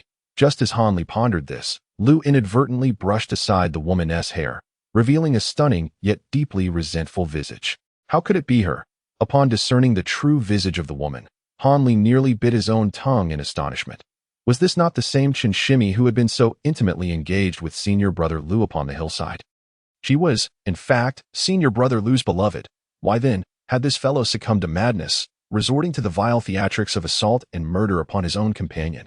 Yet, the fiery glare emanating from Chinshimi gave little indication of playful banter between lovers. Hanli blinked, his thoughts muddled. Suddenly, senior brother Lu ceased his actions towards the woman and exclaimed in delight. One hand now cradled a dainty storage pouch. Ignoring Chinshimi entirely, he let the pouch drop, unleashing a profusion of items, ranging from magical artifacts and talismans to garments and intimate belongings of a feminine nature. Senior brother Lu paid no heed to the other objects, instead rummaging through the bottles, jars, and boxes, seemingly in search of something specific. Chapter 166. Cruelty. Ha! Here it is. I knew my shimmy would carry it close, he exclaimed, elated as he unearthed a small red wooden box from the clutter. The lid was ajar, yet due to the angle, Hanli could not discern its contents, igniting his curiosity further, though he dared not act impulsively. After all, the adversary before him was exceedingly ruthless, capable of turning against his own companion. Should he, as a mere disciple, be detected, it would surely lead to his demise. Moreover, Hanli had witnessed the formidable power of the opponent's wind-based spells, both in offense and defense, which were astoundingly sharp, far beyond the capabilities of his own rudimentary skills. To add to this, the opponent's magical prowess appeared to be significantly more profound, at least of the 12th tier intermediate level. In such a scenario, whether in terms of spells or magical energy, he found himself at a distinct disadvantage, with little hope of victory. Nevertheless, Han Li believed that should he truly engage, he could hold his ground.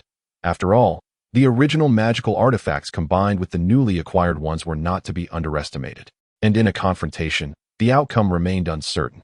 However, Han Li had no desire to risk his life in a heroic rescue of someone he had no ties to. Ultimately, Qin Shimi had brought this upon herself, mistaking a treacherous wolf for a partner. Who could he blame for her folly? Han Li had no intention of recklessly endangering himself for such a matter.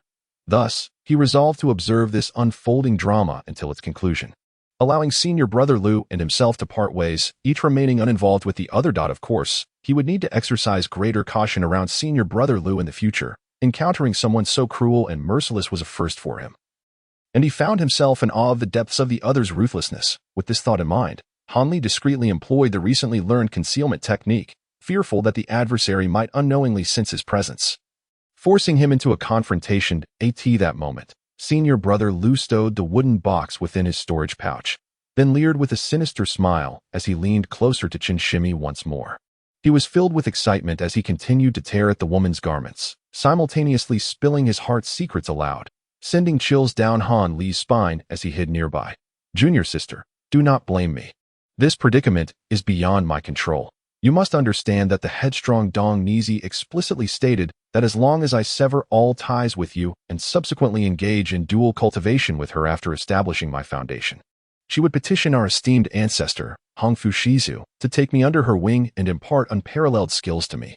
This is a rare opportunity for ascension. I truly do not wish to miss it. Hence I must impose on you. Dear junior sister. On the ground, Qin Shimi, her eyes ablaze with fury, trembled uncontrollably upon hearing his thoughtless words, wishing she could spring up and fiercely bite this heartless man to vent her resentment. Alas, the unfeeling rogue had already bound her with the wind-binding technique, rendering her utterly immobile, unable even to curse him, leaving her at his mercy. However, what followed from this ungrateful man's lips chilled her to the bone, nearly causing her to faint. Cough. If junior sister were not the sole daughter of the Qin family, perhaps I could let her off the hook. I genuinely fear that should you turn your love into hatred, you might leverage the Chun family's power to seek revenge against me and spread this disgrace, tarnishing my reputation. That I have heard it said that Hongfu Shizu despises men who are unfaithful and ungrateful. Therefore, for the sake of my future and my reputation, junior sister, it would be best for you to vanish from this world. Surely, no one would suspect me, considering our past affection. Brother Lu feigned sincerity as he spoke.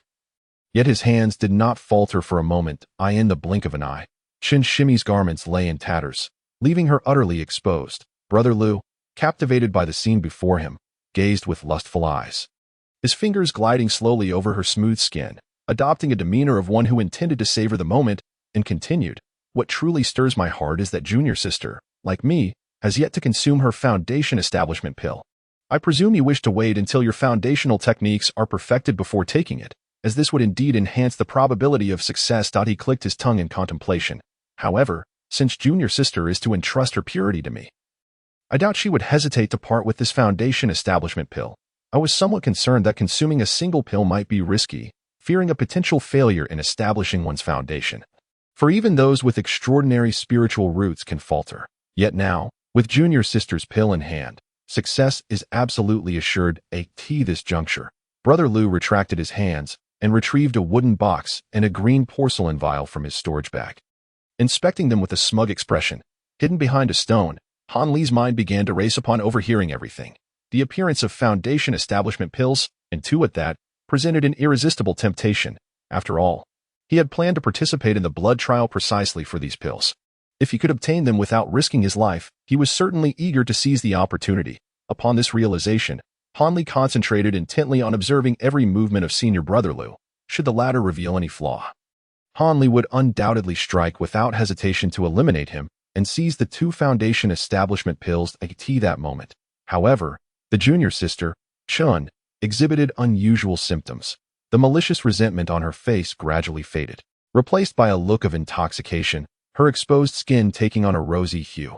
while her delicate lips trembled slightly, yet produced no sound. Heh.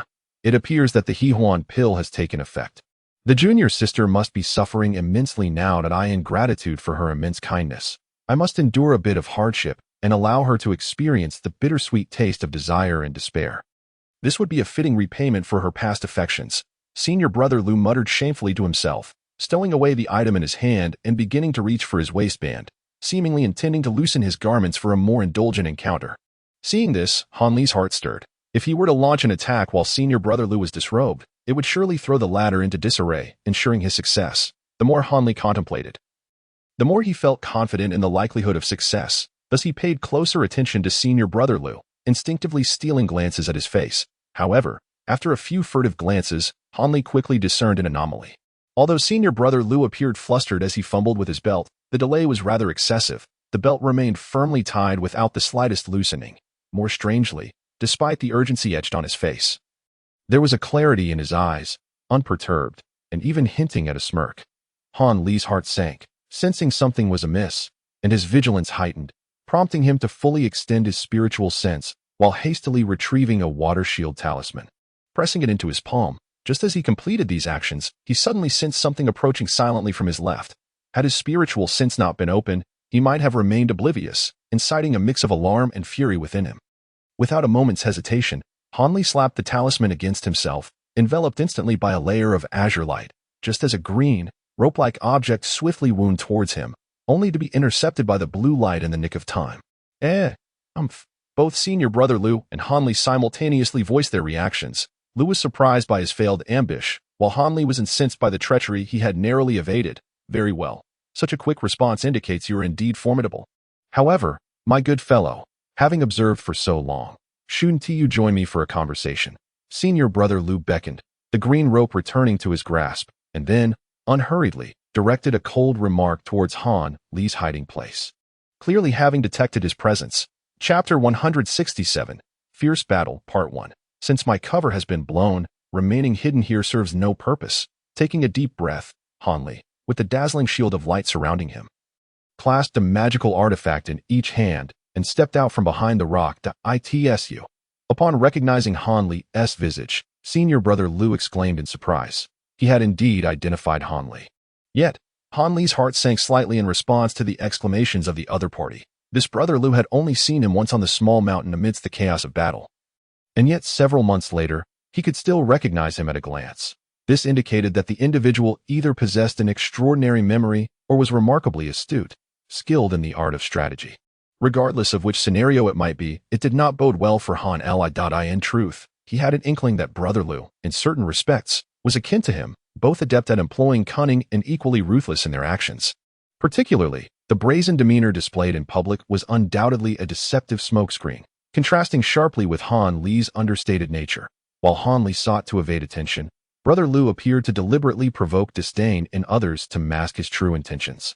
However, Han Li believed he could not stoop to such shamelessness, nor could he emulate the unfeeling cruelty of the other. He merely adhered to the doctrine of moderation, striving for self-preservation. At that moment, as Han Li pondered gravely, brother Lu's expression grew solemn, seemingly connecting the dots, his gaze towards Han Li revealing a fierce glint, devoid of any attempt to conceal his murderous intent. Han Li sighed, initially contemplating the possibility of negotiation, hoping to defuse the situation with words. Yet, observing the other's demeanor and understanding his cunning, he realized that there was no room for maneuver. Only one of them could remain alive. It would be futile to waste breath, so he resolved to strike first. With that thought, Han Li swiftly raised his left hand, unleashing a steel ring that emitted a shrill cry as it hurtled towards brother Lu. Simultaneously, he brandished his right hand, revealing a dark green gourd from which 5 or 6 murky spheres erupted, trailing behind the steel ring. Having executed these maneuvers, Han Li did not relent. With his free left hand, he gestured in the air, conjuring several red fireballs that danced above his sleeve. With a slight motion, he enveloped these fireballs within his garments and then hurled them towards brother Lu with a forceful flick of his wrist. Softly uttering a command, instantly, propelled by a surge of heat, the fireballs dispersed in a frenzied array, striking from various angles towards brother Lu. This display of prowess saw Han Li employing every offensive tactic he had mastered prior to acquiring his new magical artifacts. particularly the rapid-fire technique he had painstakingly learned from Wu Feng, aimed at catching his opponent off guard and delivering a swift, lethal blow, had he not felt somewhat unaccustomed to the new artifacts. Unsure of their immediate efficacy, he would have unleashed their full potential without hesitation, for the new artifacts possessed far greater power than the old. However, almost simultaneously with Han Li's attack, Brother Lu was not idle. With a deft motion, he revealed a long azure banner, approximately 10 feet in length, shimmering with a mystical blue light, adorned with an image of a ferocious azure dragon, bearing its fangs and claws. At that moment, Brother Lu finally grasped the extent of Han Li's relentless assault, and in his surprise, a profound anger welled within him. It was worth noting that he had unveiled his most formidable artifact, the Azure Dragon Banner, precisely to match Han Li's intent, aiming to deliver a deadly strike and silence him forever. Little did he expect that since Han Li's appearance, he had not uttered a single word, yet immediately launched a fierce and aggressive attack, exhibiting a ruthless and relentless demeanor.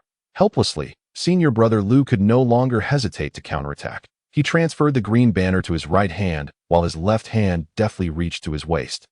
Retrieving a yellow talisman from his storage pouch, he cast a reluctant glance at the high-grade talisman, gritted his teeth, and lightly tossed it before him, rapidly murmuring incantations. In an instant, Han Li's steel ring emitted a faint yellow glow, surging forward towards Senior Brother Lu. Only then did Senior Brother Lu point a finger at the yellow talisman and bellow, "Wind wall technique. Arise." The talisman, upon his command, erupted in a brilliant white light, transforming into a towering white hurricane, soaring to a height of several dozen feet, lying across Senior Brother Lu's front to obstruct the path of the steel ring. With a resounding thud, the steel ring unceremoniously plunged into the hurricane, only to be tossed about chaotically, flipping several times before being hurled back. As for the subsequent arriving fireballs, their situation was even more dire, as they could only spin helplessly outside the hurricane, lacking the capability to breach the tempest. Witnessing this, Han Li's expression shifted slightly. He hastily extended his finger, drawing the last few arriving fireballs, which immediately curved in two large arcs, nimbly attempting to bypass the wind wall and launch another attack on Senior Brother Lu. Such foolish aspirations, Senior Brother Lu sneered, skillfully forming a hand seal and pointing towards the center of the wind wall.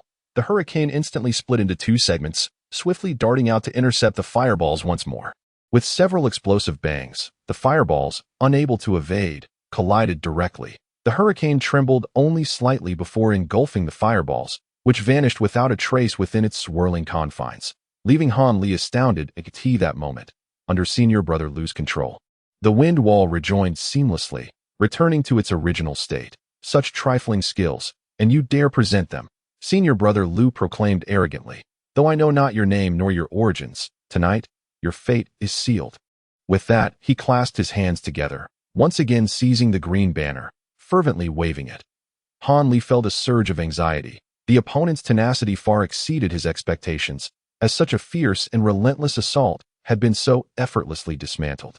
Although the massive flag remained inert thus far, the solemnity on Senior Brother Lu's face indicated that his counterattack was no mere jest. It seemed that relying solely on talismans was no longer an option. Han Li thought coldly. However, due to his current inability to refine talismans, he was compelled to secure a certain amount of spellcasting time each time he employed a talisman to vanquish his foes. Therefore, his own defenses had to remain impeccably tight. With this in mind, Han Li glanced across the way, only to see that the green flag being wielded by Senior Brother Lu was gradually becoming radiant, emanating a blinding green light that rendered the green dragon upon it even more fearsome and terrifying, indicating that the opponent's offensive was about to commence.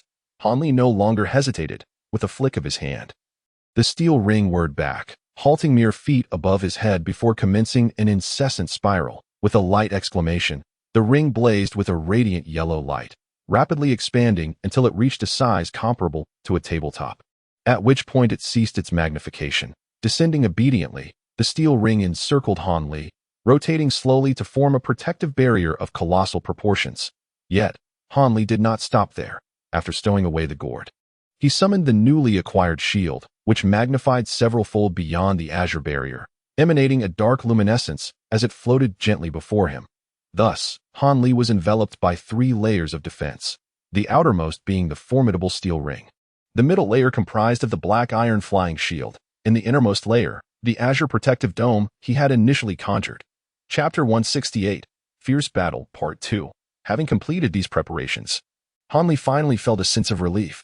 He retrieved a gray sword talisman and settled into a meditative posture, intent on activating the talisman to launch an assault upon his adversary in the shortest time possible. At that moment, his opponent, Senior Brother Lu, had amassed sufficient spiritual energy upon the Qingju banner and unleashed a tempestuous barrage of attacks.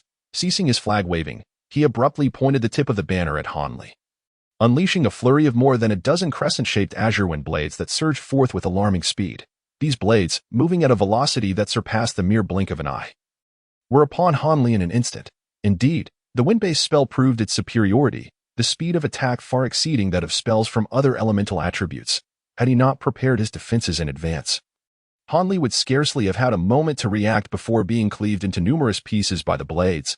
Just as he was taken aback, the wind blades collided violently with the outermost steel ring, radiating a dazzling interplay of azure and yellow light while emitting sharp slicing sounds. When the brilliance finally faded, the previously smooth exterior of the steel ring was marred by over a dozen intersecting grooves, each measuring about a foot in length, rendering the artifact tattered and battered. Fortunately, the continual rotation of the artifact during the assault prevented the wind blades from targeting the same spot, or else it would have been breached long ago. This outcome astonished both Hanli and Senior Brother Lu. Hanli mused that, although the original purpose of the steel ring was not specifically for defense, it was undeniably a genuine high-quality artifact, crafted from materials of unquestionable merit. Yet, he was taken aback to find that mere wind blades could rend it asunder, nearly leading to its complete destruction, leaving him anxious about whether he could withstand the subsequent onslaught from his foe. Senior Brother Lu, on the other hand, was even more astonished. The Qingjiao banner was renowned among top-tier artifacts, one he had painstakingly procured at great cost to complement his own spiritual root attributes. This artifact not only effortlessly unleashed wind blade techniques and other simple spells, but also amplified the power of all wind-based attacks launched from the banner due to its absorption of spiritual energy. Thus, while the wind blades appeared to be basic, low-tier spells, each one possessed enough might to rival mid-tier spells. What appeared to be a simple assault was, in truth, a concentrated barrage of over a dozen mid-tier spells. Yet, astonishingly, even the outermost colossal ring remained unbroken, which left Brother Lu with a profound sense of dread and an increasing wariness towards Hanli. Although both Hanli and Brother Lu sensed the other's formidable prowess, their subsequent actions diverged significantly. Hanli, still striving to activate the talisman treasure and unwilling to abandon his efforts midway, braced himself for the inevitable relentless onslaught, knowing full well that the forthcoming attack would be as fierce as it was unyielding.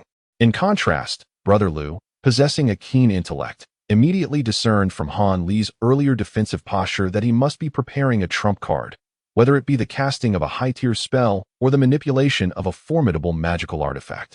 Without hesitation, he infused his great flag with an overwhelming surge of spiritual energy, directing the flag's tip towards Hanli and unleashing a tempest of azure wind blades. This time, the wind blades, though smaller in size, surged forth in an unrelenting torrent, coalescing into a lengthy stream of azure energy. The momentum was astonishing, generating a fierce collision between the azure and golden lights. This time, the steel ring before Hanli endured only a fleeting moment before emitting a deep, resonant roar, the golden light dissipating as the exquisite steel ring met its demise, shattered by the onslaught of wind blades. With the obstruction removed, the wind blade torrent surged forward without restraint, only to be met by another top-tier magical artifact, the Xian Iron Shield, which had been poised for this very moment. The ensuing clash of dark and azure light erupted once more. The Xian Iron Shield was markedly different from the steel ring. Firstly, the tier difference was significant. The shield was of the same caliber as the Azure Flood Flag, a rare and esteemed artifact in the realm of cultivation, not easily possessed by just anyone. The steel ring, while not exactly commonplace, was merely a superior-grade artifact, somewhat accessible to cultivators of modest means who could typically acquire one or two such items, rendering it relatively less rare.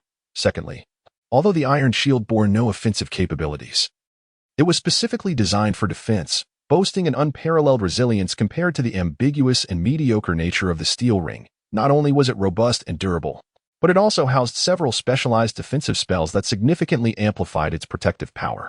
Thus, the seemingly frenzied assault composed of dozens, if not hundreds, of wind blades was effortlessly intercepted by the Iron Shield hovering before Hanli, akin to a rock standing firm against a raging torrent, emanating a cold, dark aura, steadfast and unyielding. Seeing this, Brother Lu was incensed, though he maintained a facade of calm, merely snorting in frustration. He shook his hands, ceasing the outward flow of wind blades from the flag's tip. Yet a brilliant white light erupted from his grasp. The spiritual energy within him surged forth like a flood breaking through a dam, rushing eagerly into the flagpole, with such a formidable reservoir of spiritual energy backing the azure flood flag. The azure glow on its surface intensified, resembling a radiant azure sun rising in the night sky, rendering it almost blinding to behold. However, Brother Lu, due to a significant depletion of his magical energy, wore an exceedingly pale countenance, yet his expression was one of fierce determination. It seemed he was acutely aware of the adage that prolonged nights breed many dreams, and thus he prepared to unleash a desperate final gambit. With a low growl, Brother Lu exerted force with both hands, casting the azure flood dragon banner into the air with a swift motion. His fingers deftly twisted and formed intricate seals, before he pointed at the banner and shouted loudly. In an instant, the azure flood dragon banner radiated with blinding light, shimmering with a vibrant azure hue, and transformed into a colossal azure dragon, stretching over several dozen feet, vividly alive and mirroring the embroidered dragon upon the banner. Without a hint of hesitation, Brother Lu gestured with his finger, and the dragon immediately opened its enormous maw, ferociously lunging towards Han Li. A thunderous sound erupted as the dragon's head collided with the dark iron shield. The azure and black light surged simultaneously, appearing evenly matched for a fleeting moment. However, it was not long before the black light emanating from the shield began to wane rapidly, diminishing in brilliance at a visible pace. Just as it seemed the shield would meet the same fate as the previous magical artifact, a cool, clear voice resonated from behind it. Retract. At this command, the iron shield swiftly shrank in size and retreated rapidly. This prompted the azure dragon to swell with renewed ferocity, pursuing closely behind, seemingly intent on devouring both Han Li and the shield hole. Just then, a grayish mist, several feet long, erupted from Han Li, who was seated in a meditative posture, taking the form of a colossal sword that boldly countered the dragon's head, entangling with it in a fierce struggle. In midair, the azure light occasionally dominated the gray glow, only for the gray light to regain the upper hand moments later, resulting in a stalemate. Meanwhile, the iron shield returned to its original palm-sized form and landed in Han Li's grasp, which he deftly stowed away in his storage pouch. At this juncture, all of Han Li's magical energy was devoted to directing the talisman for attack, leaving him with no strength to summon the shield. This time, the gray light emanating from the talisman was evidently far superior to when it had slain the man in yellow. Its power having increased by at least 3 or 4 times. It was noteworthy that when this talisman was wielded by the individual clad in golden light, it could only manifest as a short beam of gray light. However, when it came to Han Li's hands during his practice of the object manipulation technique, the talisman extended to several feet in length, after Han Li's strength had deepened and he had vanquished the man in yellow. The talisman had once again transformed into a length of over 10 feet. Now, with Han Li's magical prowess having reached the 11th tier, the talisman not only exhibited a dramatic increase in length, reaching 2 to 3 dozen feet, but its form had also begun to subtly resemble that of a gigantic sword, its radiance dazzling and crystalline, exuding an imposing presence that drew the eye. Were it not for this enhancement, the talisman might not have been capable of withstanding the ferocious onslaught of the azure dragon that the banner had conjured. This illustrates that the talisman's potency is not solely contingent upon the strength of the magical artifact sealed within, but is also closely tied to the cultivator's depth of magical energy. The more profound the practitioner's power, the more fully the talisman's potential can be realized. Han Li, amidst directing the gray light in its struggle against the azure dragon, found himself unexpectedly distracted by a whimsical thought, pondering how the talisman would manifest once he successfully established his foundation in cultivation. Chapter 169. The Fierce Battle, Part 2. Han Li and senior brother Lu incessantly channeled their magical energies into the sword talisman and the azure flood dragon banner, their entire beings devoted to manipulating these forces in their fierce conflict, not daring to exhibit even the slightest negligence or carelessness. However, this relentless focus left them with no surplus energy or magical power to employ alternative strategies to gain the upper hand. They were acutely aware that any lapse in vigilance by either side could lead to immediate destruction and irrevocable loss. Thus, beneath the radiant interplay of the azure flood dragon and the colossal sword, the contest between Han Li and senior brother Lu transformed into a protracted struggle of attrition, a test of whose magical energy would be depleted first, when the two combatants recognized that the remaining magic power was the key to their duel. They simultaneously resorted to means of augmenting their spiritual energy. Each retrieved a spirit stone, holding it tightly in their hands to replenish their dwindling magical reserves. However, Senior Brother Lu possessed a low-grade wind attribute spirit stone, while Hanli wielded a mid-grade earth attribute spirit stone. This revelation darkened Senior Brother Lu's countenance, filling him with astonishment and anger that it was utterly unexpected for a chi refinement stage disciple like Han Li to possess a mid-grade spirit stone, typically accessible only to cultivators of the foundation establishment stage and above. Everyone was well aware that mid-grade spirit stones replenish spiritual energy at a significantly faster rate than their low-grade counterparts. Thus, in terms of replenishment, Senior Brother Lu found himself at a considerable disadvantage. Nevertheless, he quickly reassured himself, recalling that his magical power was far more profound than that of his opponent. Even if Han Li's spirit stone provided a quicker replenishment, it would not sustain him for long, especially when weighed against the constant drain of magical energy. With this thought, Senior Brother Lu regained his composure and refocused his mind. However, when Han Li's next action unfolded before him, Senior Brother Lu's expression shifted once more. Tinged with bewilderment and disbelief. In a bold display, Han Li removed the blue protective shield enveloping him, exposing his true form openly before Senior Brother Lu. Despite his keen intellect, Senior Brother Lu found himself momentarily perplexed by Han Li's audacity, questioning what strategy lay behind such a reckless move. Did Han Li truly not fear that a single wind blade could easily claim his life? Senior Brother Lu's thoughts raced as he weighed his options. After a brief moment of hesitation, he decisively extended his left hand, gesturing into the void, forming a faint azure wind blade. Yet, before Senior Brother Lu could fully manifest and launch the wind blade, the colossal sword, entangled with the azure flood dragon, suddenly surged with brilliance. Seizing the opportunity, while Senior Brother Lu was distracted, it violently broke free from the dragon's grasp and hurtled straight toward him. Taken aback, Senior Brother Lu was struck with alarm that if he insisted on shaping and releasing the wind blade, it might indeed secure Han Li's demise. However, he would undoubtedly share the same fate under the sword's lethal strike, resulting in mutual destruction. Though a wind wall persisted before him, the colossal sword's prowess, having already matched the azure flood dragon, would easily shatter the tempest with a mere nudge, leaving no time for defense.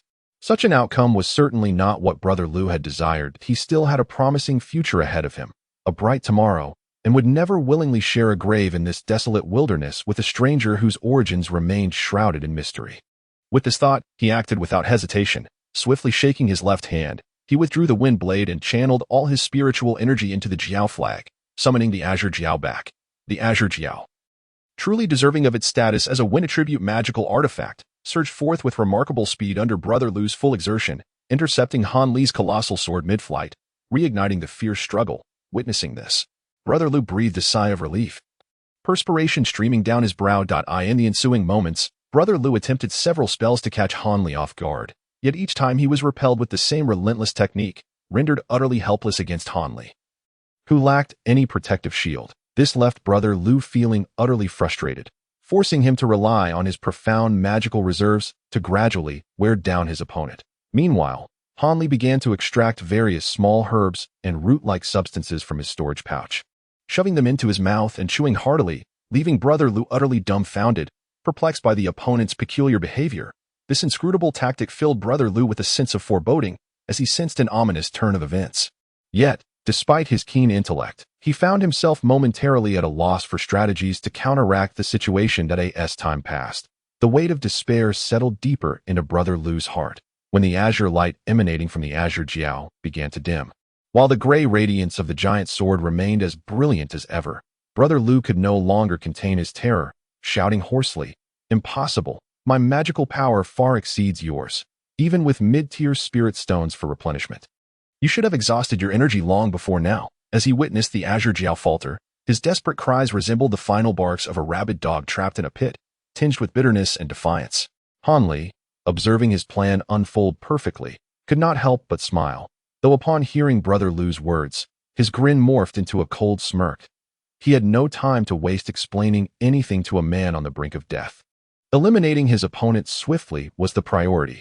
Aware that his own magical energy was running low, he had no desire to engage in pointless banter. With this in mind, Han Li ignored Brother Lu's bewilderment. Pointing his hand, causing the giant sword's brilliance to intensify, gradually wearing down the azure jiao until it was reduced to a mere length of 10 feet, its azure glow barely discernible. Upon witnessing this, Brother Lu fell into utter despair, yet a fierce resolve surged within him, madness glimmering in his eyes. Silently, he abruptly retracted the last remnants of magical power from the azure jiao flag, causing it to revert to its original form and plummet from the sky. Without a moment's hesitation, he disregarded the giant sword hurtling toward him, channeling that magical energy to swiftly conjure a massive wind blade, which he hurled unreservedly at Han El. As Han Li witnessed the unfolding scene, a chill ran down his spine. He hastily maneuvered the enormous sword to strike down upon his opponent's head while simultaneously evading the wind blade that was hurled towards him, without a glance at the consequences.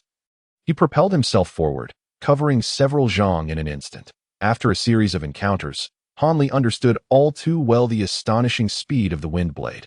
If he did not swiftly employ the Luo Yin step to evade, he would be utterly defenseless and could easily be cleaved in two, leaving him to die with eyes wide open. Indeed, the wind blade was remarkably swift. Just as Han Li darted away, it arrived at his original position, only to curve and pursue him in his direction of escape, launching itself once more with ferocity. Without a moment's hesitation, Han Li pushed the Luo Yin step to its limits, deftly weaving left and right in this confined space, creating the illusion of multiple phantoms that caused the wind blade to tail him like a shadow, yet fail to catch up as it attempted to navigate the turns. Han Li was acutely aware that a straightforward escape would never outpace the wind blade's rapid strike.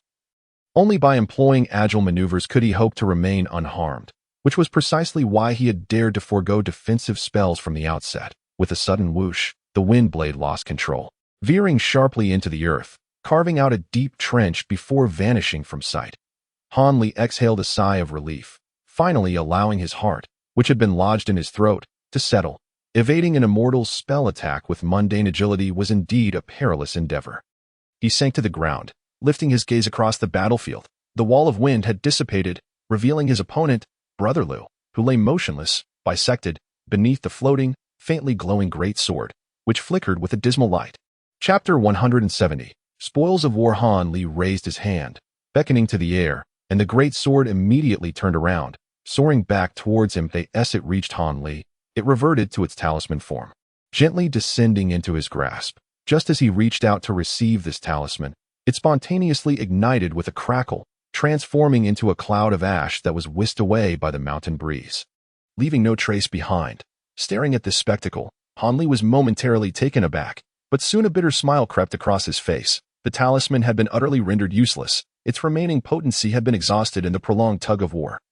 A loss that pained Han Li deeply, for he had come to appreciate the value of such treasures. However, he could only lament his misfortune.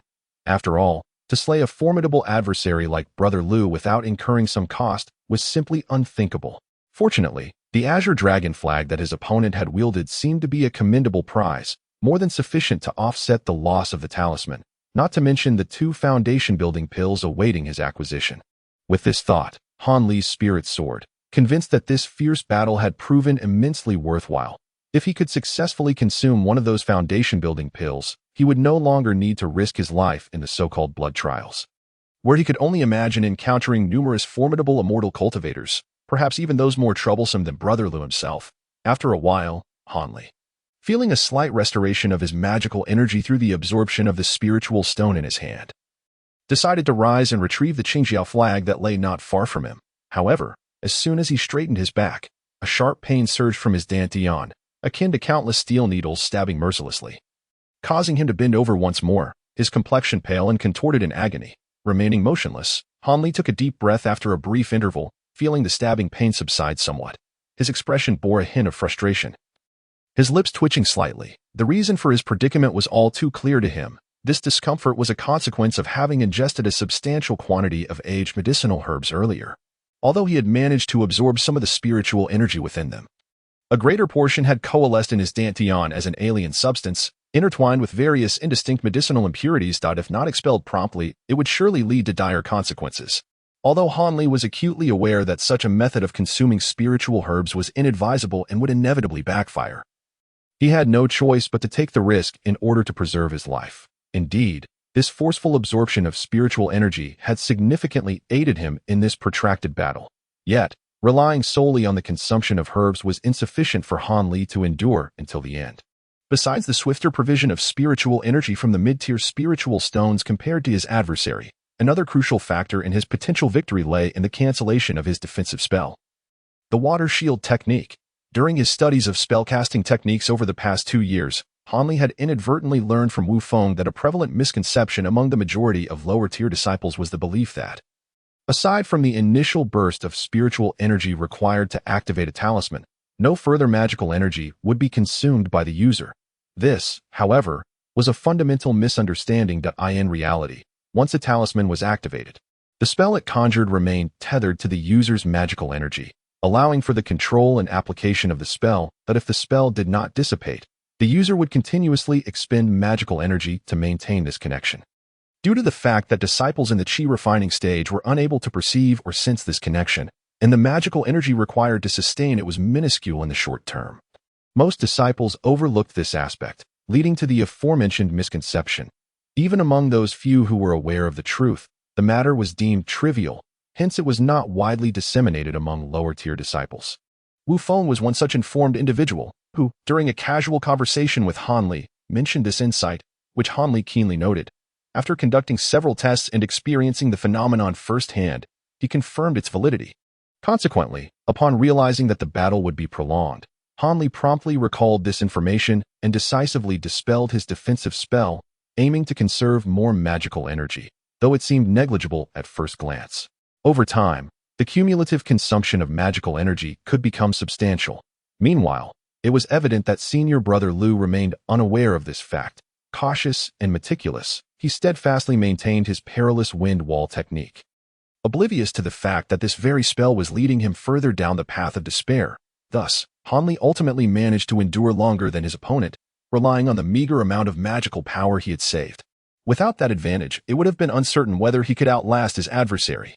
Nonetheless, Han Li felt that this victory had been perilously close. Despite employing various tactics, he had barely managed to preserve his life. While the strength of his opponent evidently surpassed his own, however, regardless of the circumstances, he was the one who emerged alive in the end. Once the pain had subsided somewhat, Han Li could no longer restrain himself and slowly made his way toward the place where the Qin Jiao flag had fallen. He awkwardly bent down to retrieve the magical artifact, examining it with great delight before happily storing it in his spatial pouch. Following this, he approached the lifeless body of senior brother Lu. After briefly grimacing at the gruesome scene, he began to search for spoils of war. The opponent's spatial pouch was easily located on the half-dismembered corpse. Without hesitation, Han Li emptied its contents onto the ground. Immediately spotting a blue vial and a box containing Foundation establishment pills, his heart surged with joy, and he wasted no time examining anything else, hastily bending down to collect the box and vial. Upon opening them, he found the potent pills within, their powerful spiritual energy palpable despite their somewhat pungent aroma. A broader smile spread across Han Li's face. Now that he had confirmed the authenticity of the Foundation establishment pills, he had no desire to linger any longer in this battleground. That he swiftly gathered his findings and carefully concealed senior brother Lu's spatial pouch close to him, feeling a slight sense of relief. Straightening his back, he intended to stretch, but suddenly, he heard a rush of wind behind him, as if something were lunging toward him. Startled, Han Li attempted to sidestep, but a sudden, intense pain surged through his dantian, causing him to freeze momentarily. In that instant, he was enveloped in the embrace of a fragrant, voluptuous figure. In shock, he struggled briefly, but the pain in his dantian, coupled with the fatigue from the recent battle, left him too weak to escape. Realizing the identity of the person behind him, Han Li couldn't help but glance back.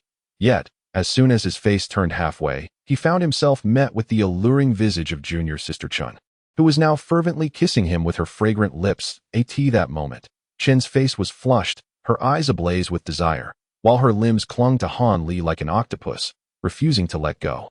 Her curvaceous body rubbed against his back incessantly, and she emitted soft, yearning moans, clearly suffering from the heat of passion. It turned out that although Chen had been immobilized by the wind-binding technique moments prior, the fierce battle between Han Li and senior brother Lu had not affected her in the slightest. All the conflict had conveniently avoided the spot where she lay, leaving her completely unharmed. Before the onset of the conflict, the effects of the Huandan had already begun to take hold. Chen Shimi was consumed by a burning passion, her mind clouded and filled with illusions. her only desire to seek intimacy. However, bound by the restraints of a spell, she was unable to move even a fraction, which lent her an air of innocence. Yet deep within, she was tormented by an insatiable yearning. Just moments ago, the spell of wind binding had finally worn off, and the newly liberated Shinshimi, driven by an overwhelming desire, rushed towards the only man present, Hanli, embracing him tightly, resulting in an exceedingly provocative scene. Hanli, a genuine virgin, felt an unexpected stir within him after a flurry of kisses from Shinshimi, a peculiar sensation washing over him. Moreover, he had never claimed to be a paragon of virtue.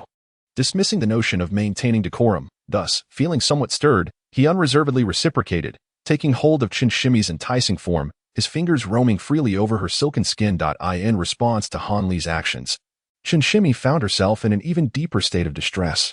Although she had yet to experience the union of man and woman, her inherent instincts drove her to tear at Hanli's garments. This action, however, momentarily snapped Hanli back to reality, his senses returning as he realized the precariousness of their situation.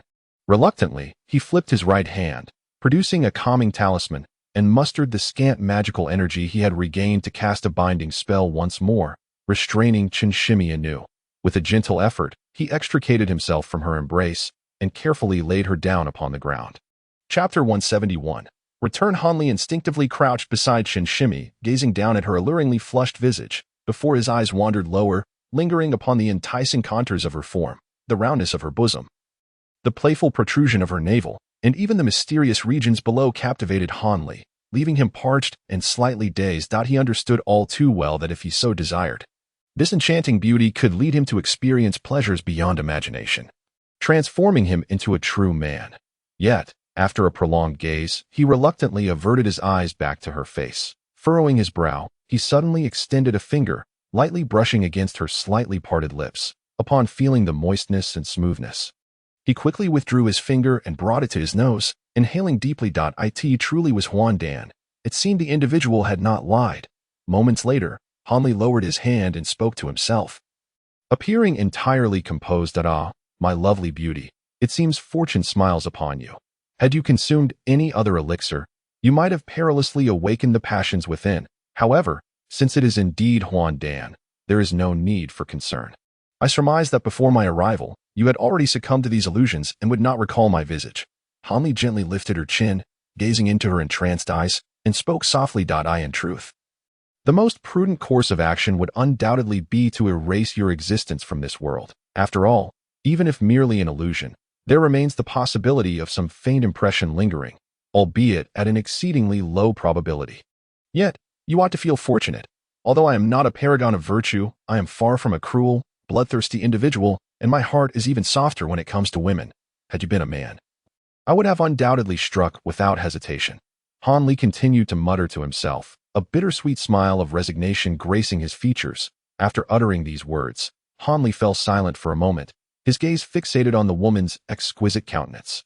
Suddenly, he bowed his head and fervently pressed his lips against her luscious, peach-like mouth, clumsily savoring the moment. The woman, in turn, responded with passionate fervor. After an eternity of intoxicating bliss, Hanli reluctantly withdrew from her fragrant lips. The matters of men and women are indeed fascinating. Even if one cannot truly lose themselves, this kiss shall serve as a token of gratitude for a life saved. Hanli murmured, a look of steadfast determination upon his face. As for the foundation-building elixir belonging to this woman, since it had been seized from Brother Liu, Hanli deemed it unnecessary to mention it again. Ahem, your current demeanor is truly captivating. Were it not for the words of that old man Ma, who spoke of the greater likelihood of success in foundation building for those of the young and in physiques, how could I possibly refuse such a fortuitous opportunity and be compelled to engage in the farce of maintaining my composure? Hanli's expression remained calm at first, yet as he spoke, he gently shook his head, revealing a profound sense of regret. After all, who can weigh the value of a fleeting night of passion against the monumental pursuit of immortality? Hanli, despite being engulfed in desire, remained acutely aware of the distinctions as for why Brother Liu could so nonchalantly desire this woman. Hanli could easily surmise, given the delicate, effeminate appearance of that pretty boy, that his young physique had likely been compromised long ago, thus allowing him to act without restraint. Moreover, this may also be a reflection of his lack of confidence in his own ability to successfully cultivate, which is likely why he is yet to dare consume the foundation-building elixir. In any case, This has inadvertently benefited Hanli. Having resolved his thoughts, Hanli did not intend to squander any more time.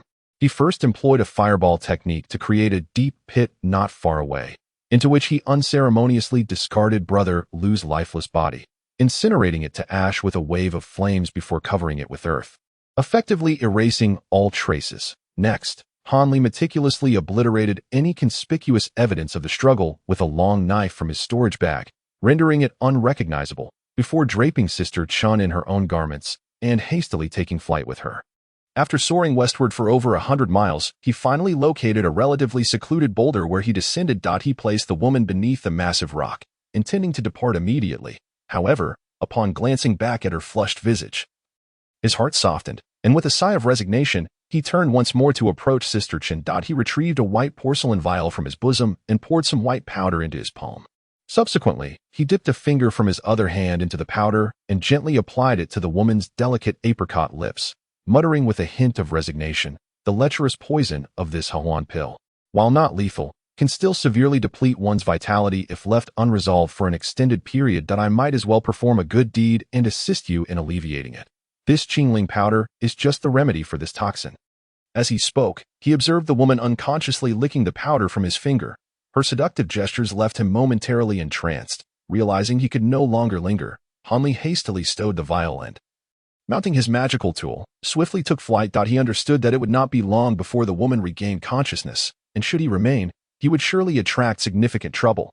Under the cover of night, he soared through the skies for half the night, resting only briefly when he was mere hours away from Huangfeng Valley. As dawn broke, he boldly entered the valley and returned to the 100 Medicine Garden. Upon entering the garden, Hanli immediately entered seclusion. After 3 days and nights, he had successfully expelled the majority of the foreign matter from his dantian, leaving only a trace that would pose no further hindrance, gradually to be refined away by his true essence in the days to come. Nevertheless, the after-effects of this battle had left him considerably weakened. It was likely that without a month of rest, he would not regain his former peak condition. Yet, Hanli found the experience to be immensely worthwhile. At this moment, he sat at a table, admiring the greatest spoils from his recent excursion, 2 blue Foundation establishment pills, each the size of a broad bean. After scrutinizing them for a full hour, he carefully transferred the pills into a new container, the auxiliary magical tool, a copper vial, thus preserving their spiritual energy from dissipating.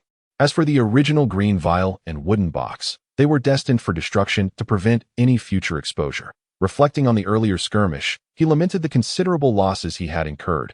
Not only had his flying sword talismans been rendered useless, but even the high-grade magical tool, the steel ring, had been shattered to bits. However, the rewards were equally substantial. Besides the green dragon flag, he had also discovered 2 other commendable magical tools within Senior Brother Lu's storage pouch.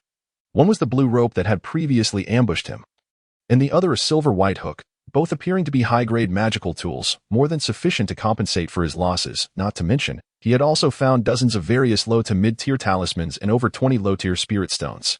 Regrettably, he had not encountered a single high-tier talisman, and the only advanced wind wall talisman he possessed had exhausted its spiritual energy during the confrontation with Hanli, rendering it worthless. Seizing the opportunity, he meticulously organized all his spoils. Aside from the items he intended to use and those of exceptional value, he destroyed everything else to eliminate any potential future troubles. Then, he eagerly turned his thoughts to the Foundation establishment pills, pondering their consumption method. Was it as simple as swallowing the pills, or did it require the prior intake of some auxiliary medicinal substances? Did he need to rely on any external force as well? According to common reasoning, such a rare elixir should indeed come with certain intricacies. Hanli, having never encountered a Foundation establishment pill before, had not paid much attention to the matter, intending to inquire after the blood red trial. For if the trial were to fail, all else would be rendered futile. However, he unexpectedly acquired 2 Foundation establishment pills, making the situation an urgent one. After half a day, Hanli returned from the transmission pavilion. Upon arriving at his residence, he sat dazedly at the table, lost in thought. It was not until several hours later that he suddenly slammed his fist against the edge of the table, causing his knuckles to turn crimson, yet he appeared oblivious to the pain, as if he had lost all sensation. Not long ago, under the pretense of learning new spells, Hanli had subtly probed Wu Feng for most of a day and finally extracted the method for consuming the Foundation establishment pill. However, the outcome was far from favorable for him. It turned out that to utilize the Foundation establishment pill, One did not require any auxiliary herbs or external forces. It was effective simply by being swallowed. Logically, this should have been a boon for Han Li. Yet Wu Feng's subsequent remarks struck him like a thunderbolt, introducing a new dilemma that greatly troubled him and placed him once more in a quandary. Chapter 172. The Choice He. Next week is highly recommended. Starting from Sunday, Wang Yu will resume 2 updates a day that I hope everyone continues to support in the northern part of Jianzhou. On a desolate mountain bordering the Yu Kingdom and the Yuanwu Kingdom, stood dozens of individuals clad in yellow garments of varying heights. Their attire billowed in the wind, and their ages differed widely.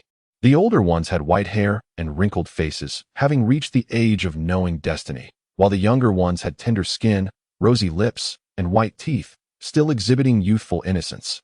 Yet, they all stood in silence. Lined up in an orderly fashion. At the forefront was an imposing elder, exuding an air of authority without raising his voice, standing with his hands clasped behind his back, gazing serenely at the sky. Lost in contemplation. Behind him were 4 men and 1 woman, all bearing solemn expressions. Among them was the Wang Shu who had introduced Han Li to the sect, now sporting a serious demeanor as well. Behind these 5 stood 2 rows of neatly arranged disciples in yellow garments, their expressions ranging from nervousness and restlessness to indifference and casual glances, with some smiling silently, revealing nothing of their thoughts. In the corner of the last row, a young man with a dark complexion and an unremarkable appearance kept his gaze lowered, fixated on his toes, evidently shy and hesitant, yet unbeknownst to anyone. This seemingly naive youth was harboring a torrent of resentment within. This young man was none other than Han Li, and this assembly of yellow-clad individuals comprised the disciples of Huangfeng Valley participating in the blood-red trial. Ultimately, Han Li had indeed joined this perilous journey, and it was rather absurd and lamentable that this occurred after he had obtained 2 Foundation Establishment pills over a month ago, after learning the method of consuming the Foundation Establishment pill from Wu Feng. Han Li had been struck by a significant blow. It turned out that after ingesting the Foundation Establishment pill, one must enter seclusion for 3 months to fully dissipate the medicinal effects before emerging. Otherwise, the potency would disperse, greatly diminishing its efficacy. Thus, the success of his Foundation Establishment could only be discerned after several months of waiting. To endure such an extended period of waiting is exceedingly unfavorable for Han Li. Initially, his intention upon acquiring these 2 foundation-building pills was to consume them and ascertain whether he could successfully establish his foundation before making a decision regarding his participation in the trial. Should he fortuitously succeed in establishing his foundation, he would undoubtedly forsake the perilous expedition to the Forbidden Land, for a mere quarter probability of survival is indeed terrifying. Conversely, if the pills prove ineffective, a journey to the Forbidden Land would become imperative. If 1 or 2 foundation-building pills are insufficient, he would resort to concocting 3, 4, or even more. He firmly believes that, regardless of his mediocre aptitude, with a sufficient quantity of foundation-building pills, he could still enter the foundational stage. However, the constraint of secluding himself for 3 months post-ingestion disrupts Han Li's plans, presenting him with the dilemma of choosing between 2 conflicting paths. Now, he must either consume the foundation-building pills and completely abandon the expedition to the Forbidden Land, or temporarily set the pills aside, awaiting the conclusion of the blood-colored trial before partaking. The prospect of simultaneously achieving both has vanished.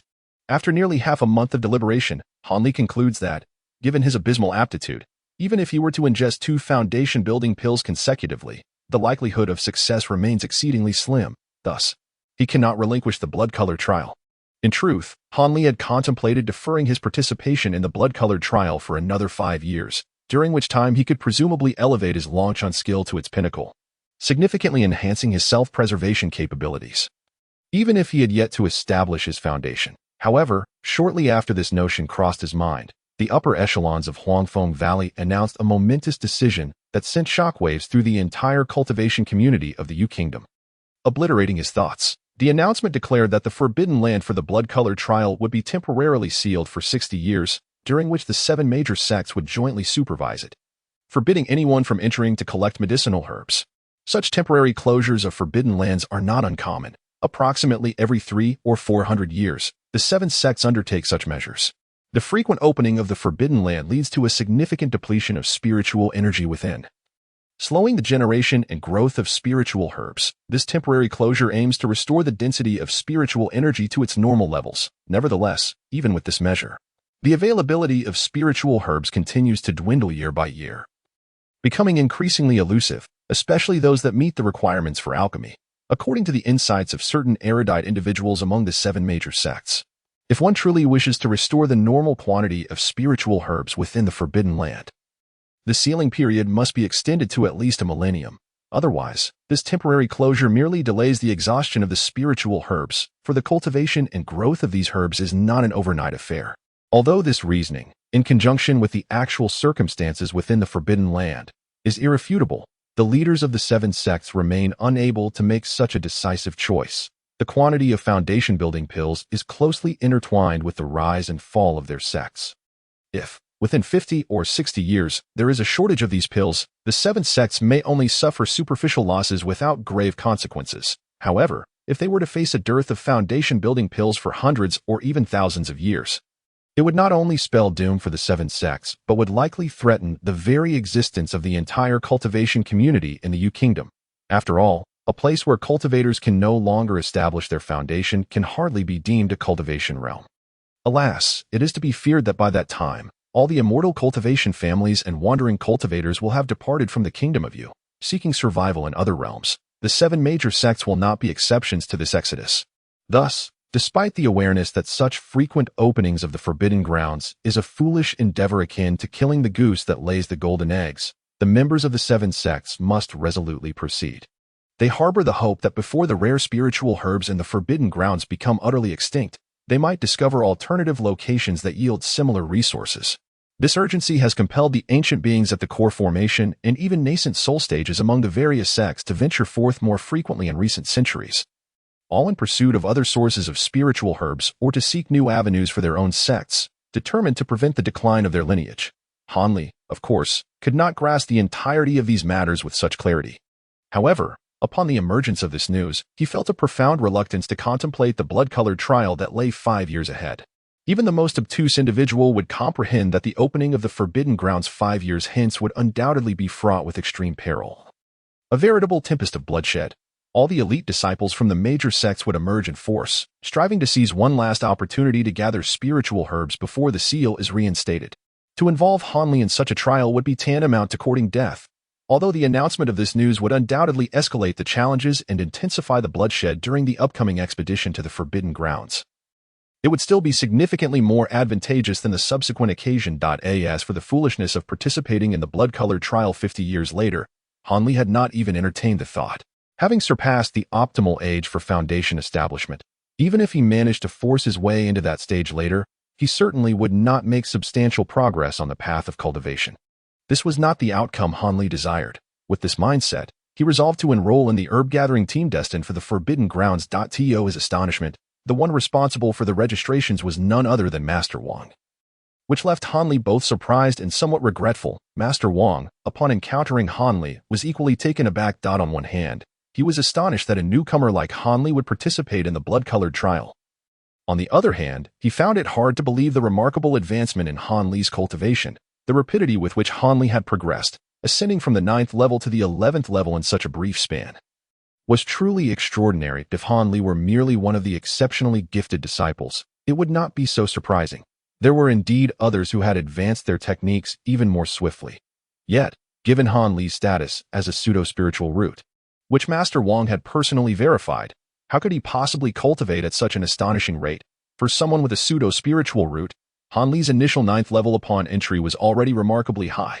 Typically, such achievements stem from the infusion of magical energy by elders, frequent consumption of spiritual herbs, and diligent practice. Yet now, Hanli stood before him with an 11th level technique, leaving Master Wang utterly astounded. With lingering doubts in his heart, Master Wang did not hesitate to pull Hanli aside for another assessment of his attributes. The result, however, remained consistent with previous conclusions. There was no indication of any anticipated mutation in his spiritual roots. This only deepened Master Wang's perplexity. Hanli, completely unaware of the underlying concerns, steadfastly insisted that his current cultivation was solely the result of rigorous practice. When questioned about the astonishing speed of his advancement, he recounted a pre-prepared tale of an extraordinary encounter from his childhood, when he had mistakenly consumed a mystical fruit, attributing the source of his rapid cultivation to this fateful incident. In light of such circumstances, he meticulously sought a suitable excuse. Hanli understood that a lie must contain 7 parts truth and 3 parts falsehood to be deemed credible. Thus, the extraordinary fruit he described was not merely a figment of his imagination, but rather a legendary entity known as the dragon-scale fruit, which has been recounted through the ages. It is said that those who consume it can undergo a metamorphosis, soaring to celestial heights. As for the veracity of its existence, Hanli could not ascertain, for no one had truly partaken of it. Upon hearing Han Li's depiction of this remarkable fruit, the learned Master Wang's eyes sparkled with intrigue. He promptly procured an ancient tome titled Chronicles of the Unusual and, to Han Li's astonishment, discovered the dragon-scale fruit within its pages, requesting his confirmation. At this juncture, Han Li naturally acquiesced, allowing Master Wang to marvel incessantly. Han Li further informed him that once the fruit is plucked, the original plant's roots and leaves wither and perish, and even if one were to search the vicinity again, no second fruit would be found. This revelation effectively extinguished any thoughts Master Wang might have had about pursuing its origin for whether Master Wang would succumb to greed and earnestly seek a second celestial fruit elsewhere. That was no longer Han Li's concern. He could occupy himself with such endeavors. Moreover, Han Li was acutely aware that despite Master Wang's apparent epiphany in his presence, the extent of his belief remained uncertain. It was likely that Master Wang harbored a degree of skepticism, caught between belief and disbelief. Thus, Han Li resolved to maintain a cautious distance from Master Wang in the future, exercising vigilance to avoid revealing anything incriminating. However, Han Li was confident that once he successfully established his foundation and entered the foundation establishment stage, his status would be vastly different. Even if Master Wang continued to nurse doubts, he would likely refrain from provoking Han Li. For the realm of cultivation ultimately reveres strength. After Han Li skillfully deflected inquiries regarding his cultivation methods, Master Wang, perhaps feeling a sense of remorse for the earlier interrogation, did not impose any difficulties during the registration process. He efficiently completed all the necessary paperwork and imparted some precautions regarding the upcoming expedition to the Forbidden Grounds, advising Han Li to prepare in advance. Han Li expressed his gratitude profusely before taking his leave. Upon returning, he informed the elderly man of his intention to temporarily relinquish his duties in the medicinal garden so he could fully dedicate himself to the blood trial. The elderly man, upon hearing this news, remained silent for a time, regarding Han Li with an expression that seemed to suggest impending doom, instilling a sense of unease within Han Li for quite a while. To his surprise, however, Master Ma, before departing, unceremoniously bestowed upon Han Li 2 vials of elixirs, stating coldly, one for internal use, the other for external application, before departing on his flying apparatus with an air of indifference. This gesture warmed Han Li's heart slightly. Over the course of their 2 years of acquaintance, he had come to understand that although the elderly man possessed a rather peculiar temperament, he was fundamentally a person with a warm heart. Albeit somewhat absorbed in the art of alchemy, the current treatment indicated that Master Ma had begun to regard Han Li as akin to a nephew, which filled Han Li with a sense of appreciation. 3 days prior to the expedition to the Forbidden Grounds, Master Wang finally sent a message symbol to Han Li, urging him to gather at the council hall in preparation for departure. Upon his arrival, Han Li found that all the disciples who had registered for the Blood Red trial were convened there, casting glances at one another. The disciples in the Yellow Maple Valley during the Qi refining stage numbered over 10,000. And naturally, Han Li could not recognize them all. However, amidst the crowd, there was one woman whose familiarity was undeniable to him. She was none other than Shinshimi, the very woman he had once comforted, who narrowly escaped a dire fate at the hands of Senior Brother Lu. It is worth mentioning that after Han Li had dispatched Senior Brother Lu, a minor uproar had indeed ensued within the Yellow Maple Valley.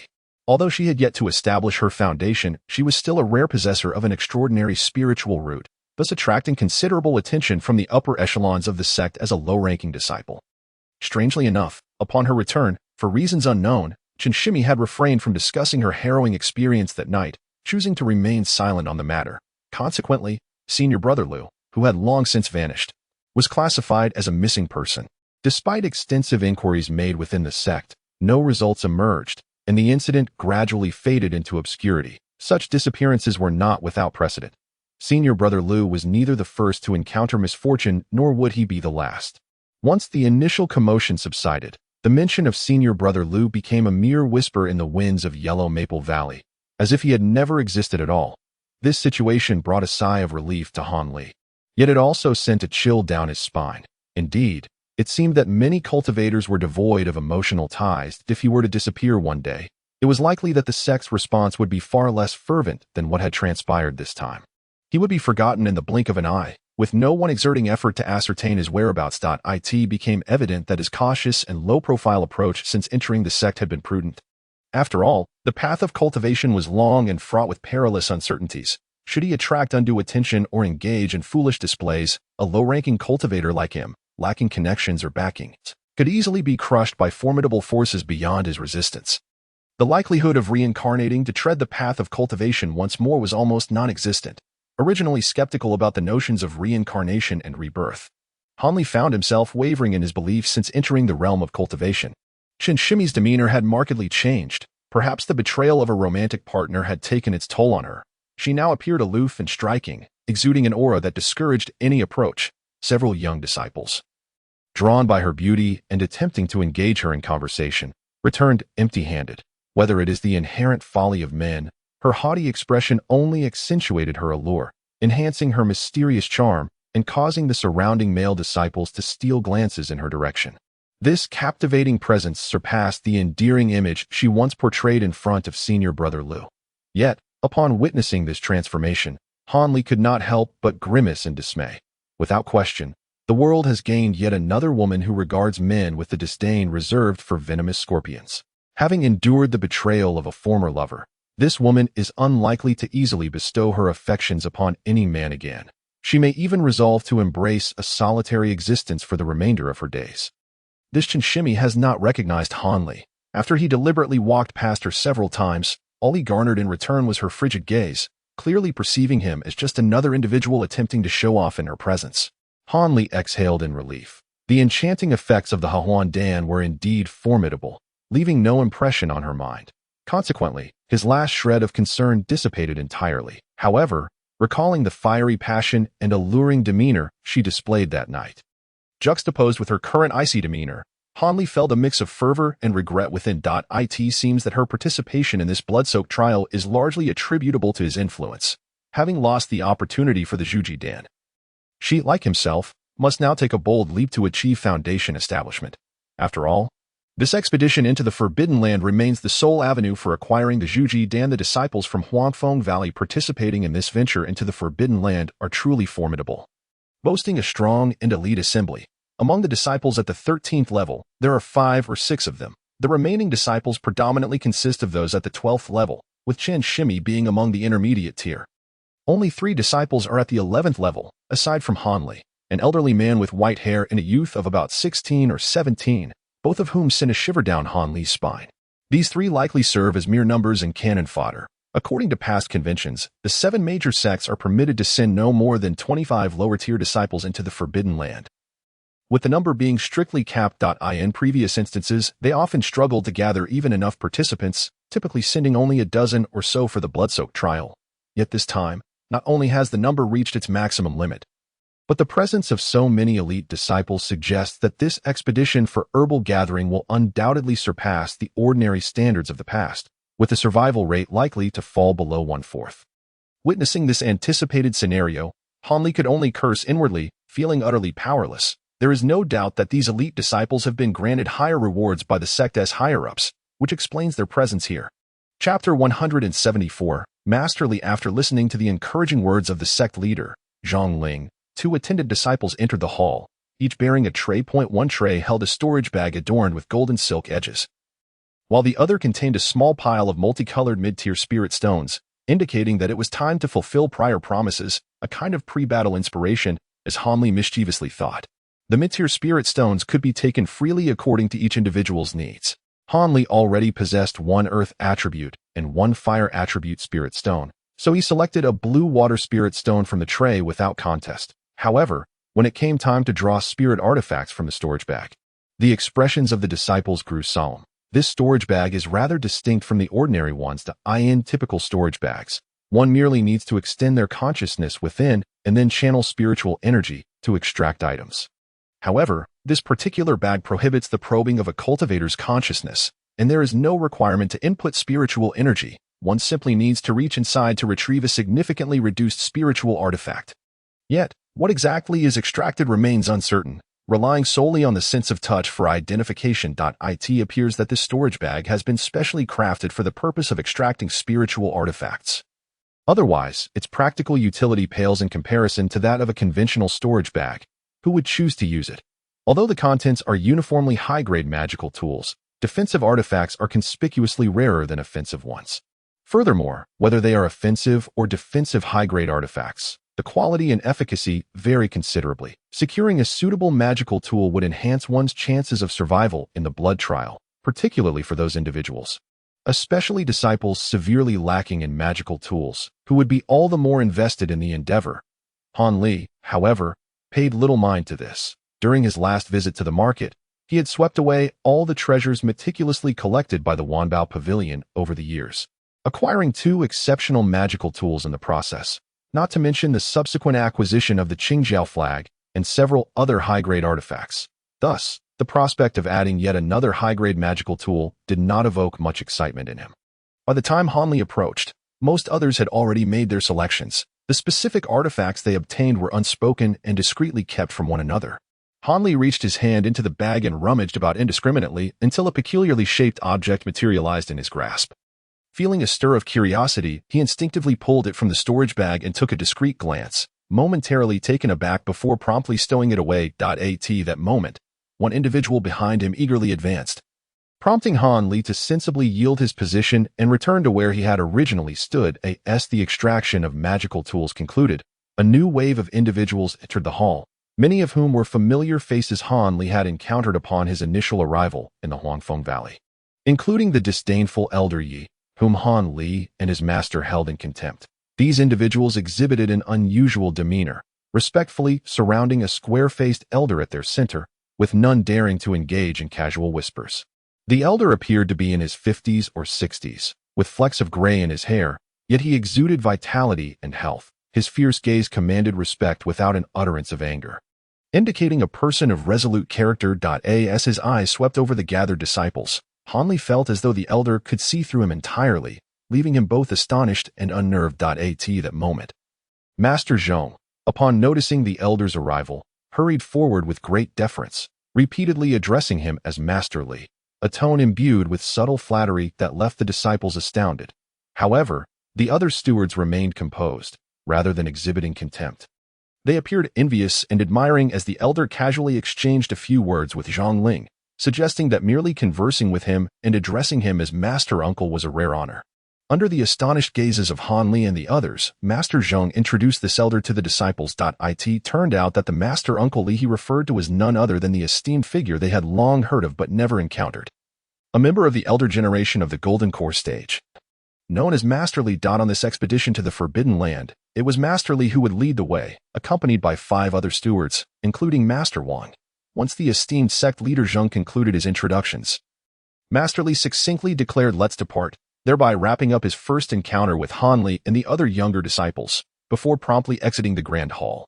Han Li and his companions exchanged bewildered glances, momentarily stunned, but were swiftly urged by the other stewards to hasten their departure. As they stepped outside the hall, the disciples collectively inhaled sharply.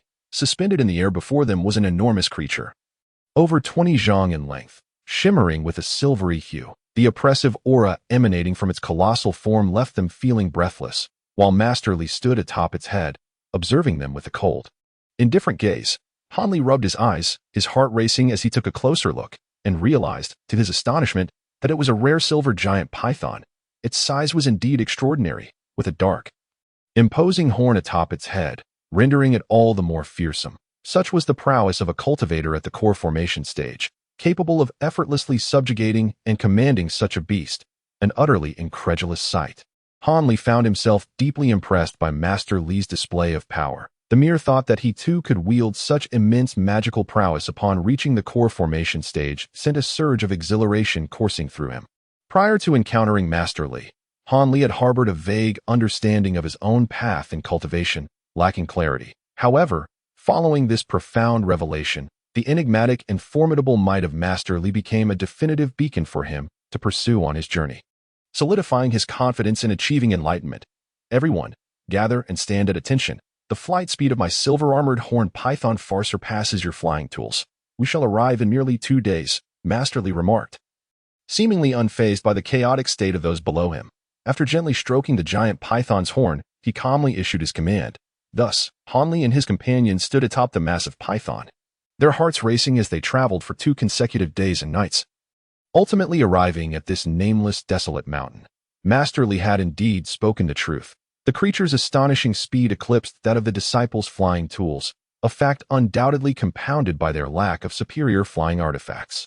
Upon reaching this location, the disciples learned from the stewards that it was a designated meeting point agreed upon with other sections. Only when the 7 major sects had assembled would they set forth together to unlock the Forbidden Land. The appointed time was the following morning, but since the Forbidden Land lay within the territory of Jianzhou, and Huanfeng Valley could be considered a semi-host, their sect typically arrived a day early to await the others. Now free to roam, the disciples dispersed as the stewards had instructed, each attending to their own affairs in preparation for the impending battle. Consequently, more than 20 disciples clad in yellow robes either sat cross-legged to conserve their energy, polished their artifacts, or stood lost in thought, wearing expressions of deep concern. Yet there were a few individuals whose demeanor was composed, engaging in light-hearted conversation as if they were on a leisurely outing. Han Li cast a few more attentive glances at these people. Just then, footsteps echoed behind him, prompting Han Li to furrow his brow slightly. He had deliberately chosen a discreet corner to sit alone. So how could anyone have come to this secluded spot? Han Shidi, I am Xiang Ji Li, and I wish to discuss tomorrow's expedition to the Forbidden Grounds with you. This matter pertains to your very life and death, and I hope we can converse together. The voice, aged yet imbued with a certain cunning, reached his ears, causing Han Li's furrowed brow to tighten further. Such ostentatious bravado, despite not having seen the speaker's face, led Han Li to label this individual as slippery and untrustworthy, suspecting that their intentions were certainly not benevolent. However, Han Li understood that it is better to offend a gentleman than to provoke a rogue. Despite his reluctance, he turned around to regard the elderly man and a youthful companion who had approached from behind. Once he discerned their features, Han Li sighed inwardly. It was none other than the 2 disciples who, like him, possessed only the 11th level of cultivation. One had an aged countenance but eyes that sparkled with a hint of slyness, while the other appeared somewhat naive, clearly a greenhorn in the world. This peculiar duo seeking him out surprised Han Li somewhat. Do you have business, senior brothers? Han Li inquired coldly out of politeness, his tone unmistakably conveying his desire to keep his distance. It was evident that the elder's skin was thicker than Han Li had anticipated. Rather than retreating at Han Li's aloofness, he responded with unwarranted familiarity and enthusiasm. Might I ask what strategies Han Shidi has devised for tomorrow's expedition? You see, we 3 possess the least formidable powers and are likely to be the first casualties should we encounter another faction. Why not confer together and devise a plan? Upon hearing these words, Han Li blinked several times, remaining silent but fully grasping the other's intent. He could surmise, with considerable accuracy, what this individual wished to convey. It appeared that this cunning elder intended to rally weaker disciples for a joint venture, thereby enhancing their chances of survival. Yet Han Li was acutely aware of the repercussions of such an arrangement, which bore both advantages and disadvantages. By clustering together, the area they could search would be significantly diminished, leading to a meager discovery of spiritual herbs. Moreover, even if they did uncover some, the question of ownership would remain contentious, often determined by strength. Naturally, Han Li held no interest in such an alliance. He would likely gain nothing beneficial and risk becoming someone else's expendable pawn. As for the elder, he probably harbored less than noble intentions, aiming to take advantage of the chaos for his own gain. Noticing Han Li's continued silence after his proposal, the elder grew somewhat anxious and impulsively stated, I have an idea. Would you care to hear it? It could ensure our collective safety during this endeavor. The elder wore an enigmatic expression, his face shrouded in mystery, with the wrinkles on his forehead crumpling together, eliciting both amusement and exasperation from Han Li. Meanwhile, the young man with the yellow hair seemed to hold the old trickster in high esteem. Though he remained silent, his demeanor clearly indicated his allegiance to the elder, since Han Li had no intention of joining their alliance. He resolutely declined, stating, I apologize, I am not accustomed to acting in concert with others, and I have no such plans this time. If you wish to collaborate with someone, I suggest you seek out other brothers. Han Li spoke with remarkable candor. He understood that only by asserting that he was not a mere novice could he dissuade the elder from pursuing him further. Otherwise, among the limited number of disciples present, the elder would likely cling to him at the slightest hint of possibility. Han Li was unwilling to endure such persistent attention. Upon hearing his words, the elder realized he had misjudged his target. Despite Han Li's youthful appearance, his articulate and seasoned manner of speaking revealed him to be a veteran who had weathered many storms. Thus, the elder refrained from further trivial conversation and departed. Slightly disgruntled, they headed towards another disciple, who was meditating upon a rock. Han Li smiled faintly and turned his attention back to observing a few noteworthy fellow disciples. However, this time he spotted Sister Chen alongside another ordinary-looking woman. While several self-proclaimed handsome youths lingered nearby, Han Li's lips twitched in irritation. For some reason, he found these individuals immensely displeasing. Ultimately, he decided to retreat to a more secluded spot, closing his eyes to cultivate his spirit. As dawn broke the following day, all disciples gathered once more at the mountain peak, standing in an orderly fashion, awaiting the arrival of other sections. They waited for several hours, yet not a single figure appeared. Inciting Han Li's ire, he nearly suspected that the other sects were deliberately stalling to exhaust the stamina of the Huangfeng Valley disciples. Adding to his vexation was the fact that, by chance, Sister Chen stood directly to his right during the arrangement of their formation. The familiar scent of her feminine fragrance wafted into his nostrils, stirring memories of a particularly intoxicating night. Tio masked his discomfort. Han Li lowered his head, feigning an anxious demeanor, while internally lamenting his lack of composure, realizing that a mere attractive woman could so easily fluster him. Nonetheless, Han Li held a profound admiration for the venerable Master Li, who stood at the forefront, gazing skyward with an unwavering posture, seemingly lost in thought or perhaps in a trance. Suddenly, Han Li sensed a stir among the crowd, as if something was amiss. Unable to contain his curiosity, he raised his head. All around him, his fellow disciples craned their necks, gazing towards the horizon, and Han Li followed their gaze. As one gazes upon the cerulean expanse of the sky, a few twinkling lights reminiscent of stars begin to appear, gradually intensifying in brilliance. Moments later, a series of dark dots manifests itself beneath these luminous orbs. Beneath these shadows, glimmers of silver dance, suggesting that these dark figures are aboard the celestial lights, arriving from beyond the heavens. Witnessing this astonishing spectacle, the crowd becomes increasingly agitated.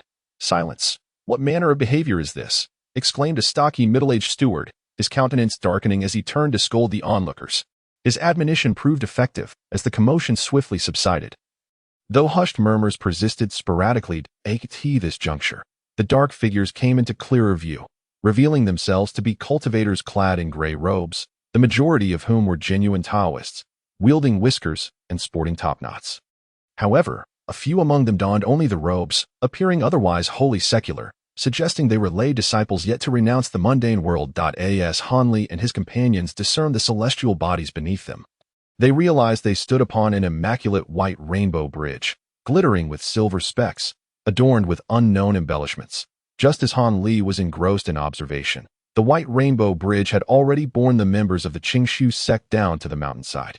Landing directly opposite the gathering from Huangfeng Valley, the leading middle-aged Taoist waved his hand gently, and with a flash of white light, the rainbow bridge transformed back into the snow rainbow silk, now manifesting as a satin-like object in the hands of the newcomer. To my surprise, it is once again Master Li leading the charge. "This is a courtesy from your humble servant, Floating Cloud," exclaimed the Taoist, stepping forward with a beaming smile, indicating familiarity. "Humph, just because you, the crafty one, have arrived, does that mean I, Li, cannot?" retorted Master Li, his arms crossed defiantly. "He, within our respective sects, you and I are the last to reach the core formation stage. If we don't handle this errand, who else will?" The Taoist dismissed the remark with a flick of his whisk, maintaining his jovial demeanor. "You, with your cunning tricks, caused me no small amount of trouble last time. Do not expect to pull the same stunt again." "What do you mean by that, Master Li? Accepting a bet and honoring the outcome is simply the way of the world. How can one accuse another of deceit?" chuckled the Taoist. Upon hearing this, Master Li's eyes flashed with cold light, as if on the verge of fury, yet he quickly reconsidered, his indignation dissipating as he begrudgingly remarked, "That piece of iron essence I refined into your Qijun sword has surely enhanced its power. Hasn't he it? After laboring for over a decade to extract that single piece, I've unwittingly given you an advantage." His words dripped with bitterness, clearly pained by the loss of the so-called iron essence. "Ah, so the illustrious Master Li is indeed so concerned over a mere fragment of iron essence. Very well, this time I bring something of far greater value, one that will surely compensate for your previous loss." Should you win this wager, the Taoist said, stroking his beard with a grin. Chapter 176. The Bet No betting. Absolutely no betting. Do you think I would fall for the same trick twice? Master Li vehemently shook his head, resolutely declining no betting. Master Li's standards have risen so high that even the inner core of the bloodline serpent cannot capture your interest. The Taoist displayed a look of astonishment and disbelief. However, no matter how Han Li perceived it, he found it to be exceedingly insincere. The bloodline flood dragon's inner core, originally intending to sever all ties with the Taoist. Master Li's expression changed abruptly upon hearing the name of this item, his voice trembling slightly. Indeed, it is said that Master Li spent over 30 years at the perilous banks of the Panlong River in the Yuanwu Kingdom for this very treasure, ultimately leaving with deep regret. Thus, this humble Taoist has expended a considerable sum to specially procure it for the esteemed master. The Taoist spoke calmly, adopting a leisurely demeanor, as if he had the upper hand in this exchange. Impossible. The bloodline flood dragon is not so easily captured, let alone having its inner core preserved. Are you merely spouting nonsense? Jesting with me? Master Li, having regained his composure from the excitement, revealed a look of skepticism. This humble Taoist is a monk and does not speak falsehoods. The master may inspect it for himself. The Taoist, wishing to avoid excessive explanation, flipped his hand, revealing a white sphere, veined with crimson, before Master Li, causing his eyes to gleam with desire, almost yearning to snatch it away. If the master's silver-armored horned python were to ingest this core, with a decade or two of diligent cultivation, it would surely leap from the mid-stage of foundation establishment to the late stage. And with another century of arduous practice, even reaching the core formation stage would not be out of the question. The Taoist's words were laden with temptation. Master Li emitted a cold snort, maintaining a stern expression, seemingly unfazed, yet the flickering glint in his eyes betrayed his inner turmoil. Such a rare wager, and the master hesitates for half a day. Do you truly hold such a low opinion of the strength of the disciples from your esteemed sect? The Taoist smirked, employing a tactic of provocation. Our disciples of Huangfeng Valley are not subject to your Qingshu sect scrutiny. Master Li's countenance darkened with displeasure. He then cast a few glances at the group behind the Taoist, quickly gaining a rough understanding of the strength of the Qingshu sect disciples. They should be roughly on par with those of Huangfeng Valley. Very well, I accept the wager. However, which of my treasures do you covet? After some deliberation, Master Li concluded that the odds of winning this gamble were about 50-50. Coupled with an intense desire for the inner core, he finally nodded in agreement, though out of caution. He casually inquired, this humble Taoist holds no interest in your other treasures. I merely hope that should I emerge victorious in this wager, the master would refine 2 similarly sized pieces of iron essence for me over the next 20 years. Master Li's pure essence of true fire is renowned among the 7 great sects. It should be a trivial matter. The Taoist squinted his eyes, smiling, though his words hinted at a trace of cunning. 2 more pieces of the same iron essence. Master Li's expression darkened, and he nearly leapt to his feet in indignation. You scheming rascal, do you intend to make me a laborer? How could that be? If you win, such labor would be unnecessary. After all, that is the inner core of a 5th-level demon beast, equivalent to the early stage of core formation for us cultivators. It is undoubtedly worth this price. The Taoist shook his head insistently. Master Li's expression fluctuated between light and shadow.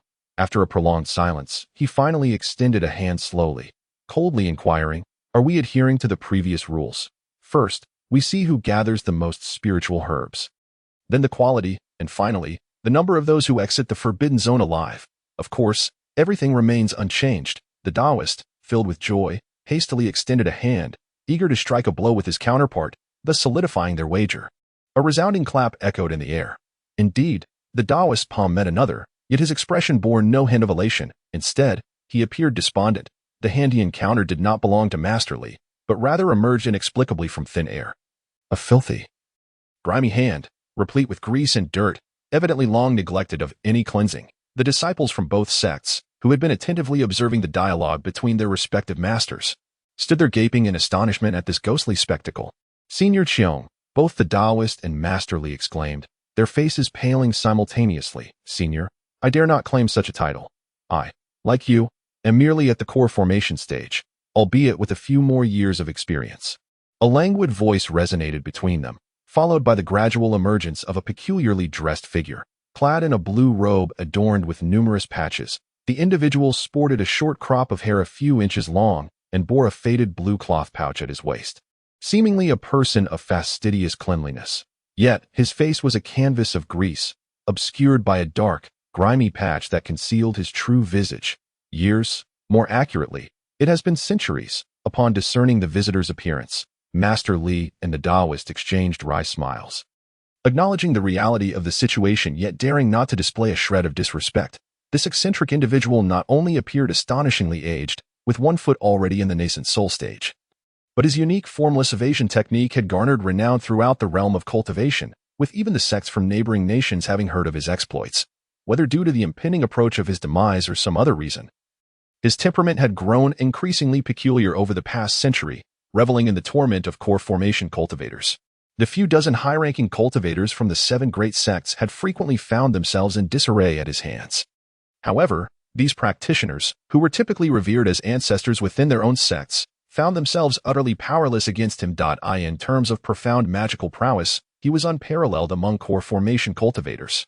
In terms of backing, he belonged to the Yenyue sect, the most formidable among the 7 great sects. Summoning a high-ranking expert from their own nascent soul stage to teach him a lesson was futile, as most of these esteemed individuals were acquainted with him. And those who weren't often deemed such trivial matters not worth their trouble. Thus, this figure had become an embodiment of tyranny and roguelike behavior within the upper echelons of the cultivation world, essentially. Anyone who crossed his path was left to their own devices, hoping for his good humor that day. Otherwise, a dose of mischief and hardship was inevitable. How could the sudden arrival of such a senior not astonish Master Li and the Taoist? Filling them with trepidation, they had both suffered under his whims before. Since this is a wager, wouldn't it be rather dull with just the two of you? Allow me, this old fool, to join in. The esteemed Qiong seemed to be in good spirits, yet uttered words that made the two groan in despair. Senior, you jest. How could our disciples possibly compare to the esteemed pupils of the Yenyue sect? It would surely be a guaranteed loss for us. There is no need for a wager. We shall humbly concede. The Taoist forced a smile, feigning mirth. Master Li remained tight-lipped, yet his expression unequivocally conveyed his complete agreement. Upon hearing these words, the old man chuckled coldly, rolling his eyes as he remarked, "Would I engage in such deceitful and despicable acts? Fear not, as long as the combined achievements of your 2 families surpass those of my sect. I shall concede defeat, and then you 2 may settle the score amongst yourselves." Truly, the Taoist, upon hearing this, could not help but exhale in relief. Although this elder was capricious, prone to laughter and scorn at whim, his words were unwaveringly resolute, and he had never gone back on his word. In this regard, the wager seemed remarkably fair, and perhaps even slightly advantageous to the 2 of them. These 3 intangible needles, a talisman crafted during his idle hours, would serve as the wager for this occasion, as I have no descendants to speak of. With a flick of his hand, the elder revealed 3 talismans adorned with 7 colored needles, only to swiftly conceal them once more. Zushi and the Taoist could not hide their astonishment, exchanging a glance that revealed a glimmer of greed in each other's eyes. Chapter 177. The realm of cultivation and the dichotomy of good and evil when it comes to these intangible needles. The 2 Taoists had long heard of their esteemed reputation. This treasure was forged from the quintessence of 5 metals, seamlessly blending with a unique method of invisibility conceived by a singular individual.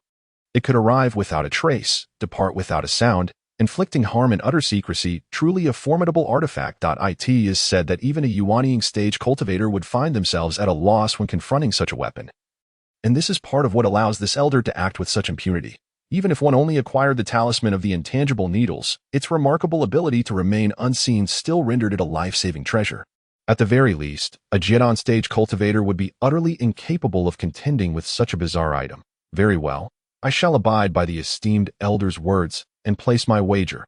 After a moment's contemplation, the Taoist found no fault in the proposal and readily agreed at as for Master Li. Upon reflecting on the immense benefits of winning the wager, he gritted his teeth and also acquiesced, with a series of claps. The 3 exchanged mutual oaths, solidifying their agreement. Elder, what brings you to this place?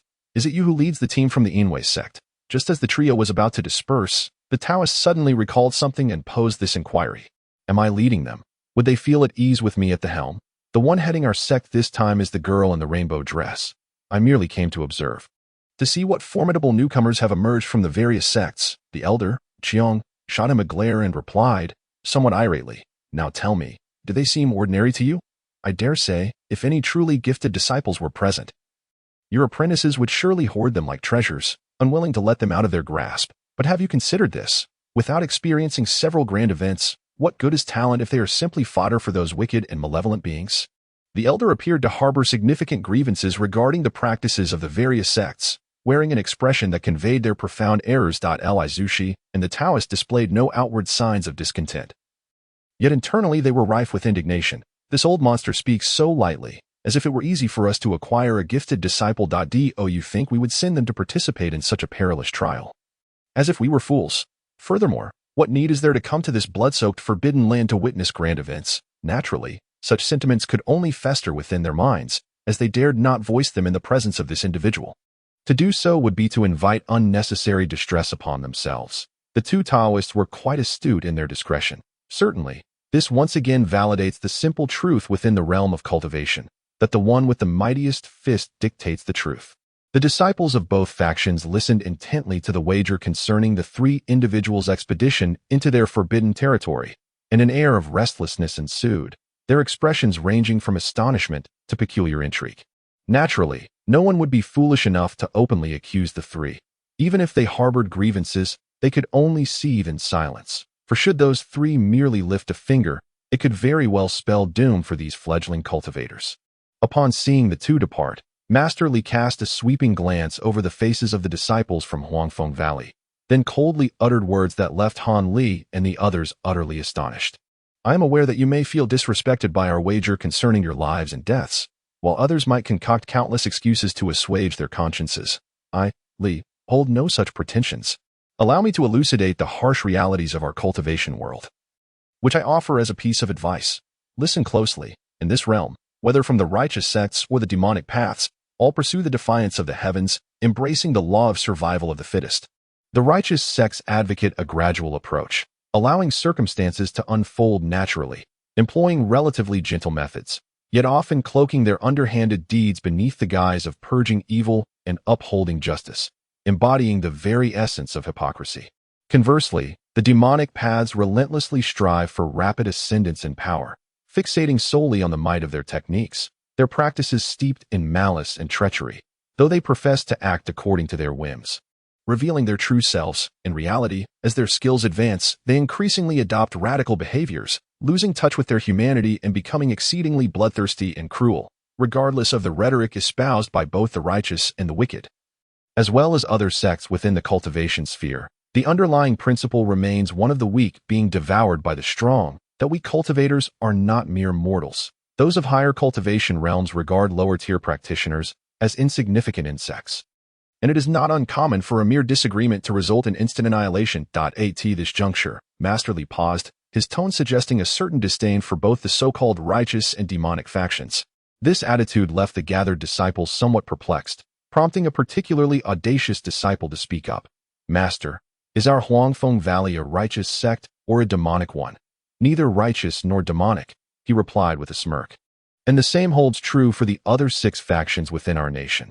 Your youth and relative inexperience have left you uninformed about the history of our cultivation world. A millennium ago, our nation, like others, was embroiled in a dichotomy of righteousness and wickedness, and at that time, the 7 major factions were but insignificant sects to survive.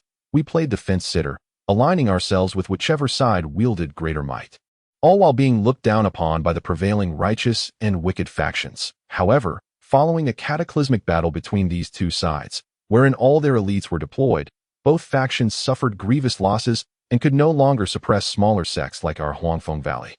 Eventually, after some time, we, the 7 factions, united to uproot both sides entirely, obliterating their legacies to prevent any resurgence. The various techniques you are currently learning are, in fact, remnants of the spoils left behind by both the righteous and the wicked factions of that time. This foundation solidifies the dominance of our 7 sects within the realm of you. Should any righteous or wicked sects attempt to encroach upon this territory, our 7 sects will promptly unite to repel them, leaving them no opportunity to take root. Thus, the methods imparted by our 7 sects encompass both righteous and wicked practices, along with some that are uniquely ours. In terms of alignment, we belong to a neutral faction. As Li Shizu spoke, a self-satisfied expression involuntarily surfaced on his face. You have all remained secluded within the valley, diligently honing your skills.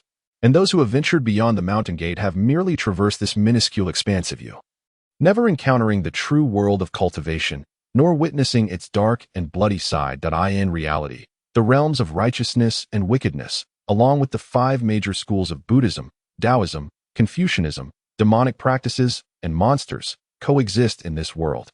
Their chaos far exceeding your imaginations. Acts of murder for treasure, the annihilation of entire clans, such deeds are commonplace, and in many instances, it is the demonic factions that hold the upper hand, frequently resorting to bloodshed to establish their dominance. As he spoke of this, his demeanor grew grave, exuding a profound seriousness, yet soon softened as he continued coldly. Enough, my intent in awakening you slightly is to prevent you from becoming overly arrogant. Remember, in the world of cultivation, if your strength is inferior to others, do not utter foolish words that demand respect. Such respect can only exist among cultivators of comparable strength. Otherwise, it is merely a path to self-destruction. I wonder how many of you who survive the coming days will truly grasp these words. Hanli and the others were left speechless, utterly astonished. This revelation was utterly unexpected for all the disciples. Now, let us discuss the matter of the wager. You must have heard that this bet is of great significance to me. Should I emerge victorious, I will not neglect to reward you. Those disciples who assist me in achieving victory will be generously rewarded, and the one who contributes the most shall have the opportunity to be taken under my wing after establishing their foundation. The disciples of Huangfeng Valley, still grappling with the weighty counsel previously imparted, found themselves invigorated by the promise that followed. What does it mean to have a golden core cultivator take you as an apprentice? In the entire Huangfeng Valley, only a handful possessed such extraordinary fortune. This is undoubtedly a once-in-a-millennium opportunity. Observing the crowd's excitement, each individual eager to seize the chance, Li Shizu smiled slightly, thoroughly satisfied. As long as victory in the wager is secured, acquiring 3 or 4 named disciples is a trivial matter. I could easily find a place to settle them and impart a few fundamental techniques, thus effortlessly managing the situation. Chapter 178. The Hidden Moon Sect. Hanli felt a stirring within him. He understood well that having a wise mentor to provide guidance on the path of cultivation could save him from numerous detours and significantly benefit his training. Yet, he was acutely aware that this Li Shizu was not easily deceived. He possessed many secrets of his own. Prolonged contact might reveal discrepancies that would lead to his own demise. Pursuing inquiries would undoubtedly lead to self-destruction.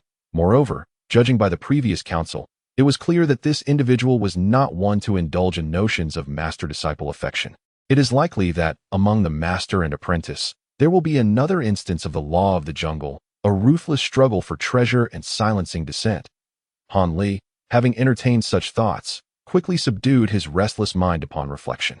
The other disciples of Huangfeng Valley, unburdened by such concerns, were invigorated, eagerly rubbing their fists and brimming with enthusiasm. They were not merely fighting for survival.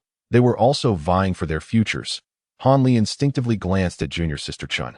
Noticing her flushed cheeks, tightly clenched fists, and the spark of determination in her eyes, with a quiet sigh, he lost interest in the other disciples of Huangfeng Valley and directed his gaze toward the opposing Qingshu sect.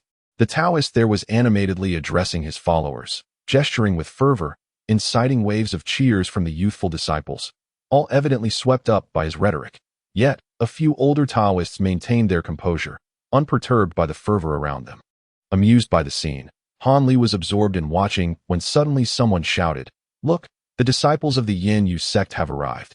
It is the Tian Yu divine vessel." Startled by the exclamation, Han Li looked skyward. A white point of light shimmered on the horizon, rapidly approaching. In no time, it hovered above the desolate mountains, revealing itself to be an enormous ship carved from jade, adorned with golden foils depicting dragons and phoenixes. Exuding opulence, and enveloped within a vast white protective dome, upon the ship stood a throng of impeccably dressed individuals, evenly split between men and women, with a captivating young woman at the forefront.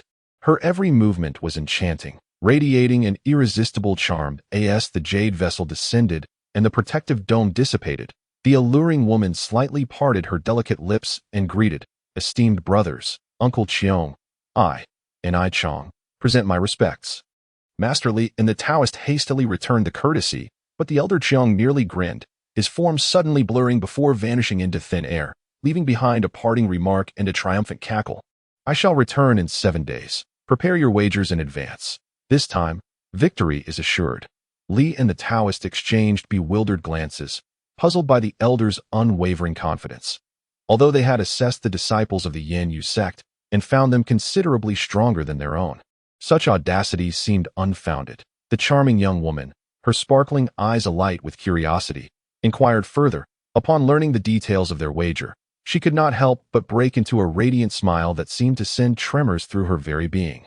Captivating all present, the allure of this enchanting woman left many young male disciples from the three sects entranced, their gazes fixed upon her, nearly drooling in admiration. Yet, Master Li and his companion were oblivious to the beauty before them, their hearts sinking as they sensed they might have been outmaneuvered. Could it be that the Yin Yu sect possessed a trump card capable of overshadowing both of their factions, despite their vexation? They felt it inappropriate to inquire about the circumstances from the enchanting Enai Chang, who, fully aware of their discomfort, deftly shifted the conversation to other amusing topics. Meanwhile, Han Li and the male disciples of Huangfeng Valley had already turned their attention to the newly arrived throng of female disciples. They had long heard that the disciples of the Yin Yu sect advocate the dual cultivation technique, with at least half of the recruits being female, and that only those of exceptional beauty are admitted. Now, upon witnessing the scene, they found the reputation to be well-deserved. Each of these women was a paragon of grace and beauty, captivating all who beheld them, causing their mouths to water and their imaginations to run wild. Han Li, however, remained relatively composed. Although initially taken aback, his remarkable willpower allowed him to quickly regain his focus and calm his mind. It was then that he noticed the female disciples of the Yin Yu sect seemed accustomed to being gazed upon by so many at once, maintaining their poise as they chatted and laughed. Some even flirted with their admirers, casting coy glances that left those on the receiving end weak-kneed and bewildered. In stark contrast, the male disciples were filled with indignation, glaring fiercely at anyone who dared to look their way, particularly at the young woman beside them, as if they wished to retaliate against every stare. Han Li smiled faintly, quickly discerning that despite the apparent lack of romantic entanglements, these pairs of male and female disciples were likely arranged for training purposes. Hence, the male disciples' fury was understandable. They had probably come to regard their companions as personal possessions. Despite the fact that the female disciples may not share that sentiment, Han Li observed that the ire of these male disciples was not solely directed at those from Huangfeng Valley. Even the disciples from Qing Su's sect were caught in the crossfire. Out of curiosity, he turned to look, and indeed, he found those youthful Taoist priests stealing glances at the young women, only to hastily avert their eyes, as if fearful of being discovered, appearing exceedingly furtive. Han Li stifled a laugh, fearful that he might burst out in mirth. He couldn't shake the feeling that the female disciples of the Yin Yu sect were more provocative in their flirtations with the young Taoists than they were with those from Huangfeng Valley.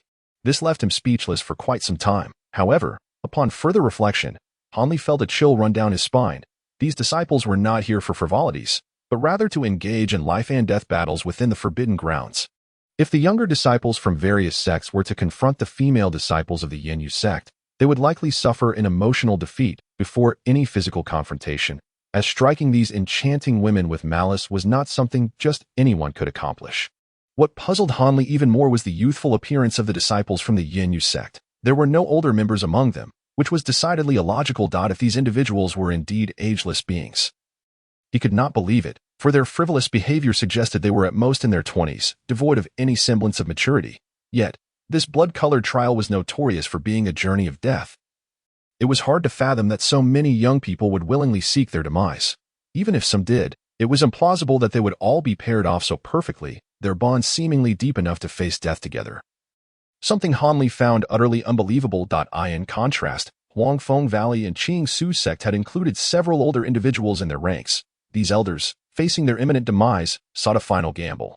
Should they successfully obtain a foundation establishment pill, they might miraculously enter the foundation establishment stage, thus turning their fortunes around.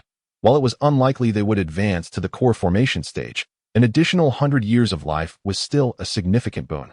Although there were not many elders harboring such thoughts to participate in the blood trial, the combined number from both factions still reached 7 or 8. Yet, it was rather peculiar in Han Li's eyes that not a single member from the Hidden Moon sect was present. Li Shizu and the Taoist priests seemed to have also noticed the anomaly. Their expressions darkened further. While they continued to converse with the enchanting fairy of the Hidden Moon sect, their distracted demeanor was evident to all. Before long, the remaining 4 sects arrived one after another. The most striking to Han Li were the members of the Giant Sword Sect and Spirit Beast Mountain. The Giant Sword Sect was entirely composed of men, each clad in black attire, with a towering, sheathless sword strapped to their backs, exuding an aura of cold ruthlessness. In stark contrast, the Spirit Beast Mountain disciples donned flamboyant, eye-catching garments, adorned with an array of pouches and skins, some of which appeared to contain writhing creatures, eliciting unease among the other sect's disciples. As for the disciples from the Blade Workshop and Heavenly Pier Fortress, aside from their distinct clothing, they could be considered relatively normal in Han Li's eyes. Like those from Yellow Maple Valley, many were whispering among themselves, their expressions rife with tension. Chapter 179. Breaking the restrictions. While the leaders of each faction deliberated on the procedures for unlocking the Forbidden Grounds, Han Li busied himself surveying the formidable figures from each sect. For those masters who had reached the pinnacle of the 13th layer, Han Li resolved to evade them whenever possible, seeking to escape if he could, and if all else failed, to devise a strategy from behind. He had no desire to find himself drained of every ounce of spiritual power as he had during the battle with Senior Brother Lu. It was crucial to remember that this situation was entirely different from the last. He was not facing a single opponent, but rather a multitude of infuriated cultivators. Should he fail to retain his strength and maintain a capacity for counterattack, he would undoubtedly be among the first to be eliminated. As he pondered these matters while observing, Han Li suddenly sensed a gaze fixated upon him. Startled, he instinctively turned to seek the source of the scrutiny.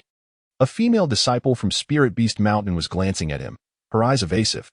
Her exquisite features struck a chord of familiarity within him. To his astonishment, he mentally sifted through the women he knew, and a slender figure emerged in his mind. It was her, the girl who had sold him the golden bamboo pen at the Tynan conference. How had she come to join Spirit Beast Mountain and participate in this blood trial? Recognizing the now even more stunning young lady, Han Li felt a flutter of confusion. Yet, her bashful demeanor, with cheeks flushed with a rosy hue, was etched in his memory, and he found himself quite fond of her. With that thought, he could not help but smile at the young woman. She clearly noticed, her cheeks instantly blooming with a deeper blush. Still as shy as ever, a bearded man stood behind her, seemingly aware of the interaction between her and Han Li. His expression darkened, and he abruptly spoke to the girl in a harsh tone.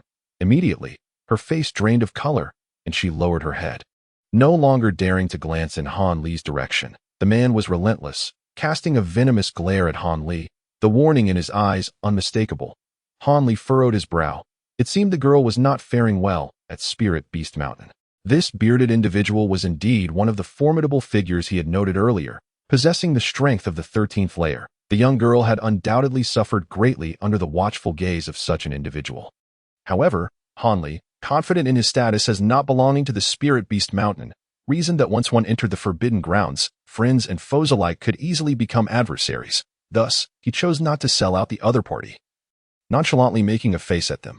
This action incensed the bearded man, whose face was now smeared with blood, yet he found himself powerless against Han Li and could only turn back to the girl. Growling a few words that drew the attention of the nearby disciples of Spirit Beast Mountain, most of whom regarded the girl with disdain, Han Li, feeling a surge of anger and pity for the girl, could not discern the precise words spoken by the bearded man due to the distance. To spare the girl further indignities, Han Li refrained from provoking the brutish man, who showed no appreciation for delicate sensibilities. Otherwise, he was confident he possessed ample means to infuriate the man to the point of losing control, all without any recourse for him. At this juncture, the patriarchs of various sects concluded their discussions and returned to their respective ranks, subsequently launching into the air with their junior disciples, soaring towards the fabled Forbidden Grounds. The journey was brief, and after a few hours of flight towards the border of the Yuanwu Kingdom, they descended before an barren expanse of yellow earth. Here, aside from scattered stones, not a single blade of grass could be found. As far as the eye could see, an endless sea of yellow stretched out. Could this truly be the place? Like the others, Han Li felt a sense of astonishment, as it hardly resembled a location capable of nurturing the spiritual treasures of the world. That a few accomplished cultivators at the core formation stage gathered once more for a brief discussion, after which a robust figure from the Giant Sword sect stepped forward alone. Taking a few strides before halting, he extended his left hand, from which a surge of yellow light emanated. As he grasped the earth, a flow of mud resembling a yellow dragon was lifted, coalescing in his hand into a massive sword made of yellow clay. With his other hand, he lightly brushed his fingers from the hilt toward the blade's tip. Igniting a white light along his path. In an instant, the mud sword transformed into a heavy stone sword of a grayish hue. This intermediate technique of transmuting clay into stone left the disciples of the seven sects marveling in awe, broadening their horizons. Yet, the adept from the giant sword sect did not cease his actions. Wielding the sword with both hands, he executed a swift motion and bellowed, hurling the stone sword into the air with the speed of a shooting star. Then, a breathtaking scene unfolded. The stone sword, having flown merely a few dozen paces, seemed to trigger something upon contact, shaking violently before disintegrating into dust.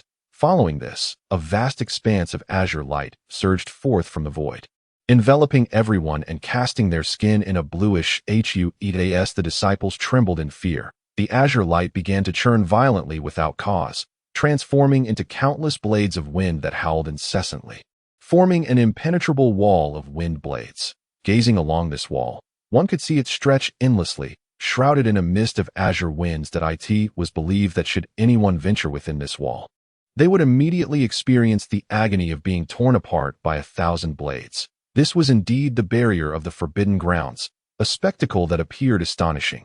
One could only wonder what kind of ancient cultivator possessed the prowess to establish such a formidable and vast formation.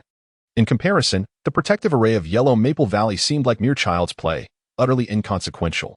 Hanli secretly sighed. At this moment, the master of the giant sword sect shook his head and turned back. The other leaders announced that the time had not yet come, instructing the disciples to rest for a moment before entering the forbidden area. Thus, every hour or so, the person from the giant sword sect would repeat the same action to test the strength of the barrier, until the fourth stone sword was thrown, at which point the azure light surging from the forbidden ground and the wind blades it formed significantly diminished. Upon witnessing this, the other 6 golden core cultivators simultaneously leaped forward. Standing side by side, Masterly extended his hand, and a ruler-like object slowly emerged from his palm, radiating a silver light that shot forth. The Taoist then tapped the back of his head, opened his mouth, and a foot-long azure light spouted forth, lengthening in the wind to transform into a flying sword several feet long. The other 5 also summoned dazzling items from their bodies: a pink ribbon, a dragon-shaped staff, a pitch-black giant sword, a long knife glowing with red light, and a large seal flashing with yellow light. The 7 individuals, each wielding a unique artifact, formed a circular formation and charged directly toward the wind blades array. These treasures were the fruits of their arduous cultivation and refinement since entering the Golden Core stage. The disciples of various sects did not dare to slack off. Under the command of the elder cultivators of the Foundation establishment period, they stood behind the 7, arranged in 7 columns, ready to enter the forbidden area at any moment. A thunderous roar erupted as the 7 artifacts clashed with the wind blades, colors bursting forth and strange howls echoing intermittently, causing the watching disciples to feel an overwhelming tension. Master Li's ruler spun continuously, its silver brilliance fluctuating, as if it possessed a spirit, shattering countless wind blades. The azure flying sword transformed into a dragon several dozen feet long, each swing accompanied by a haunting cry that stirred the soul. The other 5 artifacts also displayed their powers. Notably, the yellow seal wielded by the master of Tianke Fortress was the most formidable. Each time it struck down, it swelled to the size of a small mountain, unleashing the sounds of wind and thunder. Yet upon returning, it shrank back to its original form, moving somewhat clumsily. Although the power of the 7 artifacts was astonishing, compared to the now weakened wind blades array, they still faced immense difficulty, taking considerable time to advance through each step of the wind wall. Before long, beads of sweat began to appear on the foreheads of the 7. After 3 to 4 hours of intense battle, the 7 were drenched in sweat, but their artifacts finally gained the upper hand, carving out a circular passage approximately a foot high in the wind wall, within which lay an impenetrable darkness. "Hurry, we cannot hold on much longer," the Taoist called out first, for he possessed the shallowest cultivation and had sweated the most. The disciples of the 7 sects, hearing his words, did not hesitate, swiftly interweaving and flying into the passage in waves. At that moment, silence enveloped them, their expressions darkening. Everyone knew that once they entered the forbidden area, they would instantly become mortal enemies. Even among fellow disciples, Hanli found himself positioned in the middle to rear of the line, with disciples of the giant sword sect in front and those from the blade transformation workshop behind. The passage was not lengthy, merely a distance of about 20 zhang, and in the blink of an eye, Hanli emerged from the exit, before he could fully comprehend the situation before him. He felt a dizzying whirlwind, and in the blink of an eye, he vanished from the exit without a trace. Chapter 180. Wulong Pond. The ground was a grotesque, grayish-black decay, bubbling murky puddles of water. Trees twisted into bizarre shapes, and underfoot, an unidentifiable blood-red grass. The air was thick with a pungent, strange odor. This was the scene that greeted Hanli upon regaining consciousness, neglecting to question this peculiar environment. Hanli first cast a vigilant glance around to ascertain whether anyone else was present, for the greatest danger often stemmed from the fellow disciples who had entered the forbidden area alongside him. Fortune appeared to be on his side, as there was no one else in the vicinity of several dozen zhang besides himself, prompting him to exhale a sigh of relief. However, he did not let down his guard. One hand clutched a talisman while the other brandished a set of golden mother blades, preparing for all contingencies. Only then could Hanli calm his mind and scrutinize the oddity of his surroundings. He was not taken aback by a sudden arrival in an unfamiliar place. Prior to their expedition into the forbidden area, the authorities had provided each disciple with detailed information regarding the location. The documents indicated that anyone who stepped into the forbidden zone would be instantaneously transported to various corners of the area by a certain functioning teleportation array, with the destination depending solely on one's luck. One might find themselves in the very heart of the forbidden zone, where a plethora of spiritual herbs awaited collection. Such was the fate of the fortunate. Conversely, others might find themselves confronted by several ferocious beasts upon arrival, where escape would only be possible after a fierce battle, and for the unluckiest, they would be unceremoniously dispatched to a dire location, meeting their end almost immediately, though such occurrences were rare. Most often, individuals like Hanli were transported to the corners of the forbidden zone, left to navigate their way through the unknown. This variability was attributed by experienced seniors to the improper method of entering the forbidden zone, which inadvertently triggered certain minor restrictions, leading to various unforeseen circumstances. As Hanli cautiously wandered nearby, he compared the information he had memorized with the surrounding scenery, ultimately uncovering valuable insights, knowledge accumulated by previous disciples who had emerged from the forbidden area, now immensely beneficial to newcomers. Wulong Pond lay in the northeastern corner of the forbidden zone, centered around a deep pool spanning several dozen zhang, surrounded by decaying bones, serpent-like trees, and various flora that could be utilized for crafting poisons, albeit of limited value. At the heart of Wulong Pond, at the water's edge, rare cold smoke grass appeared randomly every few years, an herb of considerable utility. If possible, it was advisable to collect it for exchange within the sect for certain rewards. However, caution was warranted, for lurking in the depths of the pool were a group of first-level lower-tier ice toads. Fortunately, these creatures were docile. As long as one did not provoke them, they posed little danger. After recalling the information several times, Hanli felt a sense of clarity settle in his mind. According to common reasoning, the closer one gets to the heart of a forbidden area, the more likely one is to encounter rare spiritual entities and formidable guardian beasts. The location of Wulong Pond is situated slightly toward the periphery, yet not at the outermost layer. If one were to hasten their journey, it would still be possible to reach the central zone within a day. With this thought in mind, Hanli refrained from using his flying vessel, opting instead to leap onto a densely foliaged tree. After surveying the surroundings, he identified the correct direction and gracefully descended from the tree. The pond lay to the south of Hanli, conveniently along the path to the heart of the forbidden realm. It seemed prudent to take a moment to gaze upon it. Hanli cast a concealment spell upon himself and set off with nimble steps, proceeding cautiously along the way. Uncertain if it was due to his heightened anxiety, he traversed several miles without encountering any unexpected occurrences. It appeared that he was the sole inhabitant of the entire Wulong Pond area. As he heard the sound of flowing water, Hanli finally relaxed his taut nerves, parting several gnarled branches that obstructed his path. A deep green pond came into view. Even before approaching, a chilling aura sent a shiver down his spine. Is this Wulong Pond? Hanli mused curiously. The pond was not particularly large, encircled by a multitude of sinuous trees, yet a visible mist of cold emanated from its surface, with a layer of crystalline frost forming at its edges. A testament to the frigid nature of the water. Hanli paid little mind to these phenomena. What captured his attention was a cluster of a dozen white, fuzzy grasses growing in a low-lying area beside the pond. Each stem bore 5 leaves, pristine white in hue, exuding a faint, ethereal glow, as if shrouded in a delicate mist, reminiscent of genuine spiritual roots. Indeed, this was the frosty smoke grass, precisely as described in the records. Hanli murmured to himself, a flicker of joy igniting in his heart. Although this grass bore no relation to his foundation-building elixir, the ease with which he could acquire it boded well for his endeavors.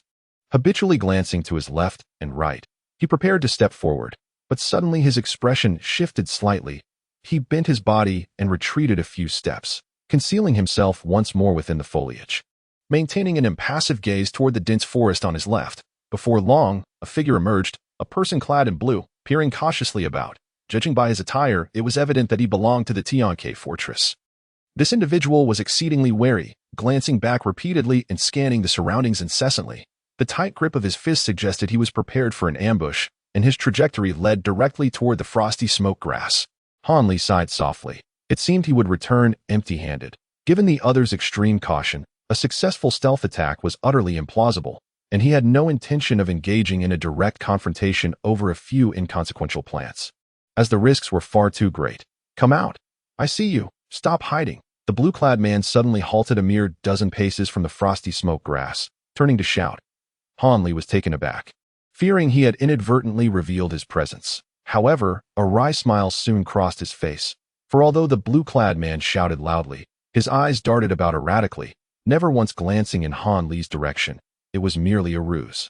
Han Li found himself both exasperated and amused as he observed the man in blue vociferously shouting for quite some time before he finally felt at ease enough to gather the icy smoke grass. This self-satisfied behavior of the blue-clad individual caused Han Li to hesitate, contemplating whether to seize the opportunity and strike from behind while his adversary was distracted.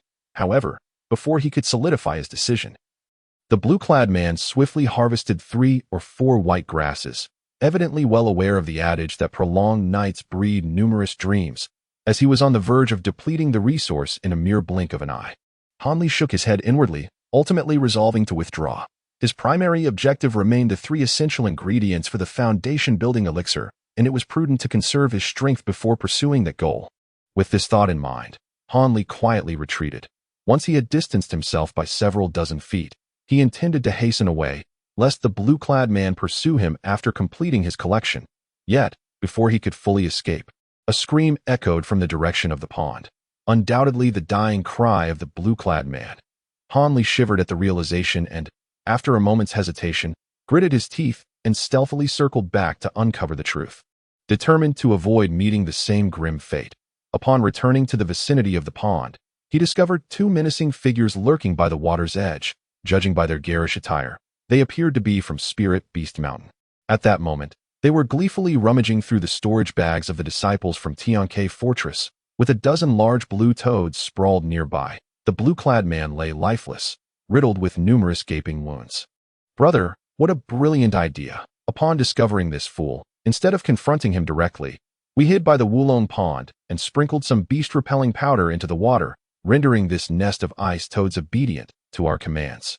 Who would have thought that merely causing a bit of commotion would divert his attention, allowing the beasts to launch a surprise attack from behind? A flurry of ice spikes ensued, and that dolt was done for in an instant. He probably never imagined he would perish at the hands of a pack of low-tier demon beasts. Nonetheless, this fellow is worth quite a bit. Brother, why don't we follow the plan, remain hidden here, and wait for others to take the bait? Once we've divided the spoils, we can use the icy smoke grass as bait. After finishing his comment, the younger of the 2 men savagely kicked the corpse of the Tianke Fortress disciple and greedily remarked. Chapter 181. Colorful Butterflies and Death Battles. Dream on. Have you even considered this? The mere chance that the 2 of us managed to teleport together is already a stroke of fortune. At the very least, our chances of survival are significantly better than those of others. It was merely luck that allowed us to eliminate that man. Do you really think we possess such prowess to engage in this foolish game of waiting for rabbits to stumble into our trap? Aren't you afraid of encountering a fierce opponent who might shatter our teeth and endanger our very lives? Moreover, in such a cursed place, what are the odds of anyone passing through? We should hasten to the central area to fish in troubled waters. That is the wiser course. The older disciple of Spirit Beast Mountain was evidently more formidable and cunning than his younger counterpart, simultaneously chastising him while vigilantly scanning the surrounding dense forest. Observing this, Han Li grew increasingly cautious, elevating his concealment technique to its utmost limits. Completely suppressing his aura and daring not to reveal even the slightest trace of his presence. As for the foolish notion of engaging in a 1 versus 2 confrontation, Han Li had never entertained such thoughts, nor would he foolishly act upon them. One of these individuals possessed the foundational prowess of the 12th level, while the other was at the advanced 12th level. Should they join forces, he would stand little chance of victory, for he did not possess the extraordinary ability to single-handedly confront 100 foes. Thus, Han Li could do nothing but watch helplessly as they cleared the last few strands of cold smoke grass from the edge of the pool, incinerating the bodies of the disciples from Tian Cave Fortress into nothing but ash. Ultimately, the two of them collected the ice toad into a crimson leather pouch and vanished into the dense forest beyond. Once they had departed, Han Li did not immediately rise. Instead, he lingered for a while before shaking off the leaves that clung to him and straightening his posture, contemplatively gazing in the direction of their disappearance. It seemed that many shared his sentiments that it was hardly surprising, considering that those daring enough to participate in the blood-red trial would naturally aspire to obtain the earthly treasures nestled within the heart of the land. A fierce conflict was inevitable.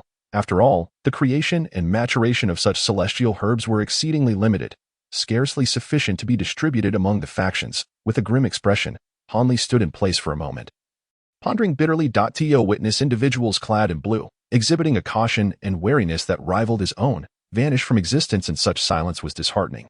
Who knows how many similar incidents unfolded in the corners of the Forbidden Grounds? This left Han Li's confidence in achieving his objectives considerably shaken. He could not help but question whether this venture into the Forbidden Lands was a mistake. Perhaps, had he simply consumed those 2 foundation-building pills, he could have succeeded without risking such perilous adventures. Discouraged, Han Li harbored a flicker of retreating thoughts. It was easy to speak boldly, yet when the shadow of death loomed overhead, one could not help but feel a sense of turmoil. Several hours later, Han Li set forth from that place, and the direction of his journey still pointed towards the heart of the Forbidden Lands. After considerable reflection, reason prevailed within him, recognizing that his earlier apprehensions were merely excuses for his own cowardice. Thus, he steeled himself and resumed his path. Han Li did not trail behind the duo, but chose to take a slightly longer and more convoluted route.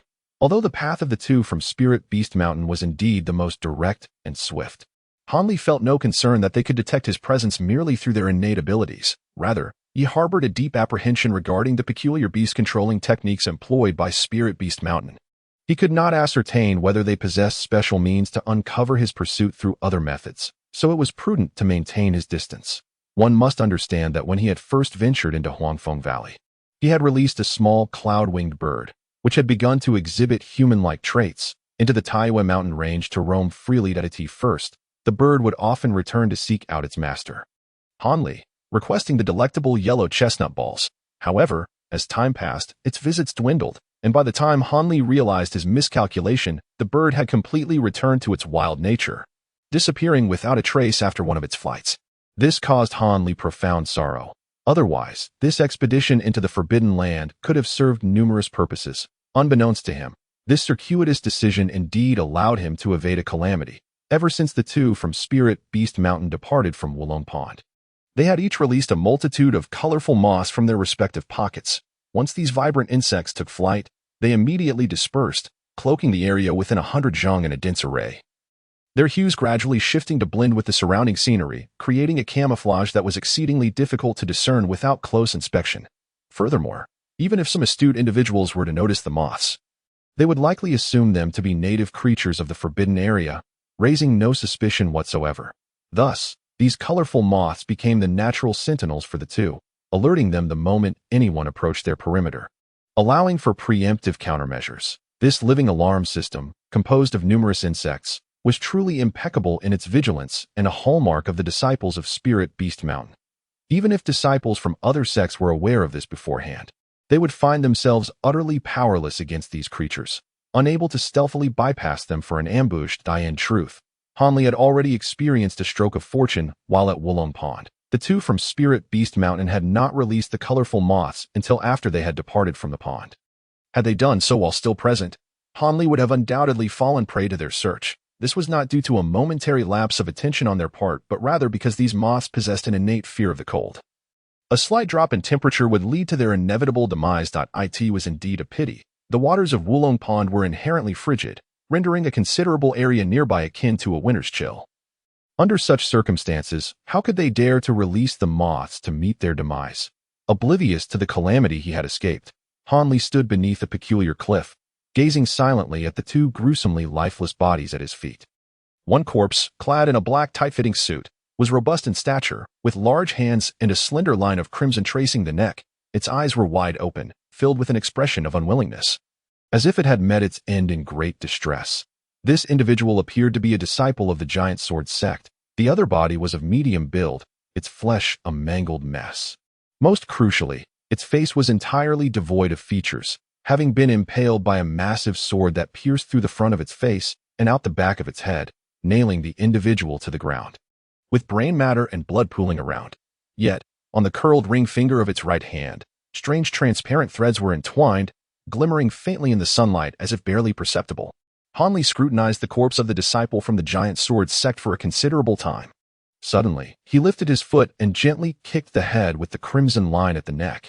As a result, the large head rolled away effortlessly, requiring no force at all. The individual had long since been severed in two. With a sigh, Hanli cast another glance at the other corpse, whose identity was unmistakable. Although its face was missing, the yellow robe, identical to his own, served as an undeniable testament. One could only wonder which brother from Huangfeng Valley had met this fate. It was evident that the two had perished together in mutual destruction. Hanli raised his head and gazed at the unmoving figure atop the cliff, yet internally, he had already reached a conclusion. In his mind, he vividly imagined the scene of the two individuals encountering each other, where one displayed overwhelming aggression. From various signs, it was evident that the disciples of the giant sword sect possessed strength superior to that of Han Li's senior brother. The bloodied and mangled corpse in the yellow robe, along with the unwilling expression etched on the black-clad man's face, indicated as much, although this unidentified fellow disciple found himself at a disadvantage. He clearly was a cunning strategist. The weapon he wielded was none other than a translucent silk thread. Undoubtedly, he had capitalized on his opponent's overconfidence, launching a surprise attack at the critical moment, severing the head of his adversary and leading to the demise of the giant sword sect member. However, he had evidently not anticipated that, for reasons unknown, the black-clad man still possessed the strength to unleash his massive sword before his death. Impaling the yellow-robed disciple, whether due to excessive injury rendering him unable to evade or because he had succumbed to the same error of complacency, thus resulting in a brutal battle with no victor. Chapter 182, The Maiden and the Silk Thread. Having deciphered the causes of their deaths, Hanli could only wish his fallen senior brother a safe journey to the underworld.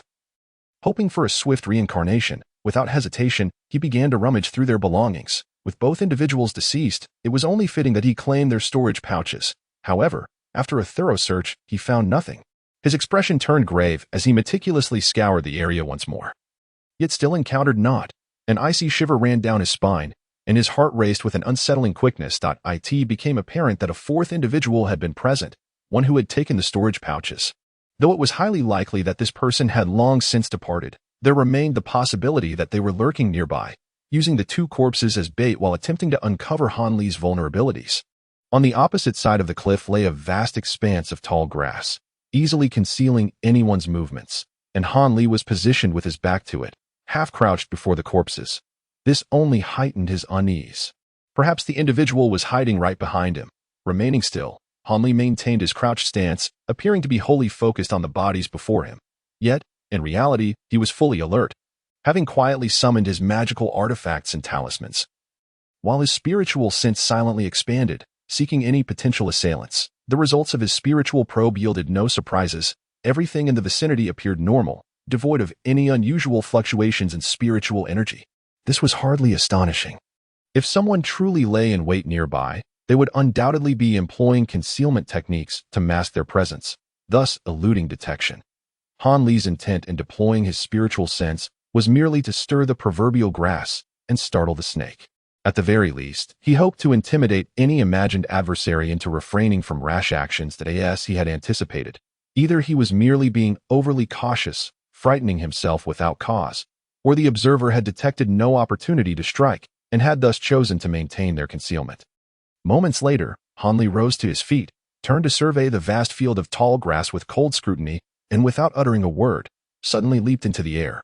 After a few graceful ascents and descents, he transformed into a mere black dot, gradually fading into the distance. When Han Li's figure vanished without a trace, a sudden rustling erupted from the previously tranquil thicket of reeds. Subsequently, a slender silhouette emerged, revealing a girl clad in flowing white garments. She appeared youthful, seemingly no more than 15 or 16 years of age, yet her features were pure and imbued with an innocent charm.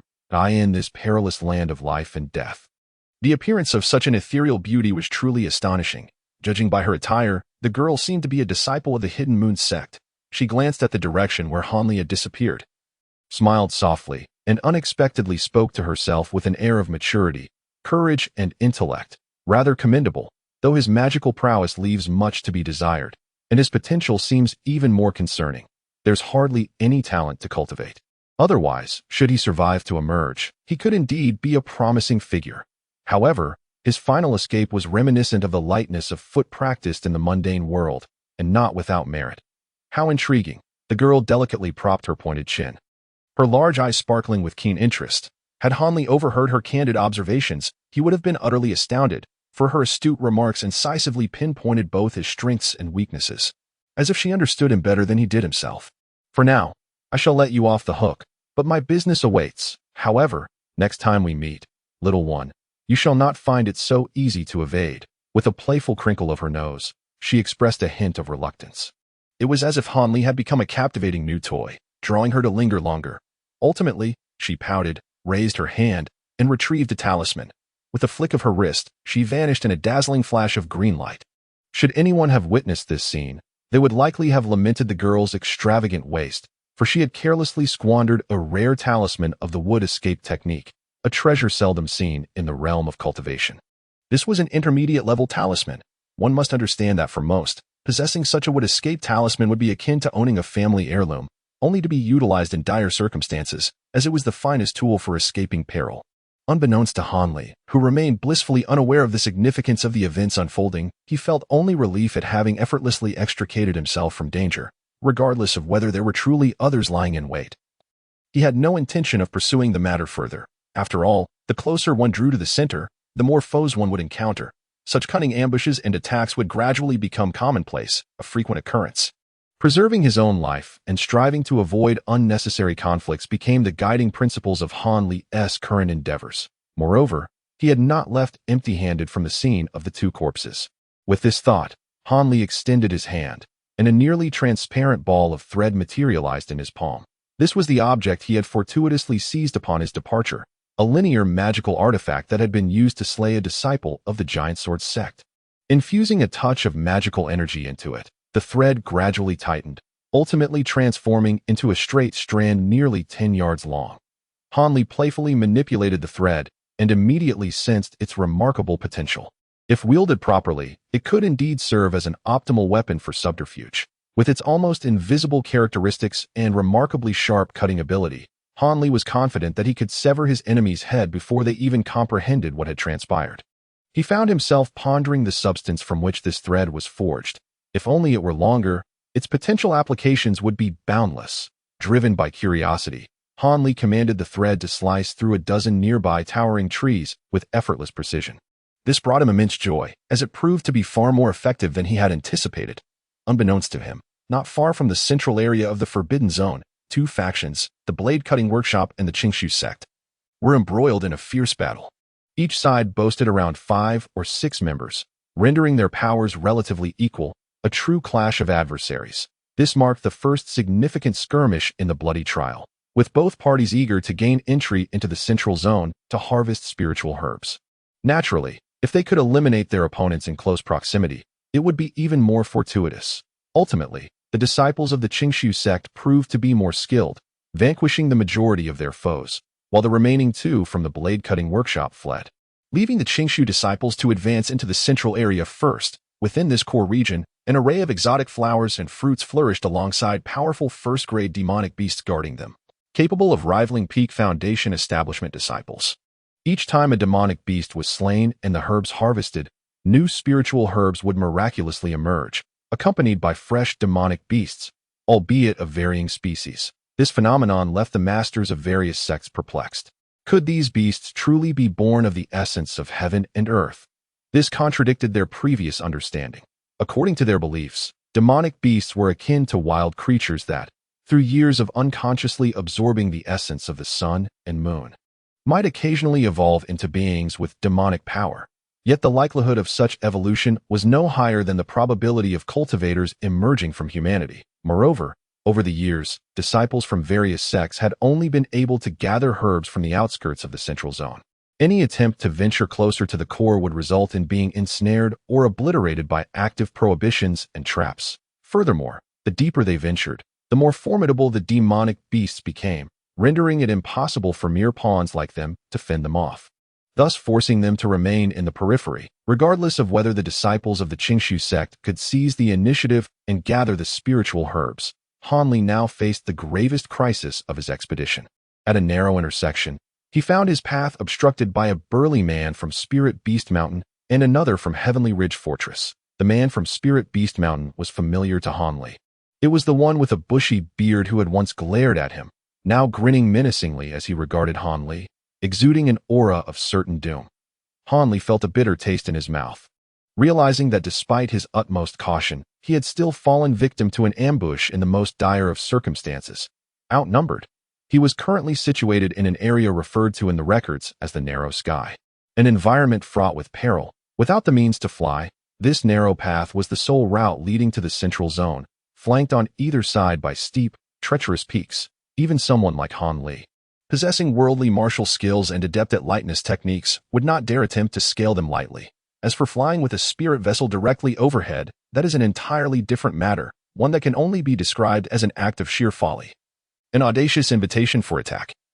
Akin to presenting oneself as a target, there is absolutely no need for it. No disciple from any faction would engage in such a foolish endeavor. Moreover, the harrowing experiences of their predecessors have imparted this lesson to them.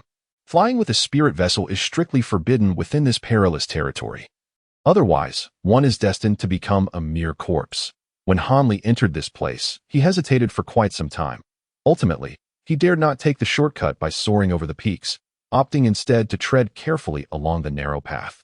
Given the dangers that lurked in this locale, Han Li exercised the utmost caution, keeping his senses on high alert throughout his journey. However, just as he stepped out from the fork in the path and had yet to catch his breath, he was unexpectedly confronted by the two individuals who blocked his retreat in both directions. Upon witnessing the fierce expression of the bearded man, Han Li realized that further verbal sparring would be utterly futile.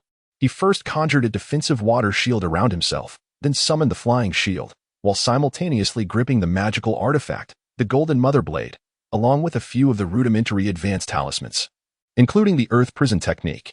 The bearded man and his companion scrutinized Han Li's every move with cold indifference, displaying no intention to thwart or attack him. They exuded an air of confidence, seemingly assured of their ability to subdue Han Li, which accounted for their nonchalance. It was no surprise. The individual behind him appeared to be at the pinnacle of the 12th layer, not to mention that the bearded man was skilled in the 13th layer of cultivation. Faced with Han Li, a mere novice at the 11th layer, they naturally felt it was a foregone conclusion, a trivial matter to resolve. Seeing this, Han Li licked his slightly dry lips and inwardly chuckled at their overconfidence, recognizing the opportunity it presented. Thus, without drawing attention, he subtly shifted his position to one side, aiming to create a triangular formation to avoid being ambushed from behind. Indeed, the two did not seize this chance to strike. Confronted with the most formidable adversaries he had encountered since embarking on his path of cultivation, Han Li felt little trepidation. Although he had diligently avoided direct confrontation, it did not equate to a lack of self-assurance. Han Li was confident that despite his mana being significantly inferior, rendering him ill-suited for a protracted battle, the top-tier magical artifacts and talismans he possessed would adequately bridge that gap.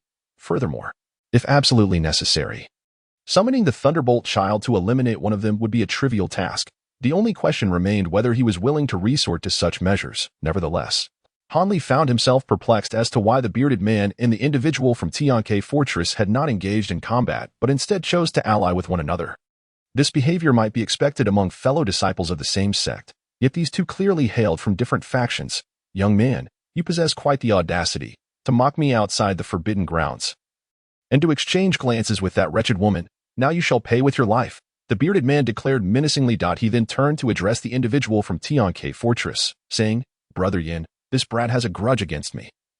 Just leave him to me. I intend to give him a proper reception, to make him understand that the world of cultivation is not so easily navigated. In the next life, before offending others, one ought to open their eyes and think twice. Upon hearing this, the individual from Tianke Fortress shrugged his shoulders nonchalantly and remarked, Do as you wish. I shall merely provide some support from the sidelines. However, do avoid a repeat of the last incident, where you found yourself capsized in a ditch. Otherwise, you would owe yet another debt of gratitude for saving your life. Haha, that was undoubtedly an unforeseen circumstance. Now, facing this novice, I shall only need to exert half of my strength, and that will suffice splendidly. The man with the bushy beard initially flushed with embarrassment, but then, with a dismissive sneer, retorted, "Ahem, take care of yourself. I sincerely hope to avoid receiving news of your demise one day. After all, we have been drinking buddies for many years. Finding another companion with a compatible temperament would indeed prove quite challenging." The individual from Tianke Fortress shook his head, seemingly exasperated by the arrogance of the bearded man. However, he did not perceive the current opponent as a genuine threat to his old friend. Furthermore, he remained vigilant, observing the situation closely. Hanli, standing nearby, listened attentively to their unreserved exchange. Gleaning insights that clarified his previous uncertainties, it became evident that these two were not only friends but shared a notably amicable relationship. This posed a significant challenge. The two were undoubtedly well coordinated in their collaboration against adversaries, far more formidable than a mere temporary alliance, judging by their tone. It seemed they had coordinated their efforts on multiple occasions. Hanli couldn't help but feel a wave of frustration. It appeared that the only recourse was to strike with overwhelming force, prioritizing the elimination of one before dealing with the other. Yet, this was exceedingly peculiar. They had been randomly teleported as disciples from various factions, yet fate had conspired to bring them together at this location. Truly, it defied reason. Hanli seethed inwardly, questioning the sheer fortune of these two. His discontent simmering within him. Unbeknownst to him, the individual from Tianke Fortress was similarly reveling in the situation. As he observed the bearded man approach Hanli, his thoughts wandered to the pivotal role played by the spirit-joining talisman in their reunion. The high-grade spirit-joining talisman was indeed a remarkable tool. If activated simultaneously by both parties just before entering the restricted area, it could temporarily link their spiritual energies, allowing them to be transported to the same location by the constraints of the teleportation. Although he had heard that the success rate hovered around 50% and the cost was exorbitantly high, far exceeding that of ordinary advanced talismans, they had nonetheless triumphed, lying in wait to ambush and eliminate several disciples from various factions that passed through, reaping significant rewards. Moreover, that certain someone, was no fool. He had not ventured into this forbidden realm at great expense merely for the coveted spiritual herbs that many eyed hungrily. Rather, his intent was to brazenly kill and seize treasures. Amassing a fortune without incurring any repercussions, he believed that as long as the two of them worked together, avoiding confrontations with seemingly formidable opponents, they could effortlessly achieve their objective. Once the timing was right, they would retreat to a safe hiding place until it was time to depart securely. This was indeed a perfectly crafted plan, one that only he could conceive, as the man from Tianke Fortress contemplated the promising future that awaited him post-escapade. He found himself lost in self-adulation, his mind blissfully detached from the impending clash that loomed ahead. At that moment, the man with the scruffy beard retrieved a green pouch, approaching Hanli with a sinister grin, seemingly preparing to strike. However, whether it was due to a warning from his companion, he cast a talisman midway, conjuring a green protective barrier around himself to enhance his defense. Observing this development, Hanli furrowed his brows. Feeling a twinge of frustration, he had harbored considerable trepidation regarding the techniques of the Spirit Beast Mountain, intending to exploit this man's momentary lapse to eliminate him. Yet now, with the protective spell in place, such an endeavor was no longer feasible in a short span of time. Of course, if he summoned the Thunder Child, all of the man's defenses would be rendered useless, but that was a consumable resource. Hanli had no intention of deploying it unless faced with a life-or-death situation. Since this individual was not viable, Hanli naturally turned his attention to the disciples of Tianke Fortress on the other side. Noticing one of them standing with arms crossed behind his back, gazing skyward in contemplation, completely oblivious to the unfolding events, Hanli's heart surged with delight. Recognizing an opportunity, without further deliberation, he hurled the Earth Prison Talisman in his hand towards the scruffy man. The talisman transformed into a beam of yellow light midair, striking the man and forming a larger yellow barrier outside of the green protective shield, effectively trapping him and preventing any advance. Chapter 184. The Might of the Golden Brick. Upon seeing Hanli launch another talisman, the scruffy man remained unperturbed, confident in the astonishing defensive capabilities of his wooden shield, dismissing ordinary attacks with disdain. Moreover, he doubted that a novice with merely an 11th tier cultivation level could possess any formidable talismans. At most, they would be of the basic intermediate variety. Thus, he continued his advance. opening the pouch as if to release something. However, when he unexpectedly found himself ensnared by the yellow barrier and recognized the earth prison technique, his expression shifted slightly, sensing that the situation was turning dire. At that moment, a long, emerald-green serpent with a pair of violet, fleshy wings sprang forth from his pouch. Upon its emergence, the serpent let out a series of shrill cries and began to furiously collide against the yellow barrier, causing it to tremble violently, showcasing considerable strength. Witnessing this, the scruffy man felt a flicker of joy and reached for another pouch, intending to summon yet another spirit beast to shatter the earth prison. He believed that it would not take long for him to break free. Once liberated, he vowed to extract the ribs of his adversary one by one, to vent his pent-up wrath. Hanli paid no heed to his ensnared opponent. Instead, he swiftly dashed towards the disciple of Tianke Fortress. His movements were so rapid that he appeared as a fleeting shadow, leaving behind a trail of afterimages, exuding an otherworldly aura. Simultaneously, he lightly tapped his waist storage pouch, and the original golden mother blade was suddenly replaced by another, smaller magical artifact, which he grasped firmly in his hand. At that moment, the disciple of Tianke Fortress finally roused from his reverie, his eyes widening in alarm at the bizarre scene before him, causing his complexion to drastically change. He hastily retreated and flipped his palm, conjuring a talisman that materialized in his hand at this moment. Hanli was at least 8 or 9 zhang away from him, which brought a sense of relief to his heart, for there was ample time to deploy the talisman. However, before he could channel his spiritual energy to activate the talisman, he was astonished to see Hanli rushing towards him, suddenly flashing a mysterious smile. With a casual wave of his hand, reminiscent of a familiar greeting, he made a motion that seemed almost leisurely. Simultaneously, he felt a faint itch on his neck, as if a mosquito had bitten him. The individuals from Tianke Fortress were momentarily stunned, unable to comprehend the other's intentions, when suddenly the world spun around them. Darkness enveloped their vision, and they lost consciousness. "Brother Yin," exclaimed the bearded man from Spirit Beast Mountain, his eyes wide open. Having witnessed the entire scene with clarity, he saw Hanli close the distance to his friend with just a gentle wave of his hand, causing his longtime companion's head to tilt awkwardly before it rolled away, severed from the body. The headless body staggered back a few paces before collapsing to the ground, gushing a fountain of blood several feet high. The bearded man felt a chill grip his limbs as icy dread coursed down his spine. The method by which his companion was killed was simply too uncanny. How could someone be slain from such a distance without any visible spell being cast? "You brat, once I escape, I shall make you pay 1,000-fold.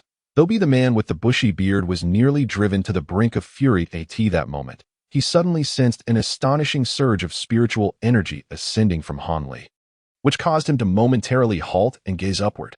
There, he beheld Hanli's hand radiating with a brilliant golden light, as a resplendent rectangular object slowly ascended, hovering in midair. The torrent of spiritual energy emanated from this very object.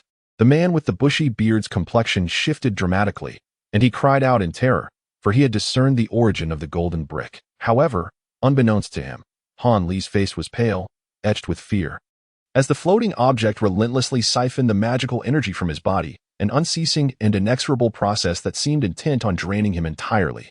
Silently lamenting his fate, Hanli endured the ordeal while cursing the Wanao Pavilion for selling him such an item. It was not merely a magical artifact, but rather a vampiric entity. Yet, when 1/3 of his magical energy had been extracted, the artifact finally ceased its frenzied actions, regaining tranquility, and control returned to Hanli. Without a moment's hesitation, he pointed at the golden brick, which immediately shot forth towards the man ensnared in the earthen prison, leaving him aghast, his face paling in sheer terror. The golden brick expanded dramatically, growing to the size of a room, enveloped in spiritual energy and radiating a blinding light. Its presence utterly formidable as it loomed above the man with the bushy beard. It descended upon him like an unyielding mountain. With a resounding crash and the man's anguished scream, the ground trembled violently. Hanli felt a mix of astonishment and delight, his expression somewhat perplexed. Could it be that he had vanquished the formidable foe with such ease? He found it hard to believe. As he retracted the artifact, the golden brick reverted to its original form and flew back into Hanli's grasp, leaving behind a massive pit measuring several yards across and over a yard deep at the site of impact. The man with the bushy beard and his spirit beast had been reduced to a mere puddle of muck, indistinguishable from one another. They were truly gone. Hanli was momentarily dazed, as if he had thrown a punch that landed without resistance. Was it that the man was simply inept, or was the power of the golden brick overwhelmingly great? He could not ascertain at that moment. However, the tremendous noise created by the encounter indicated that it was unwise to linger in this location. After a brief moment of bewilderment, Han Li regained his composure. He disposed of the two corpses and, having unexpectedly found 5 or 6 storage bags, departed the area, stepping into a new realm. Further ahead lay an expanse of forest, an ideal locale for ambushes and treachery, where perhaps even greater battles awaited him. Before venturing in, he resolved to find a place to rest and recuperate his depleted magical energy, so as to ensure his own safety. Chapter 185. The Strong Ones. As Han Li perched upon a dense tree at the edge of the woods to restore his vigor, the Forbidden Zone experienced its first peak of slaughter during the bloody trial.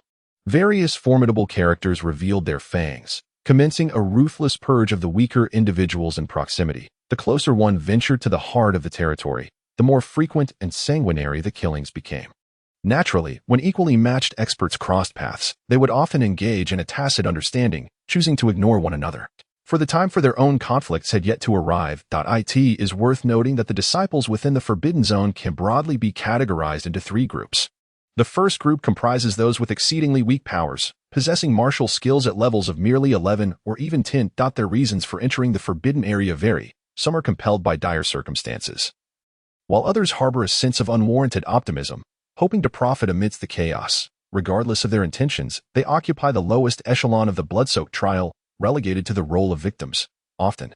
By the end of the first day in the Forbidden Zone, barring a few astute individuals equipped with unique self-preservation methods, these weaker souls are swiftly eliminated. Of course, individuals like Han Li, who can rely on extraordinary treasures to confront other ruthless characters, are exceptions to this trend. The second group consists of those like the Bearded Man, who possess moderate powers yet perceive their overall strength as inferior to that of the top-tier experts, fully aware that acquiring spiritual artifacts is beyond their reach. They prefer not to engage in desperate struggles against the elite within the Forbidden Zone for the sake of coveted elixirs, instead directing their focus towards the first group and their peers, seeking to seize the opportunity to kill and plunder in silence, amassing wealth discreetly. These individuals tend to be quite active during the initial 2 days of the blood-soaked trial, but by the 3rd day, the survivors among them will typically fade into obscurity, choosing not to reappear. They are acutely aware that the latter 3 days will witness frenzied duels among the true experts. Any encounter during this period would spell doom for those of moderate strength. However, there are also some arrogant individuals, or those with a skewed perception of their own abilities, who will recklessly plunge into the vortex of contention over spiritual herbs, ultimately meeting a grim fate. Nevertheless, the majority exhibit keen awareness and swiftly withdraw, often becoming the most numerous survivors of the blood-soaked trial. Ironically, it is the most powerful who frequently meet a tragic end. The final group is the rarest. They represent the pinnacle of the pyramid, the elite disciples dispatched by various factions into the Forbidden Zone. Embodying the hopes of their respective sections, the others among their ranks are merely cannon fodder meant to divert the attention of rival factions. This elite cadre possesses profound powers, equipped with formidable top-tier magical artifacts. Their singular objective is to eliminate members of competing sects and acquire ample spiritual herbs. The onset of this first large-scale massacre was orchestrated with an unspoken agreement among them, aimed at eradicating the opportunistic lesser beings who might impede their efforts. They remain neither anxious nor alarmed by the knowledge that some have already made their way into the central zone. After all, while entry may be facile, extricating oneself with the spoils proves to be a far more arduous task. The slaughter continues unabated, yet, due to Han Li's considerable distance from the central area, he remains untouched while recuperating his powers. However, other weaker individuals are not as fortunate as Han Li. Many find themselves ensnared in the turmoil, desperately striving to extricate themselves in order to preserve their lives. Xiao Er of the Huadao gang is among them. Presently, Xiao Er's complexion is pallid as he gazes in dread at the imposing figure before him, a barefooted giant wielding a massive silver sword. This very man has, in plain sight of Xiao Er, mercilessly dispatched 2 of their fellow disciples who had gathered together. Under the might of the giant's silver sword, no matter the quality of the magical artifacts or defensive shields, they seem utterly powerless, shattering like mere parchment under its relentless assault, ultimately cleaving the victims in twain. However, it was precisely because of the distraction caused by the other disciples that the alarmed Xiao Er managed to seize the opportunity to flee, escaping in a state of utter disarray. Regrettably, The giant appears resolute in his pursuit, relentlessly trailing him for several hours, and has finally cornered him once more. This realization plunges Xiao Er into a state of utter despair. If you choose to end your life, I may allow you to retain your complete corpse, the giant states coldly, devoid of any expression. May you perish. With the knowledge of his impending doom, Xiao Er, in a moment of desperation, summoned all his remaining resolve and unleashed his 2 remaining magical artifacts. Foolish, the giant retorted succinctly, before launching his silver sword skyward, effortlessly shattering both artifacts into oblivion, and then, with a swift motion, cleaving Xiao Er in half. After executing this grim deed, the giant cast not a single glance at Xiao Er's lifeless body and turned away, showing no inclination to plunder the opponent's storage pouch. For him, the mere possession of the silver sword sufficed. Any additional artifacts would only serve as distractions, detrimental to his cultivation. Similarly, near a small stream in the central area, a female disciple of the Yanwei sect, drenched in fragrant perspiration, struggles to command a silken artifact as she desperately defends against 2 glimmering red flying daggers, her situation growing increasingly dire. Surely, this senior from the Huadao gang cannot spare me a moment's reprieve?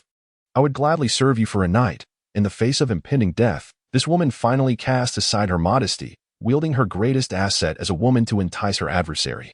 Yet, whether her ploy will succeed remains uncertain, as she is left with no confidence after witnessing his prowess. Very well, stow away your artifact, and I shall acquiesce, speaks a young man of 18 or 19, clad in a green robe, with striking features and a handsome visage. Upon uttering these words, he suspends the 2 daggers in midair, smiling at the woman. The Yanwei disciple, elated, quickly casts flirtatious glances at him, hesitating only briefly before gradually lowering the silken artifact into her hands. Preparing to speak, alas, before her cherry lips can part, the handsome youth's expression suddenly shifts to one of lethal intent. With a swift gesture, the 2 crimson daggers dart downward in a swift, lethal crosscut, and the woman collapses silently to the ground, blood pooling around her. Wretched creature, do you think such a common harlot could ever beguile me? Han Tianya? The young man's expression contorts with disdain. His voice taking on a sharper tone, he then retrieves a fragrant handkerchief from his waist, delicately wiping the dust from his face with a refined, almost dainty gesture, reminiscent of a genteel lady of high society. It is time to hasten onward. Perchance, one might encounter a few companions along the way to alleviate the tedium. After muttering to himself, the man carelessly tossed the handkerchief he had just used onto the woman's face and swayed his hips as he departed. In the heart of the forest, a disciple of the spirit beast mountain lay lifeless upon the ground, while a middle-aged man clad in yellow stood nearby, shaking his head and gazing skyward. Murmuring to himself, behind him, several ferocious beasts lay motionless on the ground, seemingly devoid of breath, on a desolate mountain. An unsightly man in green was frantically commanding a swarm of giant bees to assault a few individuals clad in Taoist garb. Thus, within the forbidden grounds, the slaughter of the weak by the strong was a common occurrence. Although Han Li had not witnessed all of this, he could vaguely sense a hint of bloodshed lingering in the air. However, he could not afford to ponder the circumstances. Seated motionless atop the treetops, he allowed his internal power to gradually replenish. Time passed swiftly, and the first night within the forbidden grounds had already advanced beyond the halfway mark. To Han Li's astonishment, the darkness here was as bright as the day, with the entire sky perpetually shrouded in a grayish hue that was somewhat discomforting to behold. Just as his magical energy was nearly restored, and he felt a surge of joy within, he abruptly heard the sound of hurried footsteps and heavy breathing drawing near, as if someone was racing toward the tree where Han Li was meditating. Chapter 186. Taking action. The corners of Han Li's mouth twitched in annoyance, and he inwardly cursed, yet his tightly shut eyes reluctantly opened. Although his magical energy was still a fraction short of being fully replenished, he could not brazenly continue his meditation with someone approaching, especially under the uncertainty of their identity. Which senior brother is here? Please save my younger sister. A woman in yellow stumbled from the nearby thicket, rushing to the base of Han Li's tree, her expression frantic as she called out for help, seemingly convinced that her savior was above. Not far behind her, a white figure approached leisurely, in stark contrast to the woman's panicked demeanor, exuding an air of calmness. Observing this scene, Han Li rolled his eyes in exasperation at the misfortune brought upon him by this female junior. As for how she had managed to locate his hiding place, he was not particularly surprised. Before their departure, All disciples of Huangfeng Valley had been subjected to a tracking spell cast by their master, Zhongling, enabling them to sense the proximity of their fellow disciples within a certain range. Albeit with a time limit of 10 days, this was intended to facilitate mutual support among the disciples, greatly enhancing their chances of success. It was said that disciples from other sects had likewise been endowed with similar spells. Reluctantly, Han Li cast a glance at the woman. He recognized her as a fellow disciple who had previously been in the company of Sister Chen. Aside from her alluring figure, her appearance was decidedly ordinary. After observing the woman's desperate pleas with a cool detachment, Han Li refrained from hastily descending the tree. Instead, he scrutinized the white figure following her through the minute gaps in the leaves. Wishing to ascertain the depth of their magical prowess before deciding whether to intervene, he was not willing to risk his own life for a woman he did not know. Should the White Shadow's magical prowess be merely average? Han Li would naturally strike without hesitation, vanquishing her in a valiant act of heroism. However, if her magical abilities were indeed profound and astonishing, Han Li would need to deliberate whether to ally with his fellow disciple beneath the tree to fend off the adversary or to make a hasty retreat. Nevertheless, to err on the side of caution, he placed his hand upon his storage pouch, retrieving the magical artifact, the golden mantis mother blade, along with a protective talisman, while deftly wrapping an unnamed silken thread around his fingers. Alas, how ungraceful the flight appears! Are the female disciples of Huangfeng Valley truly so inept? After traversing such a distance, she has sought assistance from other undesirable men. Could it be that the figure in the tree is her paramour? As the white shadow drew closer, her true form was revealed to be that of a graceful young woman clad in flowing white garments. Though her visage bore some beauty, her slightly raised brows and fierce countenance exuded an air of menace. Although her words were directed at the yellow-clad woman below, her gaze, laced with murderous intent, frequently darted toward the tree, clearly indicating that she was not as arrogant as she professed, harboring some trepidation toward the concealed Han Li. Upon discerning the depth of the opponent's abilities through his 12 layers of cultivation, Han Li felt a wave of relief wash over him. Yet, he remained puzzled. The female disciple below also appeared to possess 12 layers of cultivation. So how could she be pursued so pitifully? Did the adversary possess some extraordinary technique or formidable artifact? Just as Han Li contemplated this, the woman in white let out a cold snort, abruptly flicking her sleeves, unleashing 2 beams of white light that surged forth toward the yellow-clad woman. "Senior brother, save me. My magical artifacts have all been destroyed. I cannot defend myself," the yellow-clad woman exclaimed. Her countenance paling. No sooner had these words escaped her lips than 2 golden beams shot down from the treetop, intercepting the white light mid-flight. Engaging in a fierce struggle. It was Han Li who had activated the golden mantis mother blade. With the 2 golden beams being but 2 of its subblades, the yellow-clad woman, her expression brightening, regained her composure. Han Li's intervention stemmed from a belief that the woman in white was not particularly formidable and that he could manage the situation. Additionally, he sought a companion for the journey ahead, lest he find himself isolated in future confrontations. After all, a disciple with 12 layers of cultivation could prove beneficial in upcoming skirmishes. At last, you are willing to make a move. I had thought you would remain mute and unresponsive, the white-clad woman taunted, her face betraying no surprise as she raised her hand, sending a massive fireball hurtling toward the treetop. With a resounding boom, the upper half of the tree erupted in a blaze of red light, swiftly turning to ash. Yet, no sign of anyone emerging was evident, leaving the white-clad woman momentarily stunned. Such an impressive fireball talisman. You truly spare no expense. Suddenly, Han Li's figure emerged from behind the charred trunk, a smile playing on his lips. Level 11, the white-clad woman was taken aback for a moment before a look of disdain crossed her face. Meanwhile, the yellow-clad woman's brief moment of relief was swiftly replaced by panic, inwardly lamenting her misfortune. She had initially thought a skilled senior brother from their sect had come to their aid, only to discover it was a novice junior brother whose magical prowess fell short of her own. Had you simply remained hidden and observed, perhaps I would have spared you out of goodwill. Yet, since you have chosen to intervene, let us face our fate together as a pair of doomed lovers. The woman in white raised her eyebrows with increasing severity, speaking in a chilling tone that rendered her previously delicate features into a ghastly visage. Han Li offered a faint smile, silently directing the entanglement of the golden blades, while nonchalantly approaching the woman. "Halt. What do you intend to do?" she exclaimed sharply, raising a hand to cast a defensive spell. Conjuring a luminous shield around herself, that moment, Han Li was merely a few dozen paces away from her, which left him feeling quite regretful. It turned out that after easily slaying a disciple of the Tianke fortress with the use of transparent threads. Hanli had developed a keen interest in that tactic.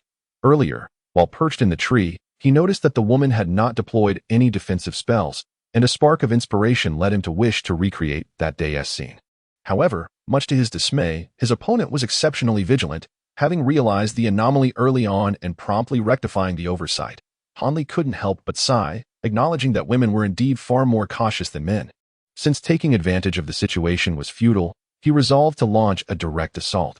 After his disappointment, Hanli wasted no words. Upon casting his defensive spell, he deftly shook the mother blade, causing 6 identical golden blades to spring forth from his storage pouch, viciously hurtling toward the adversary. Upon witnessing the extraordinary nature of Han Li's magical artifact, the woman in yellow, who had been on the brink of despair, felt a renewed sense of hope.